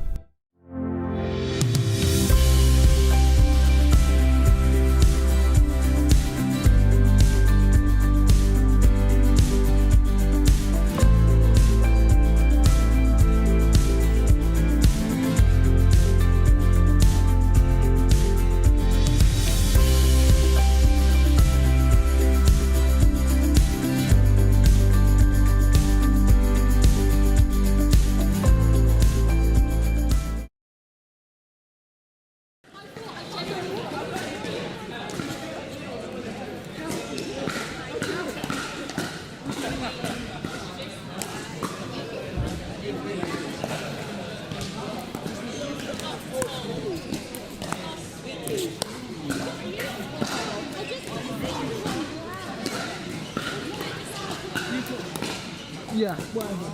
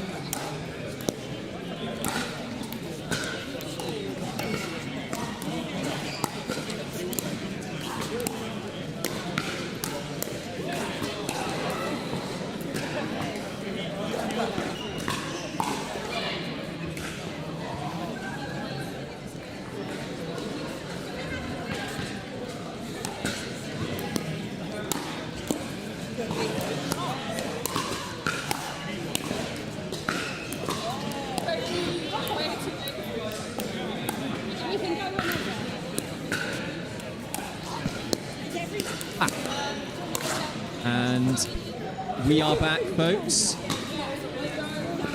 And we have some ladies action now. The round robin 4.5 plus category. And we have out on court Georgie Gertz and Jen Hewitt playing Jules Donald and Sarah McCreary. And Sarah McCreary, who has been accompanying Nick in the commentary booth throughout most of the day, sporting a very Christmassy throw. It's almost like a dressing gown. But I assume, and Nikki's here with me now, I assume she will be taking off the gown before she plays. These cold conditions here, and you can't blame her for wanting to keep it on for as long as she can.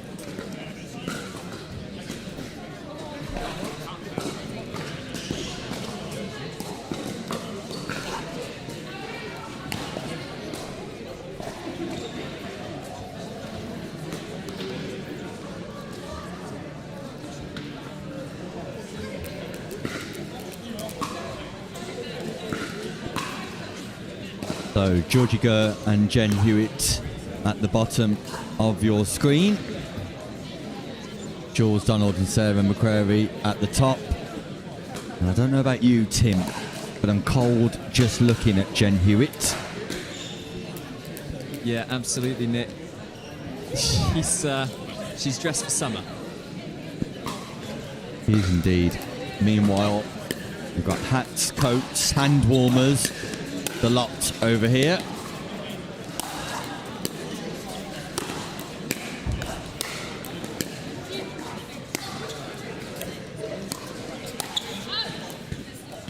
Georgie Gert just puts that forehand volley long, and highly experienced Georgie Gert and Jen Hewitt in comparison to Sarah McCreary and Jules Donald, especially playing at this level on the show court.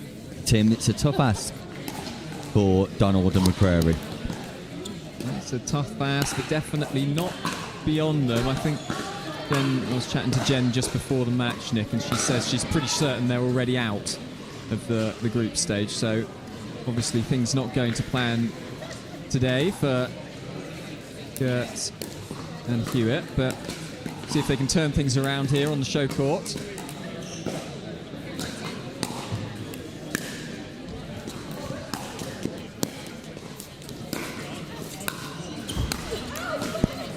That ball possibly going long, but Hewitt decided to play.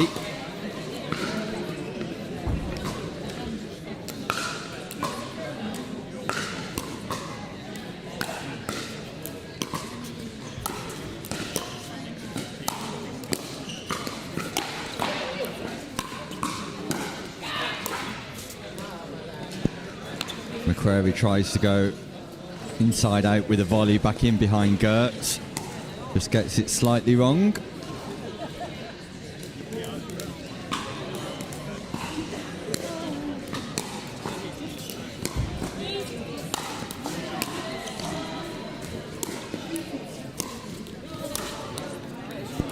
Nice forehand roll from Gert. Just gets that ball to the base of McCreary.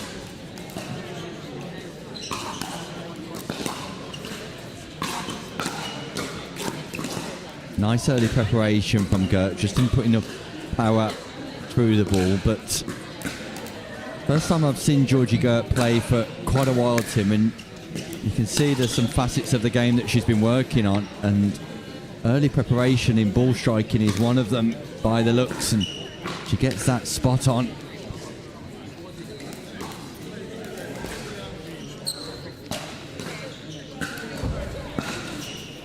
Absolutely, Nick. I know she had a successful English Nationals, I believe.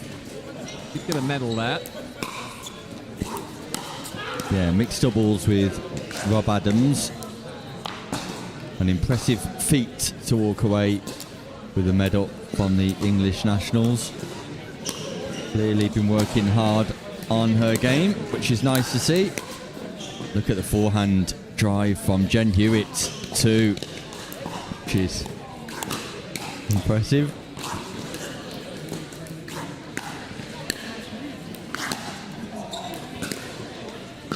Confusion between Donald and McCrary.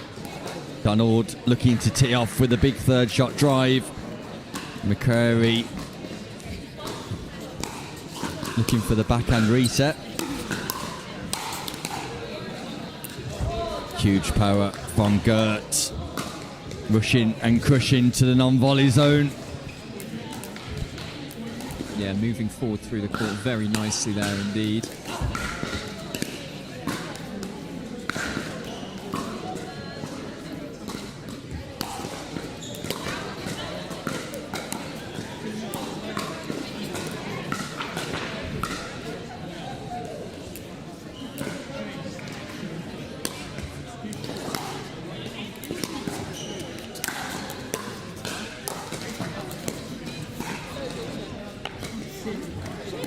Particular strength of Jen Hewitt is her forehand volley roll.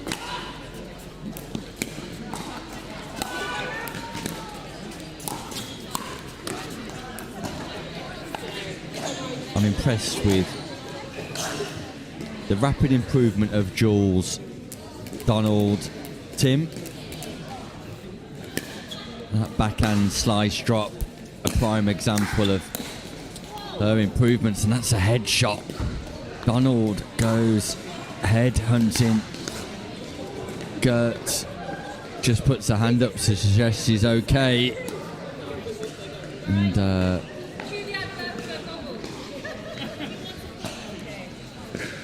Gert suggesting that she'd like to wear protective eyewear, but she's okay and ready to continue.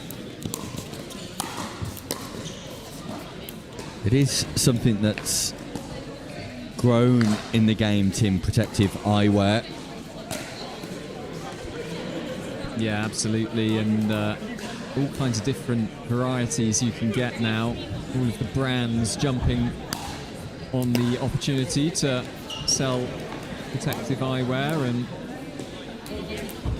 it is important, of course.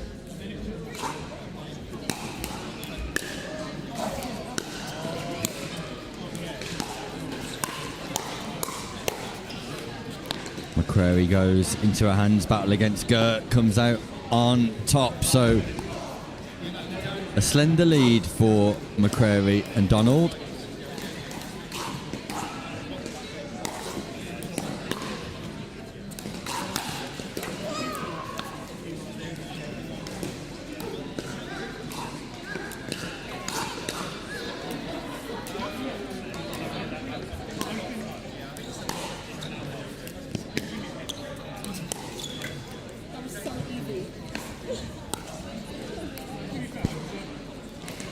Nice drop from Donald. Sometimes it's as simple as making that ball bounce, as we've said repeatedly throughout the day. Did Donald just reset a ball that was past that baseline?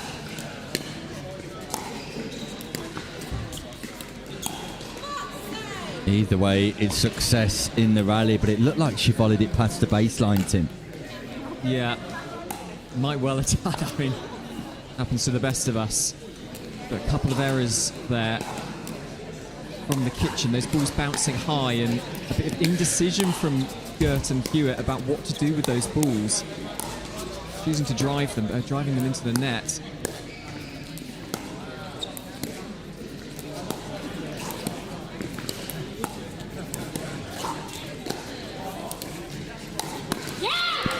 A well-constructed point from Jen Hewitt, executed nicely by Gert, and a backhand roll, Tim. Yeah, absolutely beautiful to watch. The point construction, those dinks low over the net, the topspin, putting pressure on, then pulling the trigger when the opportunity arose, and that's a kind of confidence builder point, that is.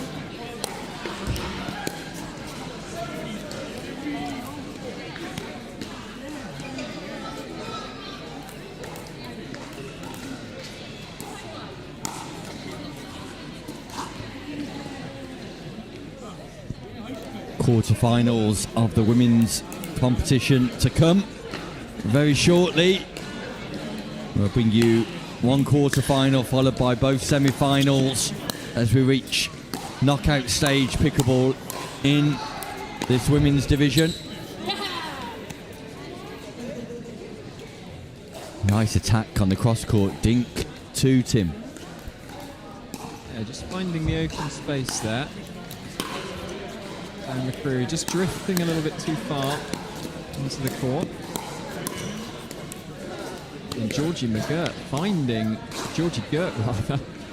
finding some really good attacking play here, moving through that court, and there's definite confidence boosting shots here, evening up the scores. But what a dink there from Sarah McCreary, finding that space. Lovely touch.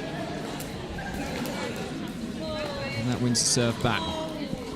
Yeah, pace off from McCreary on the cross-court volley.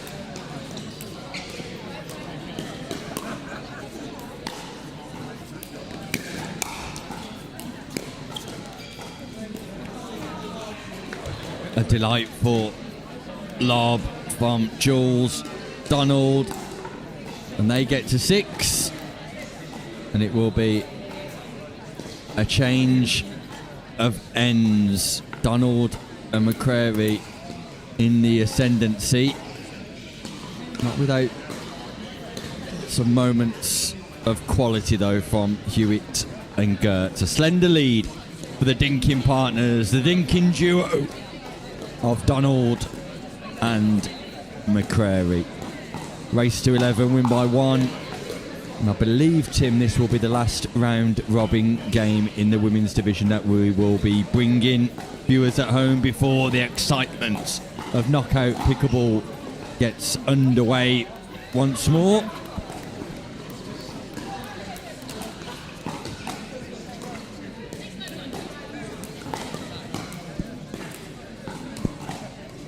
Floor manager, I'm hearing, might just squeeze one more in. We'll bring you news as soon as we have it. Slight change in schedule courtesy of that men's bronze medal match going to 3 sets and such tight scorelines in all 3 games.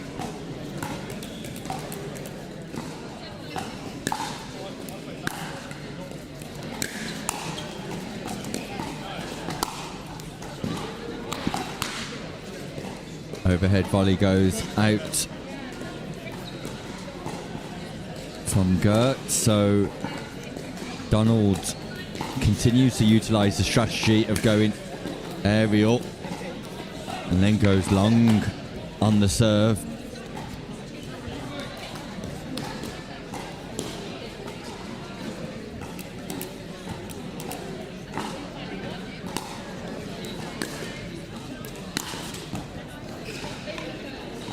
Missed third there, and there's just been too many of those missed thirds. They've shown real periods of real quality play, Hewitt and Gert, but just thrown in with a few frustrating errors for them. They can pull things together, certainly wouldn't put it past them. Lovely drop there from Jen Hewitt, and Georgie Gert stepping in. And that brings things up to 2 points now.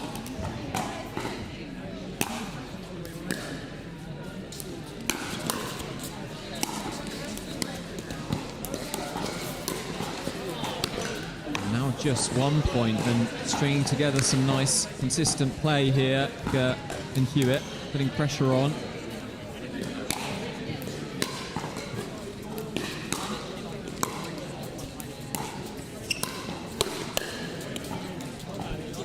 Nice defence from Jules Donald, who just fires back straight at Gert. That ball just edges off her paddle. So McCreary and Donald, slight lead, 3 points required for victory. Ball was going out, miles out. Donald chooses to volley from the baseline once more. Second scoring opportunity, and I'm just hearing Tim. We will be able to squeeze one more women's round robin matching. What a reset, Donald.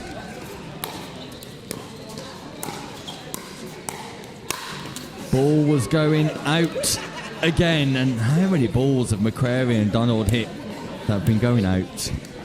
Yep, they could be well on their way to victory now. Instead, 7-8-1. Gert rather, and Hewitt make that 8-8 suddenly. This game is level after McCrary and Donald holding a lead throughout all of it.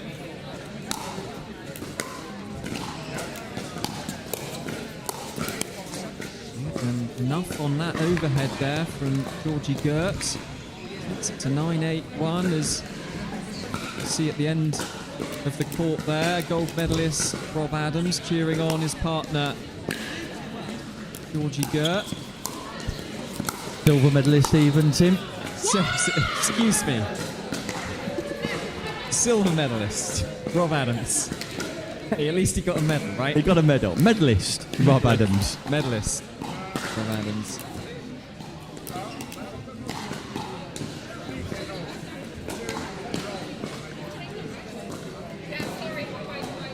Ten, 8-1 here.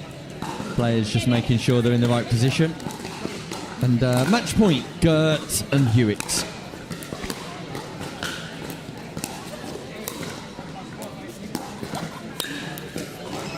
Powered away by Donald. One more to come.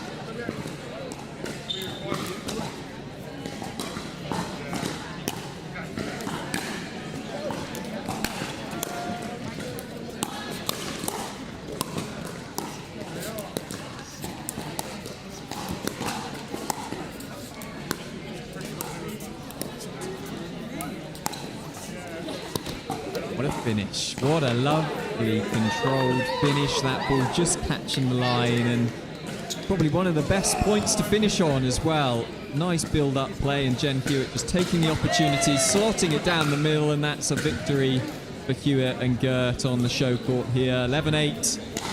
Frustration for McCrary and Donald. So we will be bringing you one more from this round robin, ladies 4.5 plus. We believe it's going to be Nia Rogers and Emma Ritson versus Megan Bignell and Katie Taylor. So we'll be back with you shortly for that one.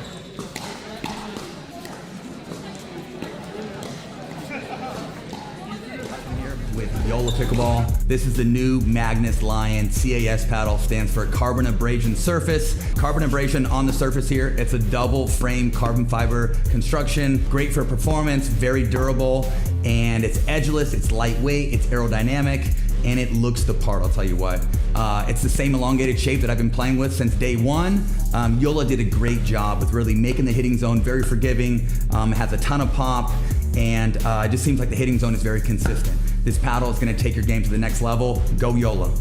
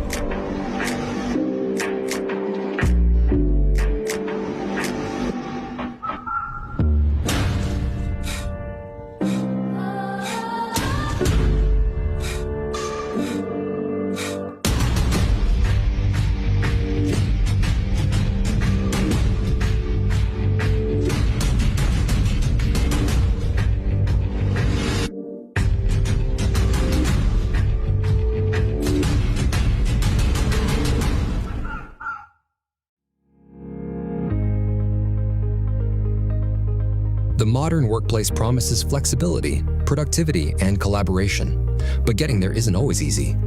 Many businesses struggle with outdated systems, security concerns, and the challenge of integrating remote and hybrid work environments seamlessly. ICTO delivers modern workplace solutions designed to tackle these challenges head-on. With expertise in cloud integration, enhanced security, and intuitive collaboration tools, ICTO ensures your team can work securely and efficiently from anywhere.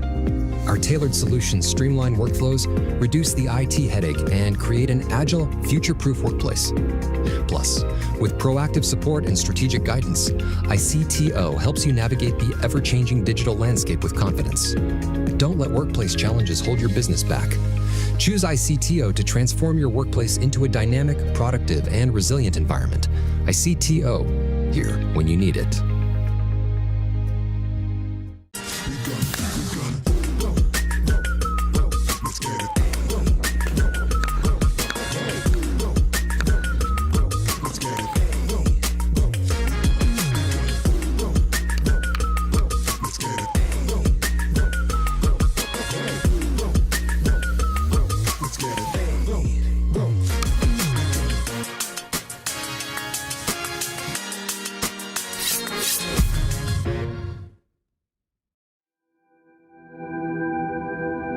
As a professional athlete, my equipment is very important to me. When I'm on the court, I need to trust what's on my feet. I need to stay focused with no distractions. I personally feel like the ViperCore Pro 2.0 is the best performance shoe out there. Durability for me is really important because I like to slide all over the court. I also love how lightweight they are. I feel like I can run faster. Skechers. Comfort that performs.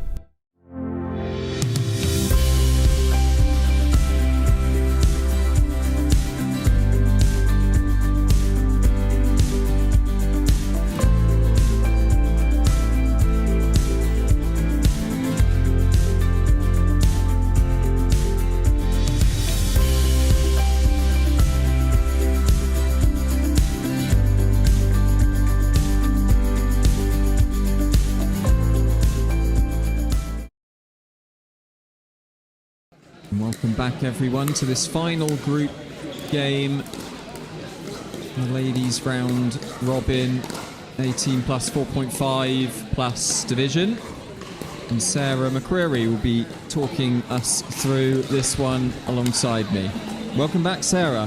Hello, Tim. Good to be back. Good to be commentating with you. Yes, our first time for a while. Oh, it's beautiful. It's beautiful. Unlucky in that last game, by the way. It was a good watch. You had a good lead for a long time, but It was a little bit of a pickleball roller coaster is what I like to call it, and it can happen. that's what we like, though. Well, unless you're on the wrong end of it, of You know, course. I liked it. I still liked it.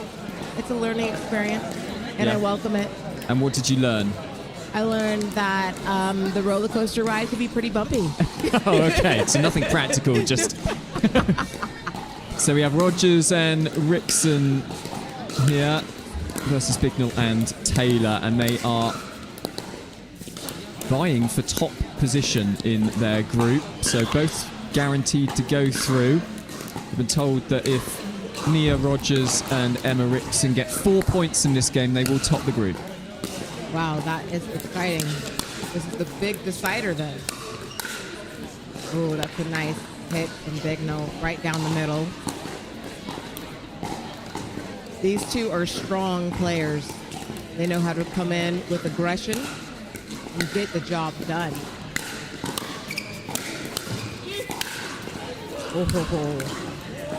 Missed out by Bignell. Heavy drives, Taylor and Bignell. They really bang the ball.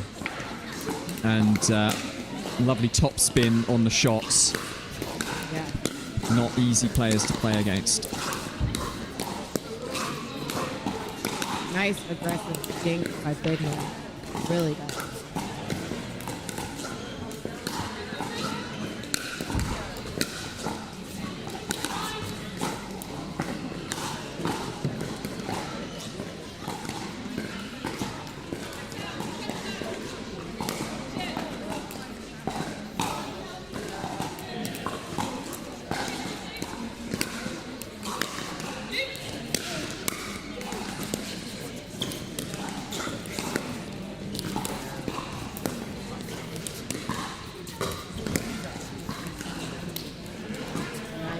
bunker deep enough. Looked like the ATP was there, but Taylor just missed it.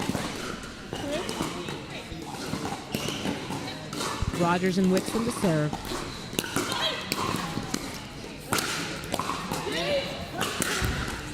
Oh, that one. She's got some power. She's got some power. Taylor's got power, yeah. And she really winds up for it as well.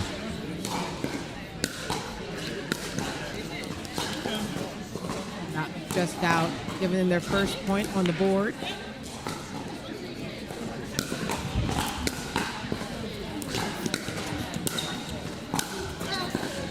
Oh, body shots. It's early in the game and we're here for it. 2-3. Bang, yeah. Just that difficult place to get the ball, isn't it? The shoulder, right hand, shoulder. Yeah, that chicken wing. Yeah, it's the chicken wing. Who's hungry? Oh, that's a great serve there. Tough return. And they do have 4 points, so if the maths are correct, Rogers and Rickson will be getting top then, regardless of the outcome. Yeah, they're first to 4. Now Yeah, they're just playing first to 4, so now they can just cruise. Energy levels start to drop, saving their energy for the knockout stages, but they do look slightly like they're on cruise control. They've really come back nicely after falling 0-3 down.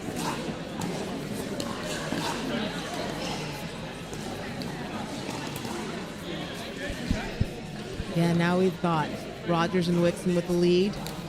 6-3. 3-point lead. Let's see how it goes.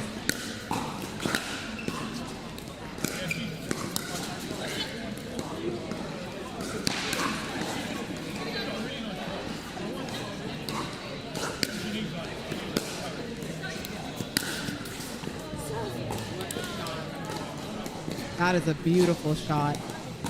Yeah, just coming through the court nicely. Nia Rogers.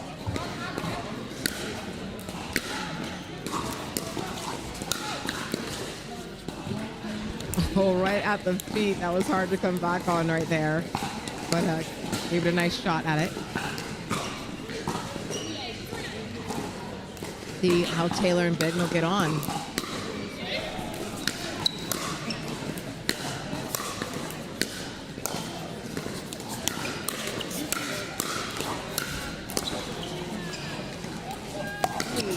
Right at the line. This is so good to watch. Oh my goodness. Another liner.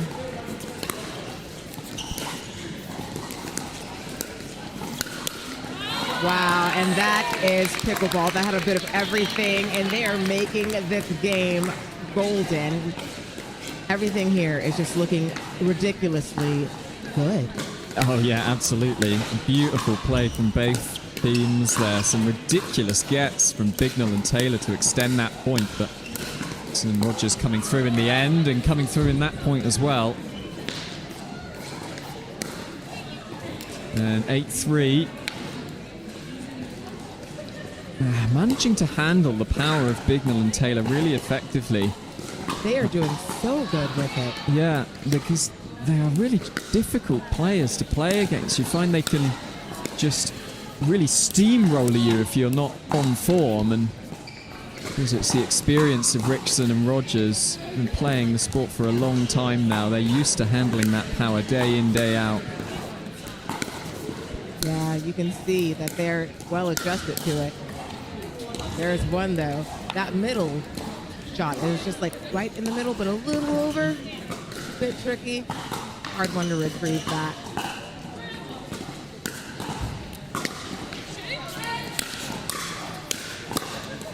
Yeah. Wow, up, and down. Yeah. Beautiful stuff, yeah. Emma Rickson again, handling that power and getting herself in position to put that shot away.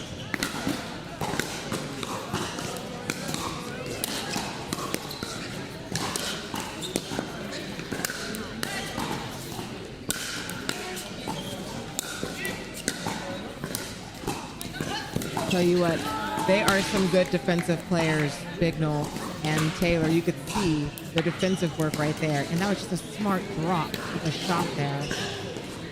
Yeah. Court craft. Really lovely from Nia Rogers.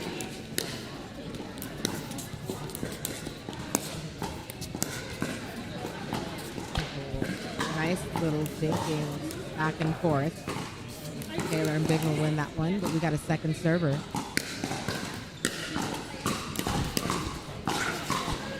that one goes into the net.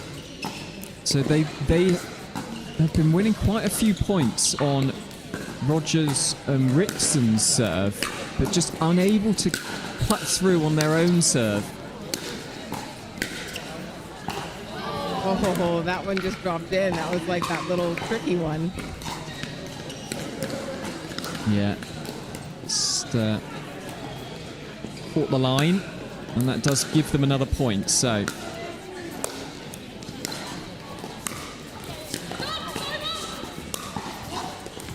good communication there.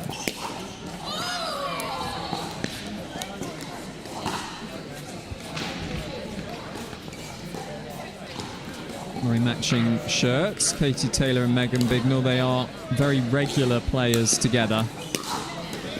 Yes, they're a well-established team at this point. They play at London quite often. Really good. Shout out to Lou. Shout out to Lou. London Pickleball, of course, one of the biggest clubs in the country. Nice power there, display. And they have plenty of it. They're stocked with it. Nice recovery shot there. That up. The placement and the power of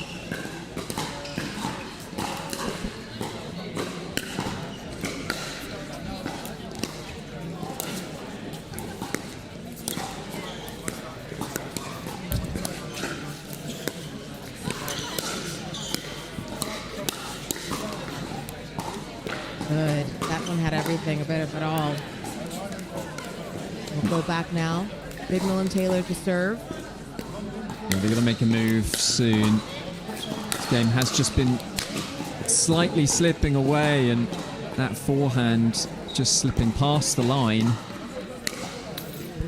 Yeah. And just unable to make headway on their serve. They've had lots and lots of opportunities, lots and lots of serves, and Rickson and Rogers able to just handle the power of that third shot drive really nicely. There's a case in point there. Nia Rogers' reactions on point. The big drive from Katie Taylor. Yeah, Nia Rogers has a nice forehand. Yeah, you don't want to put anything to hurt that forehand.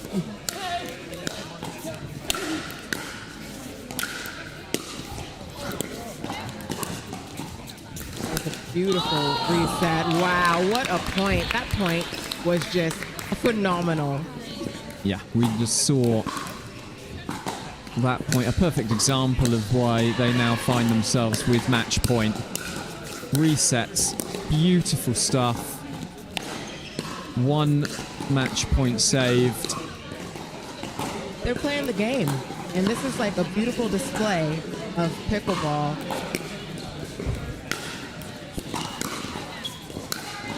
We got a ball on the court. We do have a ball. Little on wonder court. that ball wants to be the action. The export, he said, "Let me have some of that." Yeah, we Get all, outta here. we all want to be out on court with these four. Yeah, it's looking too good. It's got ball envy.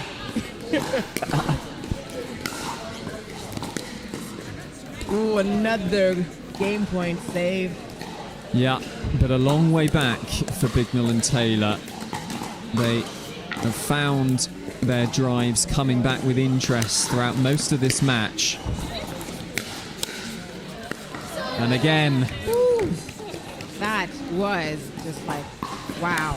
the drive to Nia Rogers. Nia Rogers has just been gliding that shot back throughout the whole match. Oh, and that's a big serve from Bignell. Does have that in her archive. It is big from Big. No.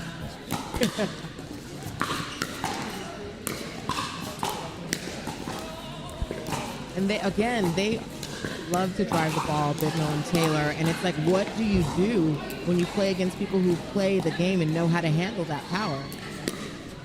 Yeah, and not an easy answer at all, but that's going to help things. Lovely. Yeah, lovely shot.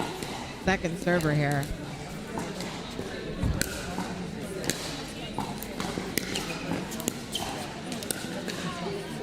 Nice dink there. They could Down dink it a low. little bit too, getting a little softer on the game. A little Maybe bit they're making softer. some changes. Yeah, getting some success down low.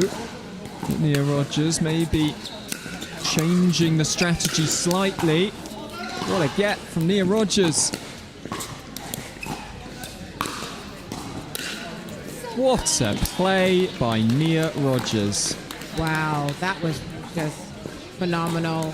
Everything she's doing, moving around the court, making sure she's hitting the ball in the right spot. She did all that. It's match point here. Whoa.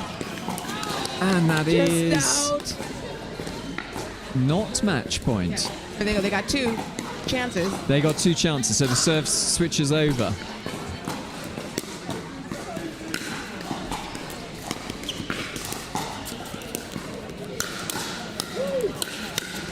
Wow, that is a powwow finish. Wow, that was so great. Rogers and Wixon, take it and make it. Beautiful stuff. I think wow pretty much sums it up there.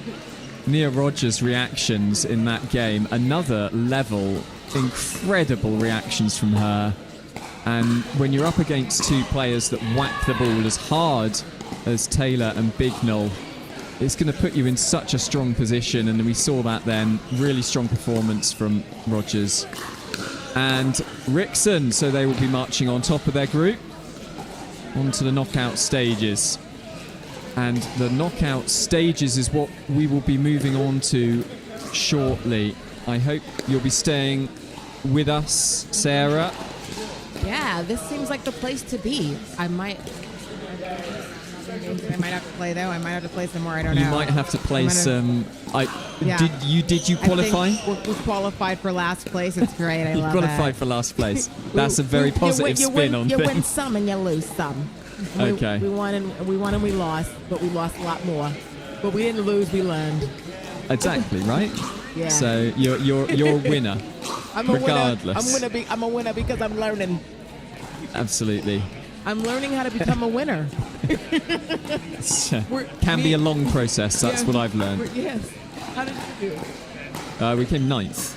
Okay. Yeah, we talked about that a little bit. Yeah, we did. I was happy with that. Yeah, it's good. Just pipped out for qualification. Yeah. Which I was disappointed at, but we played well in the final qualification matches and come away with 9th. So I think we were fairly happy.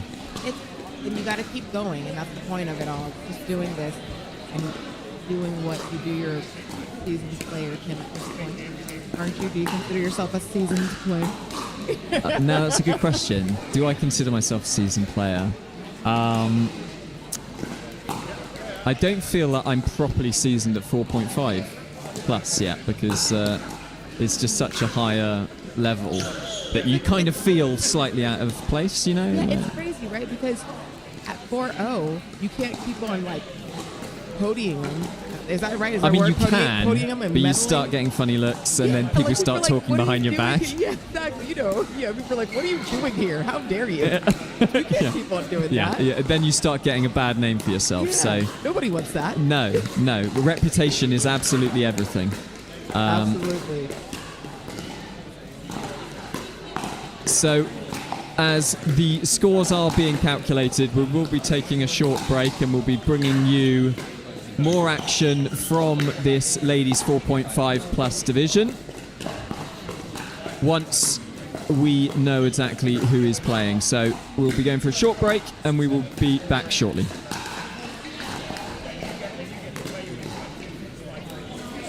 With Ullah Pickleball. This is the new Magnus Lion. CAS paddle stands for carbon abrasion surface. Carbon abrasion on the surface here. It's a double frame carbon fiber construction. Great for performance, very durable, and it's edgeless, it's lightweight, it's aerodynamic, and it looks the part, I'll tell you what.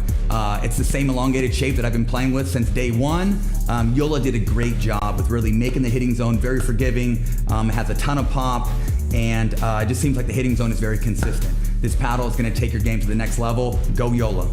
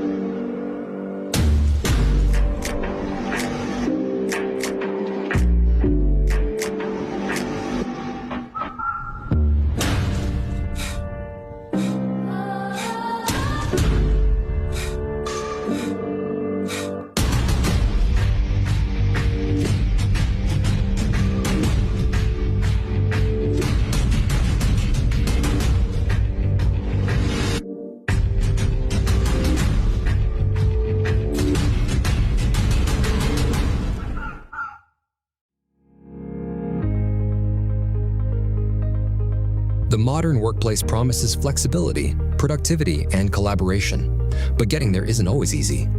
Many businesses struggle with outdated systems, security concerns, and the challenge of integrating remote and hybrid work environments seamlessly.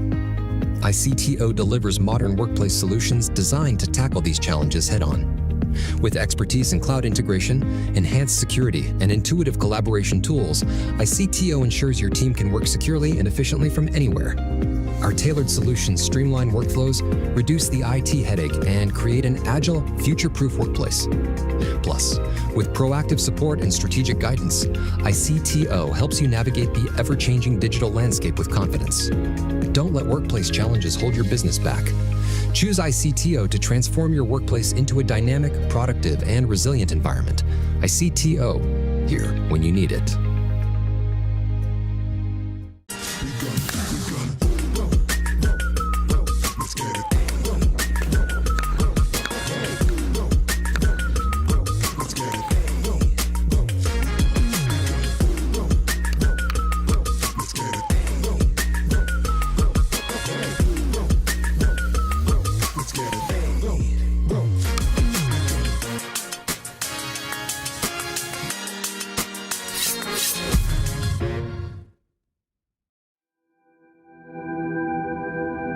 As a professional athlete, my equipment is very important to me. When I'm on the court, I need to trust what's on my feet. I need to stay focused with no distractions. I personally feel like the ViperCore Pro 2.0 is the best performance shoe out there.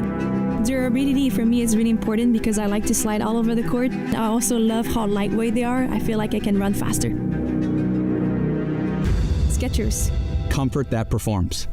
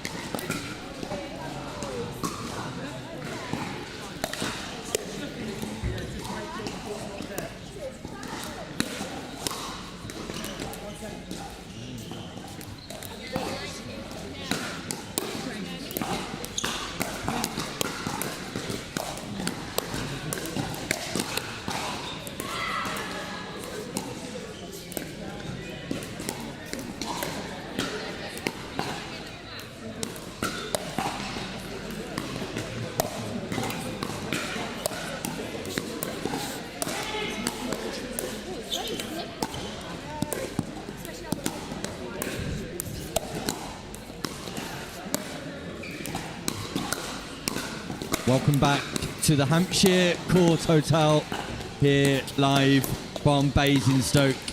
It's quarter-final action. It's knockout pickleball in the women's division. Jade Burns and Tracy Matthews advancing through, as have Jones and Kenna. Really looking forward to this quarter final, which gets underway shortly. In the waiting news, some of the other quarterfinals. Chanel Lowe and Maisie Wise, I think, taking on Megan Bignall and Katie Taylor. And Jess Anderson and Dia Katecha taking on Mia Rogers and Emma Rickson.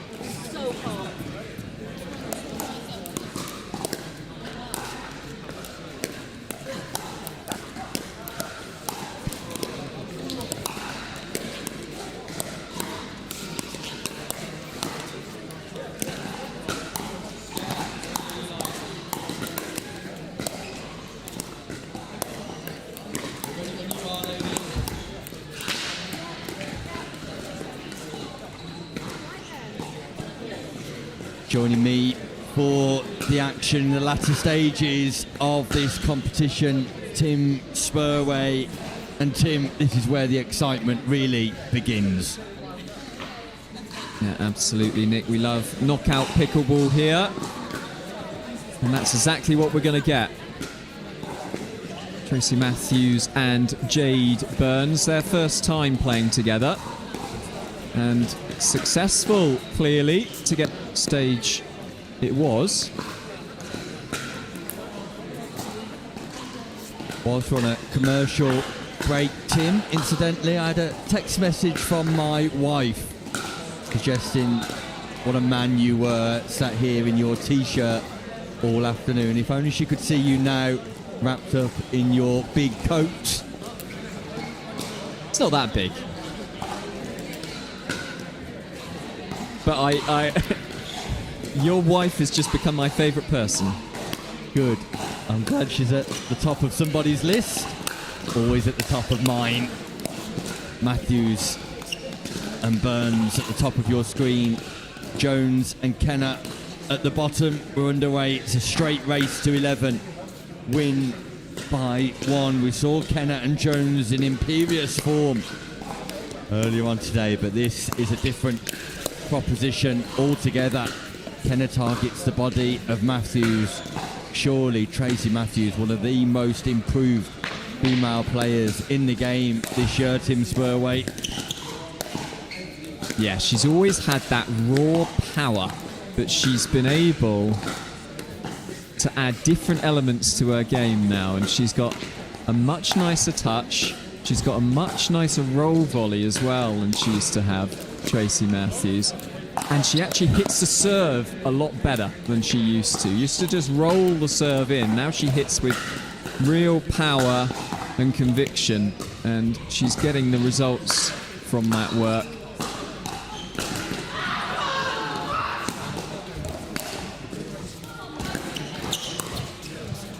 I say all this, Nick, because she is my partner tomorrow as well, so I've got to keep in her good books.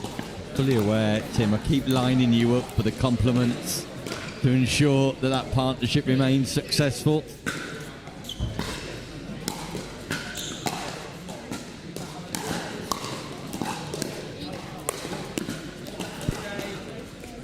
Burns doing a good job of targeting the base of Kenna in the transition zone.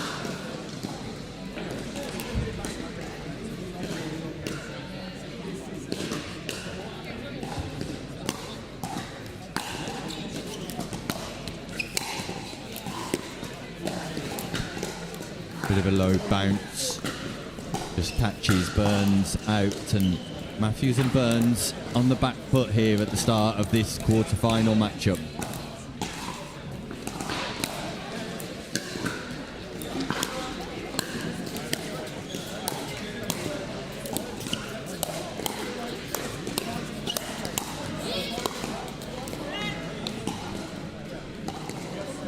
sharp defensive volleys from Kenner and Jones, who demonstrates their defensive capabilities.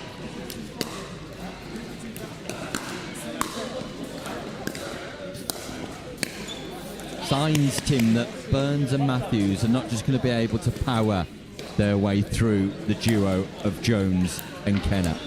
Absolutely not. Jones and Kenner, incredibly accomplished defenders of the ball, able to handle that power, and they are used to it. Helen Kenner, an England international at senior level, teaming up with Dr. Tara Jones.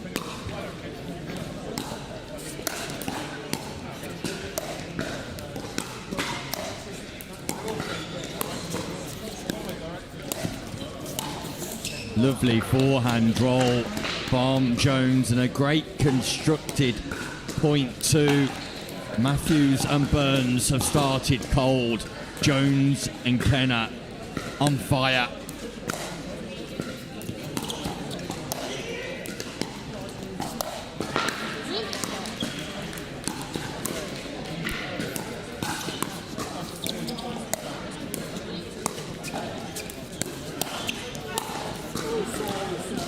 Burns is tagged by Jones, and Kenner and Jones playing consistent pickleball here, just not missing Tim Spurway.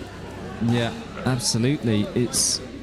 There were quite a few moments, particularly in that last point, being a good example where perhaps Matthews and Burns would have won that point maybe 2 or 3 times, but Jones and Kenner are able to steer that ball back into play nice and low and turn defense into attack really successfully, and they're pretty much playing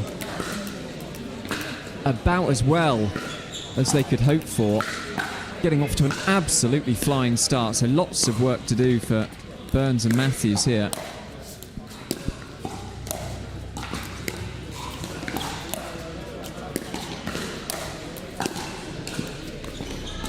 More penetrative from Matthews, instead of just firing those volleys back in a straight line, manages to find a slight angle, Tim.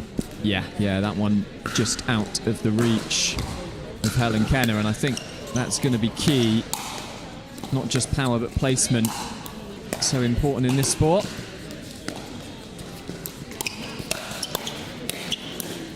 Oh, Tracy Matthews. She felt the flow. She felt like she was going to be dominant at the kitchen, but we see that defensive play again from this time Helen Kenner steering that ball into the open court.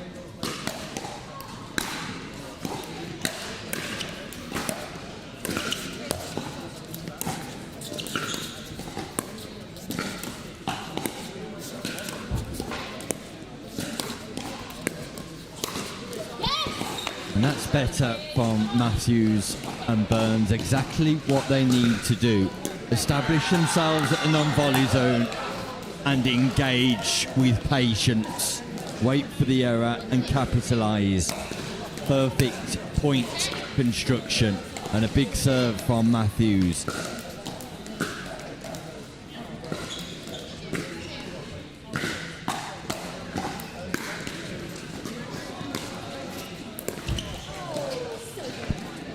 Ball that bounces in the non-volley zone brings about further success for Matthews and Burns. Exquisite third shot drop from Jade Burns.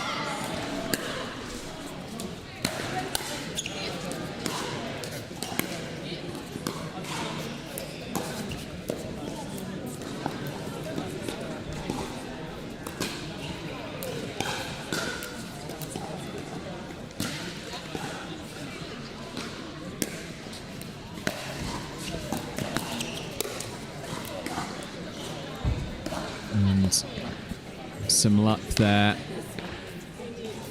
and they will be very happy to take whatever they can get, chasing down this 3-point lead now.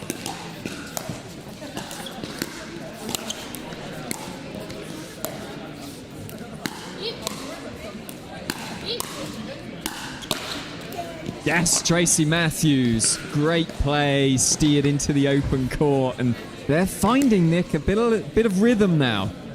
Getting into a groove here. They are indeed. Let's see if they can make inroads on their own serve. Third shot drop. No, a drive. Tara Jones, unbelievable in defence. What a reset. Tara Jones performing miracles. Helen Kenner just fails to keep that ball alive, but phenomenal defence. It's ridiculous. I mean, Tracy Matthews there just yelling to them, stop getting them back. She's not used to these balls coming back, 2 or 3 of them where they would normally be winning points, but a good serve there. And they are finding their way back into this match. And have they perhaps broken through here? Just 1 point difference now.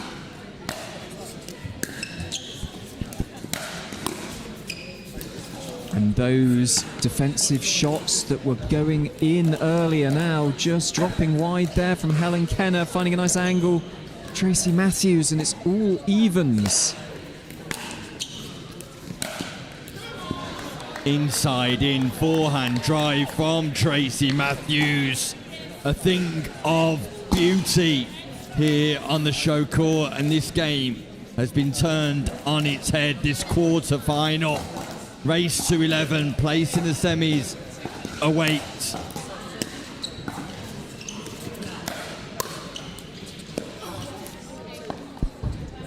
Yeah, just that last one from Matthews, not having the same zip of it on it. Getting a bit high and leaving herself exposed, coming across to take that forehand. So, yeah, lovely play. And Helen Kenner steadying the ship after an onslaught.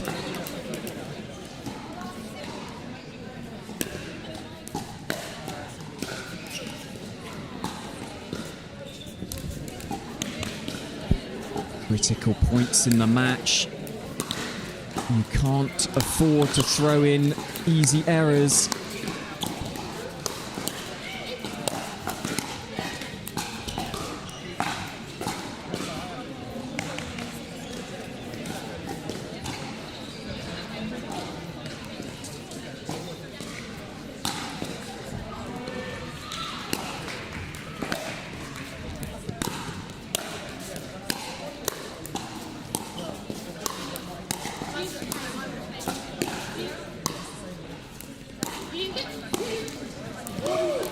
Miscommunication between Burns and Matthews gives Jones and Kenner the lead once more, and you cannot fail to be impressed by Jones in particular today. Really is playing some incredible pickleball in attack and defence.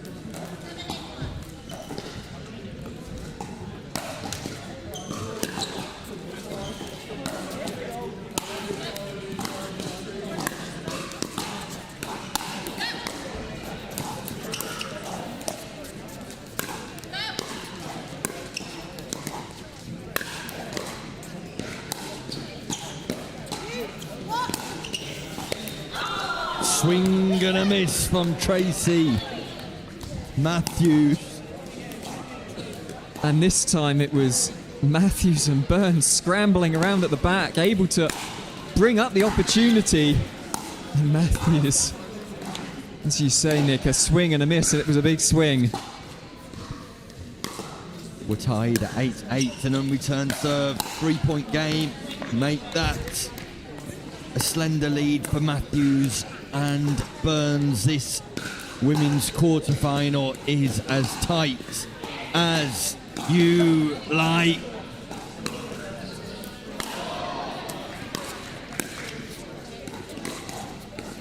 Jade Burns, exquisite on that drop reset.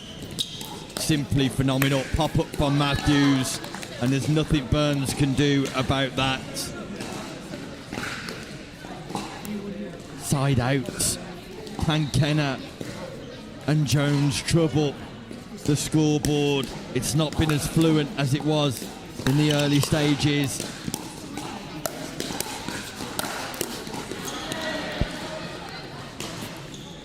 And that is a Matthews special. She doesn't miss many of those. Down the middle, pop up, given the treatment.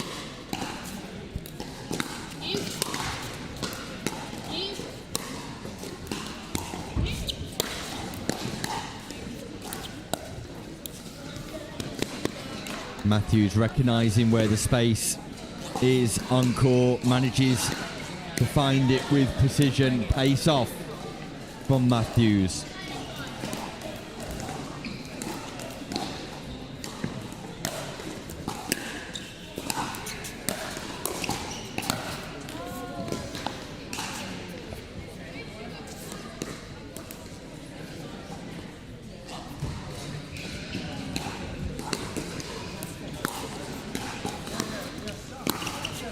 Lovely drop from Burns once more, and it brings up match point for Burns and Matthews. And are they about to complete a remarkable turnaround? They were 8-2 down in this game.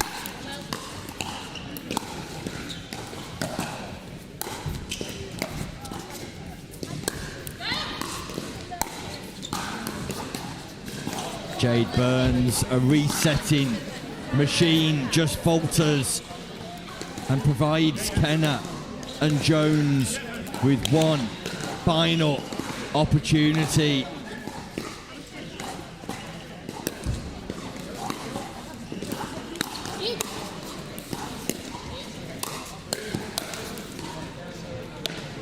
And here they come, taking that opportunity, taking that chance with open arms. 1 point the difference. What a lob from Jones, and here she is with the volley. Reset from Burns.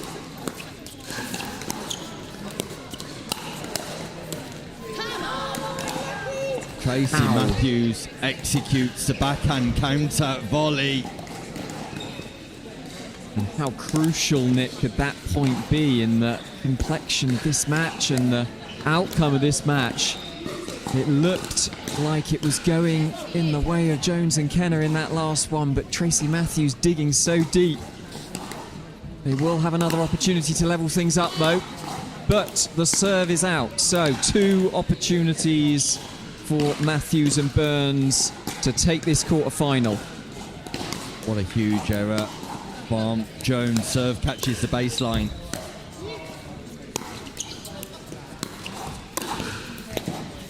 Really good from Kenna, targeting the backhand of Matthews. Another match point here for Matthews and Burns. Another semi-final point. Is it now Matthews and Burns complete their comeback? No, it isn't. That goes miles long. And Jones and Kenna only need 2 points for victory themselves. They've got 2 serves, 2 scoring opportunities. Is this game set to provide us with yet another twist, another tale? Quite possibly so.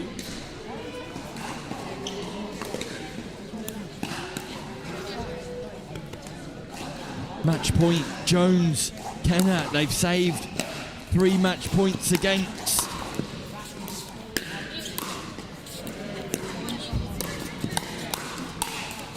And there it is. Kenna and Jones advanced through. They raced into the lead, were subjected to an onslaught from Burns and Matthews mid-match, but put their foot down on the accelerator just when it mattered most.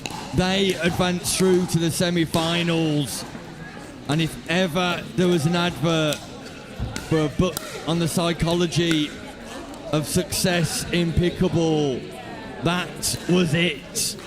Jones, Kenna through to the semi-finals. Burns and Matthews exit stage left. We'll be back with more action after this short break where the quarterfinal action continues. It will be Katie Taylor and Megan Bignell taking on Danny Foster and Heidi Gerard. We'll be back in no time at all.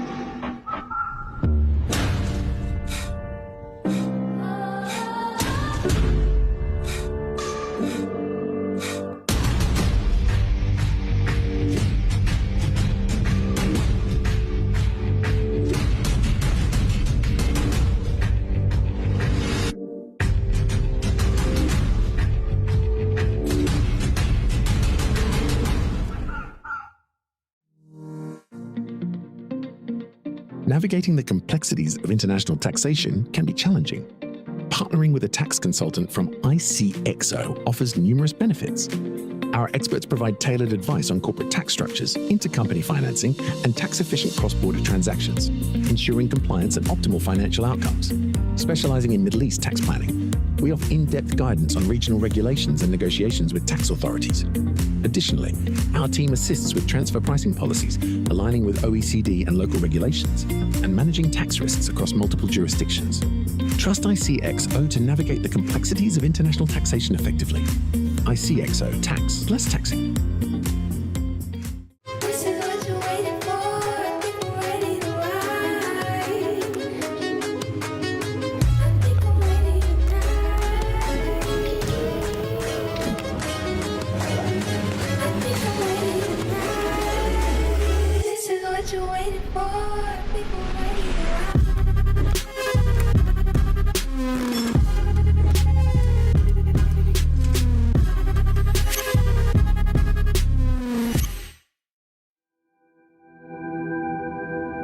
As a professional athlete, my equipment is very important to me. When I'm on the court, I need to trust what's on my feet. I need to stay focused with no distractions. I personally feel like the ViperCore Pro 2.0 is the best performance shoe out there. Durability for me is really important because I like to slide all over the court. I also love how lightweight they are. I feel like I can run faster. Skechers. Comfort that performs. Hey Team Diadem, we got something new for you. We're taking it to the max. Introducing the Max Shape, the widest paddle in our collection. The new wide body Max Shape is available in the Edge 18K, the 18K Power, and the Icon Infinity. Not only is your sweet spot enhanced, but your surface area is increased and your spin potential is maxed. So this paddle is ideal for those looking for an enhanced sweet spot, a ton of spin potential, and a shorter handle. My mama always told me, never judge a paddle by its shape, judge it by its performance. The Max Shape, available now. Welcome back to Basingstoke, the Hampshire Court Hotel for the Franklin South of England Pickleball Championship, brought to you by Pickle B, powered by Skechers, Fox and Spot. It is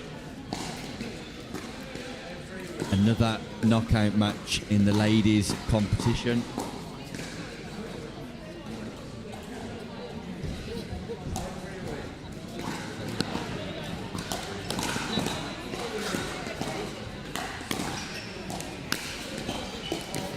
We're into the semi-final stage.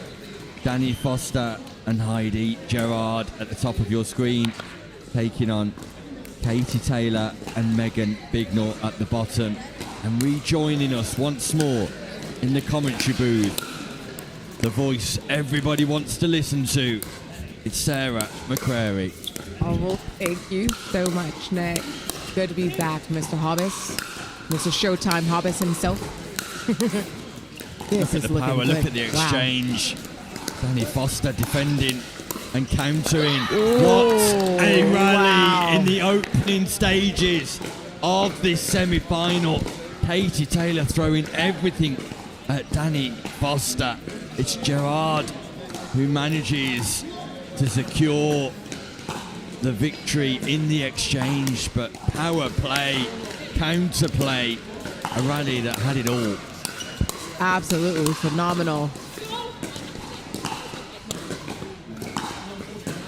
It's going to be a lot of big power here. I think so.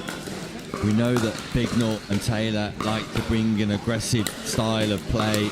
It's my first look at Foster and Gerard, but already I can sense that they're happy to play fire with fire. Yeah, it's looking like they're quite comfortable in that zone. We've got an even score now, it looks like.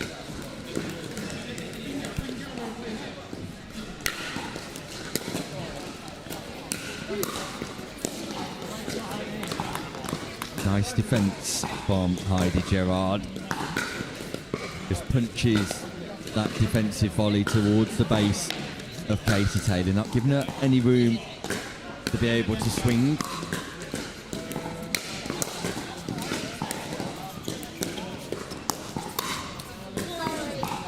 Oh, body shots will be had. Megan Bignor feeling the force of the power of Danny Foster on that backhand roll. Diagonal play from Foster. Just sending a message early on.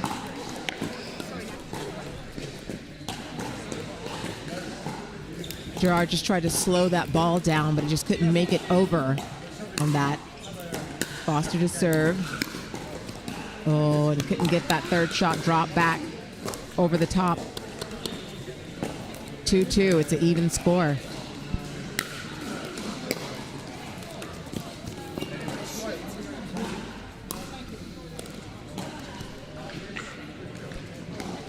Meanwhile, semi-final number 2 is being contested between Emma Rickson and Nia Rogers. Rickson and Rogers getting the better of Katecha and Anderson. They're taking on Kenna and Jones. So Rickson and Rogers versus Jones and Kenna in semi-final number 2. A place in the final awaits, where it will either be Gerard and Foster or Taylor and Bignor. And at the minute, it's Taylor and Bignor in the ascendancy, Sarah. Yeah, it is an action-packed game.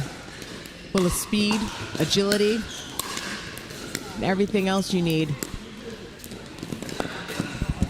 Ooh.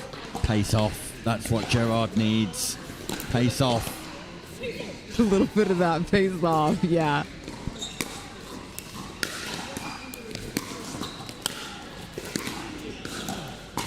That love goes in.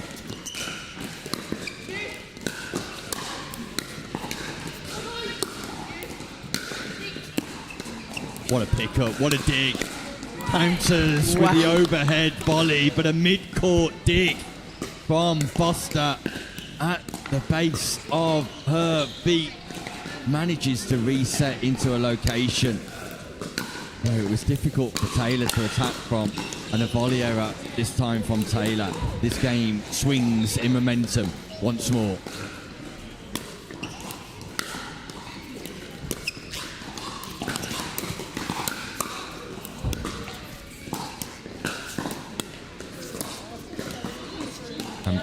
Anticipatory defence from Gerard. Foster just misreads the ball speed. We're tied at 4-4 on second server. Now a slender lead for Gerard and Foster.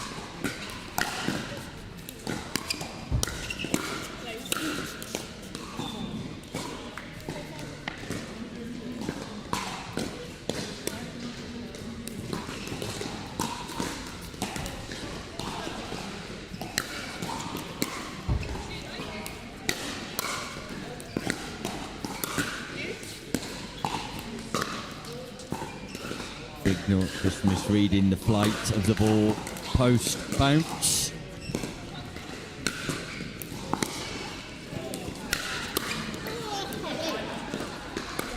That ball's going long, Sarah. Yeah, just moved a little bit too soon. Sometimes it's like that. You just can't stop yourself from getting to it.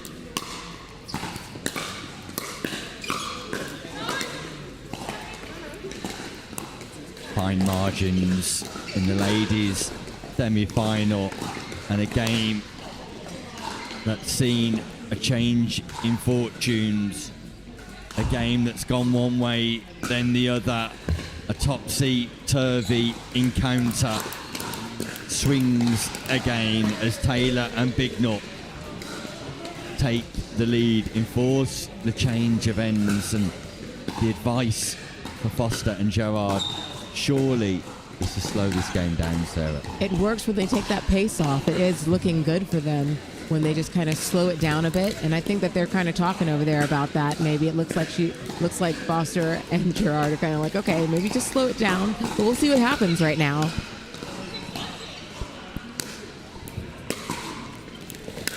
Big third shot drive from Bignor.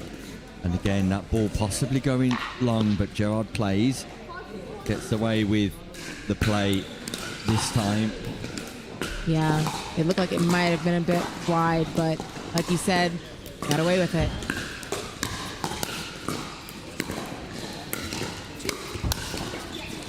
Perfect shot. That was just the right amount of power. That kind of in the middle type of shot.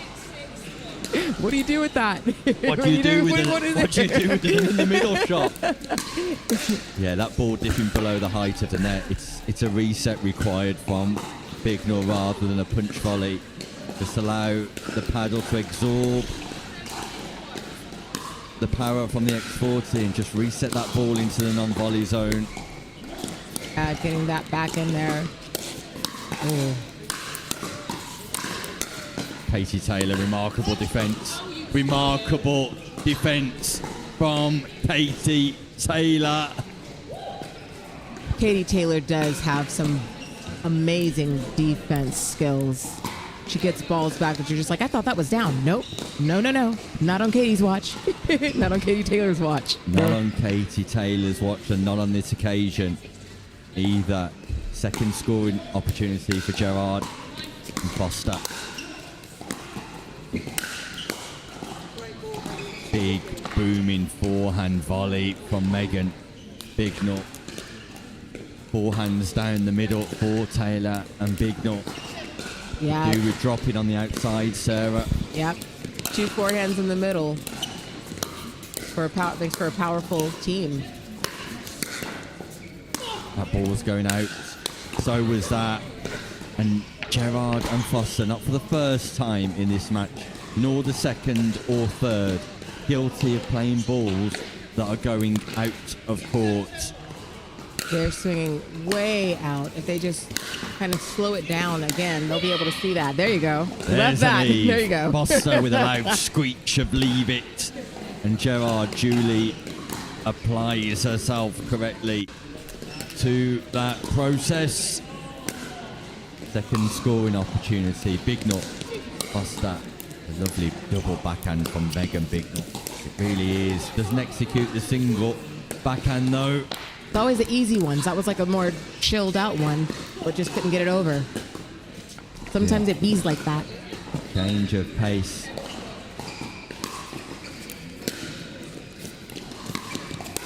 Foster's just called 7-7-1. We've got 7-8 here.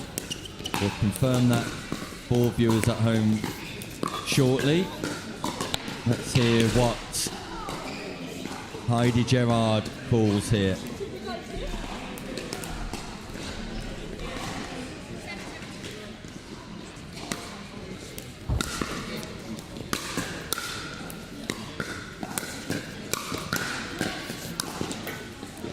backhand roll, extravagant backhand roll, fails in the execution.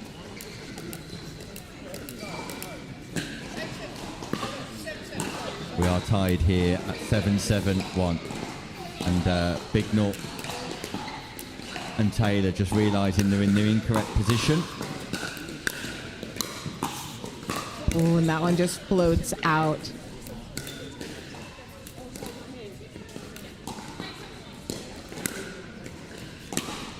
Taylor and Bignor regain the lead.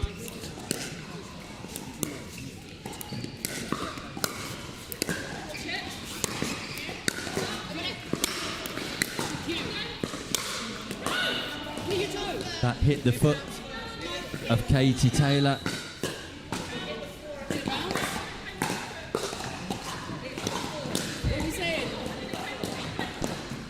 They've asked us in the commentary box for some clarification. We're not able to offer that because there are no video reviews, but it looks like it definitely hit the foot here.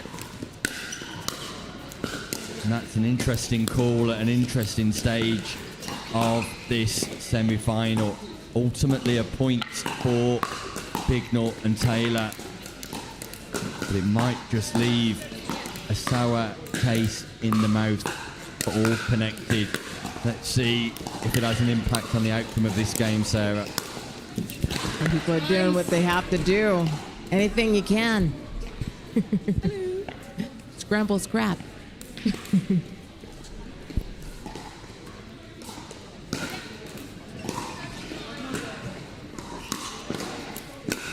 Pam Foster and Gerard make amends. Unbelievable from Megan Bignor in defence.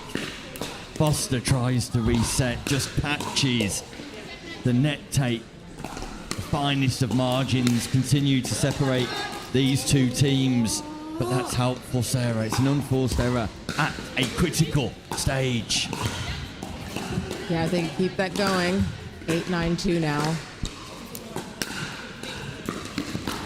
Oh, unforced error at a critical stage. Critical stage. And it's a misread from Danny Foster.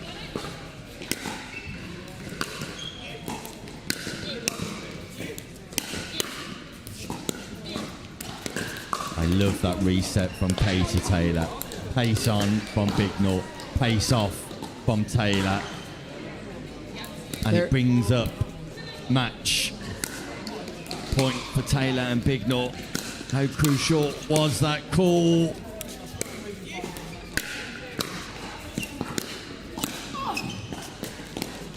Lovely get from Danny Foster at full stretch. Manages to pluck that ball out of the air. Second match point, Taylor. Bignor. Net cord rescued. Big drive from Taylor. Seals it. Victory for Taylor and Bignor. And it was a crucial call, a volley that was past the baseline that appears, Sarah, to have hit the foot of Katie Taylor. It appeared. Yeah, that was insane. That one, something like that can just turn the whole game around. Yeah, it was a crucial moment in determining the outcome of this match. Nevertheless, it's Taylor and Bignor into the final. Foster and Gerard, an impressive Foster and Gerard. My first look at Foster and Gerard, and I was definitely impressed. They go through to the bronze medal match. We await news of who will contest that final, and we'll have that match for you in no time at all. We'll be back after this short break.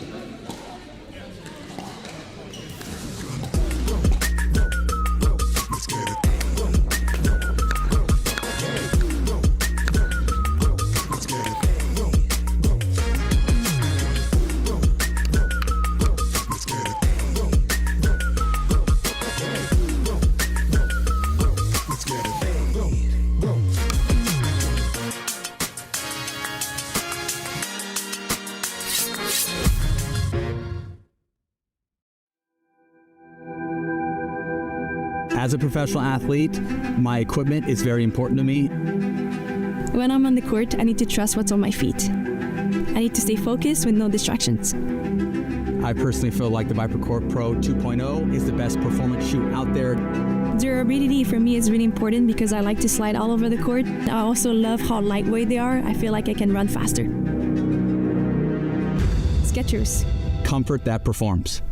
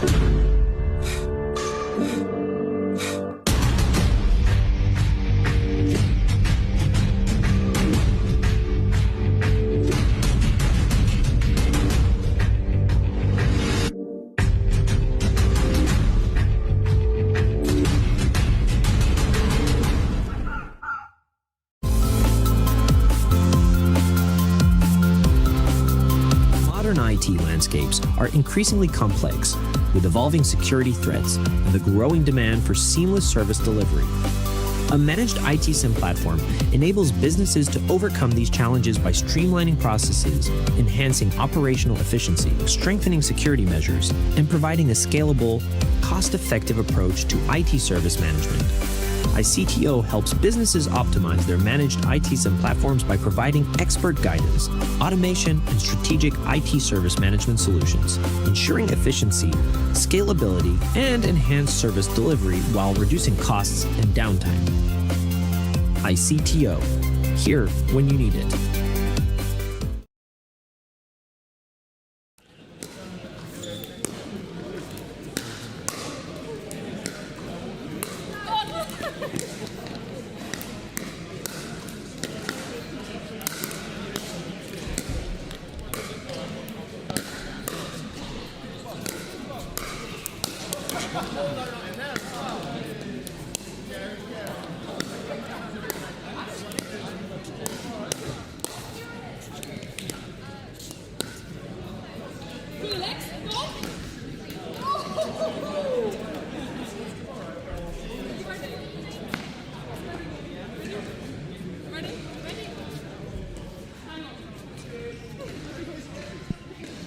Welcome back to Basingstoke for what will be our penultimate game of the day now. It's the women's final, the ladies' final at 4.5 plus, and we're pleased to announce that it will be Emma Rickson, Nia Rogers, who defeated Helen Kenner and Tara Jones 11-0 in their semi-final, taking on Taylor and Bignell. The Franklin South of England Championship Tour event number 14 of 14 reaches its conclusion in the women's division. And what a way to end the tour. A matchup that will bring power and varying strategic outputs from both teams. Joining me in the comms box is Sarah McCrary. A race to 11, but this time a format change. You've got to win 2 games to walk away with that gold medal. Sarah, good evening. Good evening, Mr. Hobbs, Mr. Showtime Hobbs. Looks like this is looking like a good game. It's a good start, isn't it?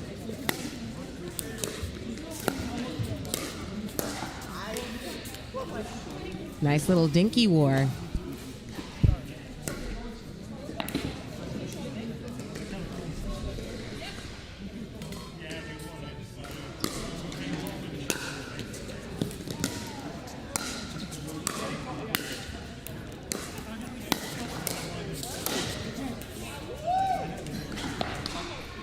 Forehand from Taylor goes wide, and Rickson and Rogers, who have been the team to beat all day today, managed to get the better of Bignell and Taylor in their final group game quite comfortably. Swing and a miss by Bignell. Rickson, awesome in her transition play to that non-volley zone.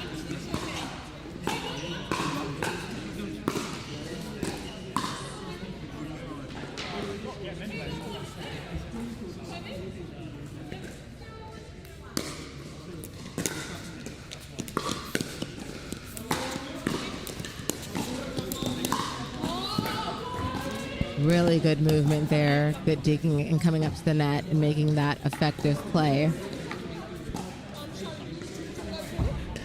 And again, we see the engagement from Rogers and Rickson at that non-volley zone has come into good effect.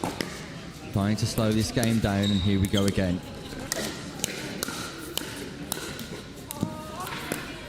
Taylor and Bignell instigate the speed up, but come out the wrong side of the exchange. Yeah, the battle of the hands was won.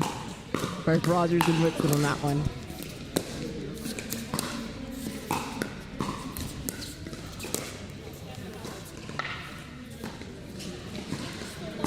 Rare error from Emma Rickson, the ultra consistent Emma Rickson.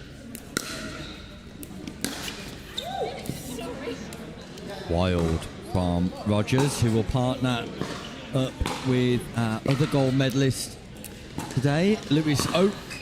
Phenomenal performance from Oak. We look forward to watching that partnership in action tomorrow. So Mixed good. doubles day tomorrow, Sarah. You're in action too. Yeah. It was so good to watch Parker and Oak play.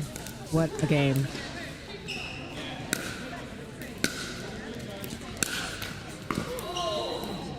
Bounce back from the net. Second server.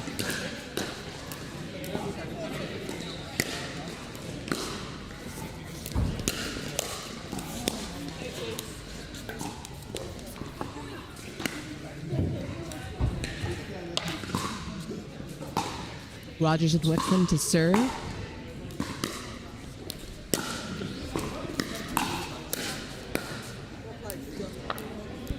Nice, powerful backhand by Bignell.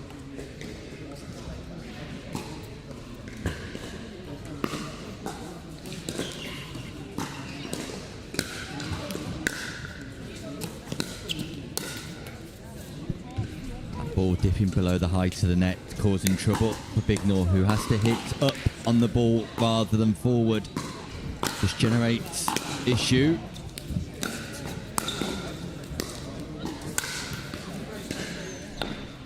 When that ball is above the height of the net, though, Sarah, the power of the paddles of Taylor and Bignell, second to none. Oh, yeah. And they've got power, and they're not afraid to use it. Example. Yeah, good example. And then return serve.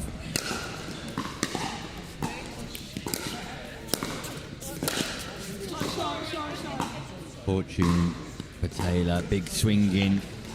Forehand catches the net cord. Rebounds into the body of Rickson.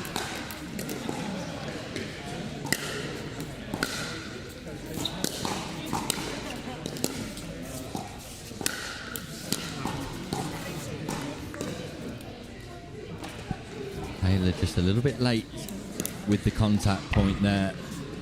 Not making contact with the ball in front of the hips. Waiting for that ball to be adjacent. Made that shot slightly more difficult.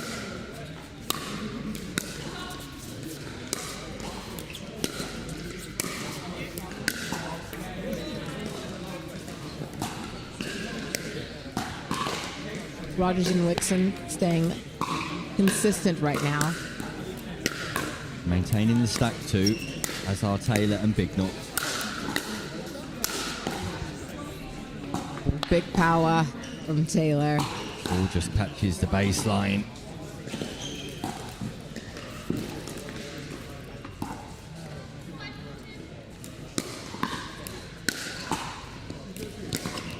Ball is long from Bignell. So Rickson and Rogers just get a 2-point lead once more.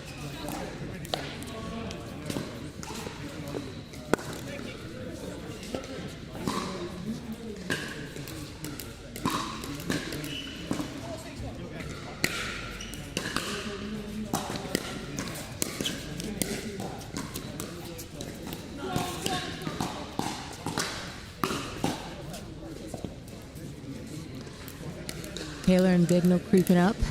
5-6. 1-point game now.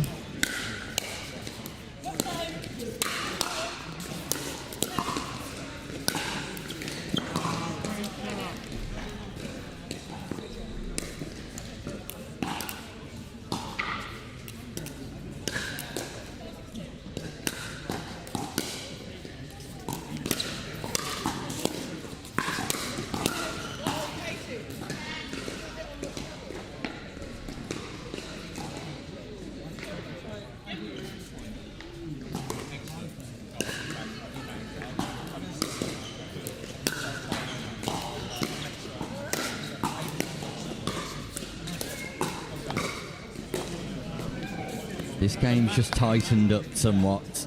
Lost a little bit of rhythm.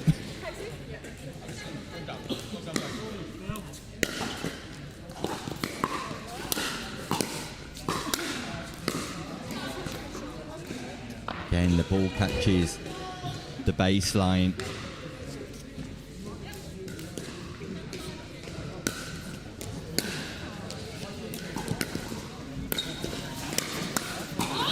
Rickson in the perfect position to take advantage of that pop-up, the drop from Rogers, the drive from Rickson, and Rogers and Rickson just re-establish their command on this women's final.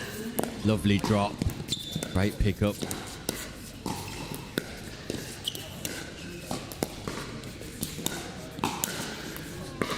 Oh, that was a good opportunity to do that, but it was just a bit too low, wasn't it?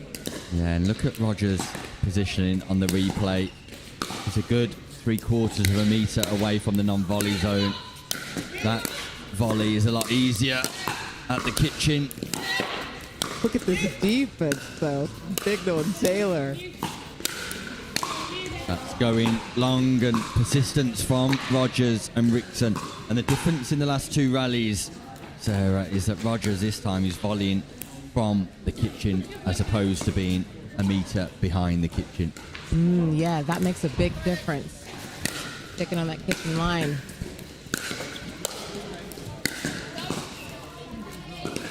Big forehand from Bignell goes long. It brings about game point for Rogers and Rickson.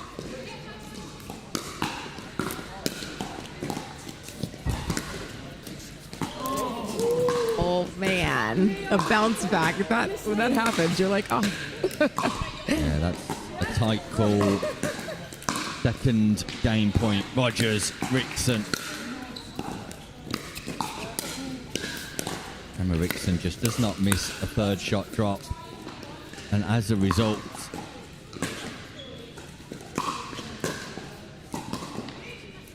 wasn't game point. Oh, wait. 9-5. Oh. We're slightly out with our scoring here. We're full of surprises today. We're going to carry on. We thought this game's point was actually 9-5-2.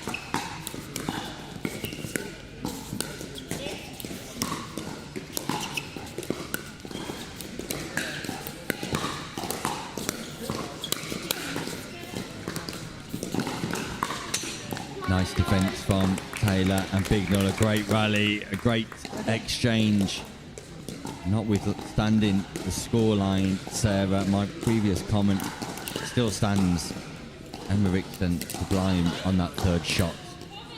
Absolutely beautiful. Yes. Wow, what a play.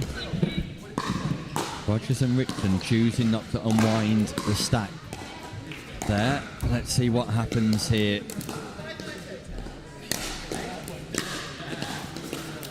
Great return, Rickson. Really is impressive stuff from Emma Rickson. The stack does not unwind. And that's keeping Taylor and Bignell guessing.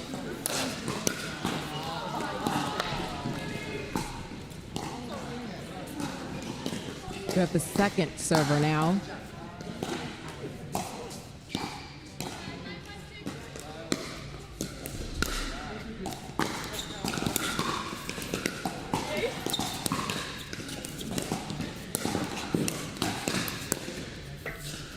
It's a very nice little dink drop. It just gives you not enough, but enough to work with, if that makes sense. Makes complete sense to me, Sarah. We do get game point now.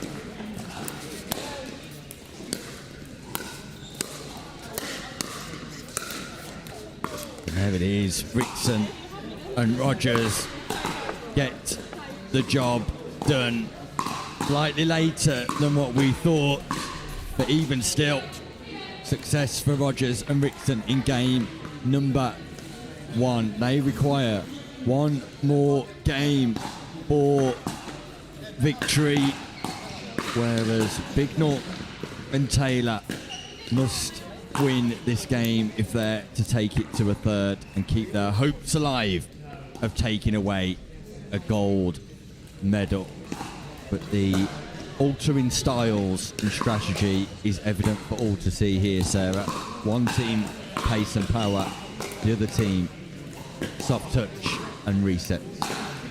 Yeah, and it looks like the soft touch and resets are kind of working right now for that. They are indeed. Rickson and Rogers continue to nullify Bignell and Taylor. And by putting the ball into non-attackable locations, they are proving incredibly effective in managing to garner points. Meanwhile, Bignell and Taylor are just hemorrhaging errors right now. Yeah, it's hard to try to fight your way out of that one when you have such consistency and you're resetting and you're just taking it on. Everything that they're putting out, the hard drops or the hard shots, the drives, they're handling them so well, Rogers and Rickson.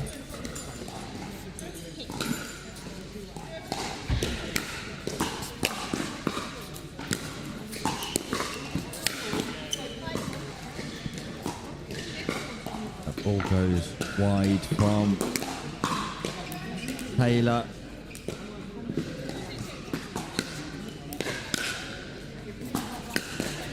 That's a lovely third shot on the double backhand side of Megan Bignell. Brilliant from Big Nut.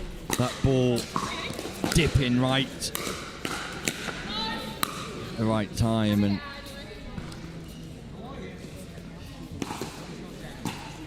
that ball's also called out. So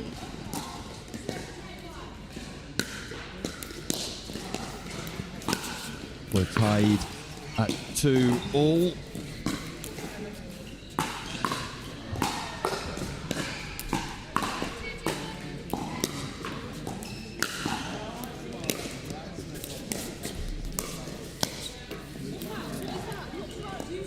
Just couldn't get that one over.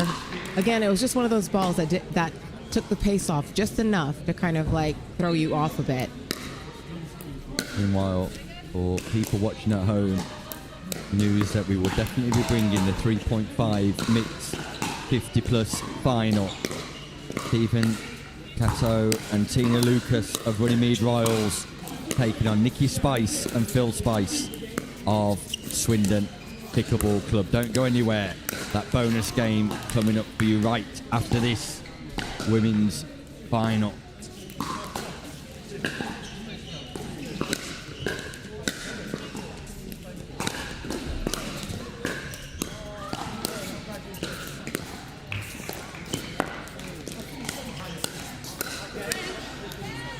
Fortune for Rickson and Rogers, but still work to do after the net kiss.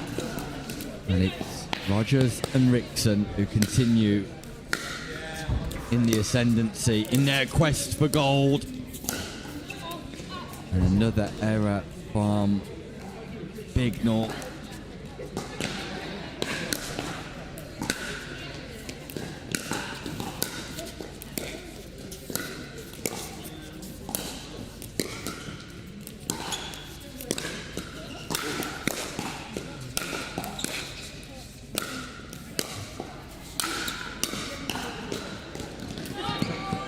Oh, that was so close with that defense. Can we just talk about it for a minute? Scramble defense, Sarah. Great baseline reactions from both Rickson and Rogers. That ball was going miles long, and Rogers slaps at it. Just creates a small opening for Taylor and Big North. Can they find some momentum? That's a lovely drop. Megan Big North, wow. For such a player who's anonymised by power, her third shot drop is an absolute delight. It is absolutely beautiful. Go through, Nick. A nice third shot drop, and what a nice shot there. And Rogers into out forehand.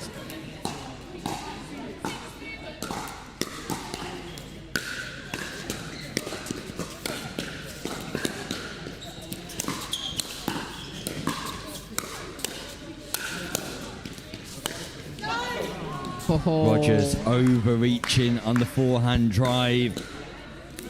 Sends that ball long. Second scoring opportunity. Rickson, Rogers. 3-point lead. Game number 2. Ball goes long from Taylor.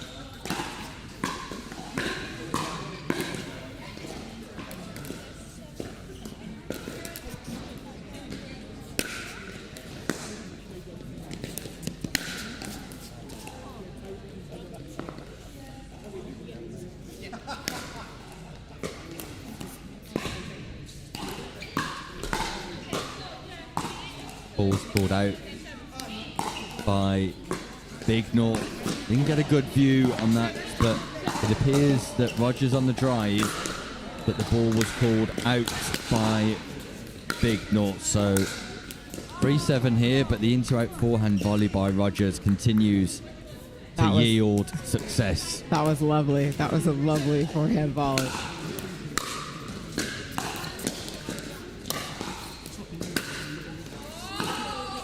The return from Emma Rickson, exquisite, on point, accurate, precise, and there is no stopping Rickson and Rogers here. It's one-way traffic. Woo! Wow. And Bignell and Taylor are in a bit of a jam.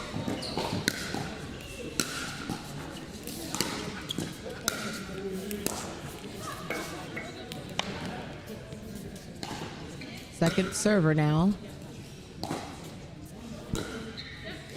Rogers and Rickson have quite the lead at this point. We'll see if Taylor and Bignell can do something about that.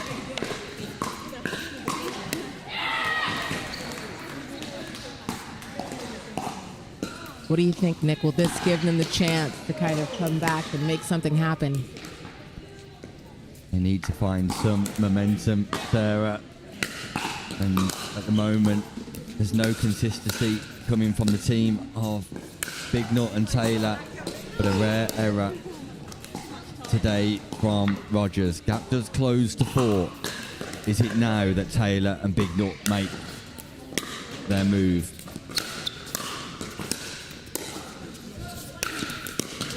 Wow. Wow. Oh my goodness. Emma Rickson picks a ball up. Woo. That was fairly behind her and at power on the overhead smash from Taylor. What a scrambled defence from Emma Rickson. What a big moment in this final.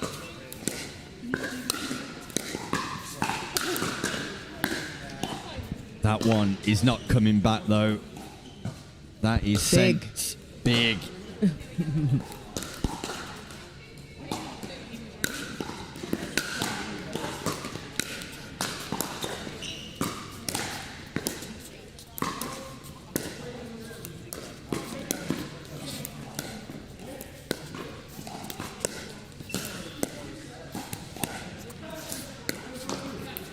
This is where Rickson and Rogers want Bignell and Taylor.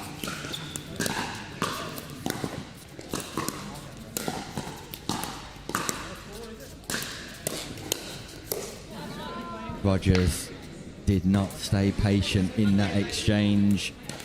They love the speed. Bignell and Taylor love the speed. They're ready to speed up. They're ready to hit hard. They're ready to go with that flow. So anything you give them, they're ready for that at the front, usually. That was a lovely shot. Emma Rickson, double backhand, defensive volley. The counter is a thing of beauty.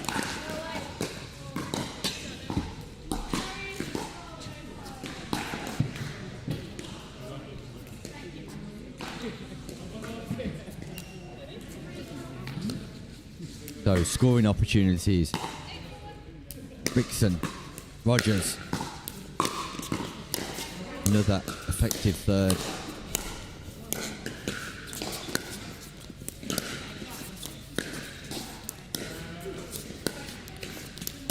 Patience required. Yeah, here we go again. We've seen this before. Let's see how this one plays out. Got to find the right foot of Bignell. And Rogers keeps attacking the left foot of Bignell. Got to go inside, vary the location on those dinks because repetitive play brings about repetitive results. And Bignell sitting comfortable on that backhand exchange. Yeah, that's a good point. She knows what the pattern and what's happening, and so she's like, okay. And then it gives her that confidence that she needs to make her move. Indeed, it does. Great analysis from Sarah McCrary here in the comms booth as this women's final reaches its closing stages. And Rickson engages Taylor in the soft game, and it brings about championship points. Gold medal point for Rogers and Rickson. Lovely reset. Double backhand from Rickson again. That ball just goes wide. So, Taylor and Bignell have an opportunity. And they take advantage of the very first of those opportunities. Still a 5-point gap.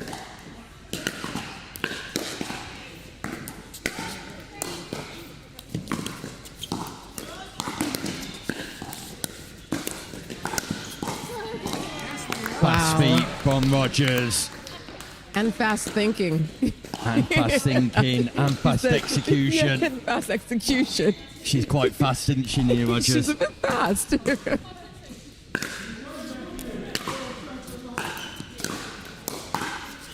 pick up from Rickson. That ball caught the net. Change the location here.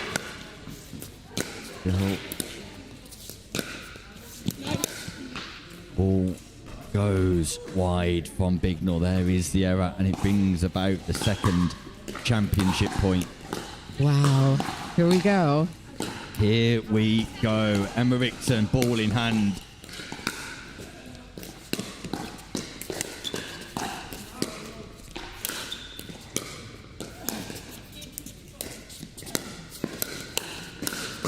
And there it is.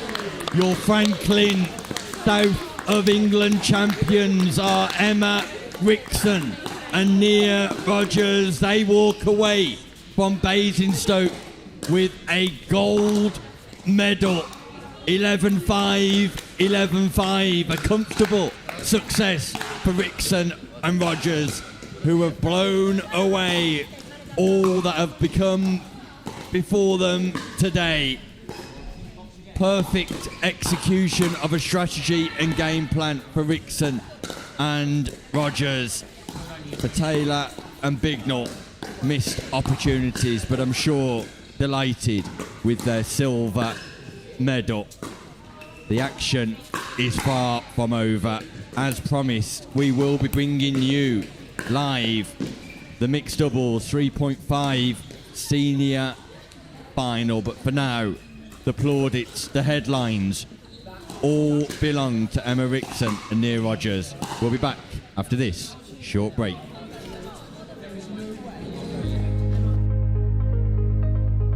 Without a technical director, small and medium-sized enterprises, SMEs, encounter numerous challenges, including poor technology decisions, inefficiencies, and costly errors.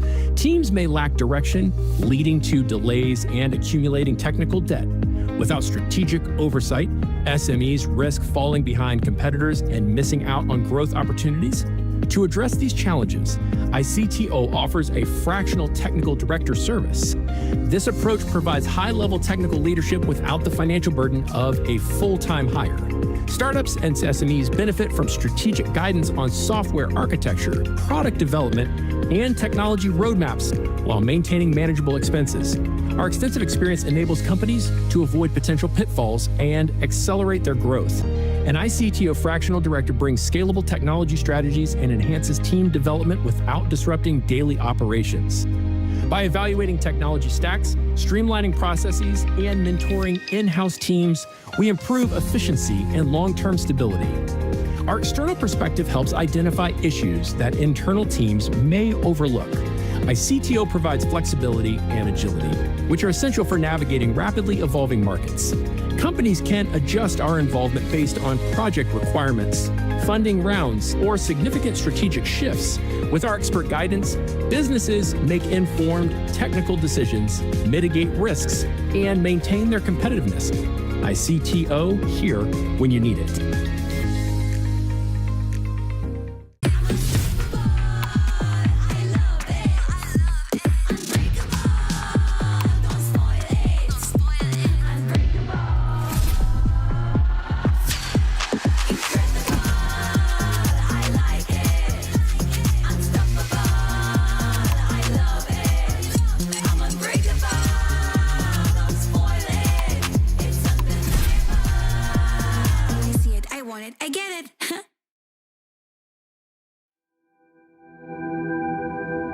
As a professional athlete, my equipment is very important to me. When I'm on the court, I need to trust what's on my feet. I need to stay focused with no distractions. I personally feel like the ViperCore Pro 2.0 is the best performance shoe out there. Durability for me is really important because I like to slide all over the court. I also love how lightweight they are. I feel like I can run faster. Skechers. Comfort that performs. Diadem began with a goal to develop a better tennis string, then a better racket, then a better ball. but it's transformed into a story beyond our wildest dreams. Out of our passion for racket sports grew a desire to innovate and redefine the game. Then came pickleball, a phenomenon that ignited our purpose. Shaping the industry became our mission, but it led to so much more. Diadem isn't just about redefining sports equipment, it's about empowering you, our players, to lead healthier lives, form friendships that transcend borders and backgrounds, and to get out and play. Pickleball enables us to do what we do best, innovate. But Diadem inspires much more because it's not about the brand, it's about the individuals who bring it to life. Our success isn't tallied in paddles and rackets sold, but in smiles brought to players' faces and the relentless pursuit of improvement. At Diadem, our purpose is simple. We live to unlock experiences. We live to compete not just against opponents, but against friends, families, rivals, and heroes alike. At Diadem, we live for one more game, one more shot, one more moment in this story we are writing together. Welcome to Diadem, where we live to play. Pro 4, I'm super excited to talk about this. This is my baby. 3S is and was a great paddle, but the 4 I think is even better. Our main focus going into the Pro 4 was fixing the overall solidity of the paddle, and so we added some supports near the throat area. Welcome back to Basingstoke, the Hampshire Court Hotel, where we bring you one final game as Phil and Nikki Spice of Swindon Pickleball take on Stephen Kittow and Tina Lucas of the Runtmead Royals, the 50 plus 3.5 mixed doubles final.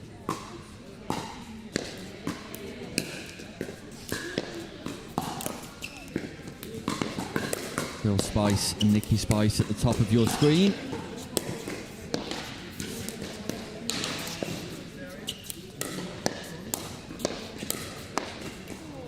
And Stephen Kittow and Tina Lucas at the bottom of your screen, and a strong start for Tina Lucas. But then, just as I say that, she puts the ball into the net on serve.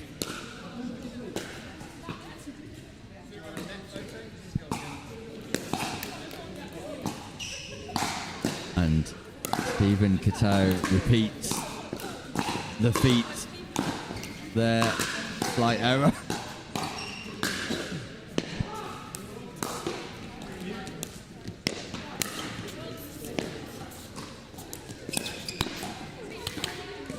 Been a while since I watched a 3.5 pickleball game, but already it's easy to say that the standard has improved immeasurably since the last time I watched one. There's Spice just missing in his effort to reset from mid-court.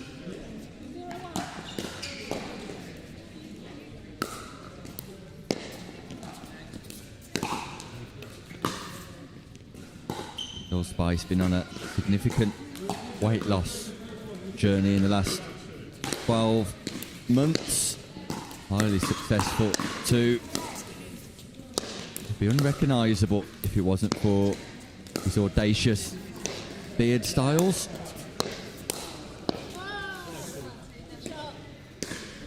Tina Lucas putting that ball right to the base of Nikki Spice.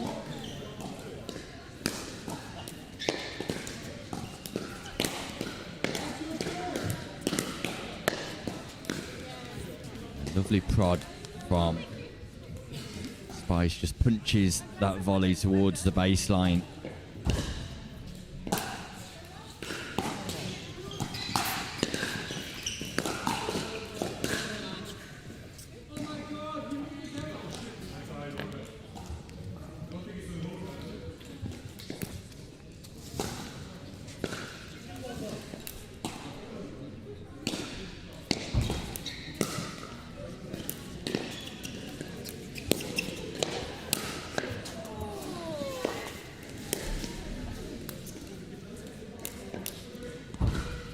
So, Runnymede Royals Pickleball Club taking on Swindon Pickleball Club.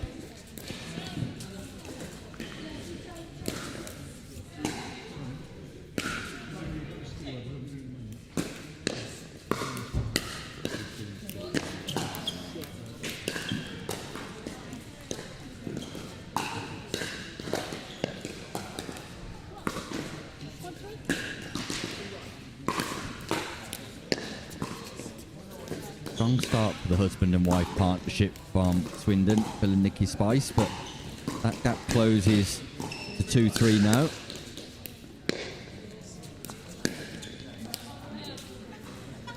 Just wide from Stephen Patel.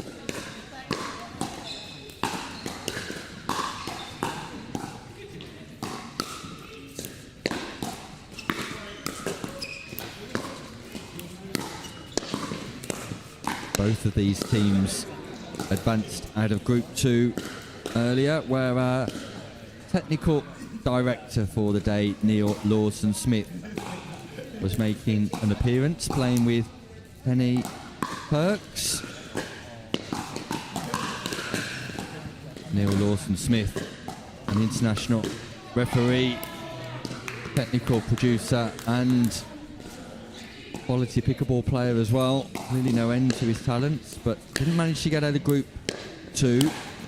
David Hale and Janice Hale also playing in Group 2. Helen Monroe, Alan Walton, Karen Parchment and Robert Rayner, but clearly a difficult group with the two teams on court here, both progressing through to the final.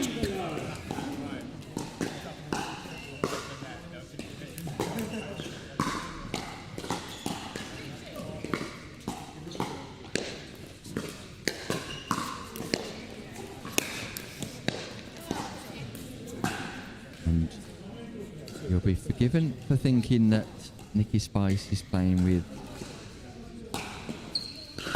a paddle that you're not used to seeing or even hearing in court. It's an owl paddle, so you won't hear the crunch of the Franklin X40.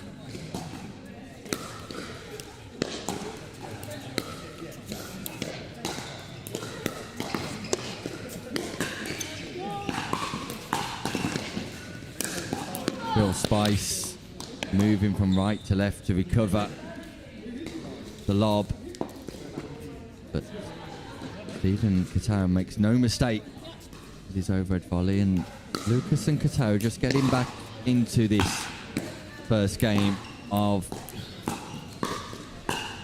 the mixed doubles final.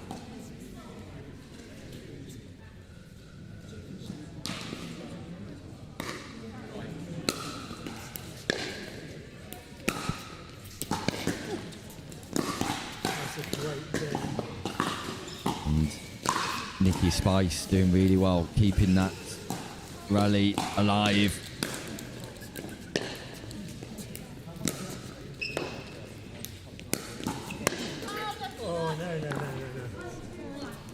Tries to penetrate a volley that was just a little bit too low for that style of volley.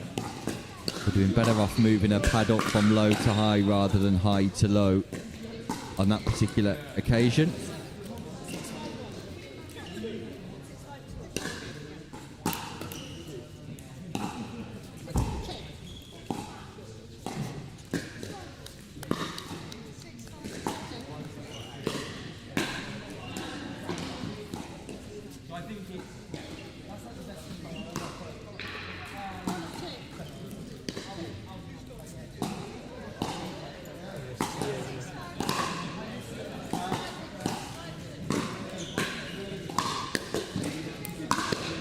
All players just confirm the score accuracy, and that is a side out. So a 1 point advantage for Cato and Lucas, an opportunity for the husband and wife duo to add a little bit of spice into their game, and that's exactly what they do as they look to heat things up in this final.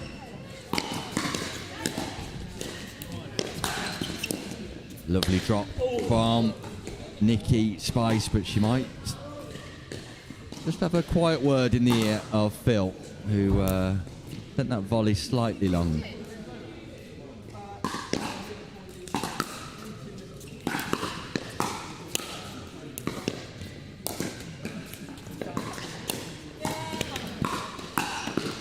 Stephen Gatesil exploits space between Phil and Nikki Spice. A lovely forehand volley, and we're tied at 6-6. Make that a 1 point lead to Lucas and Gatesil. As further darkness descends here at the Franklin South Coast Pickleball Championships. It's Nikki Spice with forehand volleys like that who continue to light up this 3.5 final. Now tries to go big, following pace off on the forehand volley.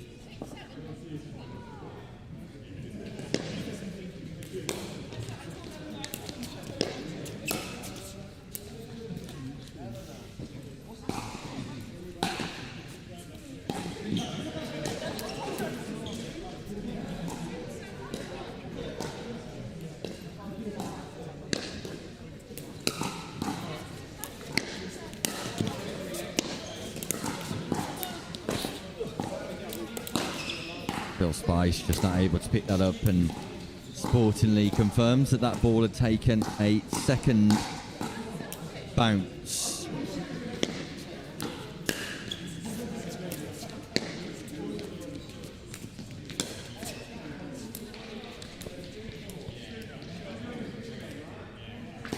Lovely play there. That ball catching the baseline, and Nikki and Phil Spice just take the lead once more in this back and forth 3.5 mixed doubles final. That ball goes long. A lovely forehand volley from Nikki Spice. 2 point lead now for Phil and Nikki. Stephen Gatesil, Tina Lucas. A little bit of work to do. Remember, it's a race to 11, win by 1 in each of the potential 3 games we're playing in this final.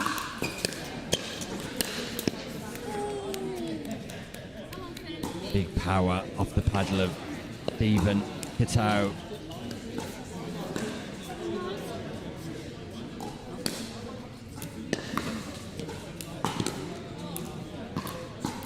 Nice deep return from Phil Spice. Second scoring opportunity.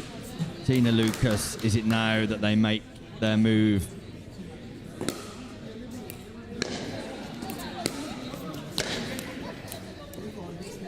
Phil Spice just misses the backhand volley.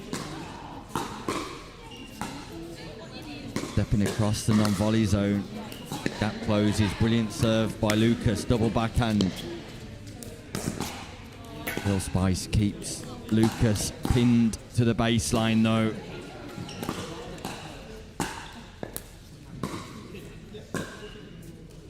Scoring opportunities, 2 of them.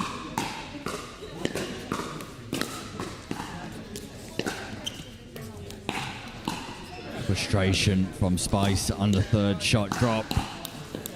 Annoyed with himself, felt like that was a good opportunity to make inroads.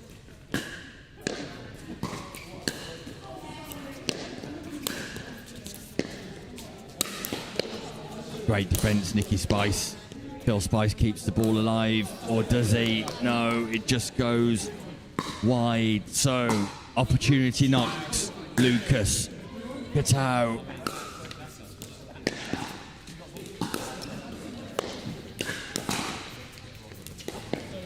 Fortune, Lucas reacts quickly. It's a nice pick up from Phil Spice mid-rally. Ball just catches the net tape. Phil Spice reacts quickly.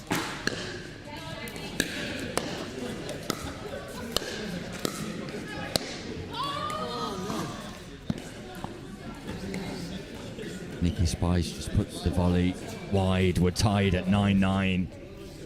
second server. Huge serve from Kitao.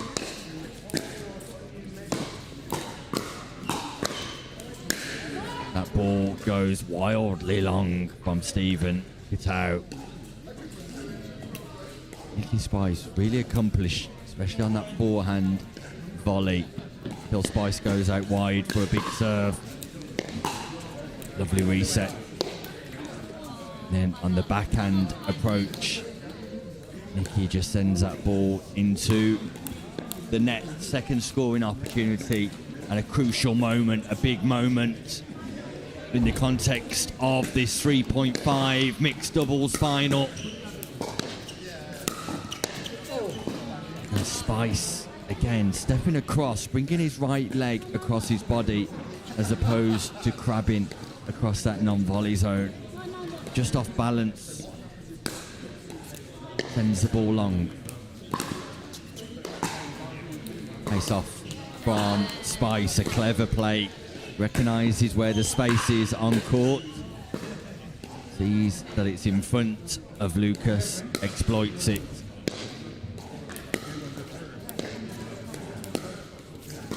Lovely pickup from Nikki Spice. A non-scoring side-out inflicted upon Lucas and Kitao. Is it now that the Spices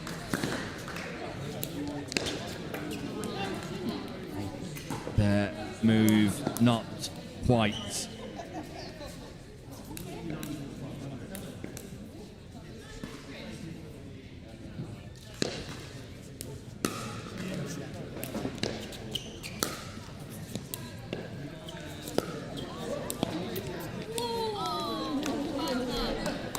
Close, but no cigar. Ball just catches the net cord and goes wide. So another non-scoring side out. Lucas goes aerial, and again. Is that ball dropping in? Nikki Spice plays it. Lucas plays to the base of Spice. She can't pick that ball up. It brings up game point, first game point for Kitao and Lucas.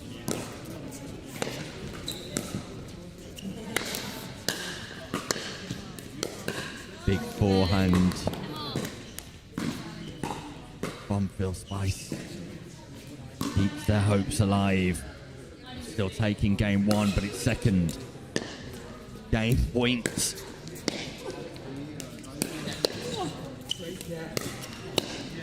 Unbelievable defences. Defence turns into attack. Big stretch from Phil Lucas. What a point, what a rally. And Kitao sends it into the net. Great defences, great reactions from Nikki Spice. It's Phil Spice stretching in the air who powers that overhead volley. And now, opportunity knocks. They've saved 2 match points. Slice serve. Fortune off the net cord, but we're tied at 10-10. Win by 1 pickleball. They've saved 2 match points, Phil and Nikki Spice. They've got match point of their own. Sorry, game points. Getting carried away. And there it is. They take the first game. Game number 1 goes to Phil and Nikki Spice, but they had to work hard for it. Boy, did they have to work hard.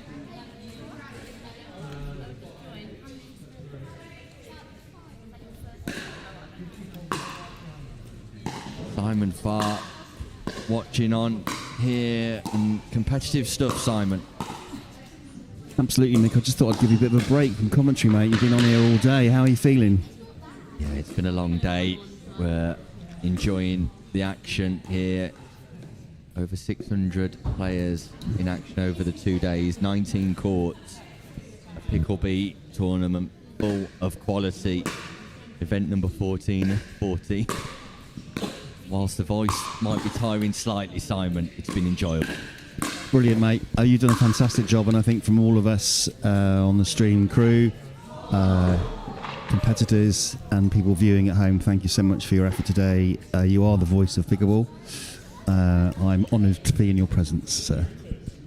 You're a kind man, Simon. I appreciate your fine words, and of course, very much part of a collective team effort here. Neil Lawson-Smith been working hard as technical director throughout the course of the day, as have you, Simon. Bar not only this, but juggling your various roles associated with the logistical setup here. Lewis Oak also contributing, Tim Spurway, co-commentary team of Emma Rickson, Sarah McCrary, Steve Beale organising from the tables with a whole host of volunteers, including Phil and Caroline Nash, Jake Matthews, et al. It really is fantastic team performance, not to mention the one and only Colin, who works on the production in the background away from the venue. But the second game of our mixed doubles final is very much underway, and what a start for Phil and Nikki Spice, and that's a close call. Looked good from my position in the comms booth, but not entirely sure what the call is from Lucas and Katau. What I do know is that as the court's empty, Katau's had to go a long way to retrieve that X40.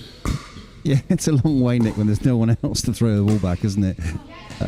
This is the end of the night session, guys, and you can see that unfortunately the hall is quite empty, but we're enjoying this competition, and it's delightful to show a 3-5 category, 50 plus, for all the viewers out there.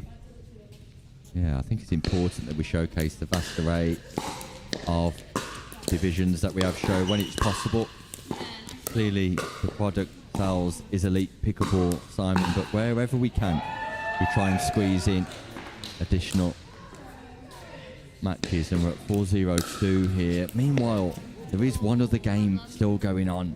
It's the bronze medal match between Danny Foster and Heidi Gerard, and Helen Kenner and Tara Jones. That game has been going on for around 45 minutes now, as further darkness descends in the background of the arena.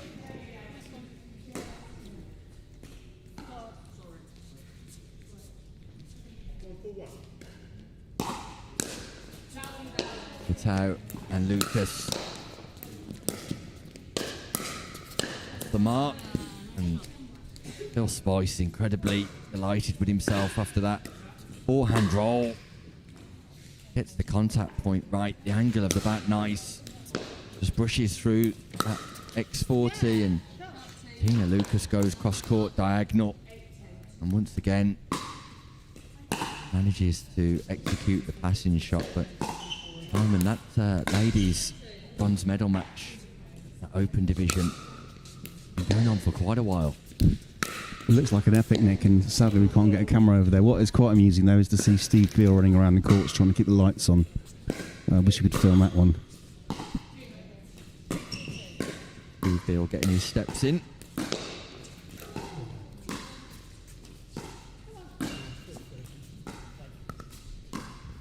Lights operated by sensor here at the Hampshire Court Hotel. Meanwhile, I'm hearing rumblings, Simon, that there's a Christmas party going on somewhere in the hotel. Yeah, big shout out to Jen Hewitt, actually, who organised the Christmas party for the Pickle B players. I believe it sold out very quickly, and I'm sure they're going to have a great night tonight.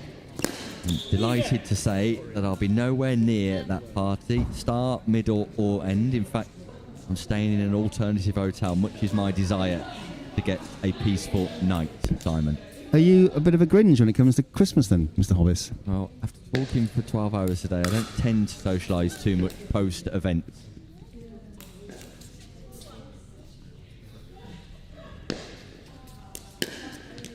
Correct the score here, 6-4-1-2 the Spices. Spicy duo.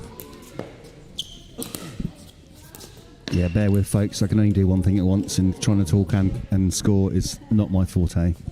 Not at all. Phil Spice tries the ATP. It would have been nice. It would have been special. He would have got the big show time. Just fell slightly short.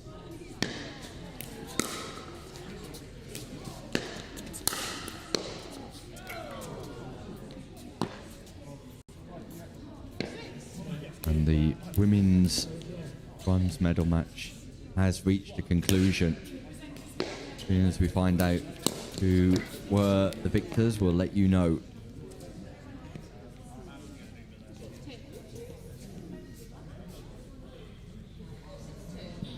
Second scoring opportunity here for Lucas and Katau. Lovely forehand roll from Tina Lucas.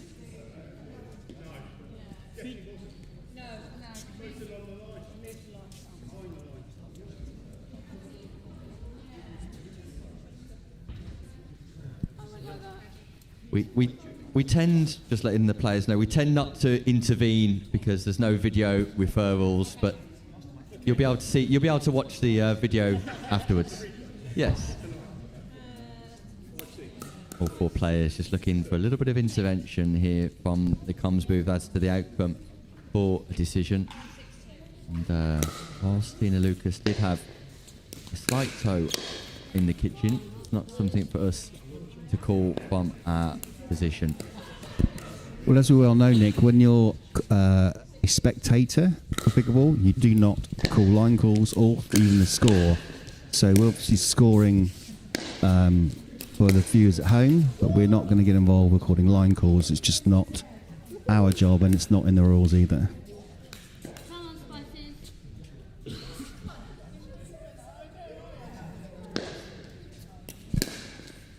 We're tied at 6-6.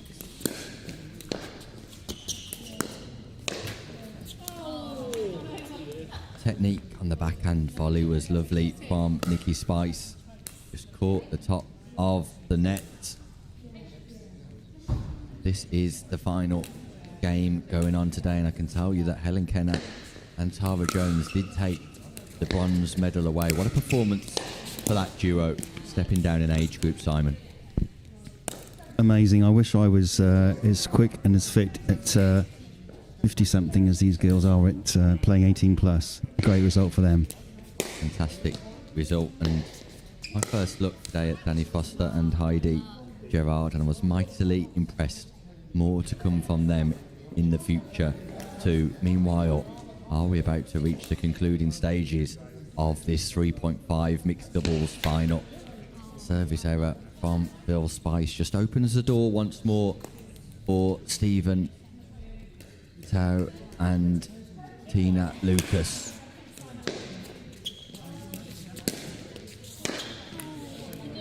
And Nikki Spice just didn't get low enough to be able to play that volley.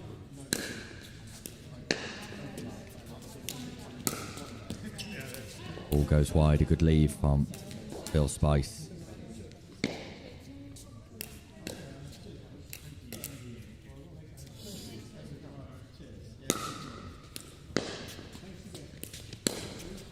Missed third by Katau, just gives the ascendancy back to Nikki and Phil Spice. Two scoring opportunities, a 1 point advantage. 3 points required for gold. A delightful drop.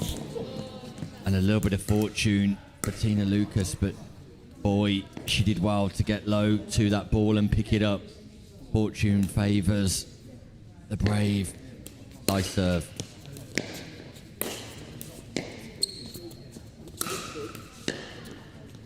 Going in. It's a delightful lob from Phil Spice, and look at the delight that brings, because it's a 2 point cushion now. On second serve, 2 points required for success. For gold.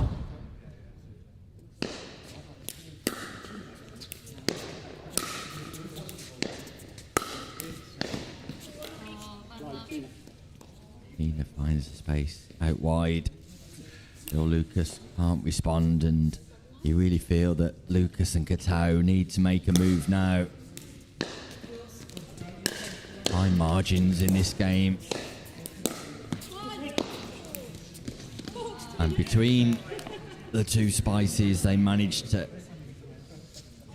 find a volley.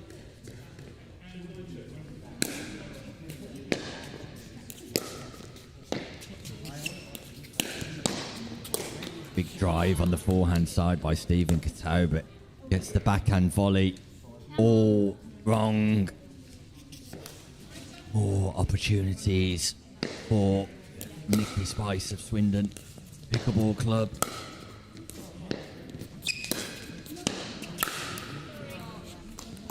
Powerful execution from Tina Lucas. Second scoring opportunity. Nikki Spice, ball in hand. Cateau ready to receive. And that is a lovely third shot by Phil Spice. Cateau can't keep that ball in play, but it brings up championship points. Gold medal points. And it's saved somewhat fortunately by Stephen Cateau. The neck cord, the neck kiss, the neck tickle comes to the aid of the Runnymede duo.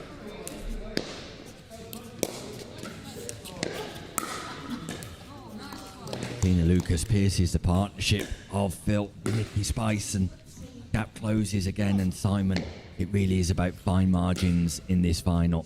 Absolutely, Nick, and I got to just wonder if these guys are in for the party tonight, because they need to get the party started, Nick, don't you think? Couldn't agree more. Speed up from Tina Lucas, targeting the body of Nikki Spice. 9-10. Nice return.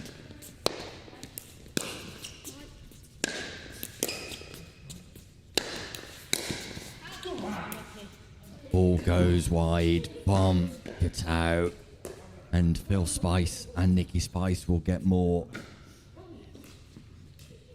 opportunities. Not just yet. Second scoring opportunity. Cateau, Lucas. How big is this exchange? And a missed third right at a critical moment in the context of this 3.5 mixed doubles final. Is it now the second time of asking? Championship points, gold medal points.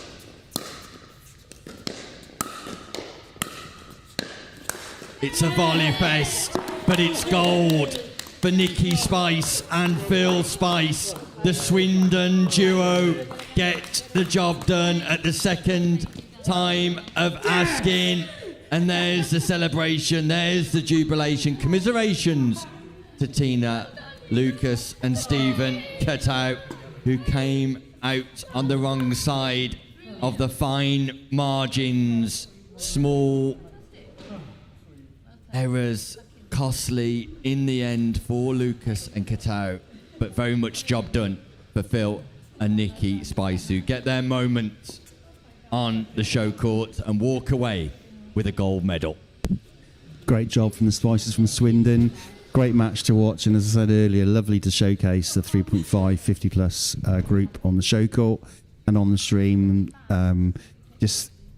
It highlights how diverse the sport is and how diverse these events are, where you're having 4.5 plus players playing sublime pickleball to 3.5 50 plus playing a really competitive game. It's absolutely wonderful to watch. Yes, indeed, and we can see there Phil and Nikki Spice being awarded their gold medals by Steve Beale, tournament director. That concludes our coverage from day one here live from the Hampshire Court Hotel, as the lights really do go off for the final time at the Franklin South of England Pickleball Championship for day one. What a day it has been. Gold for Rickson and Rogers in the Women's Open. Gold for Oak and Parker in the Men's Open. And a delightful way to finish with gold for the Spices. The action continues tomorrow on Mixed Doubles Sunday. Be sure to join us, where you very much know it will be showtime. Good night.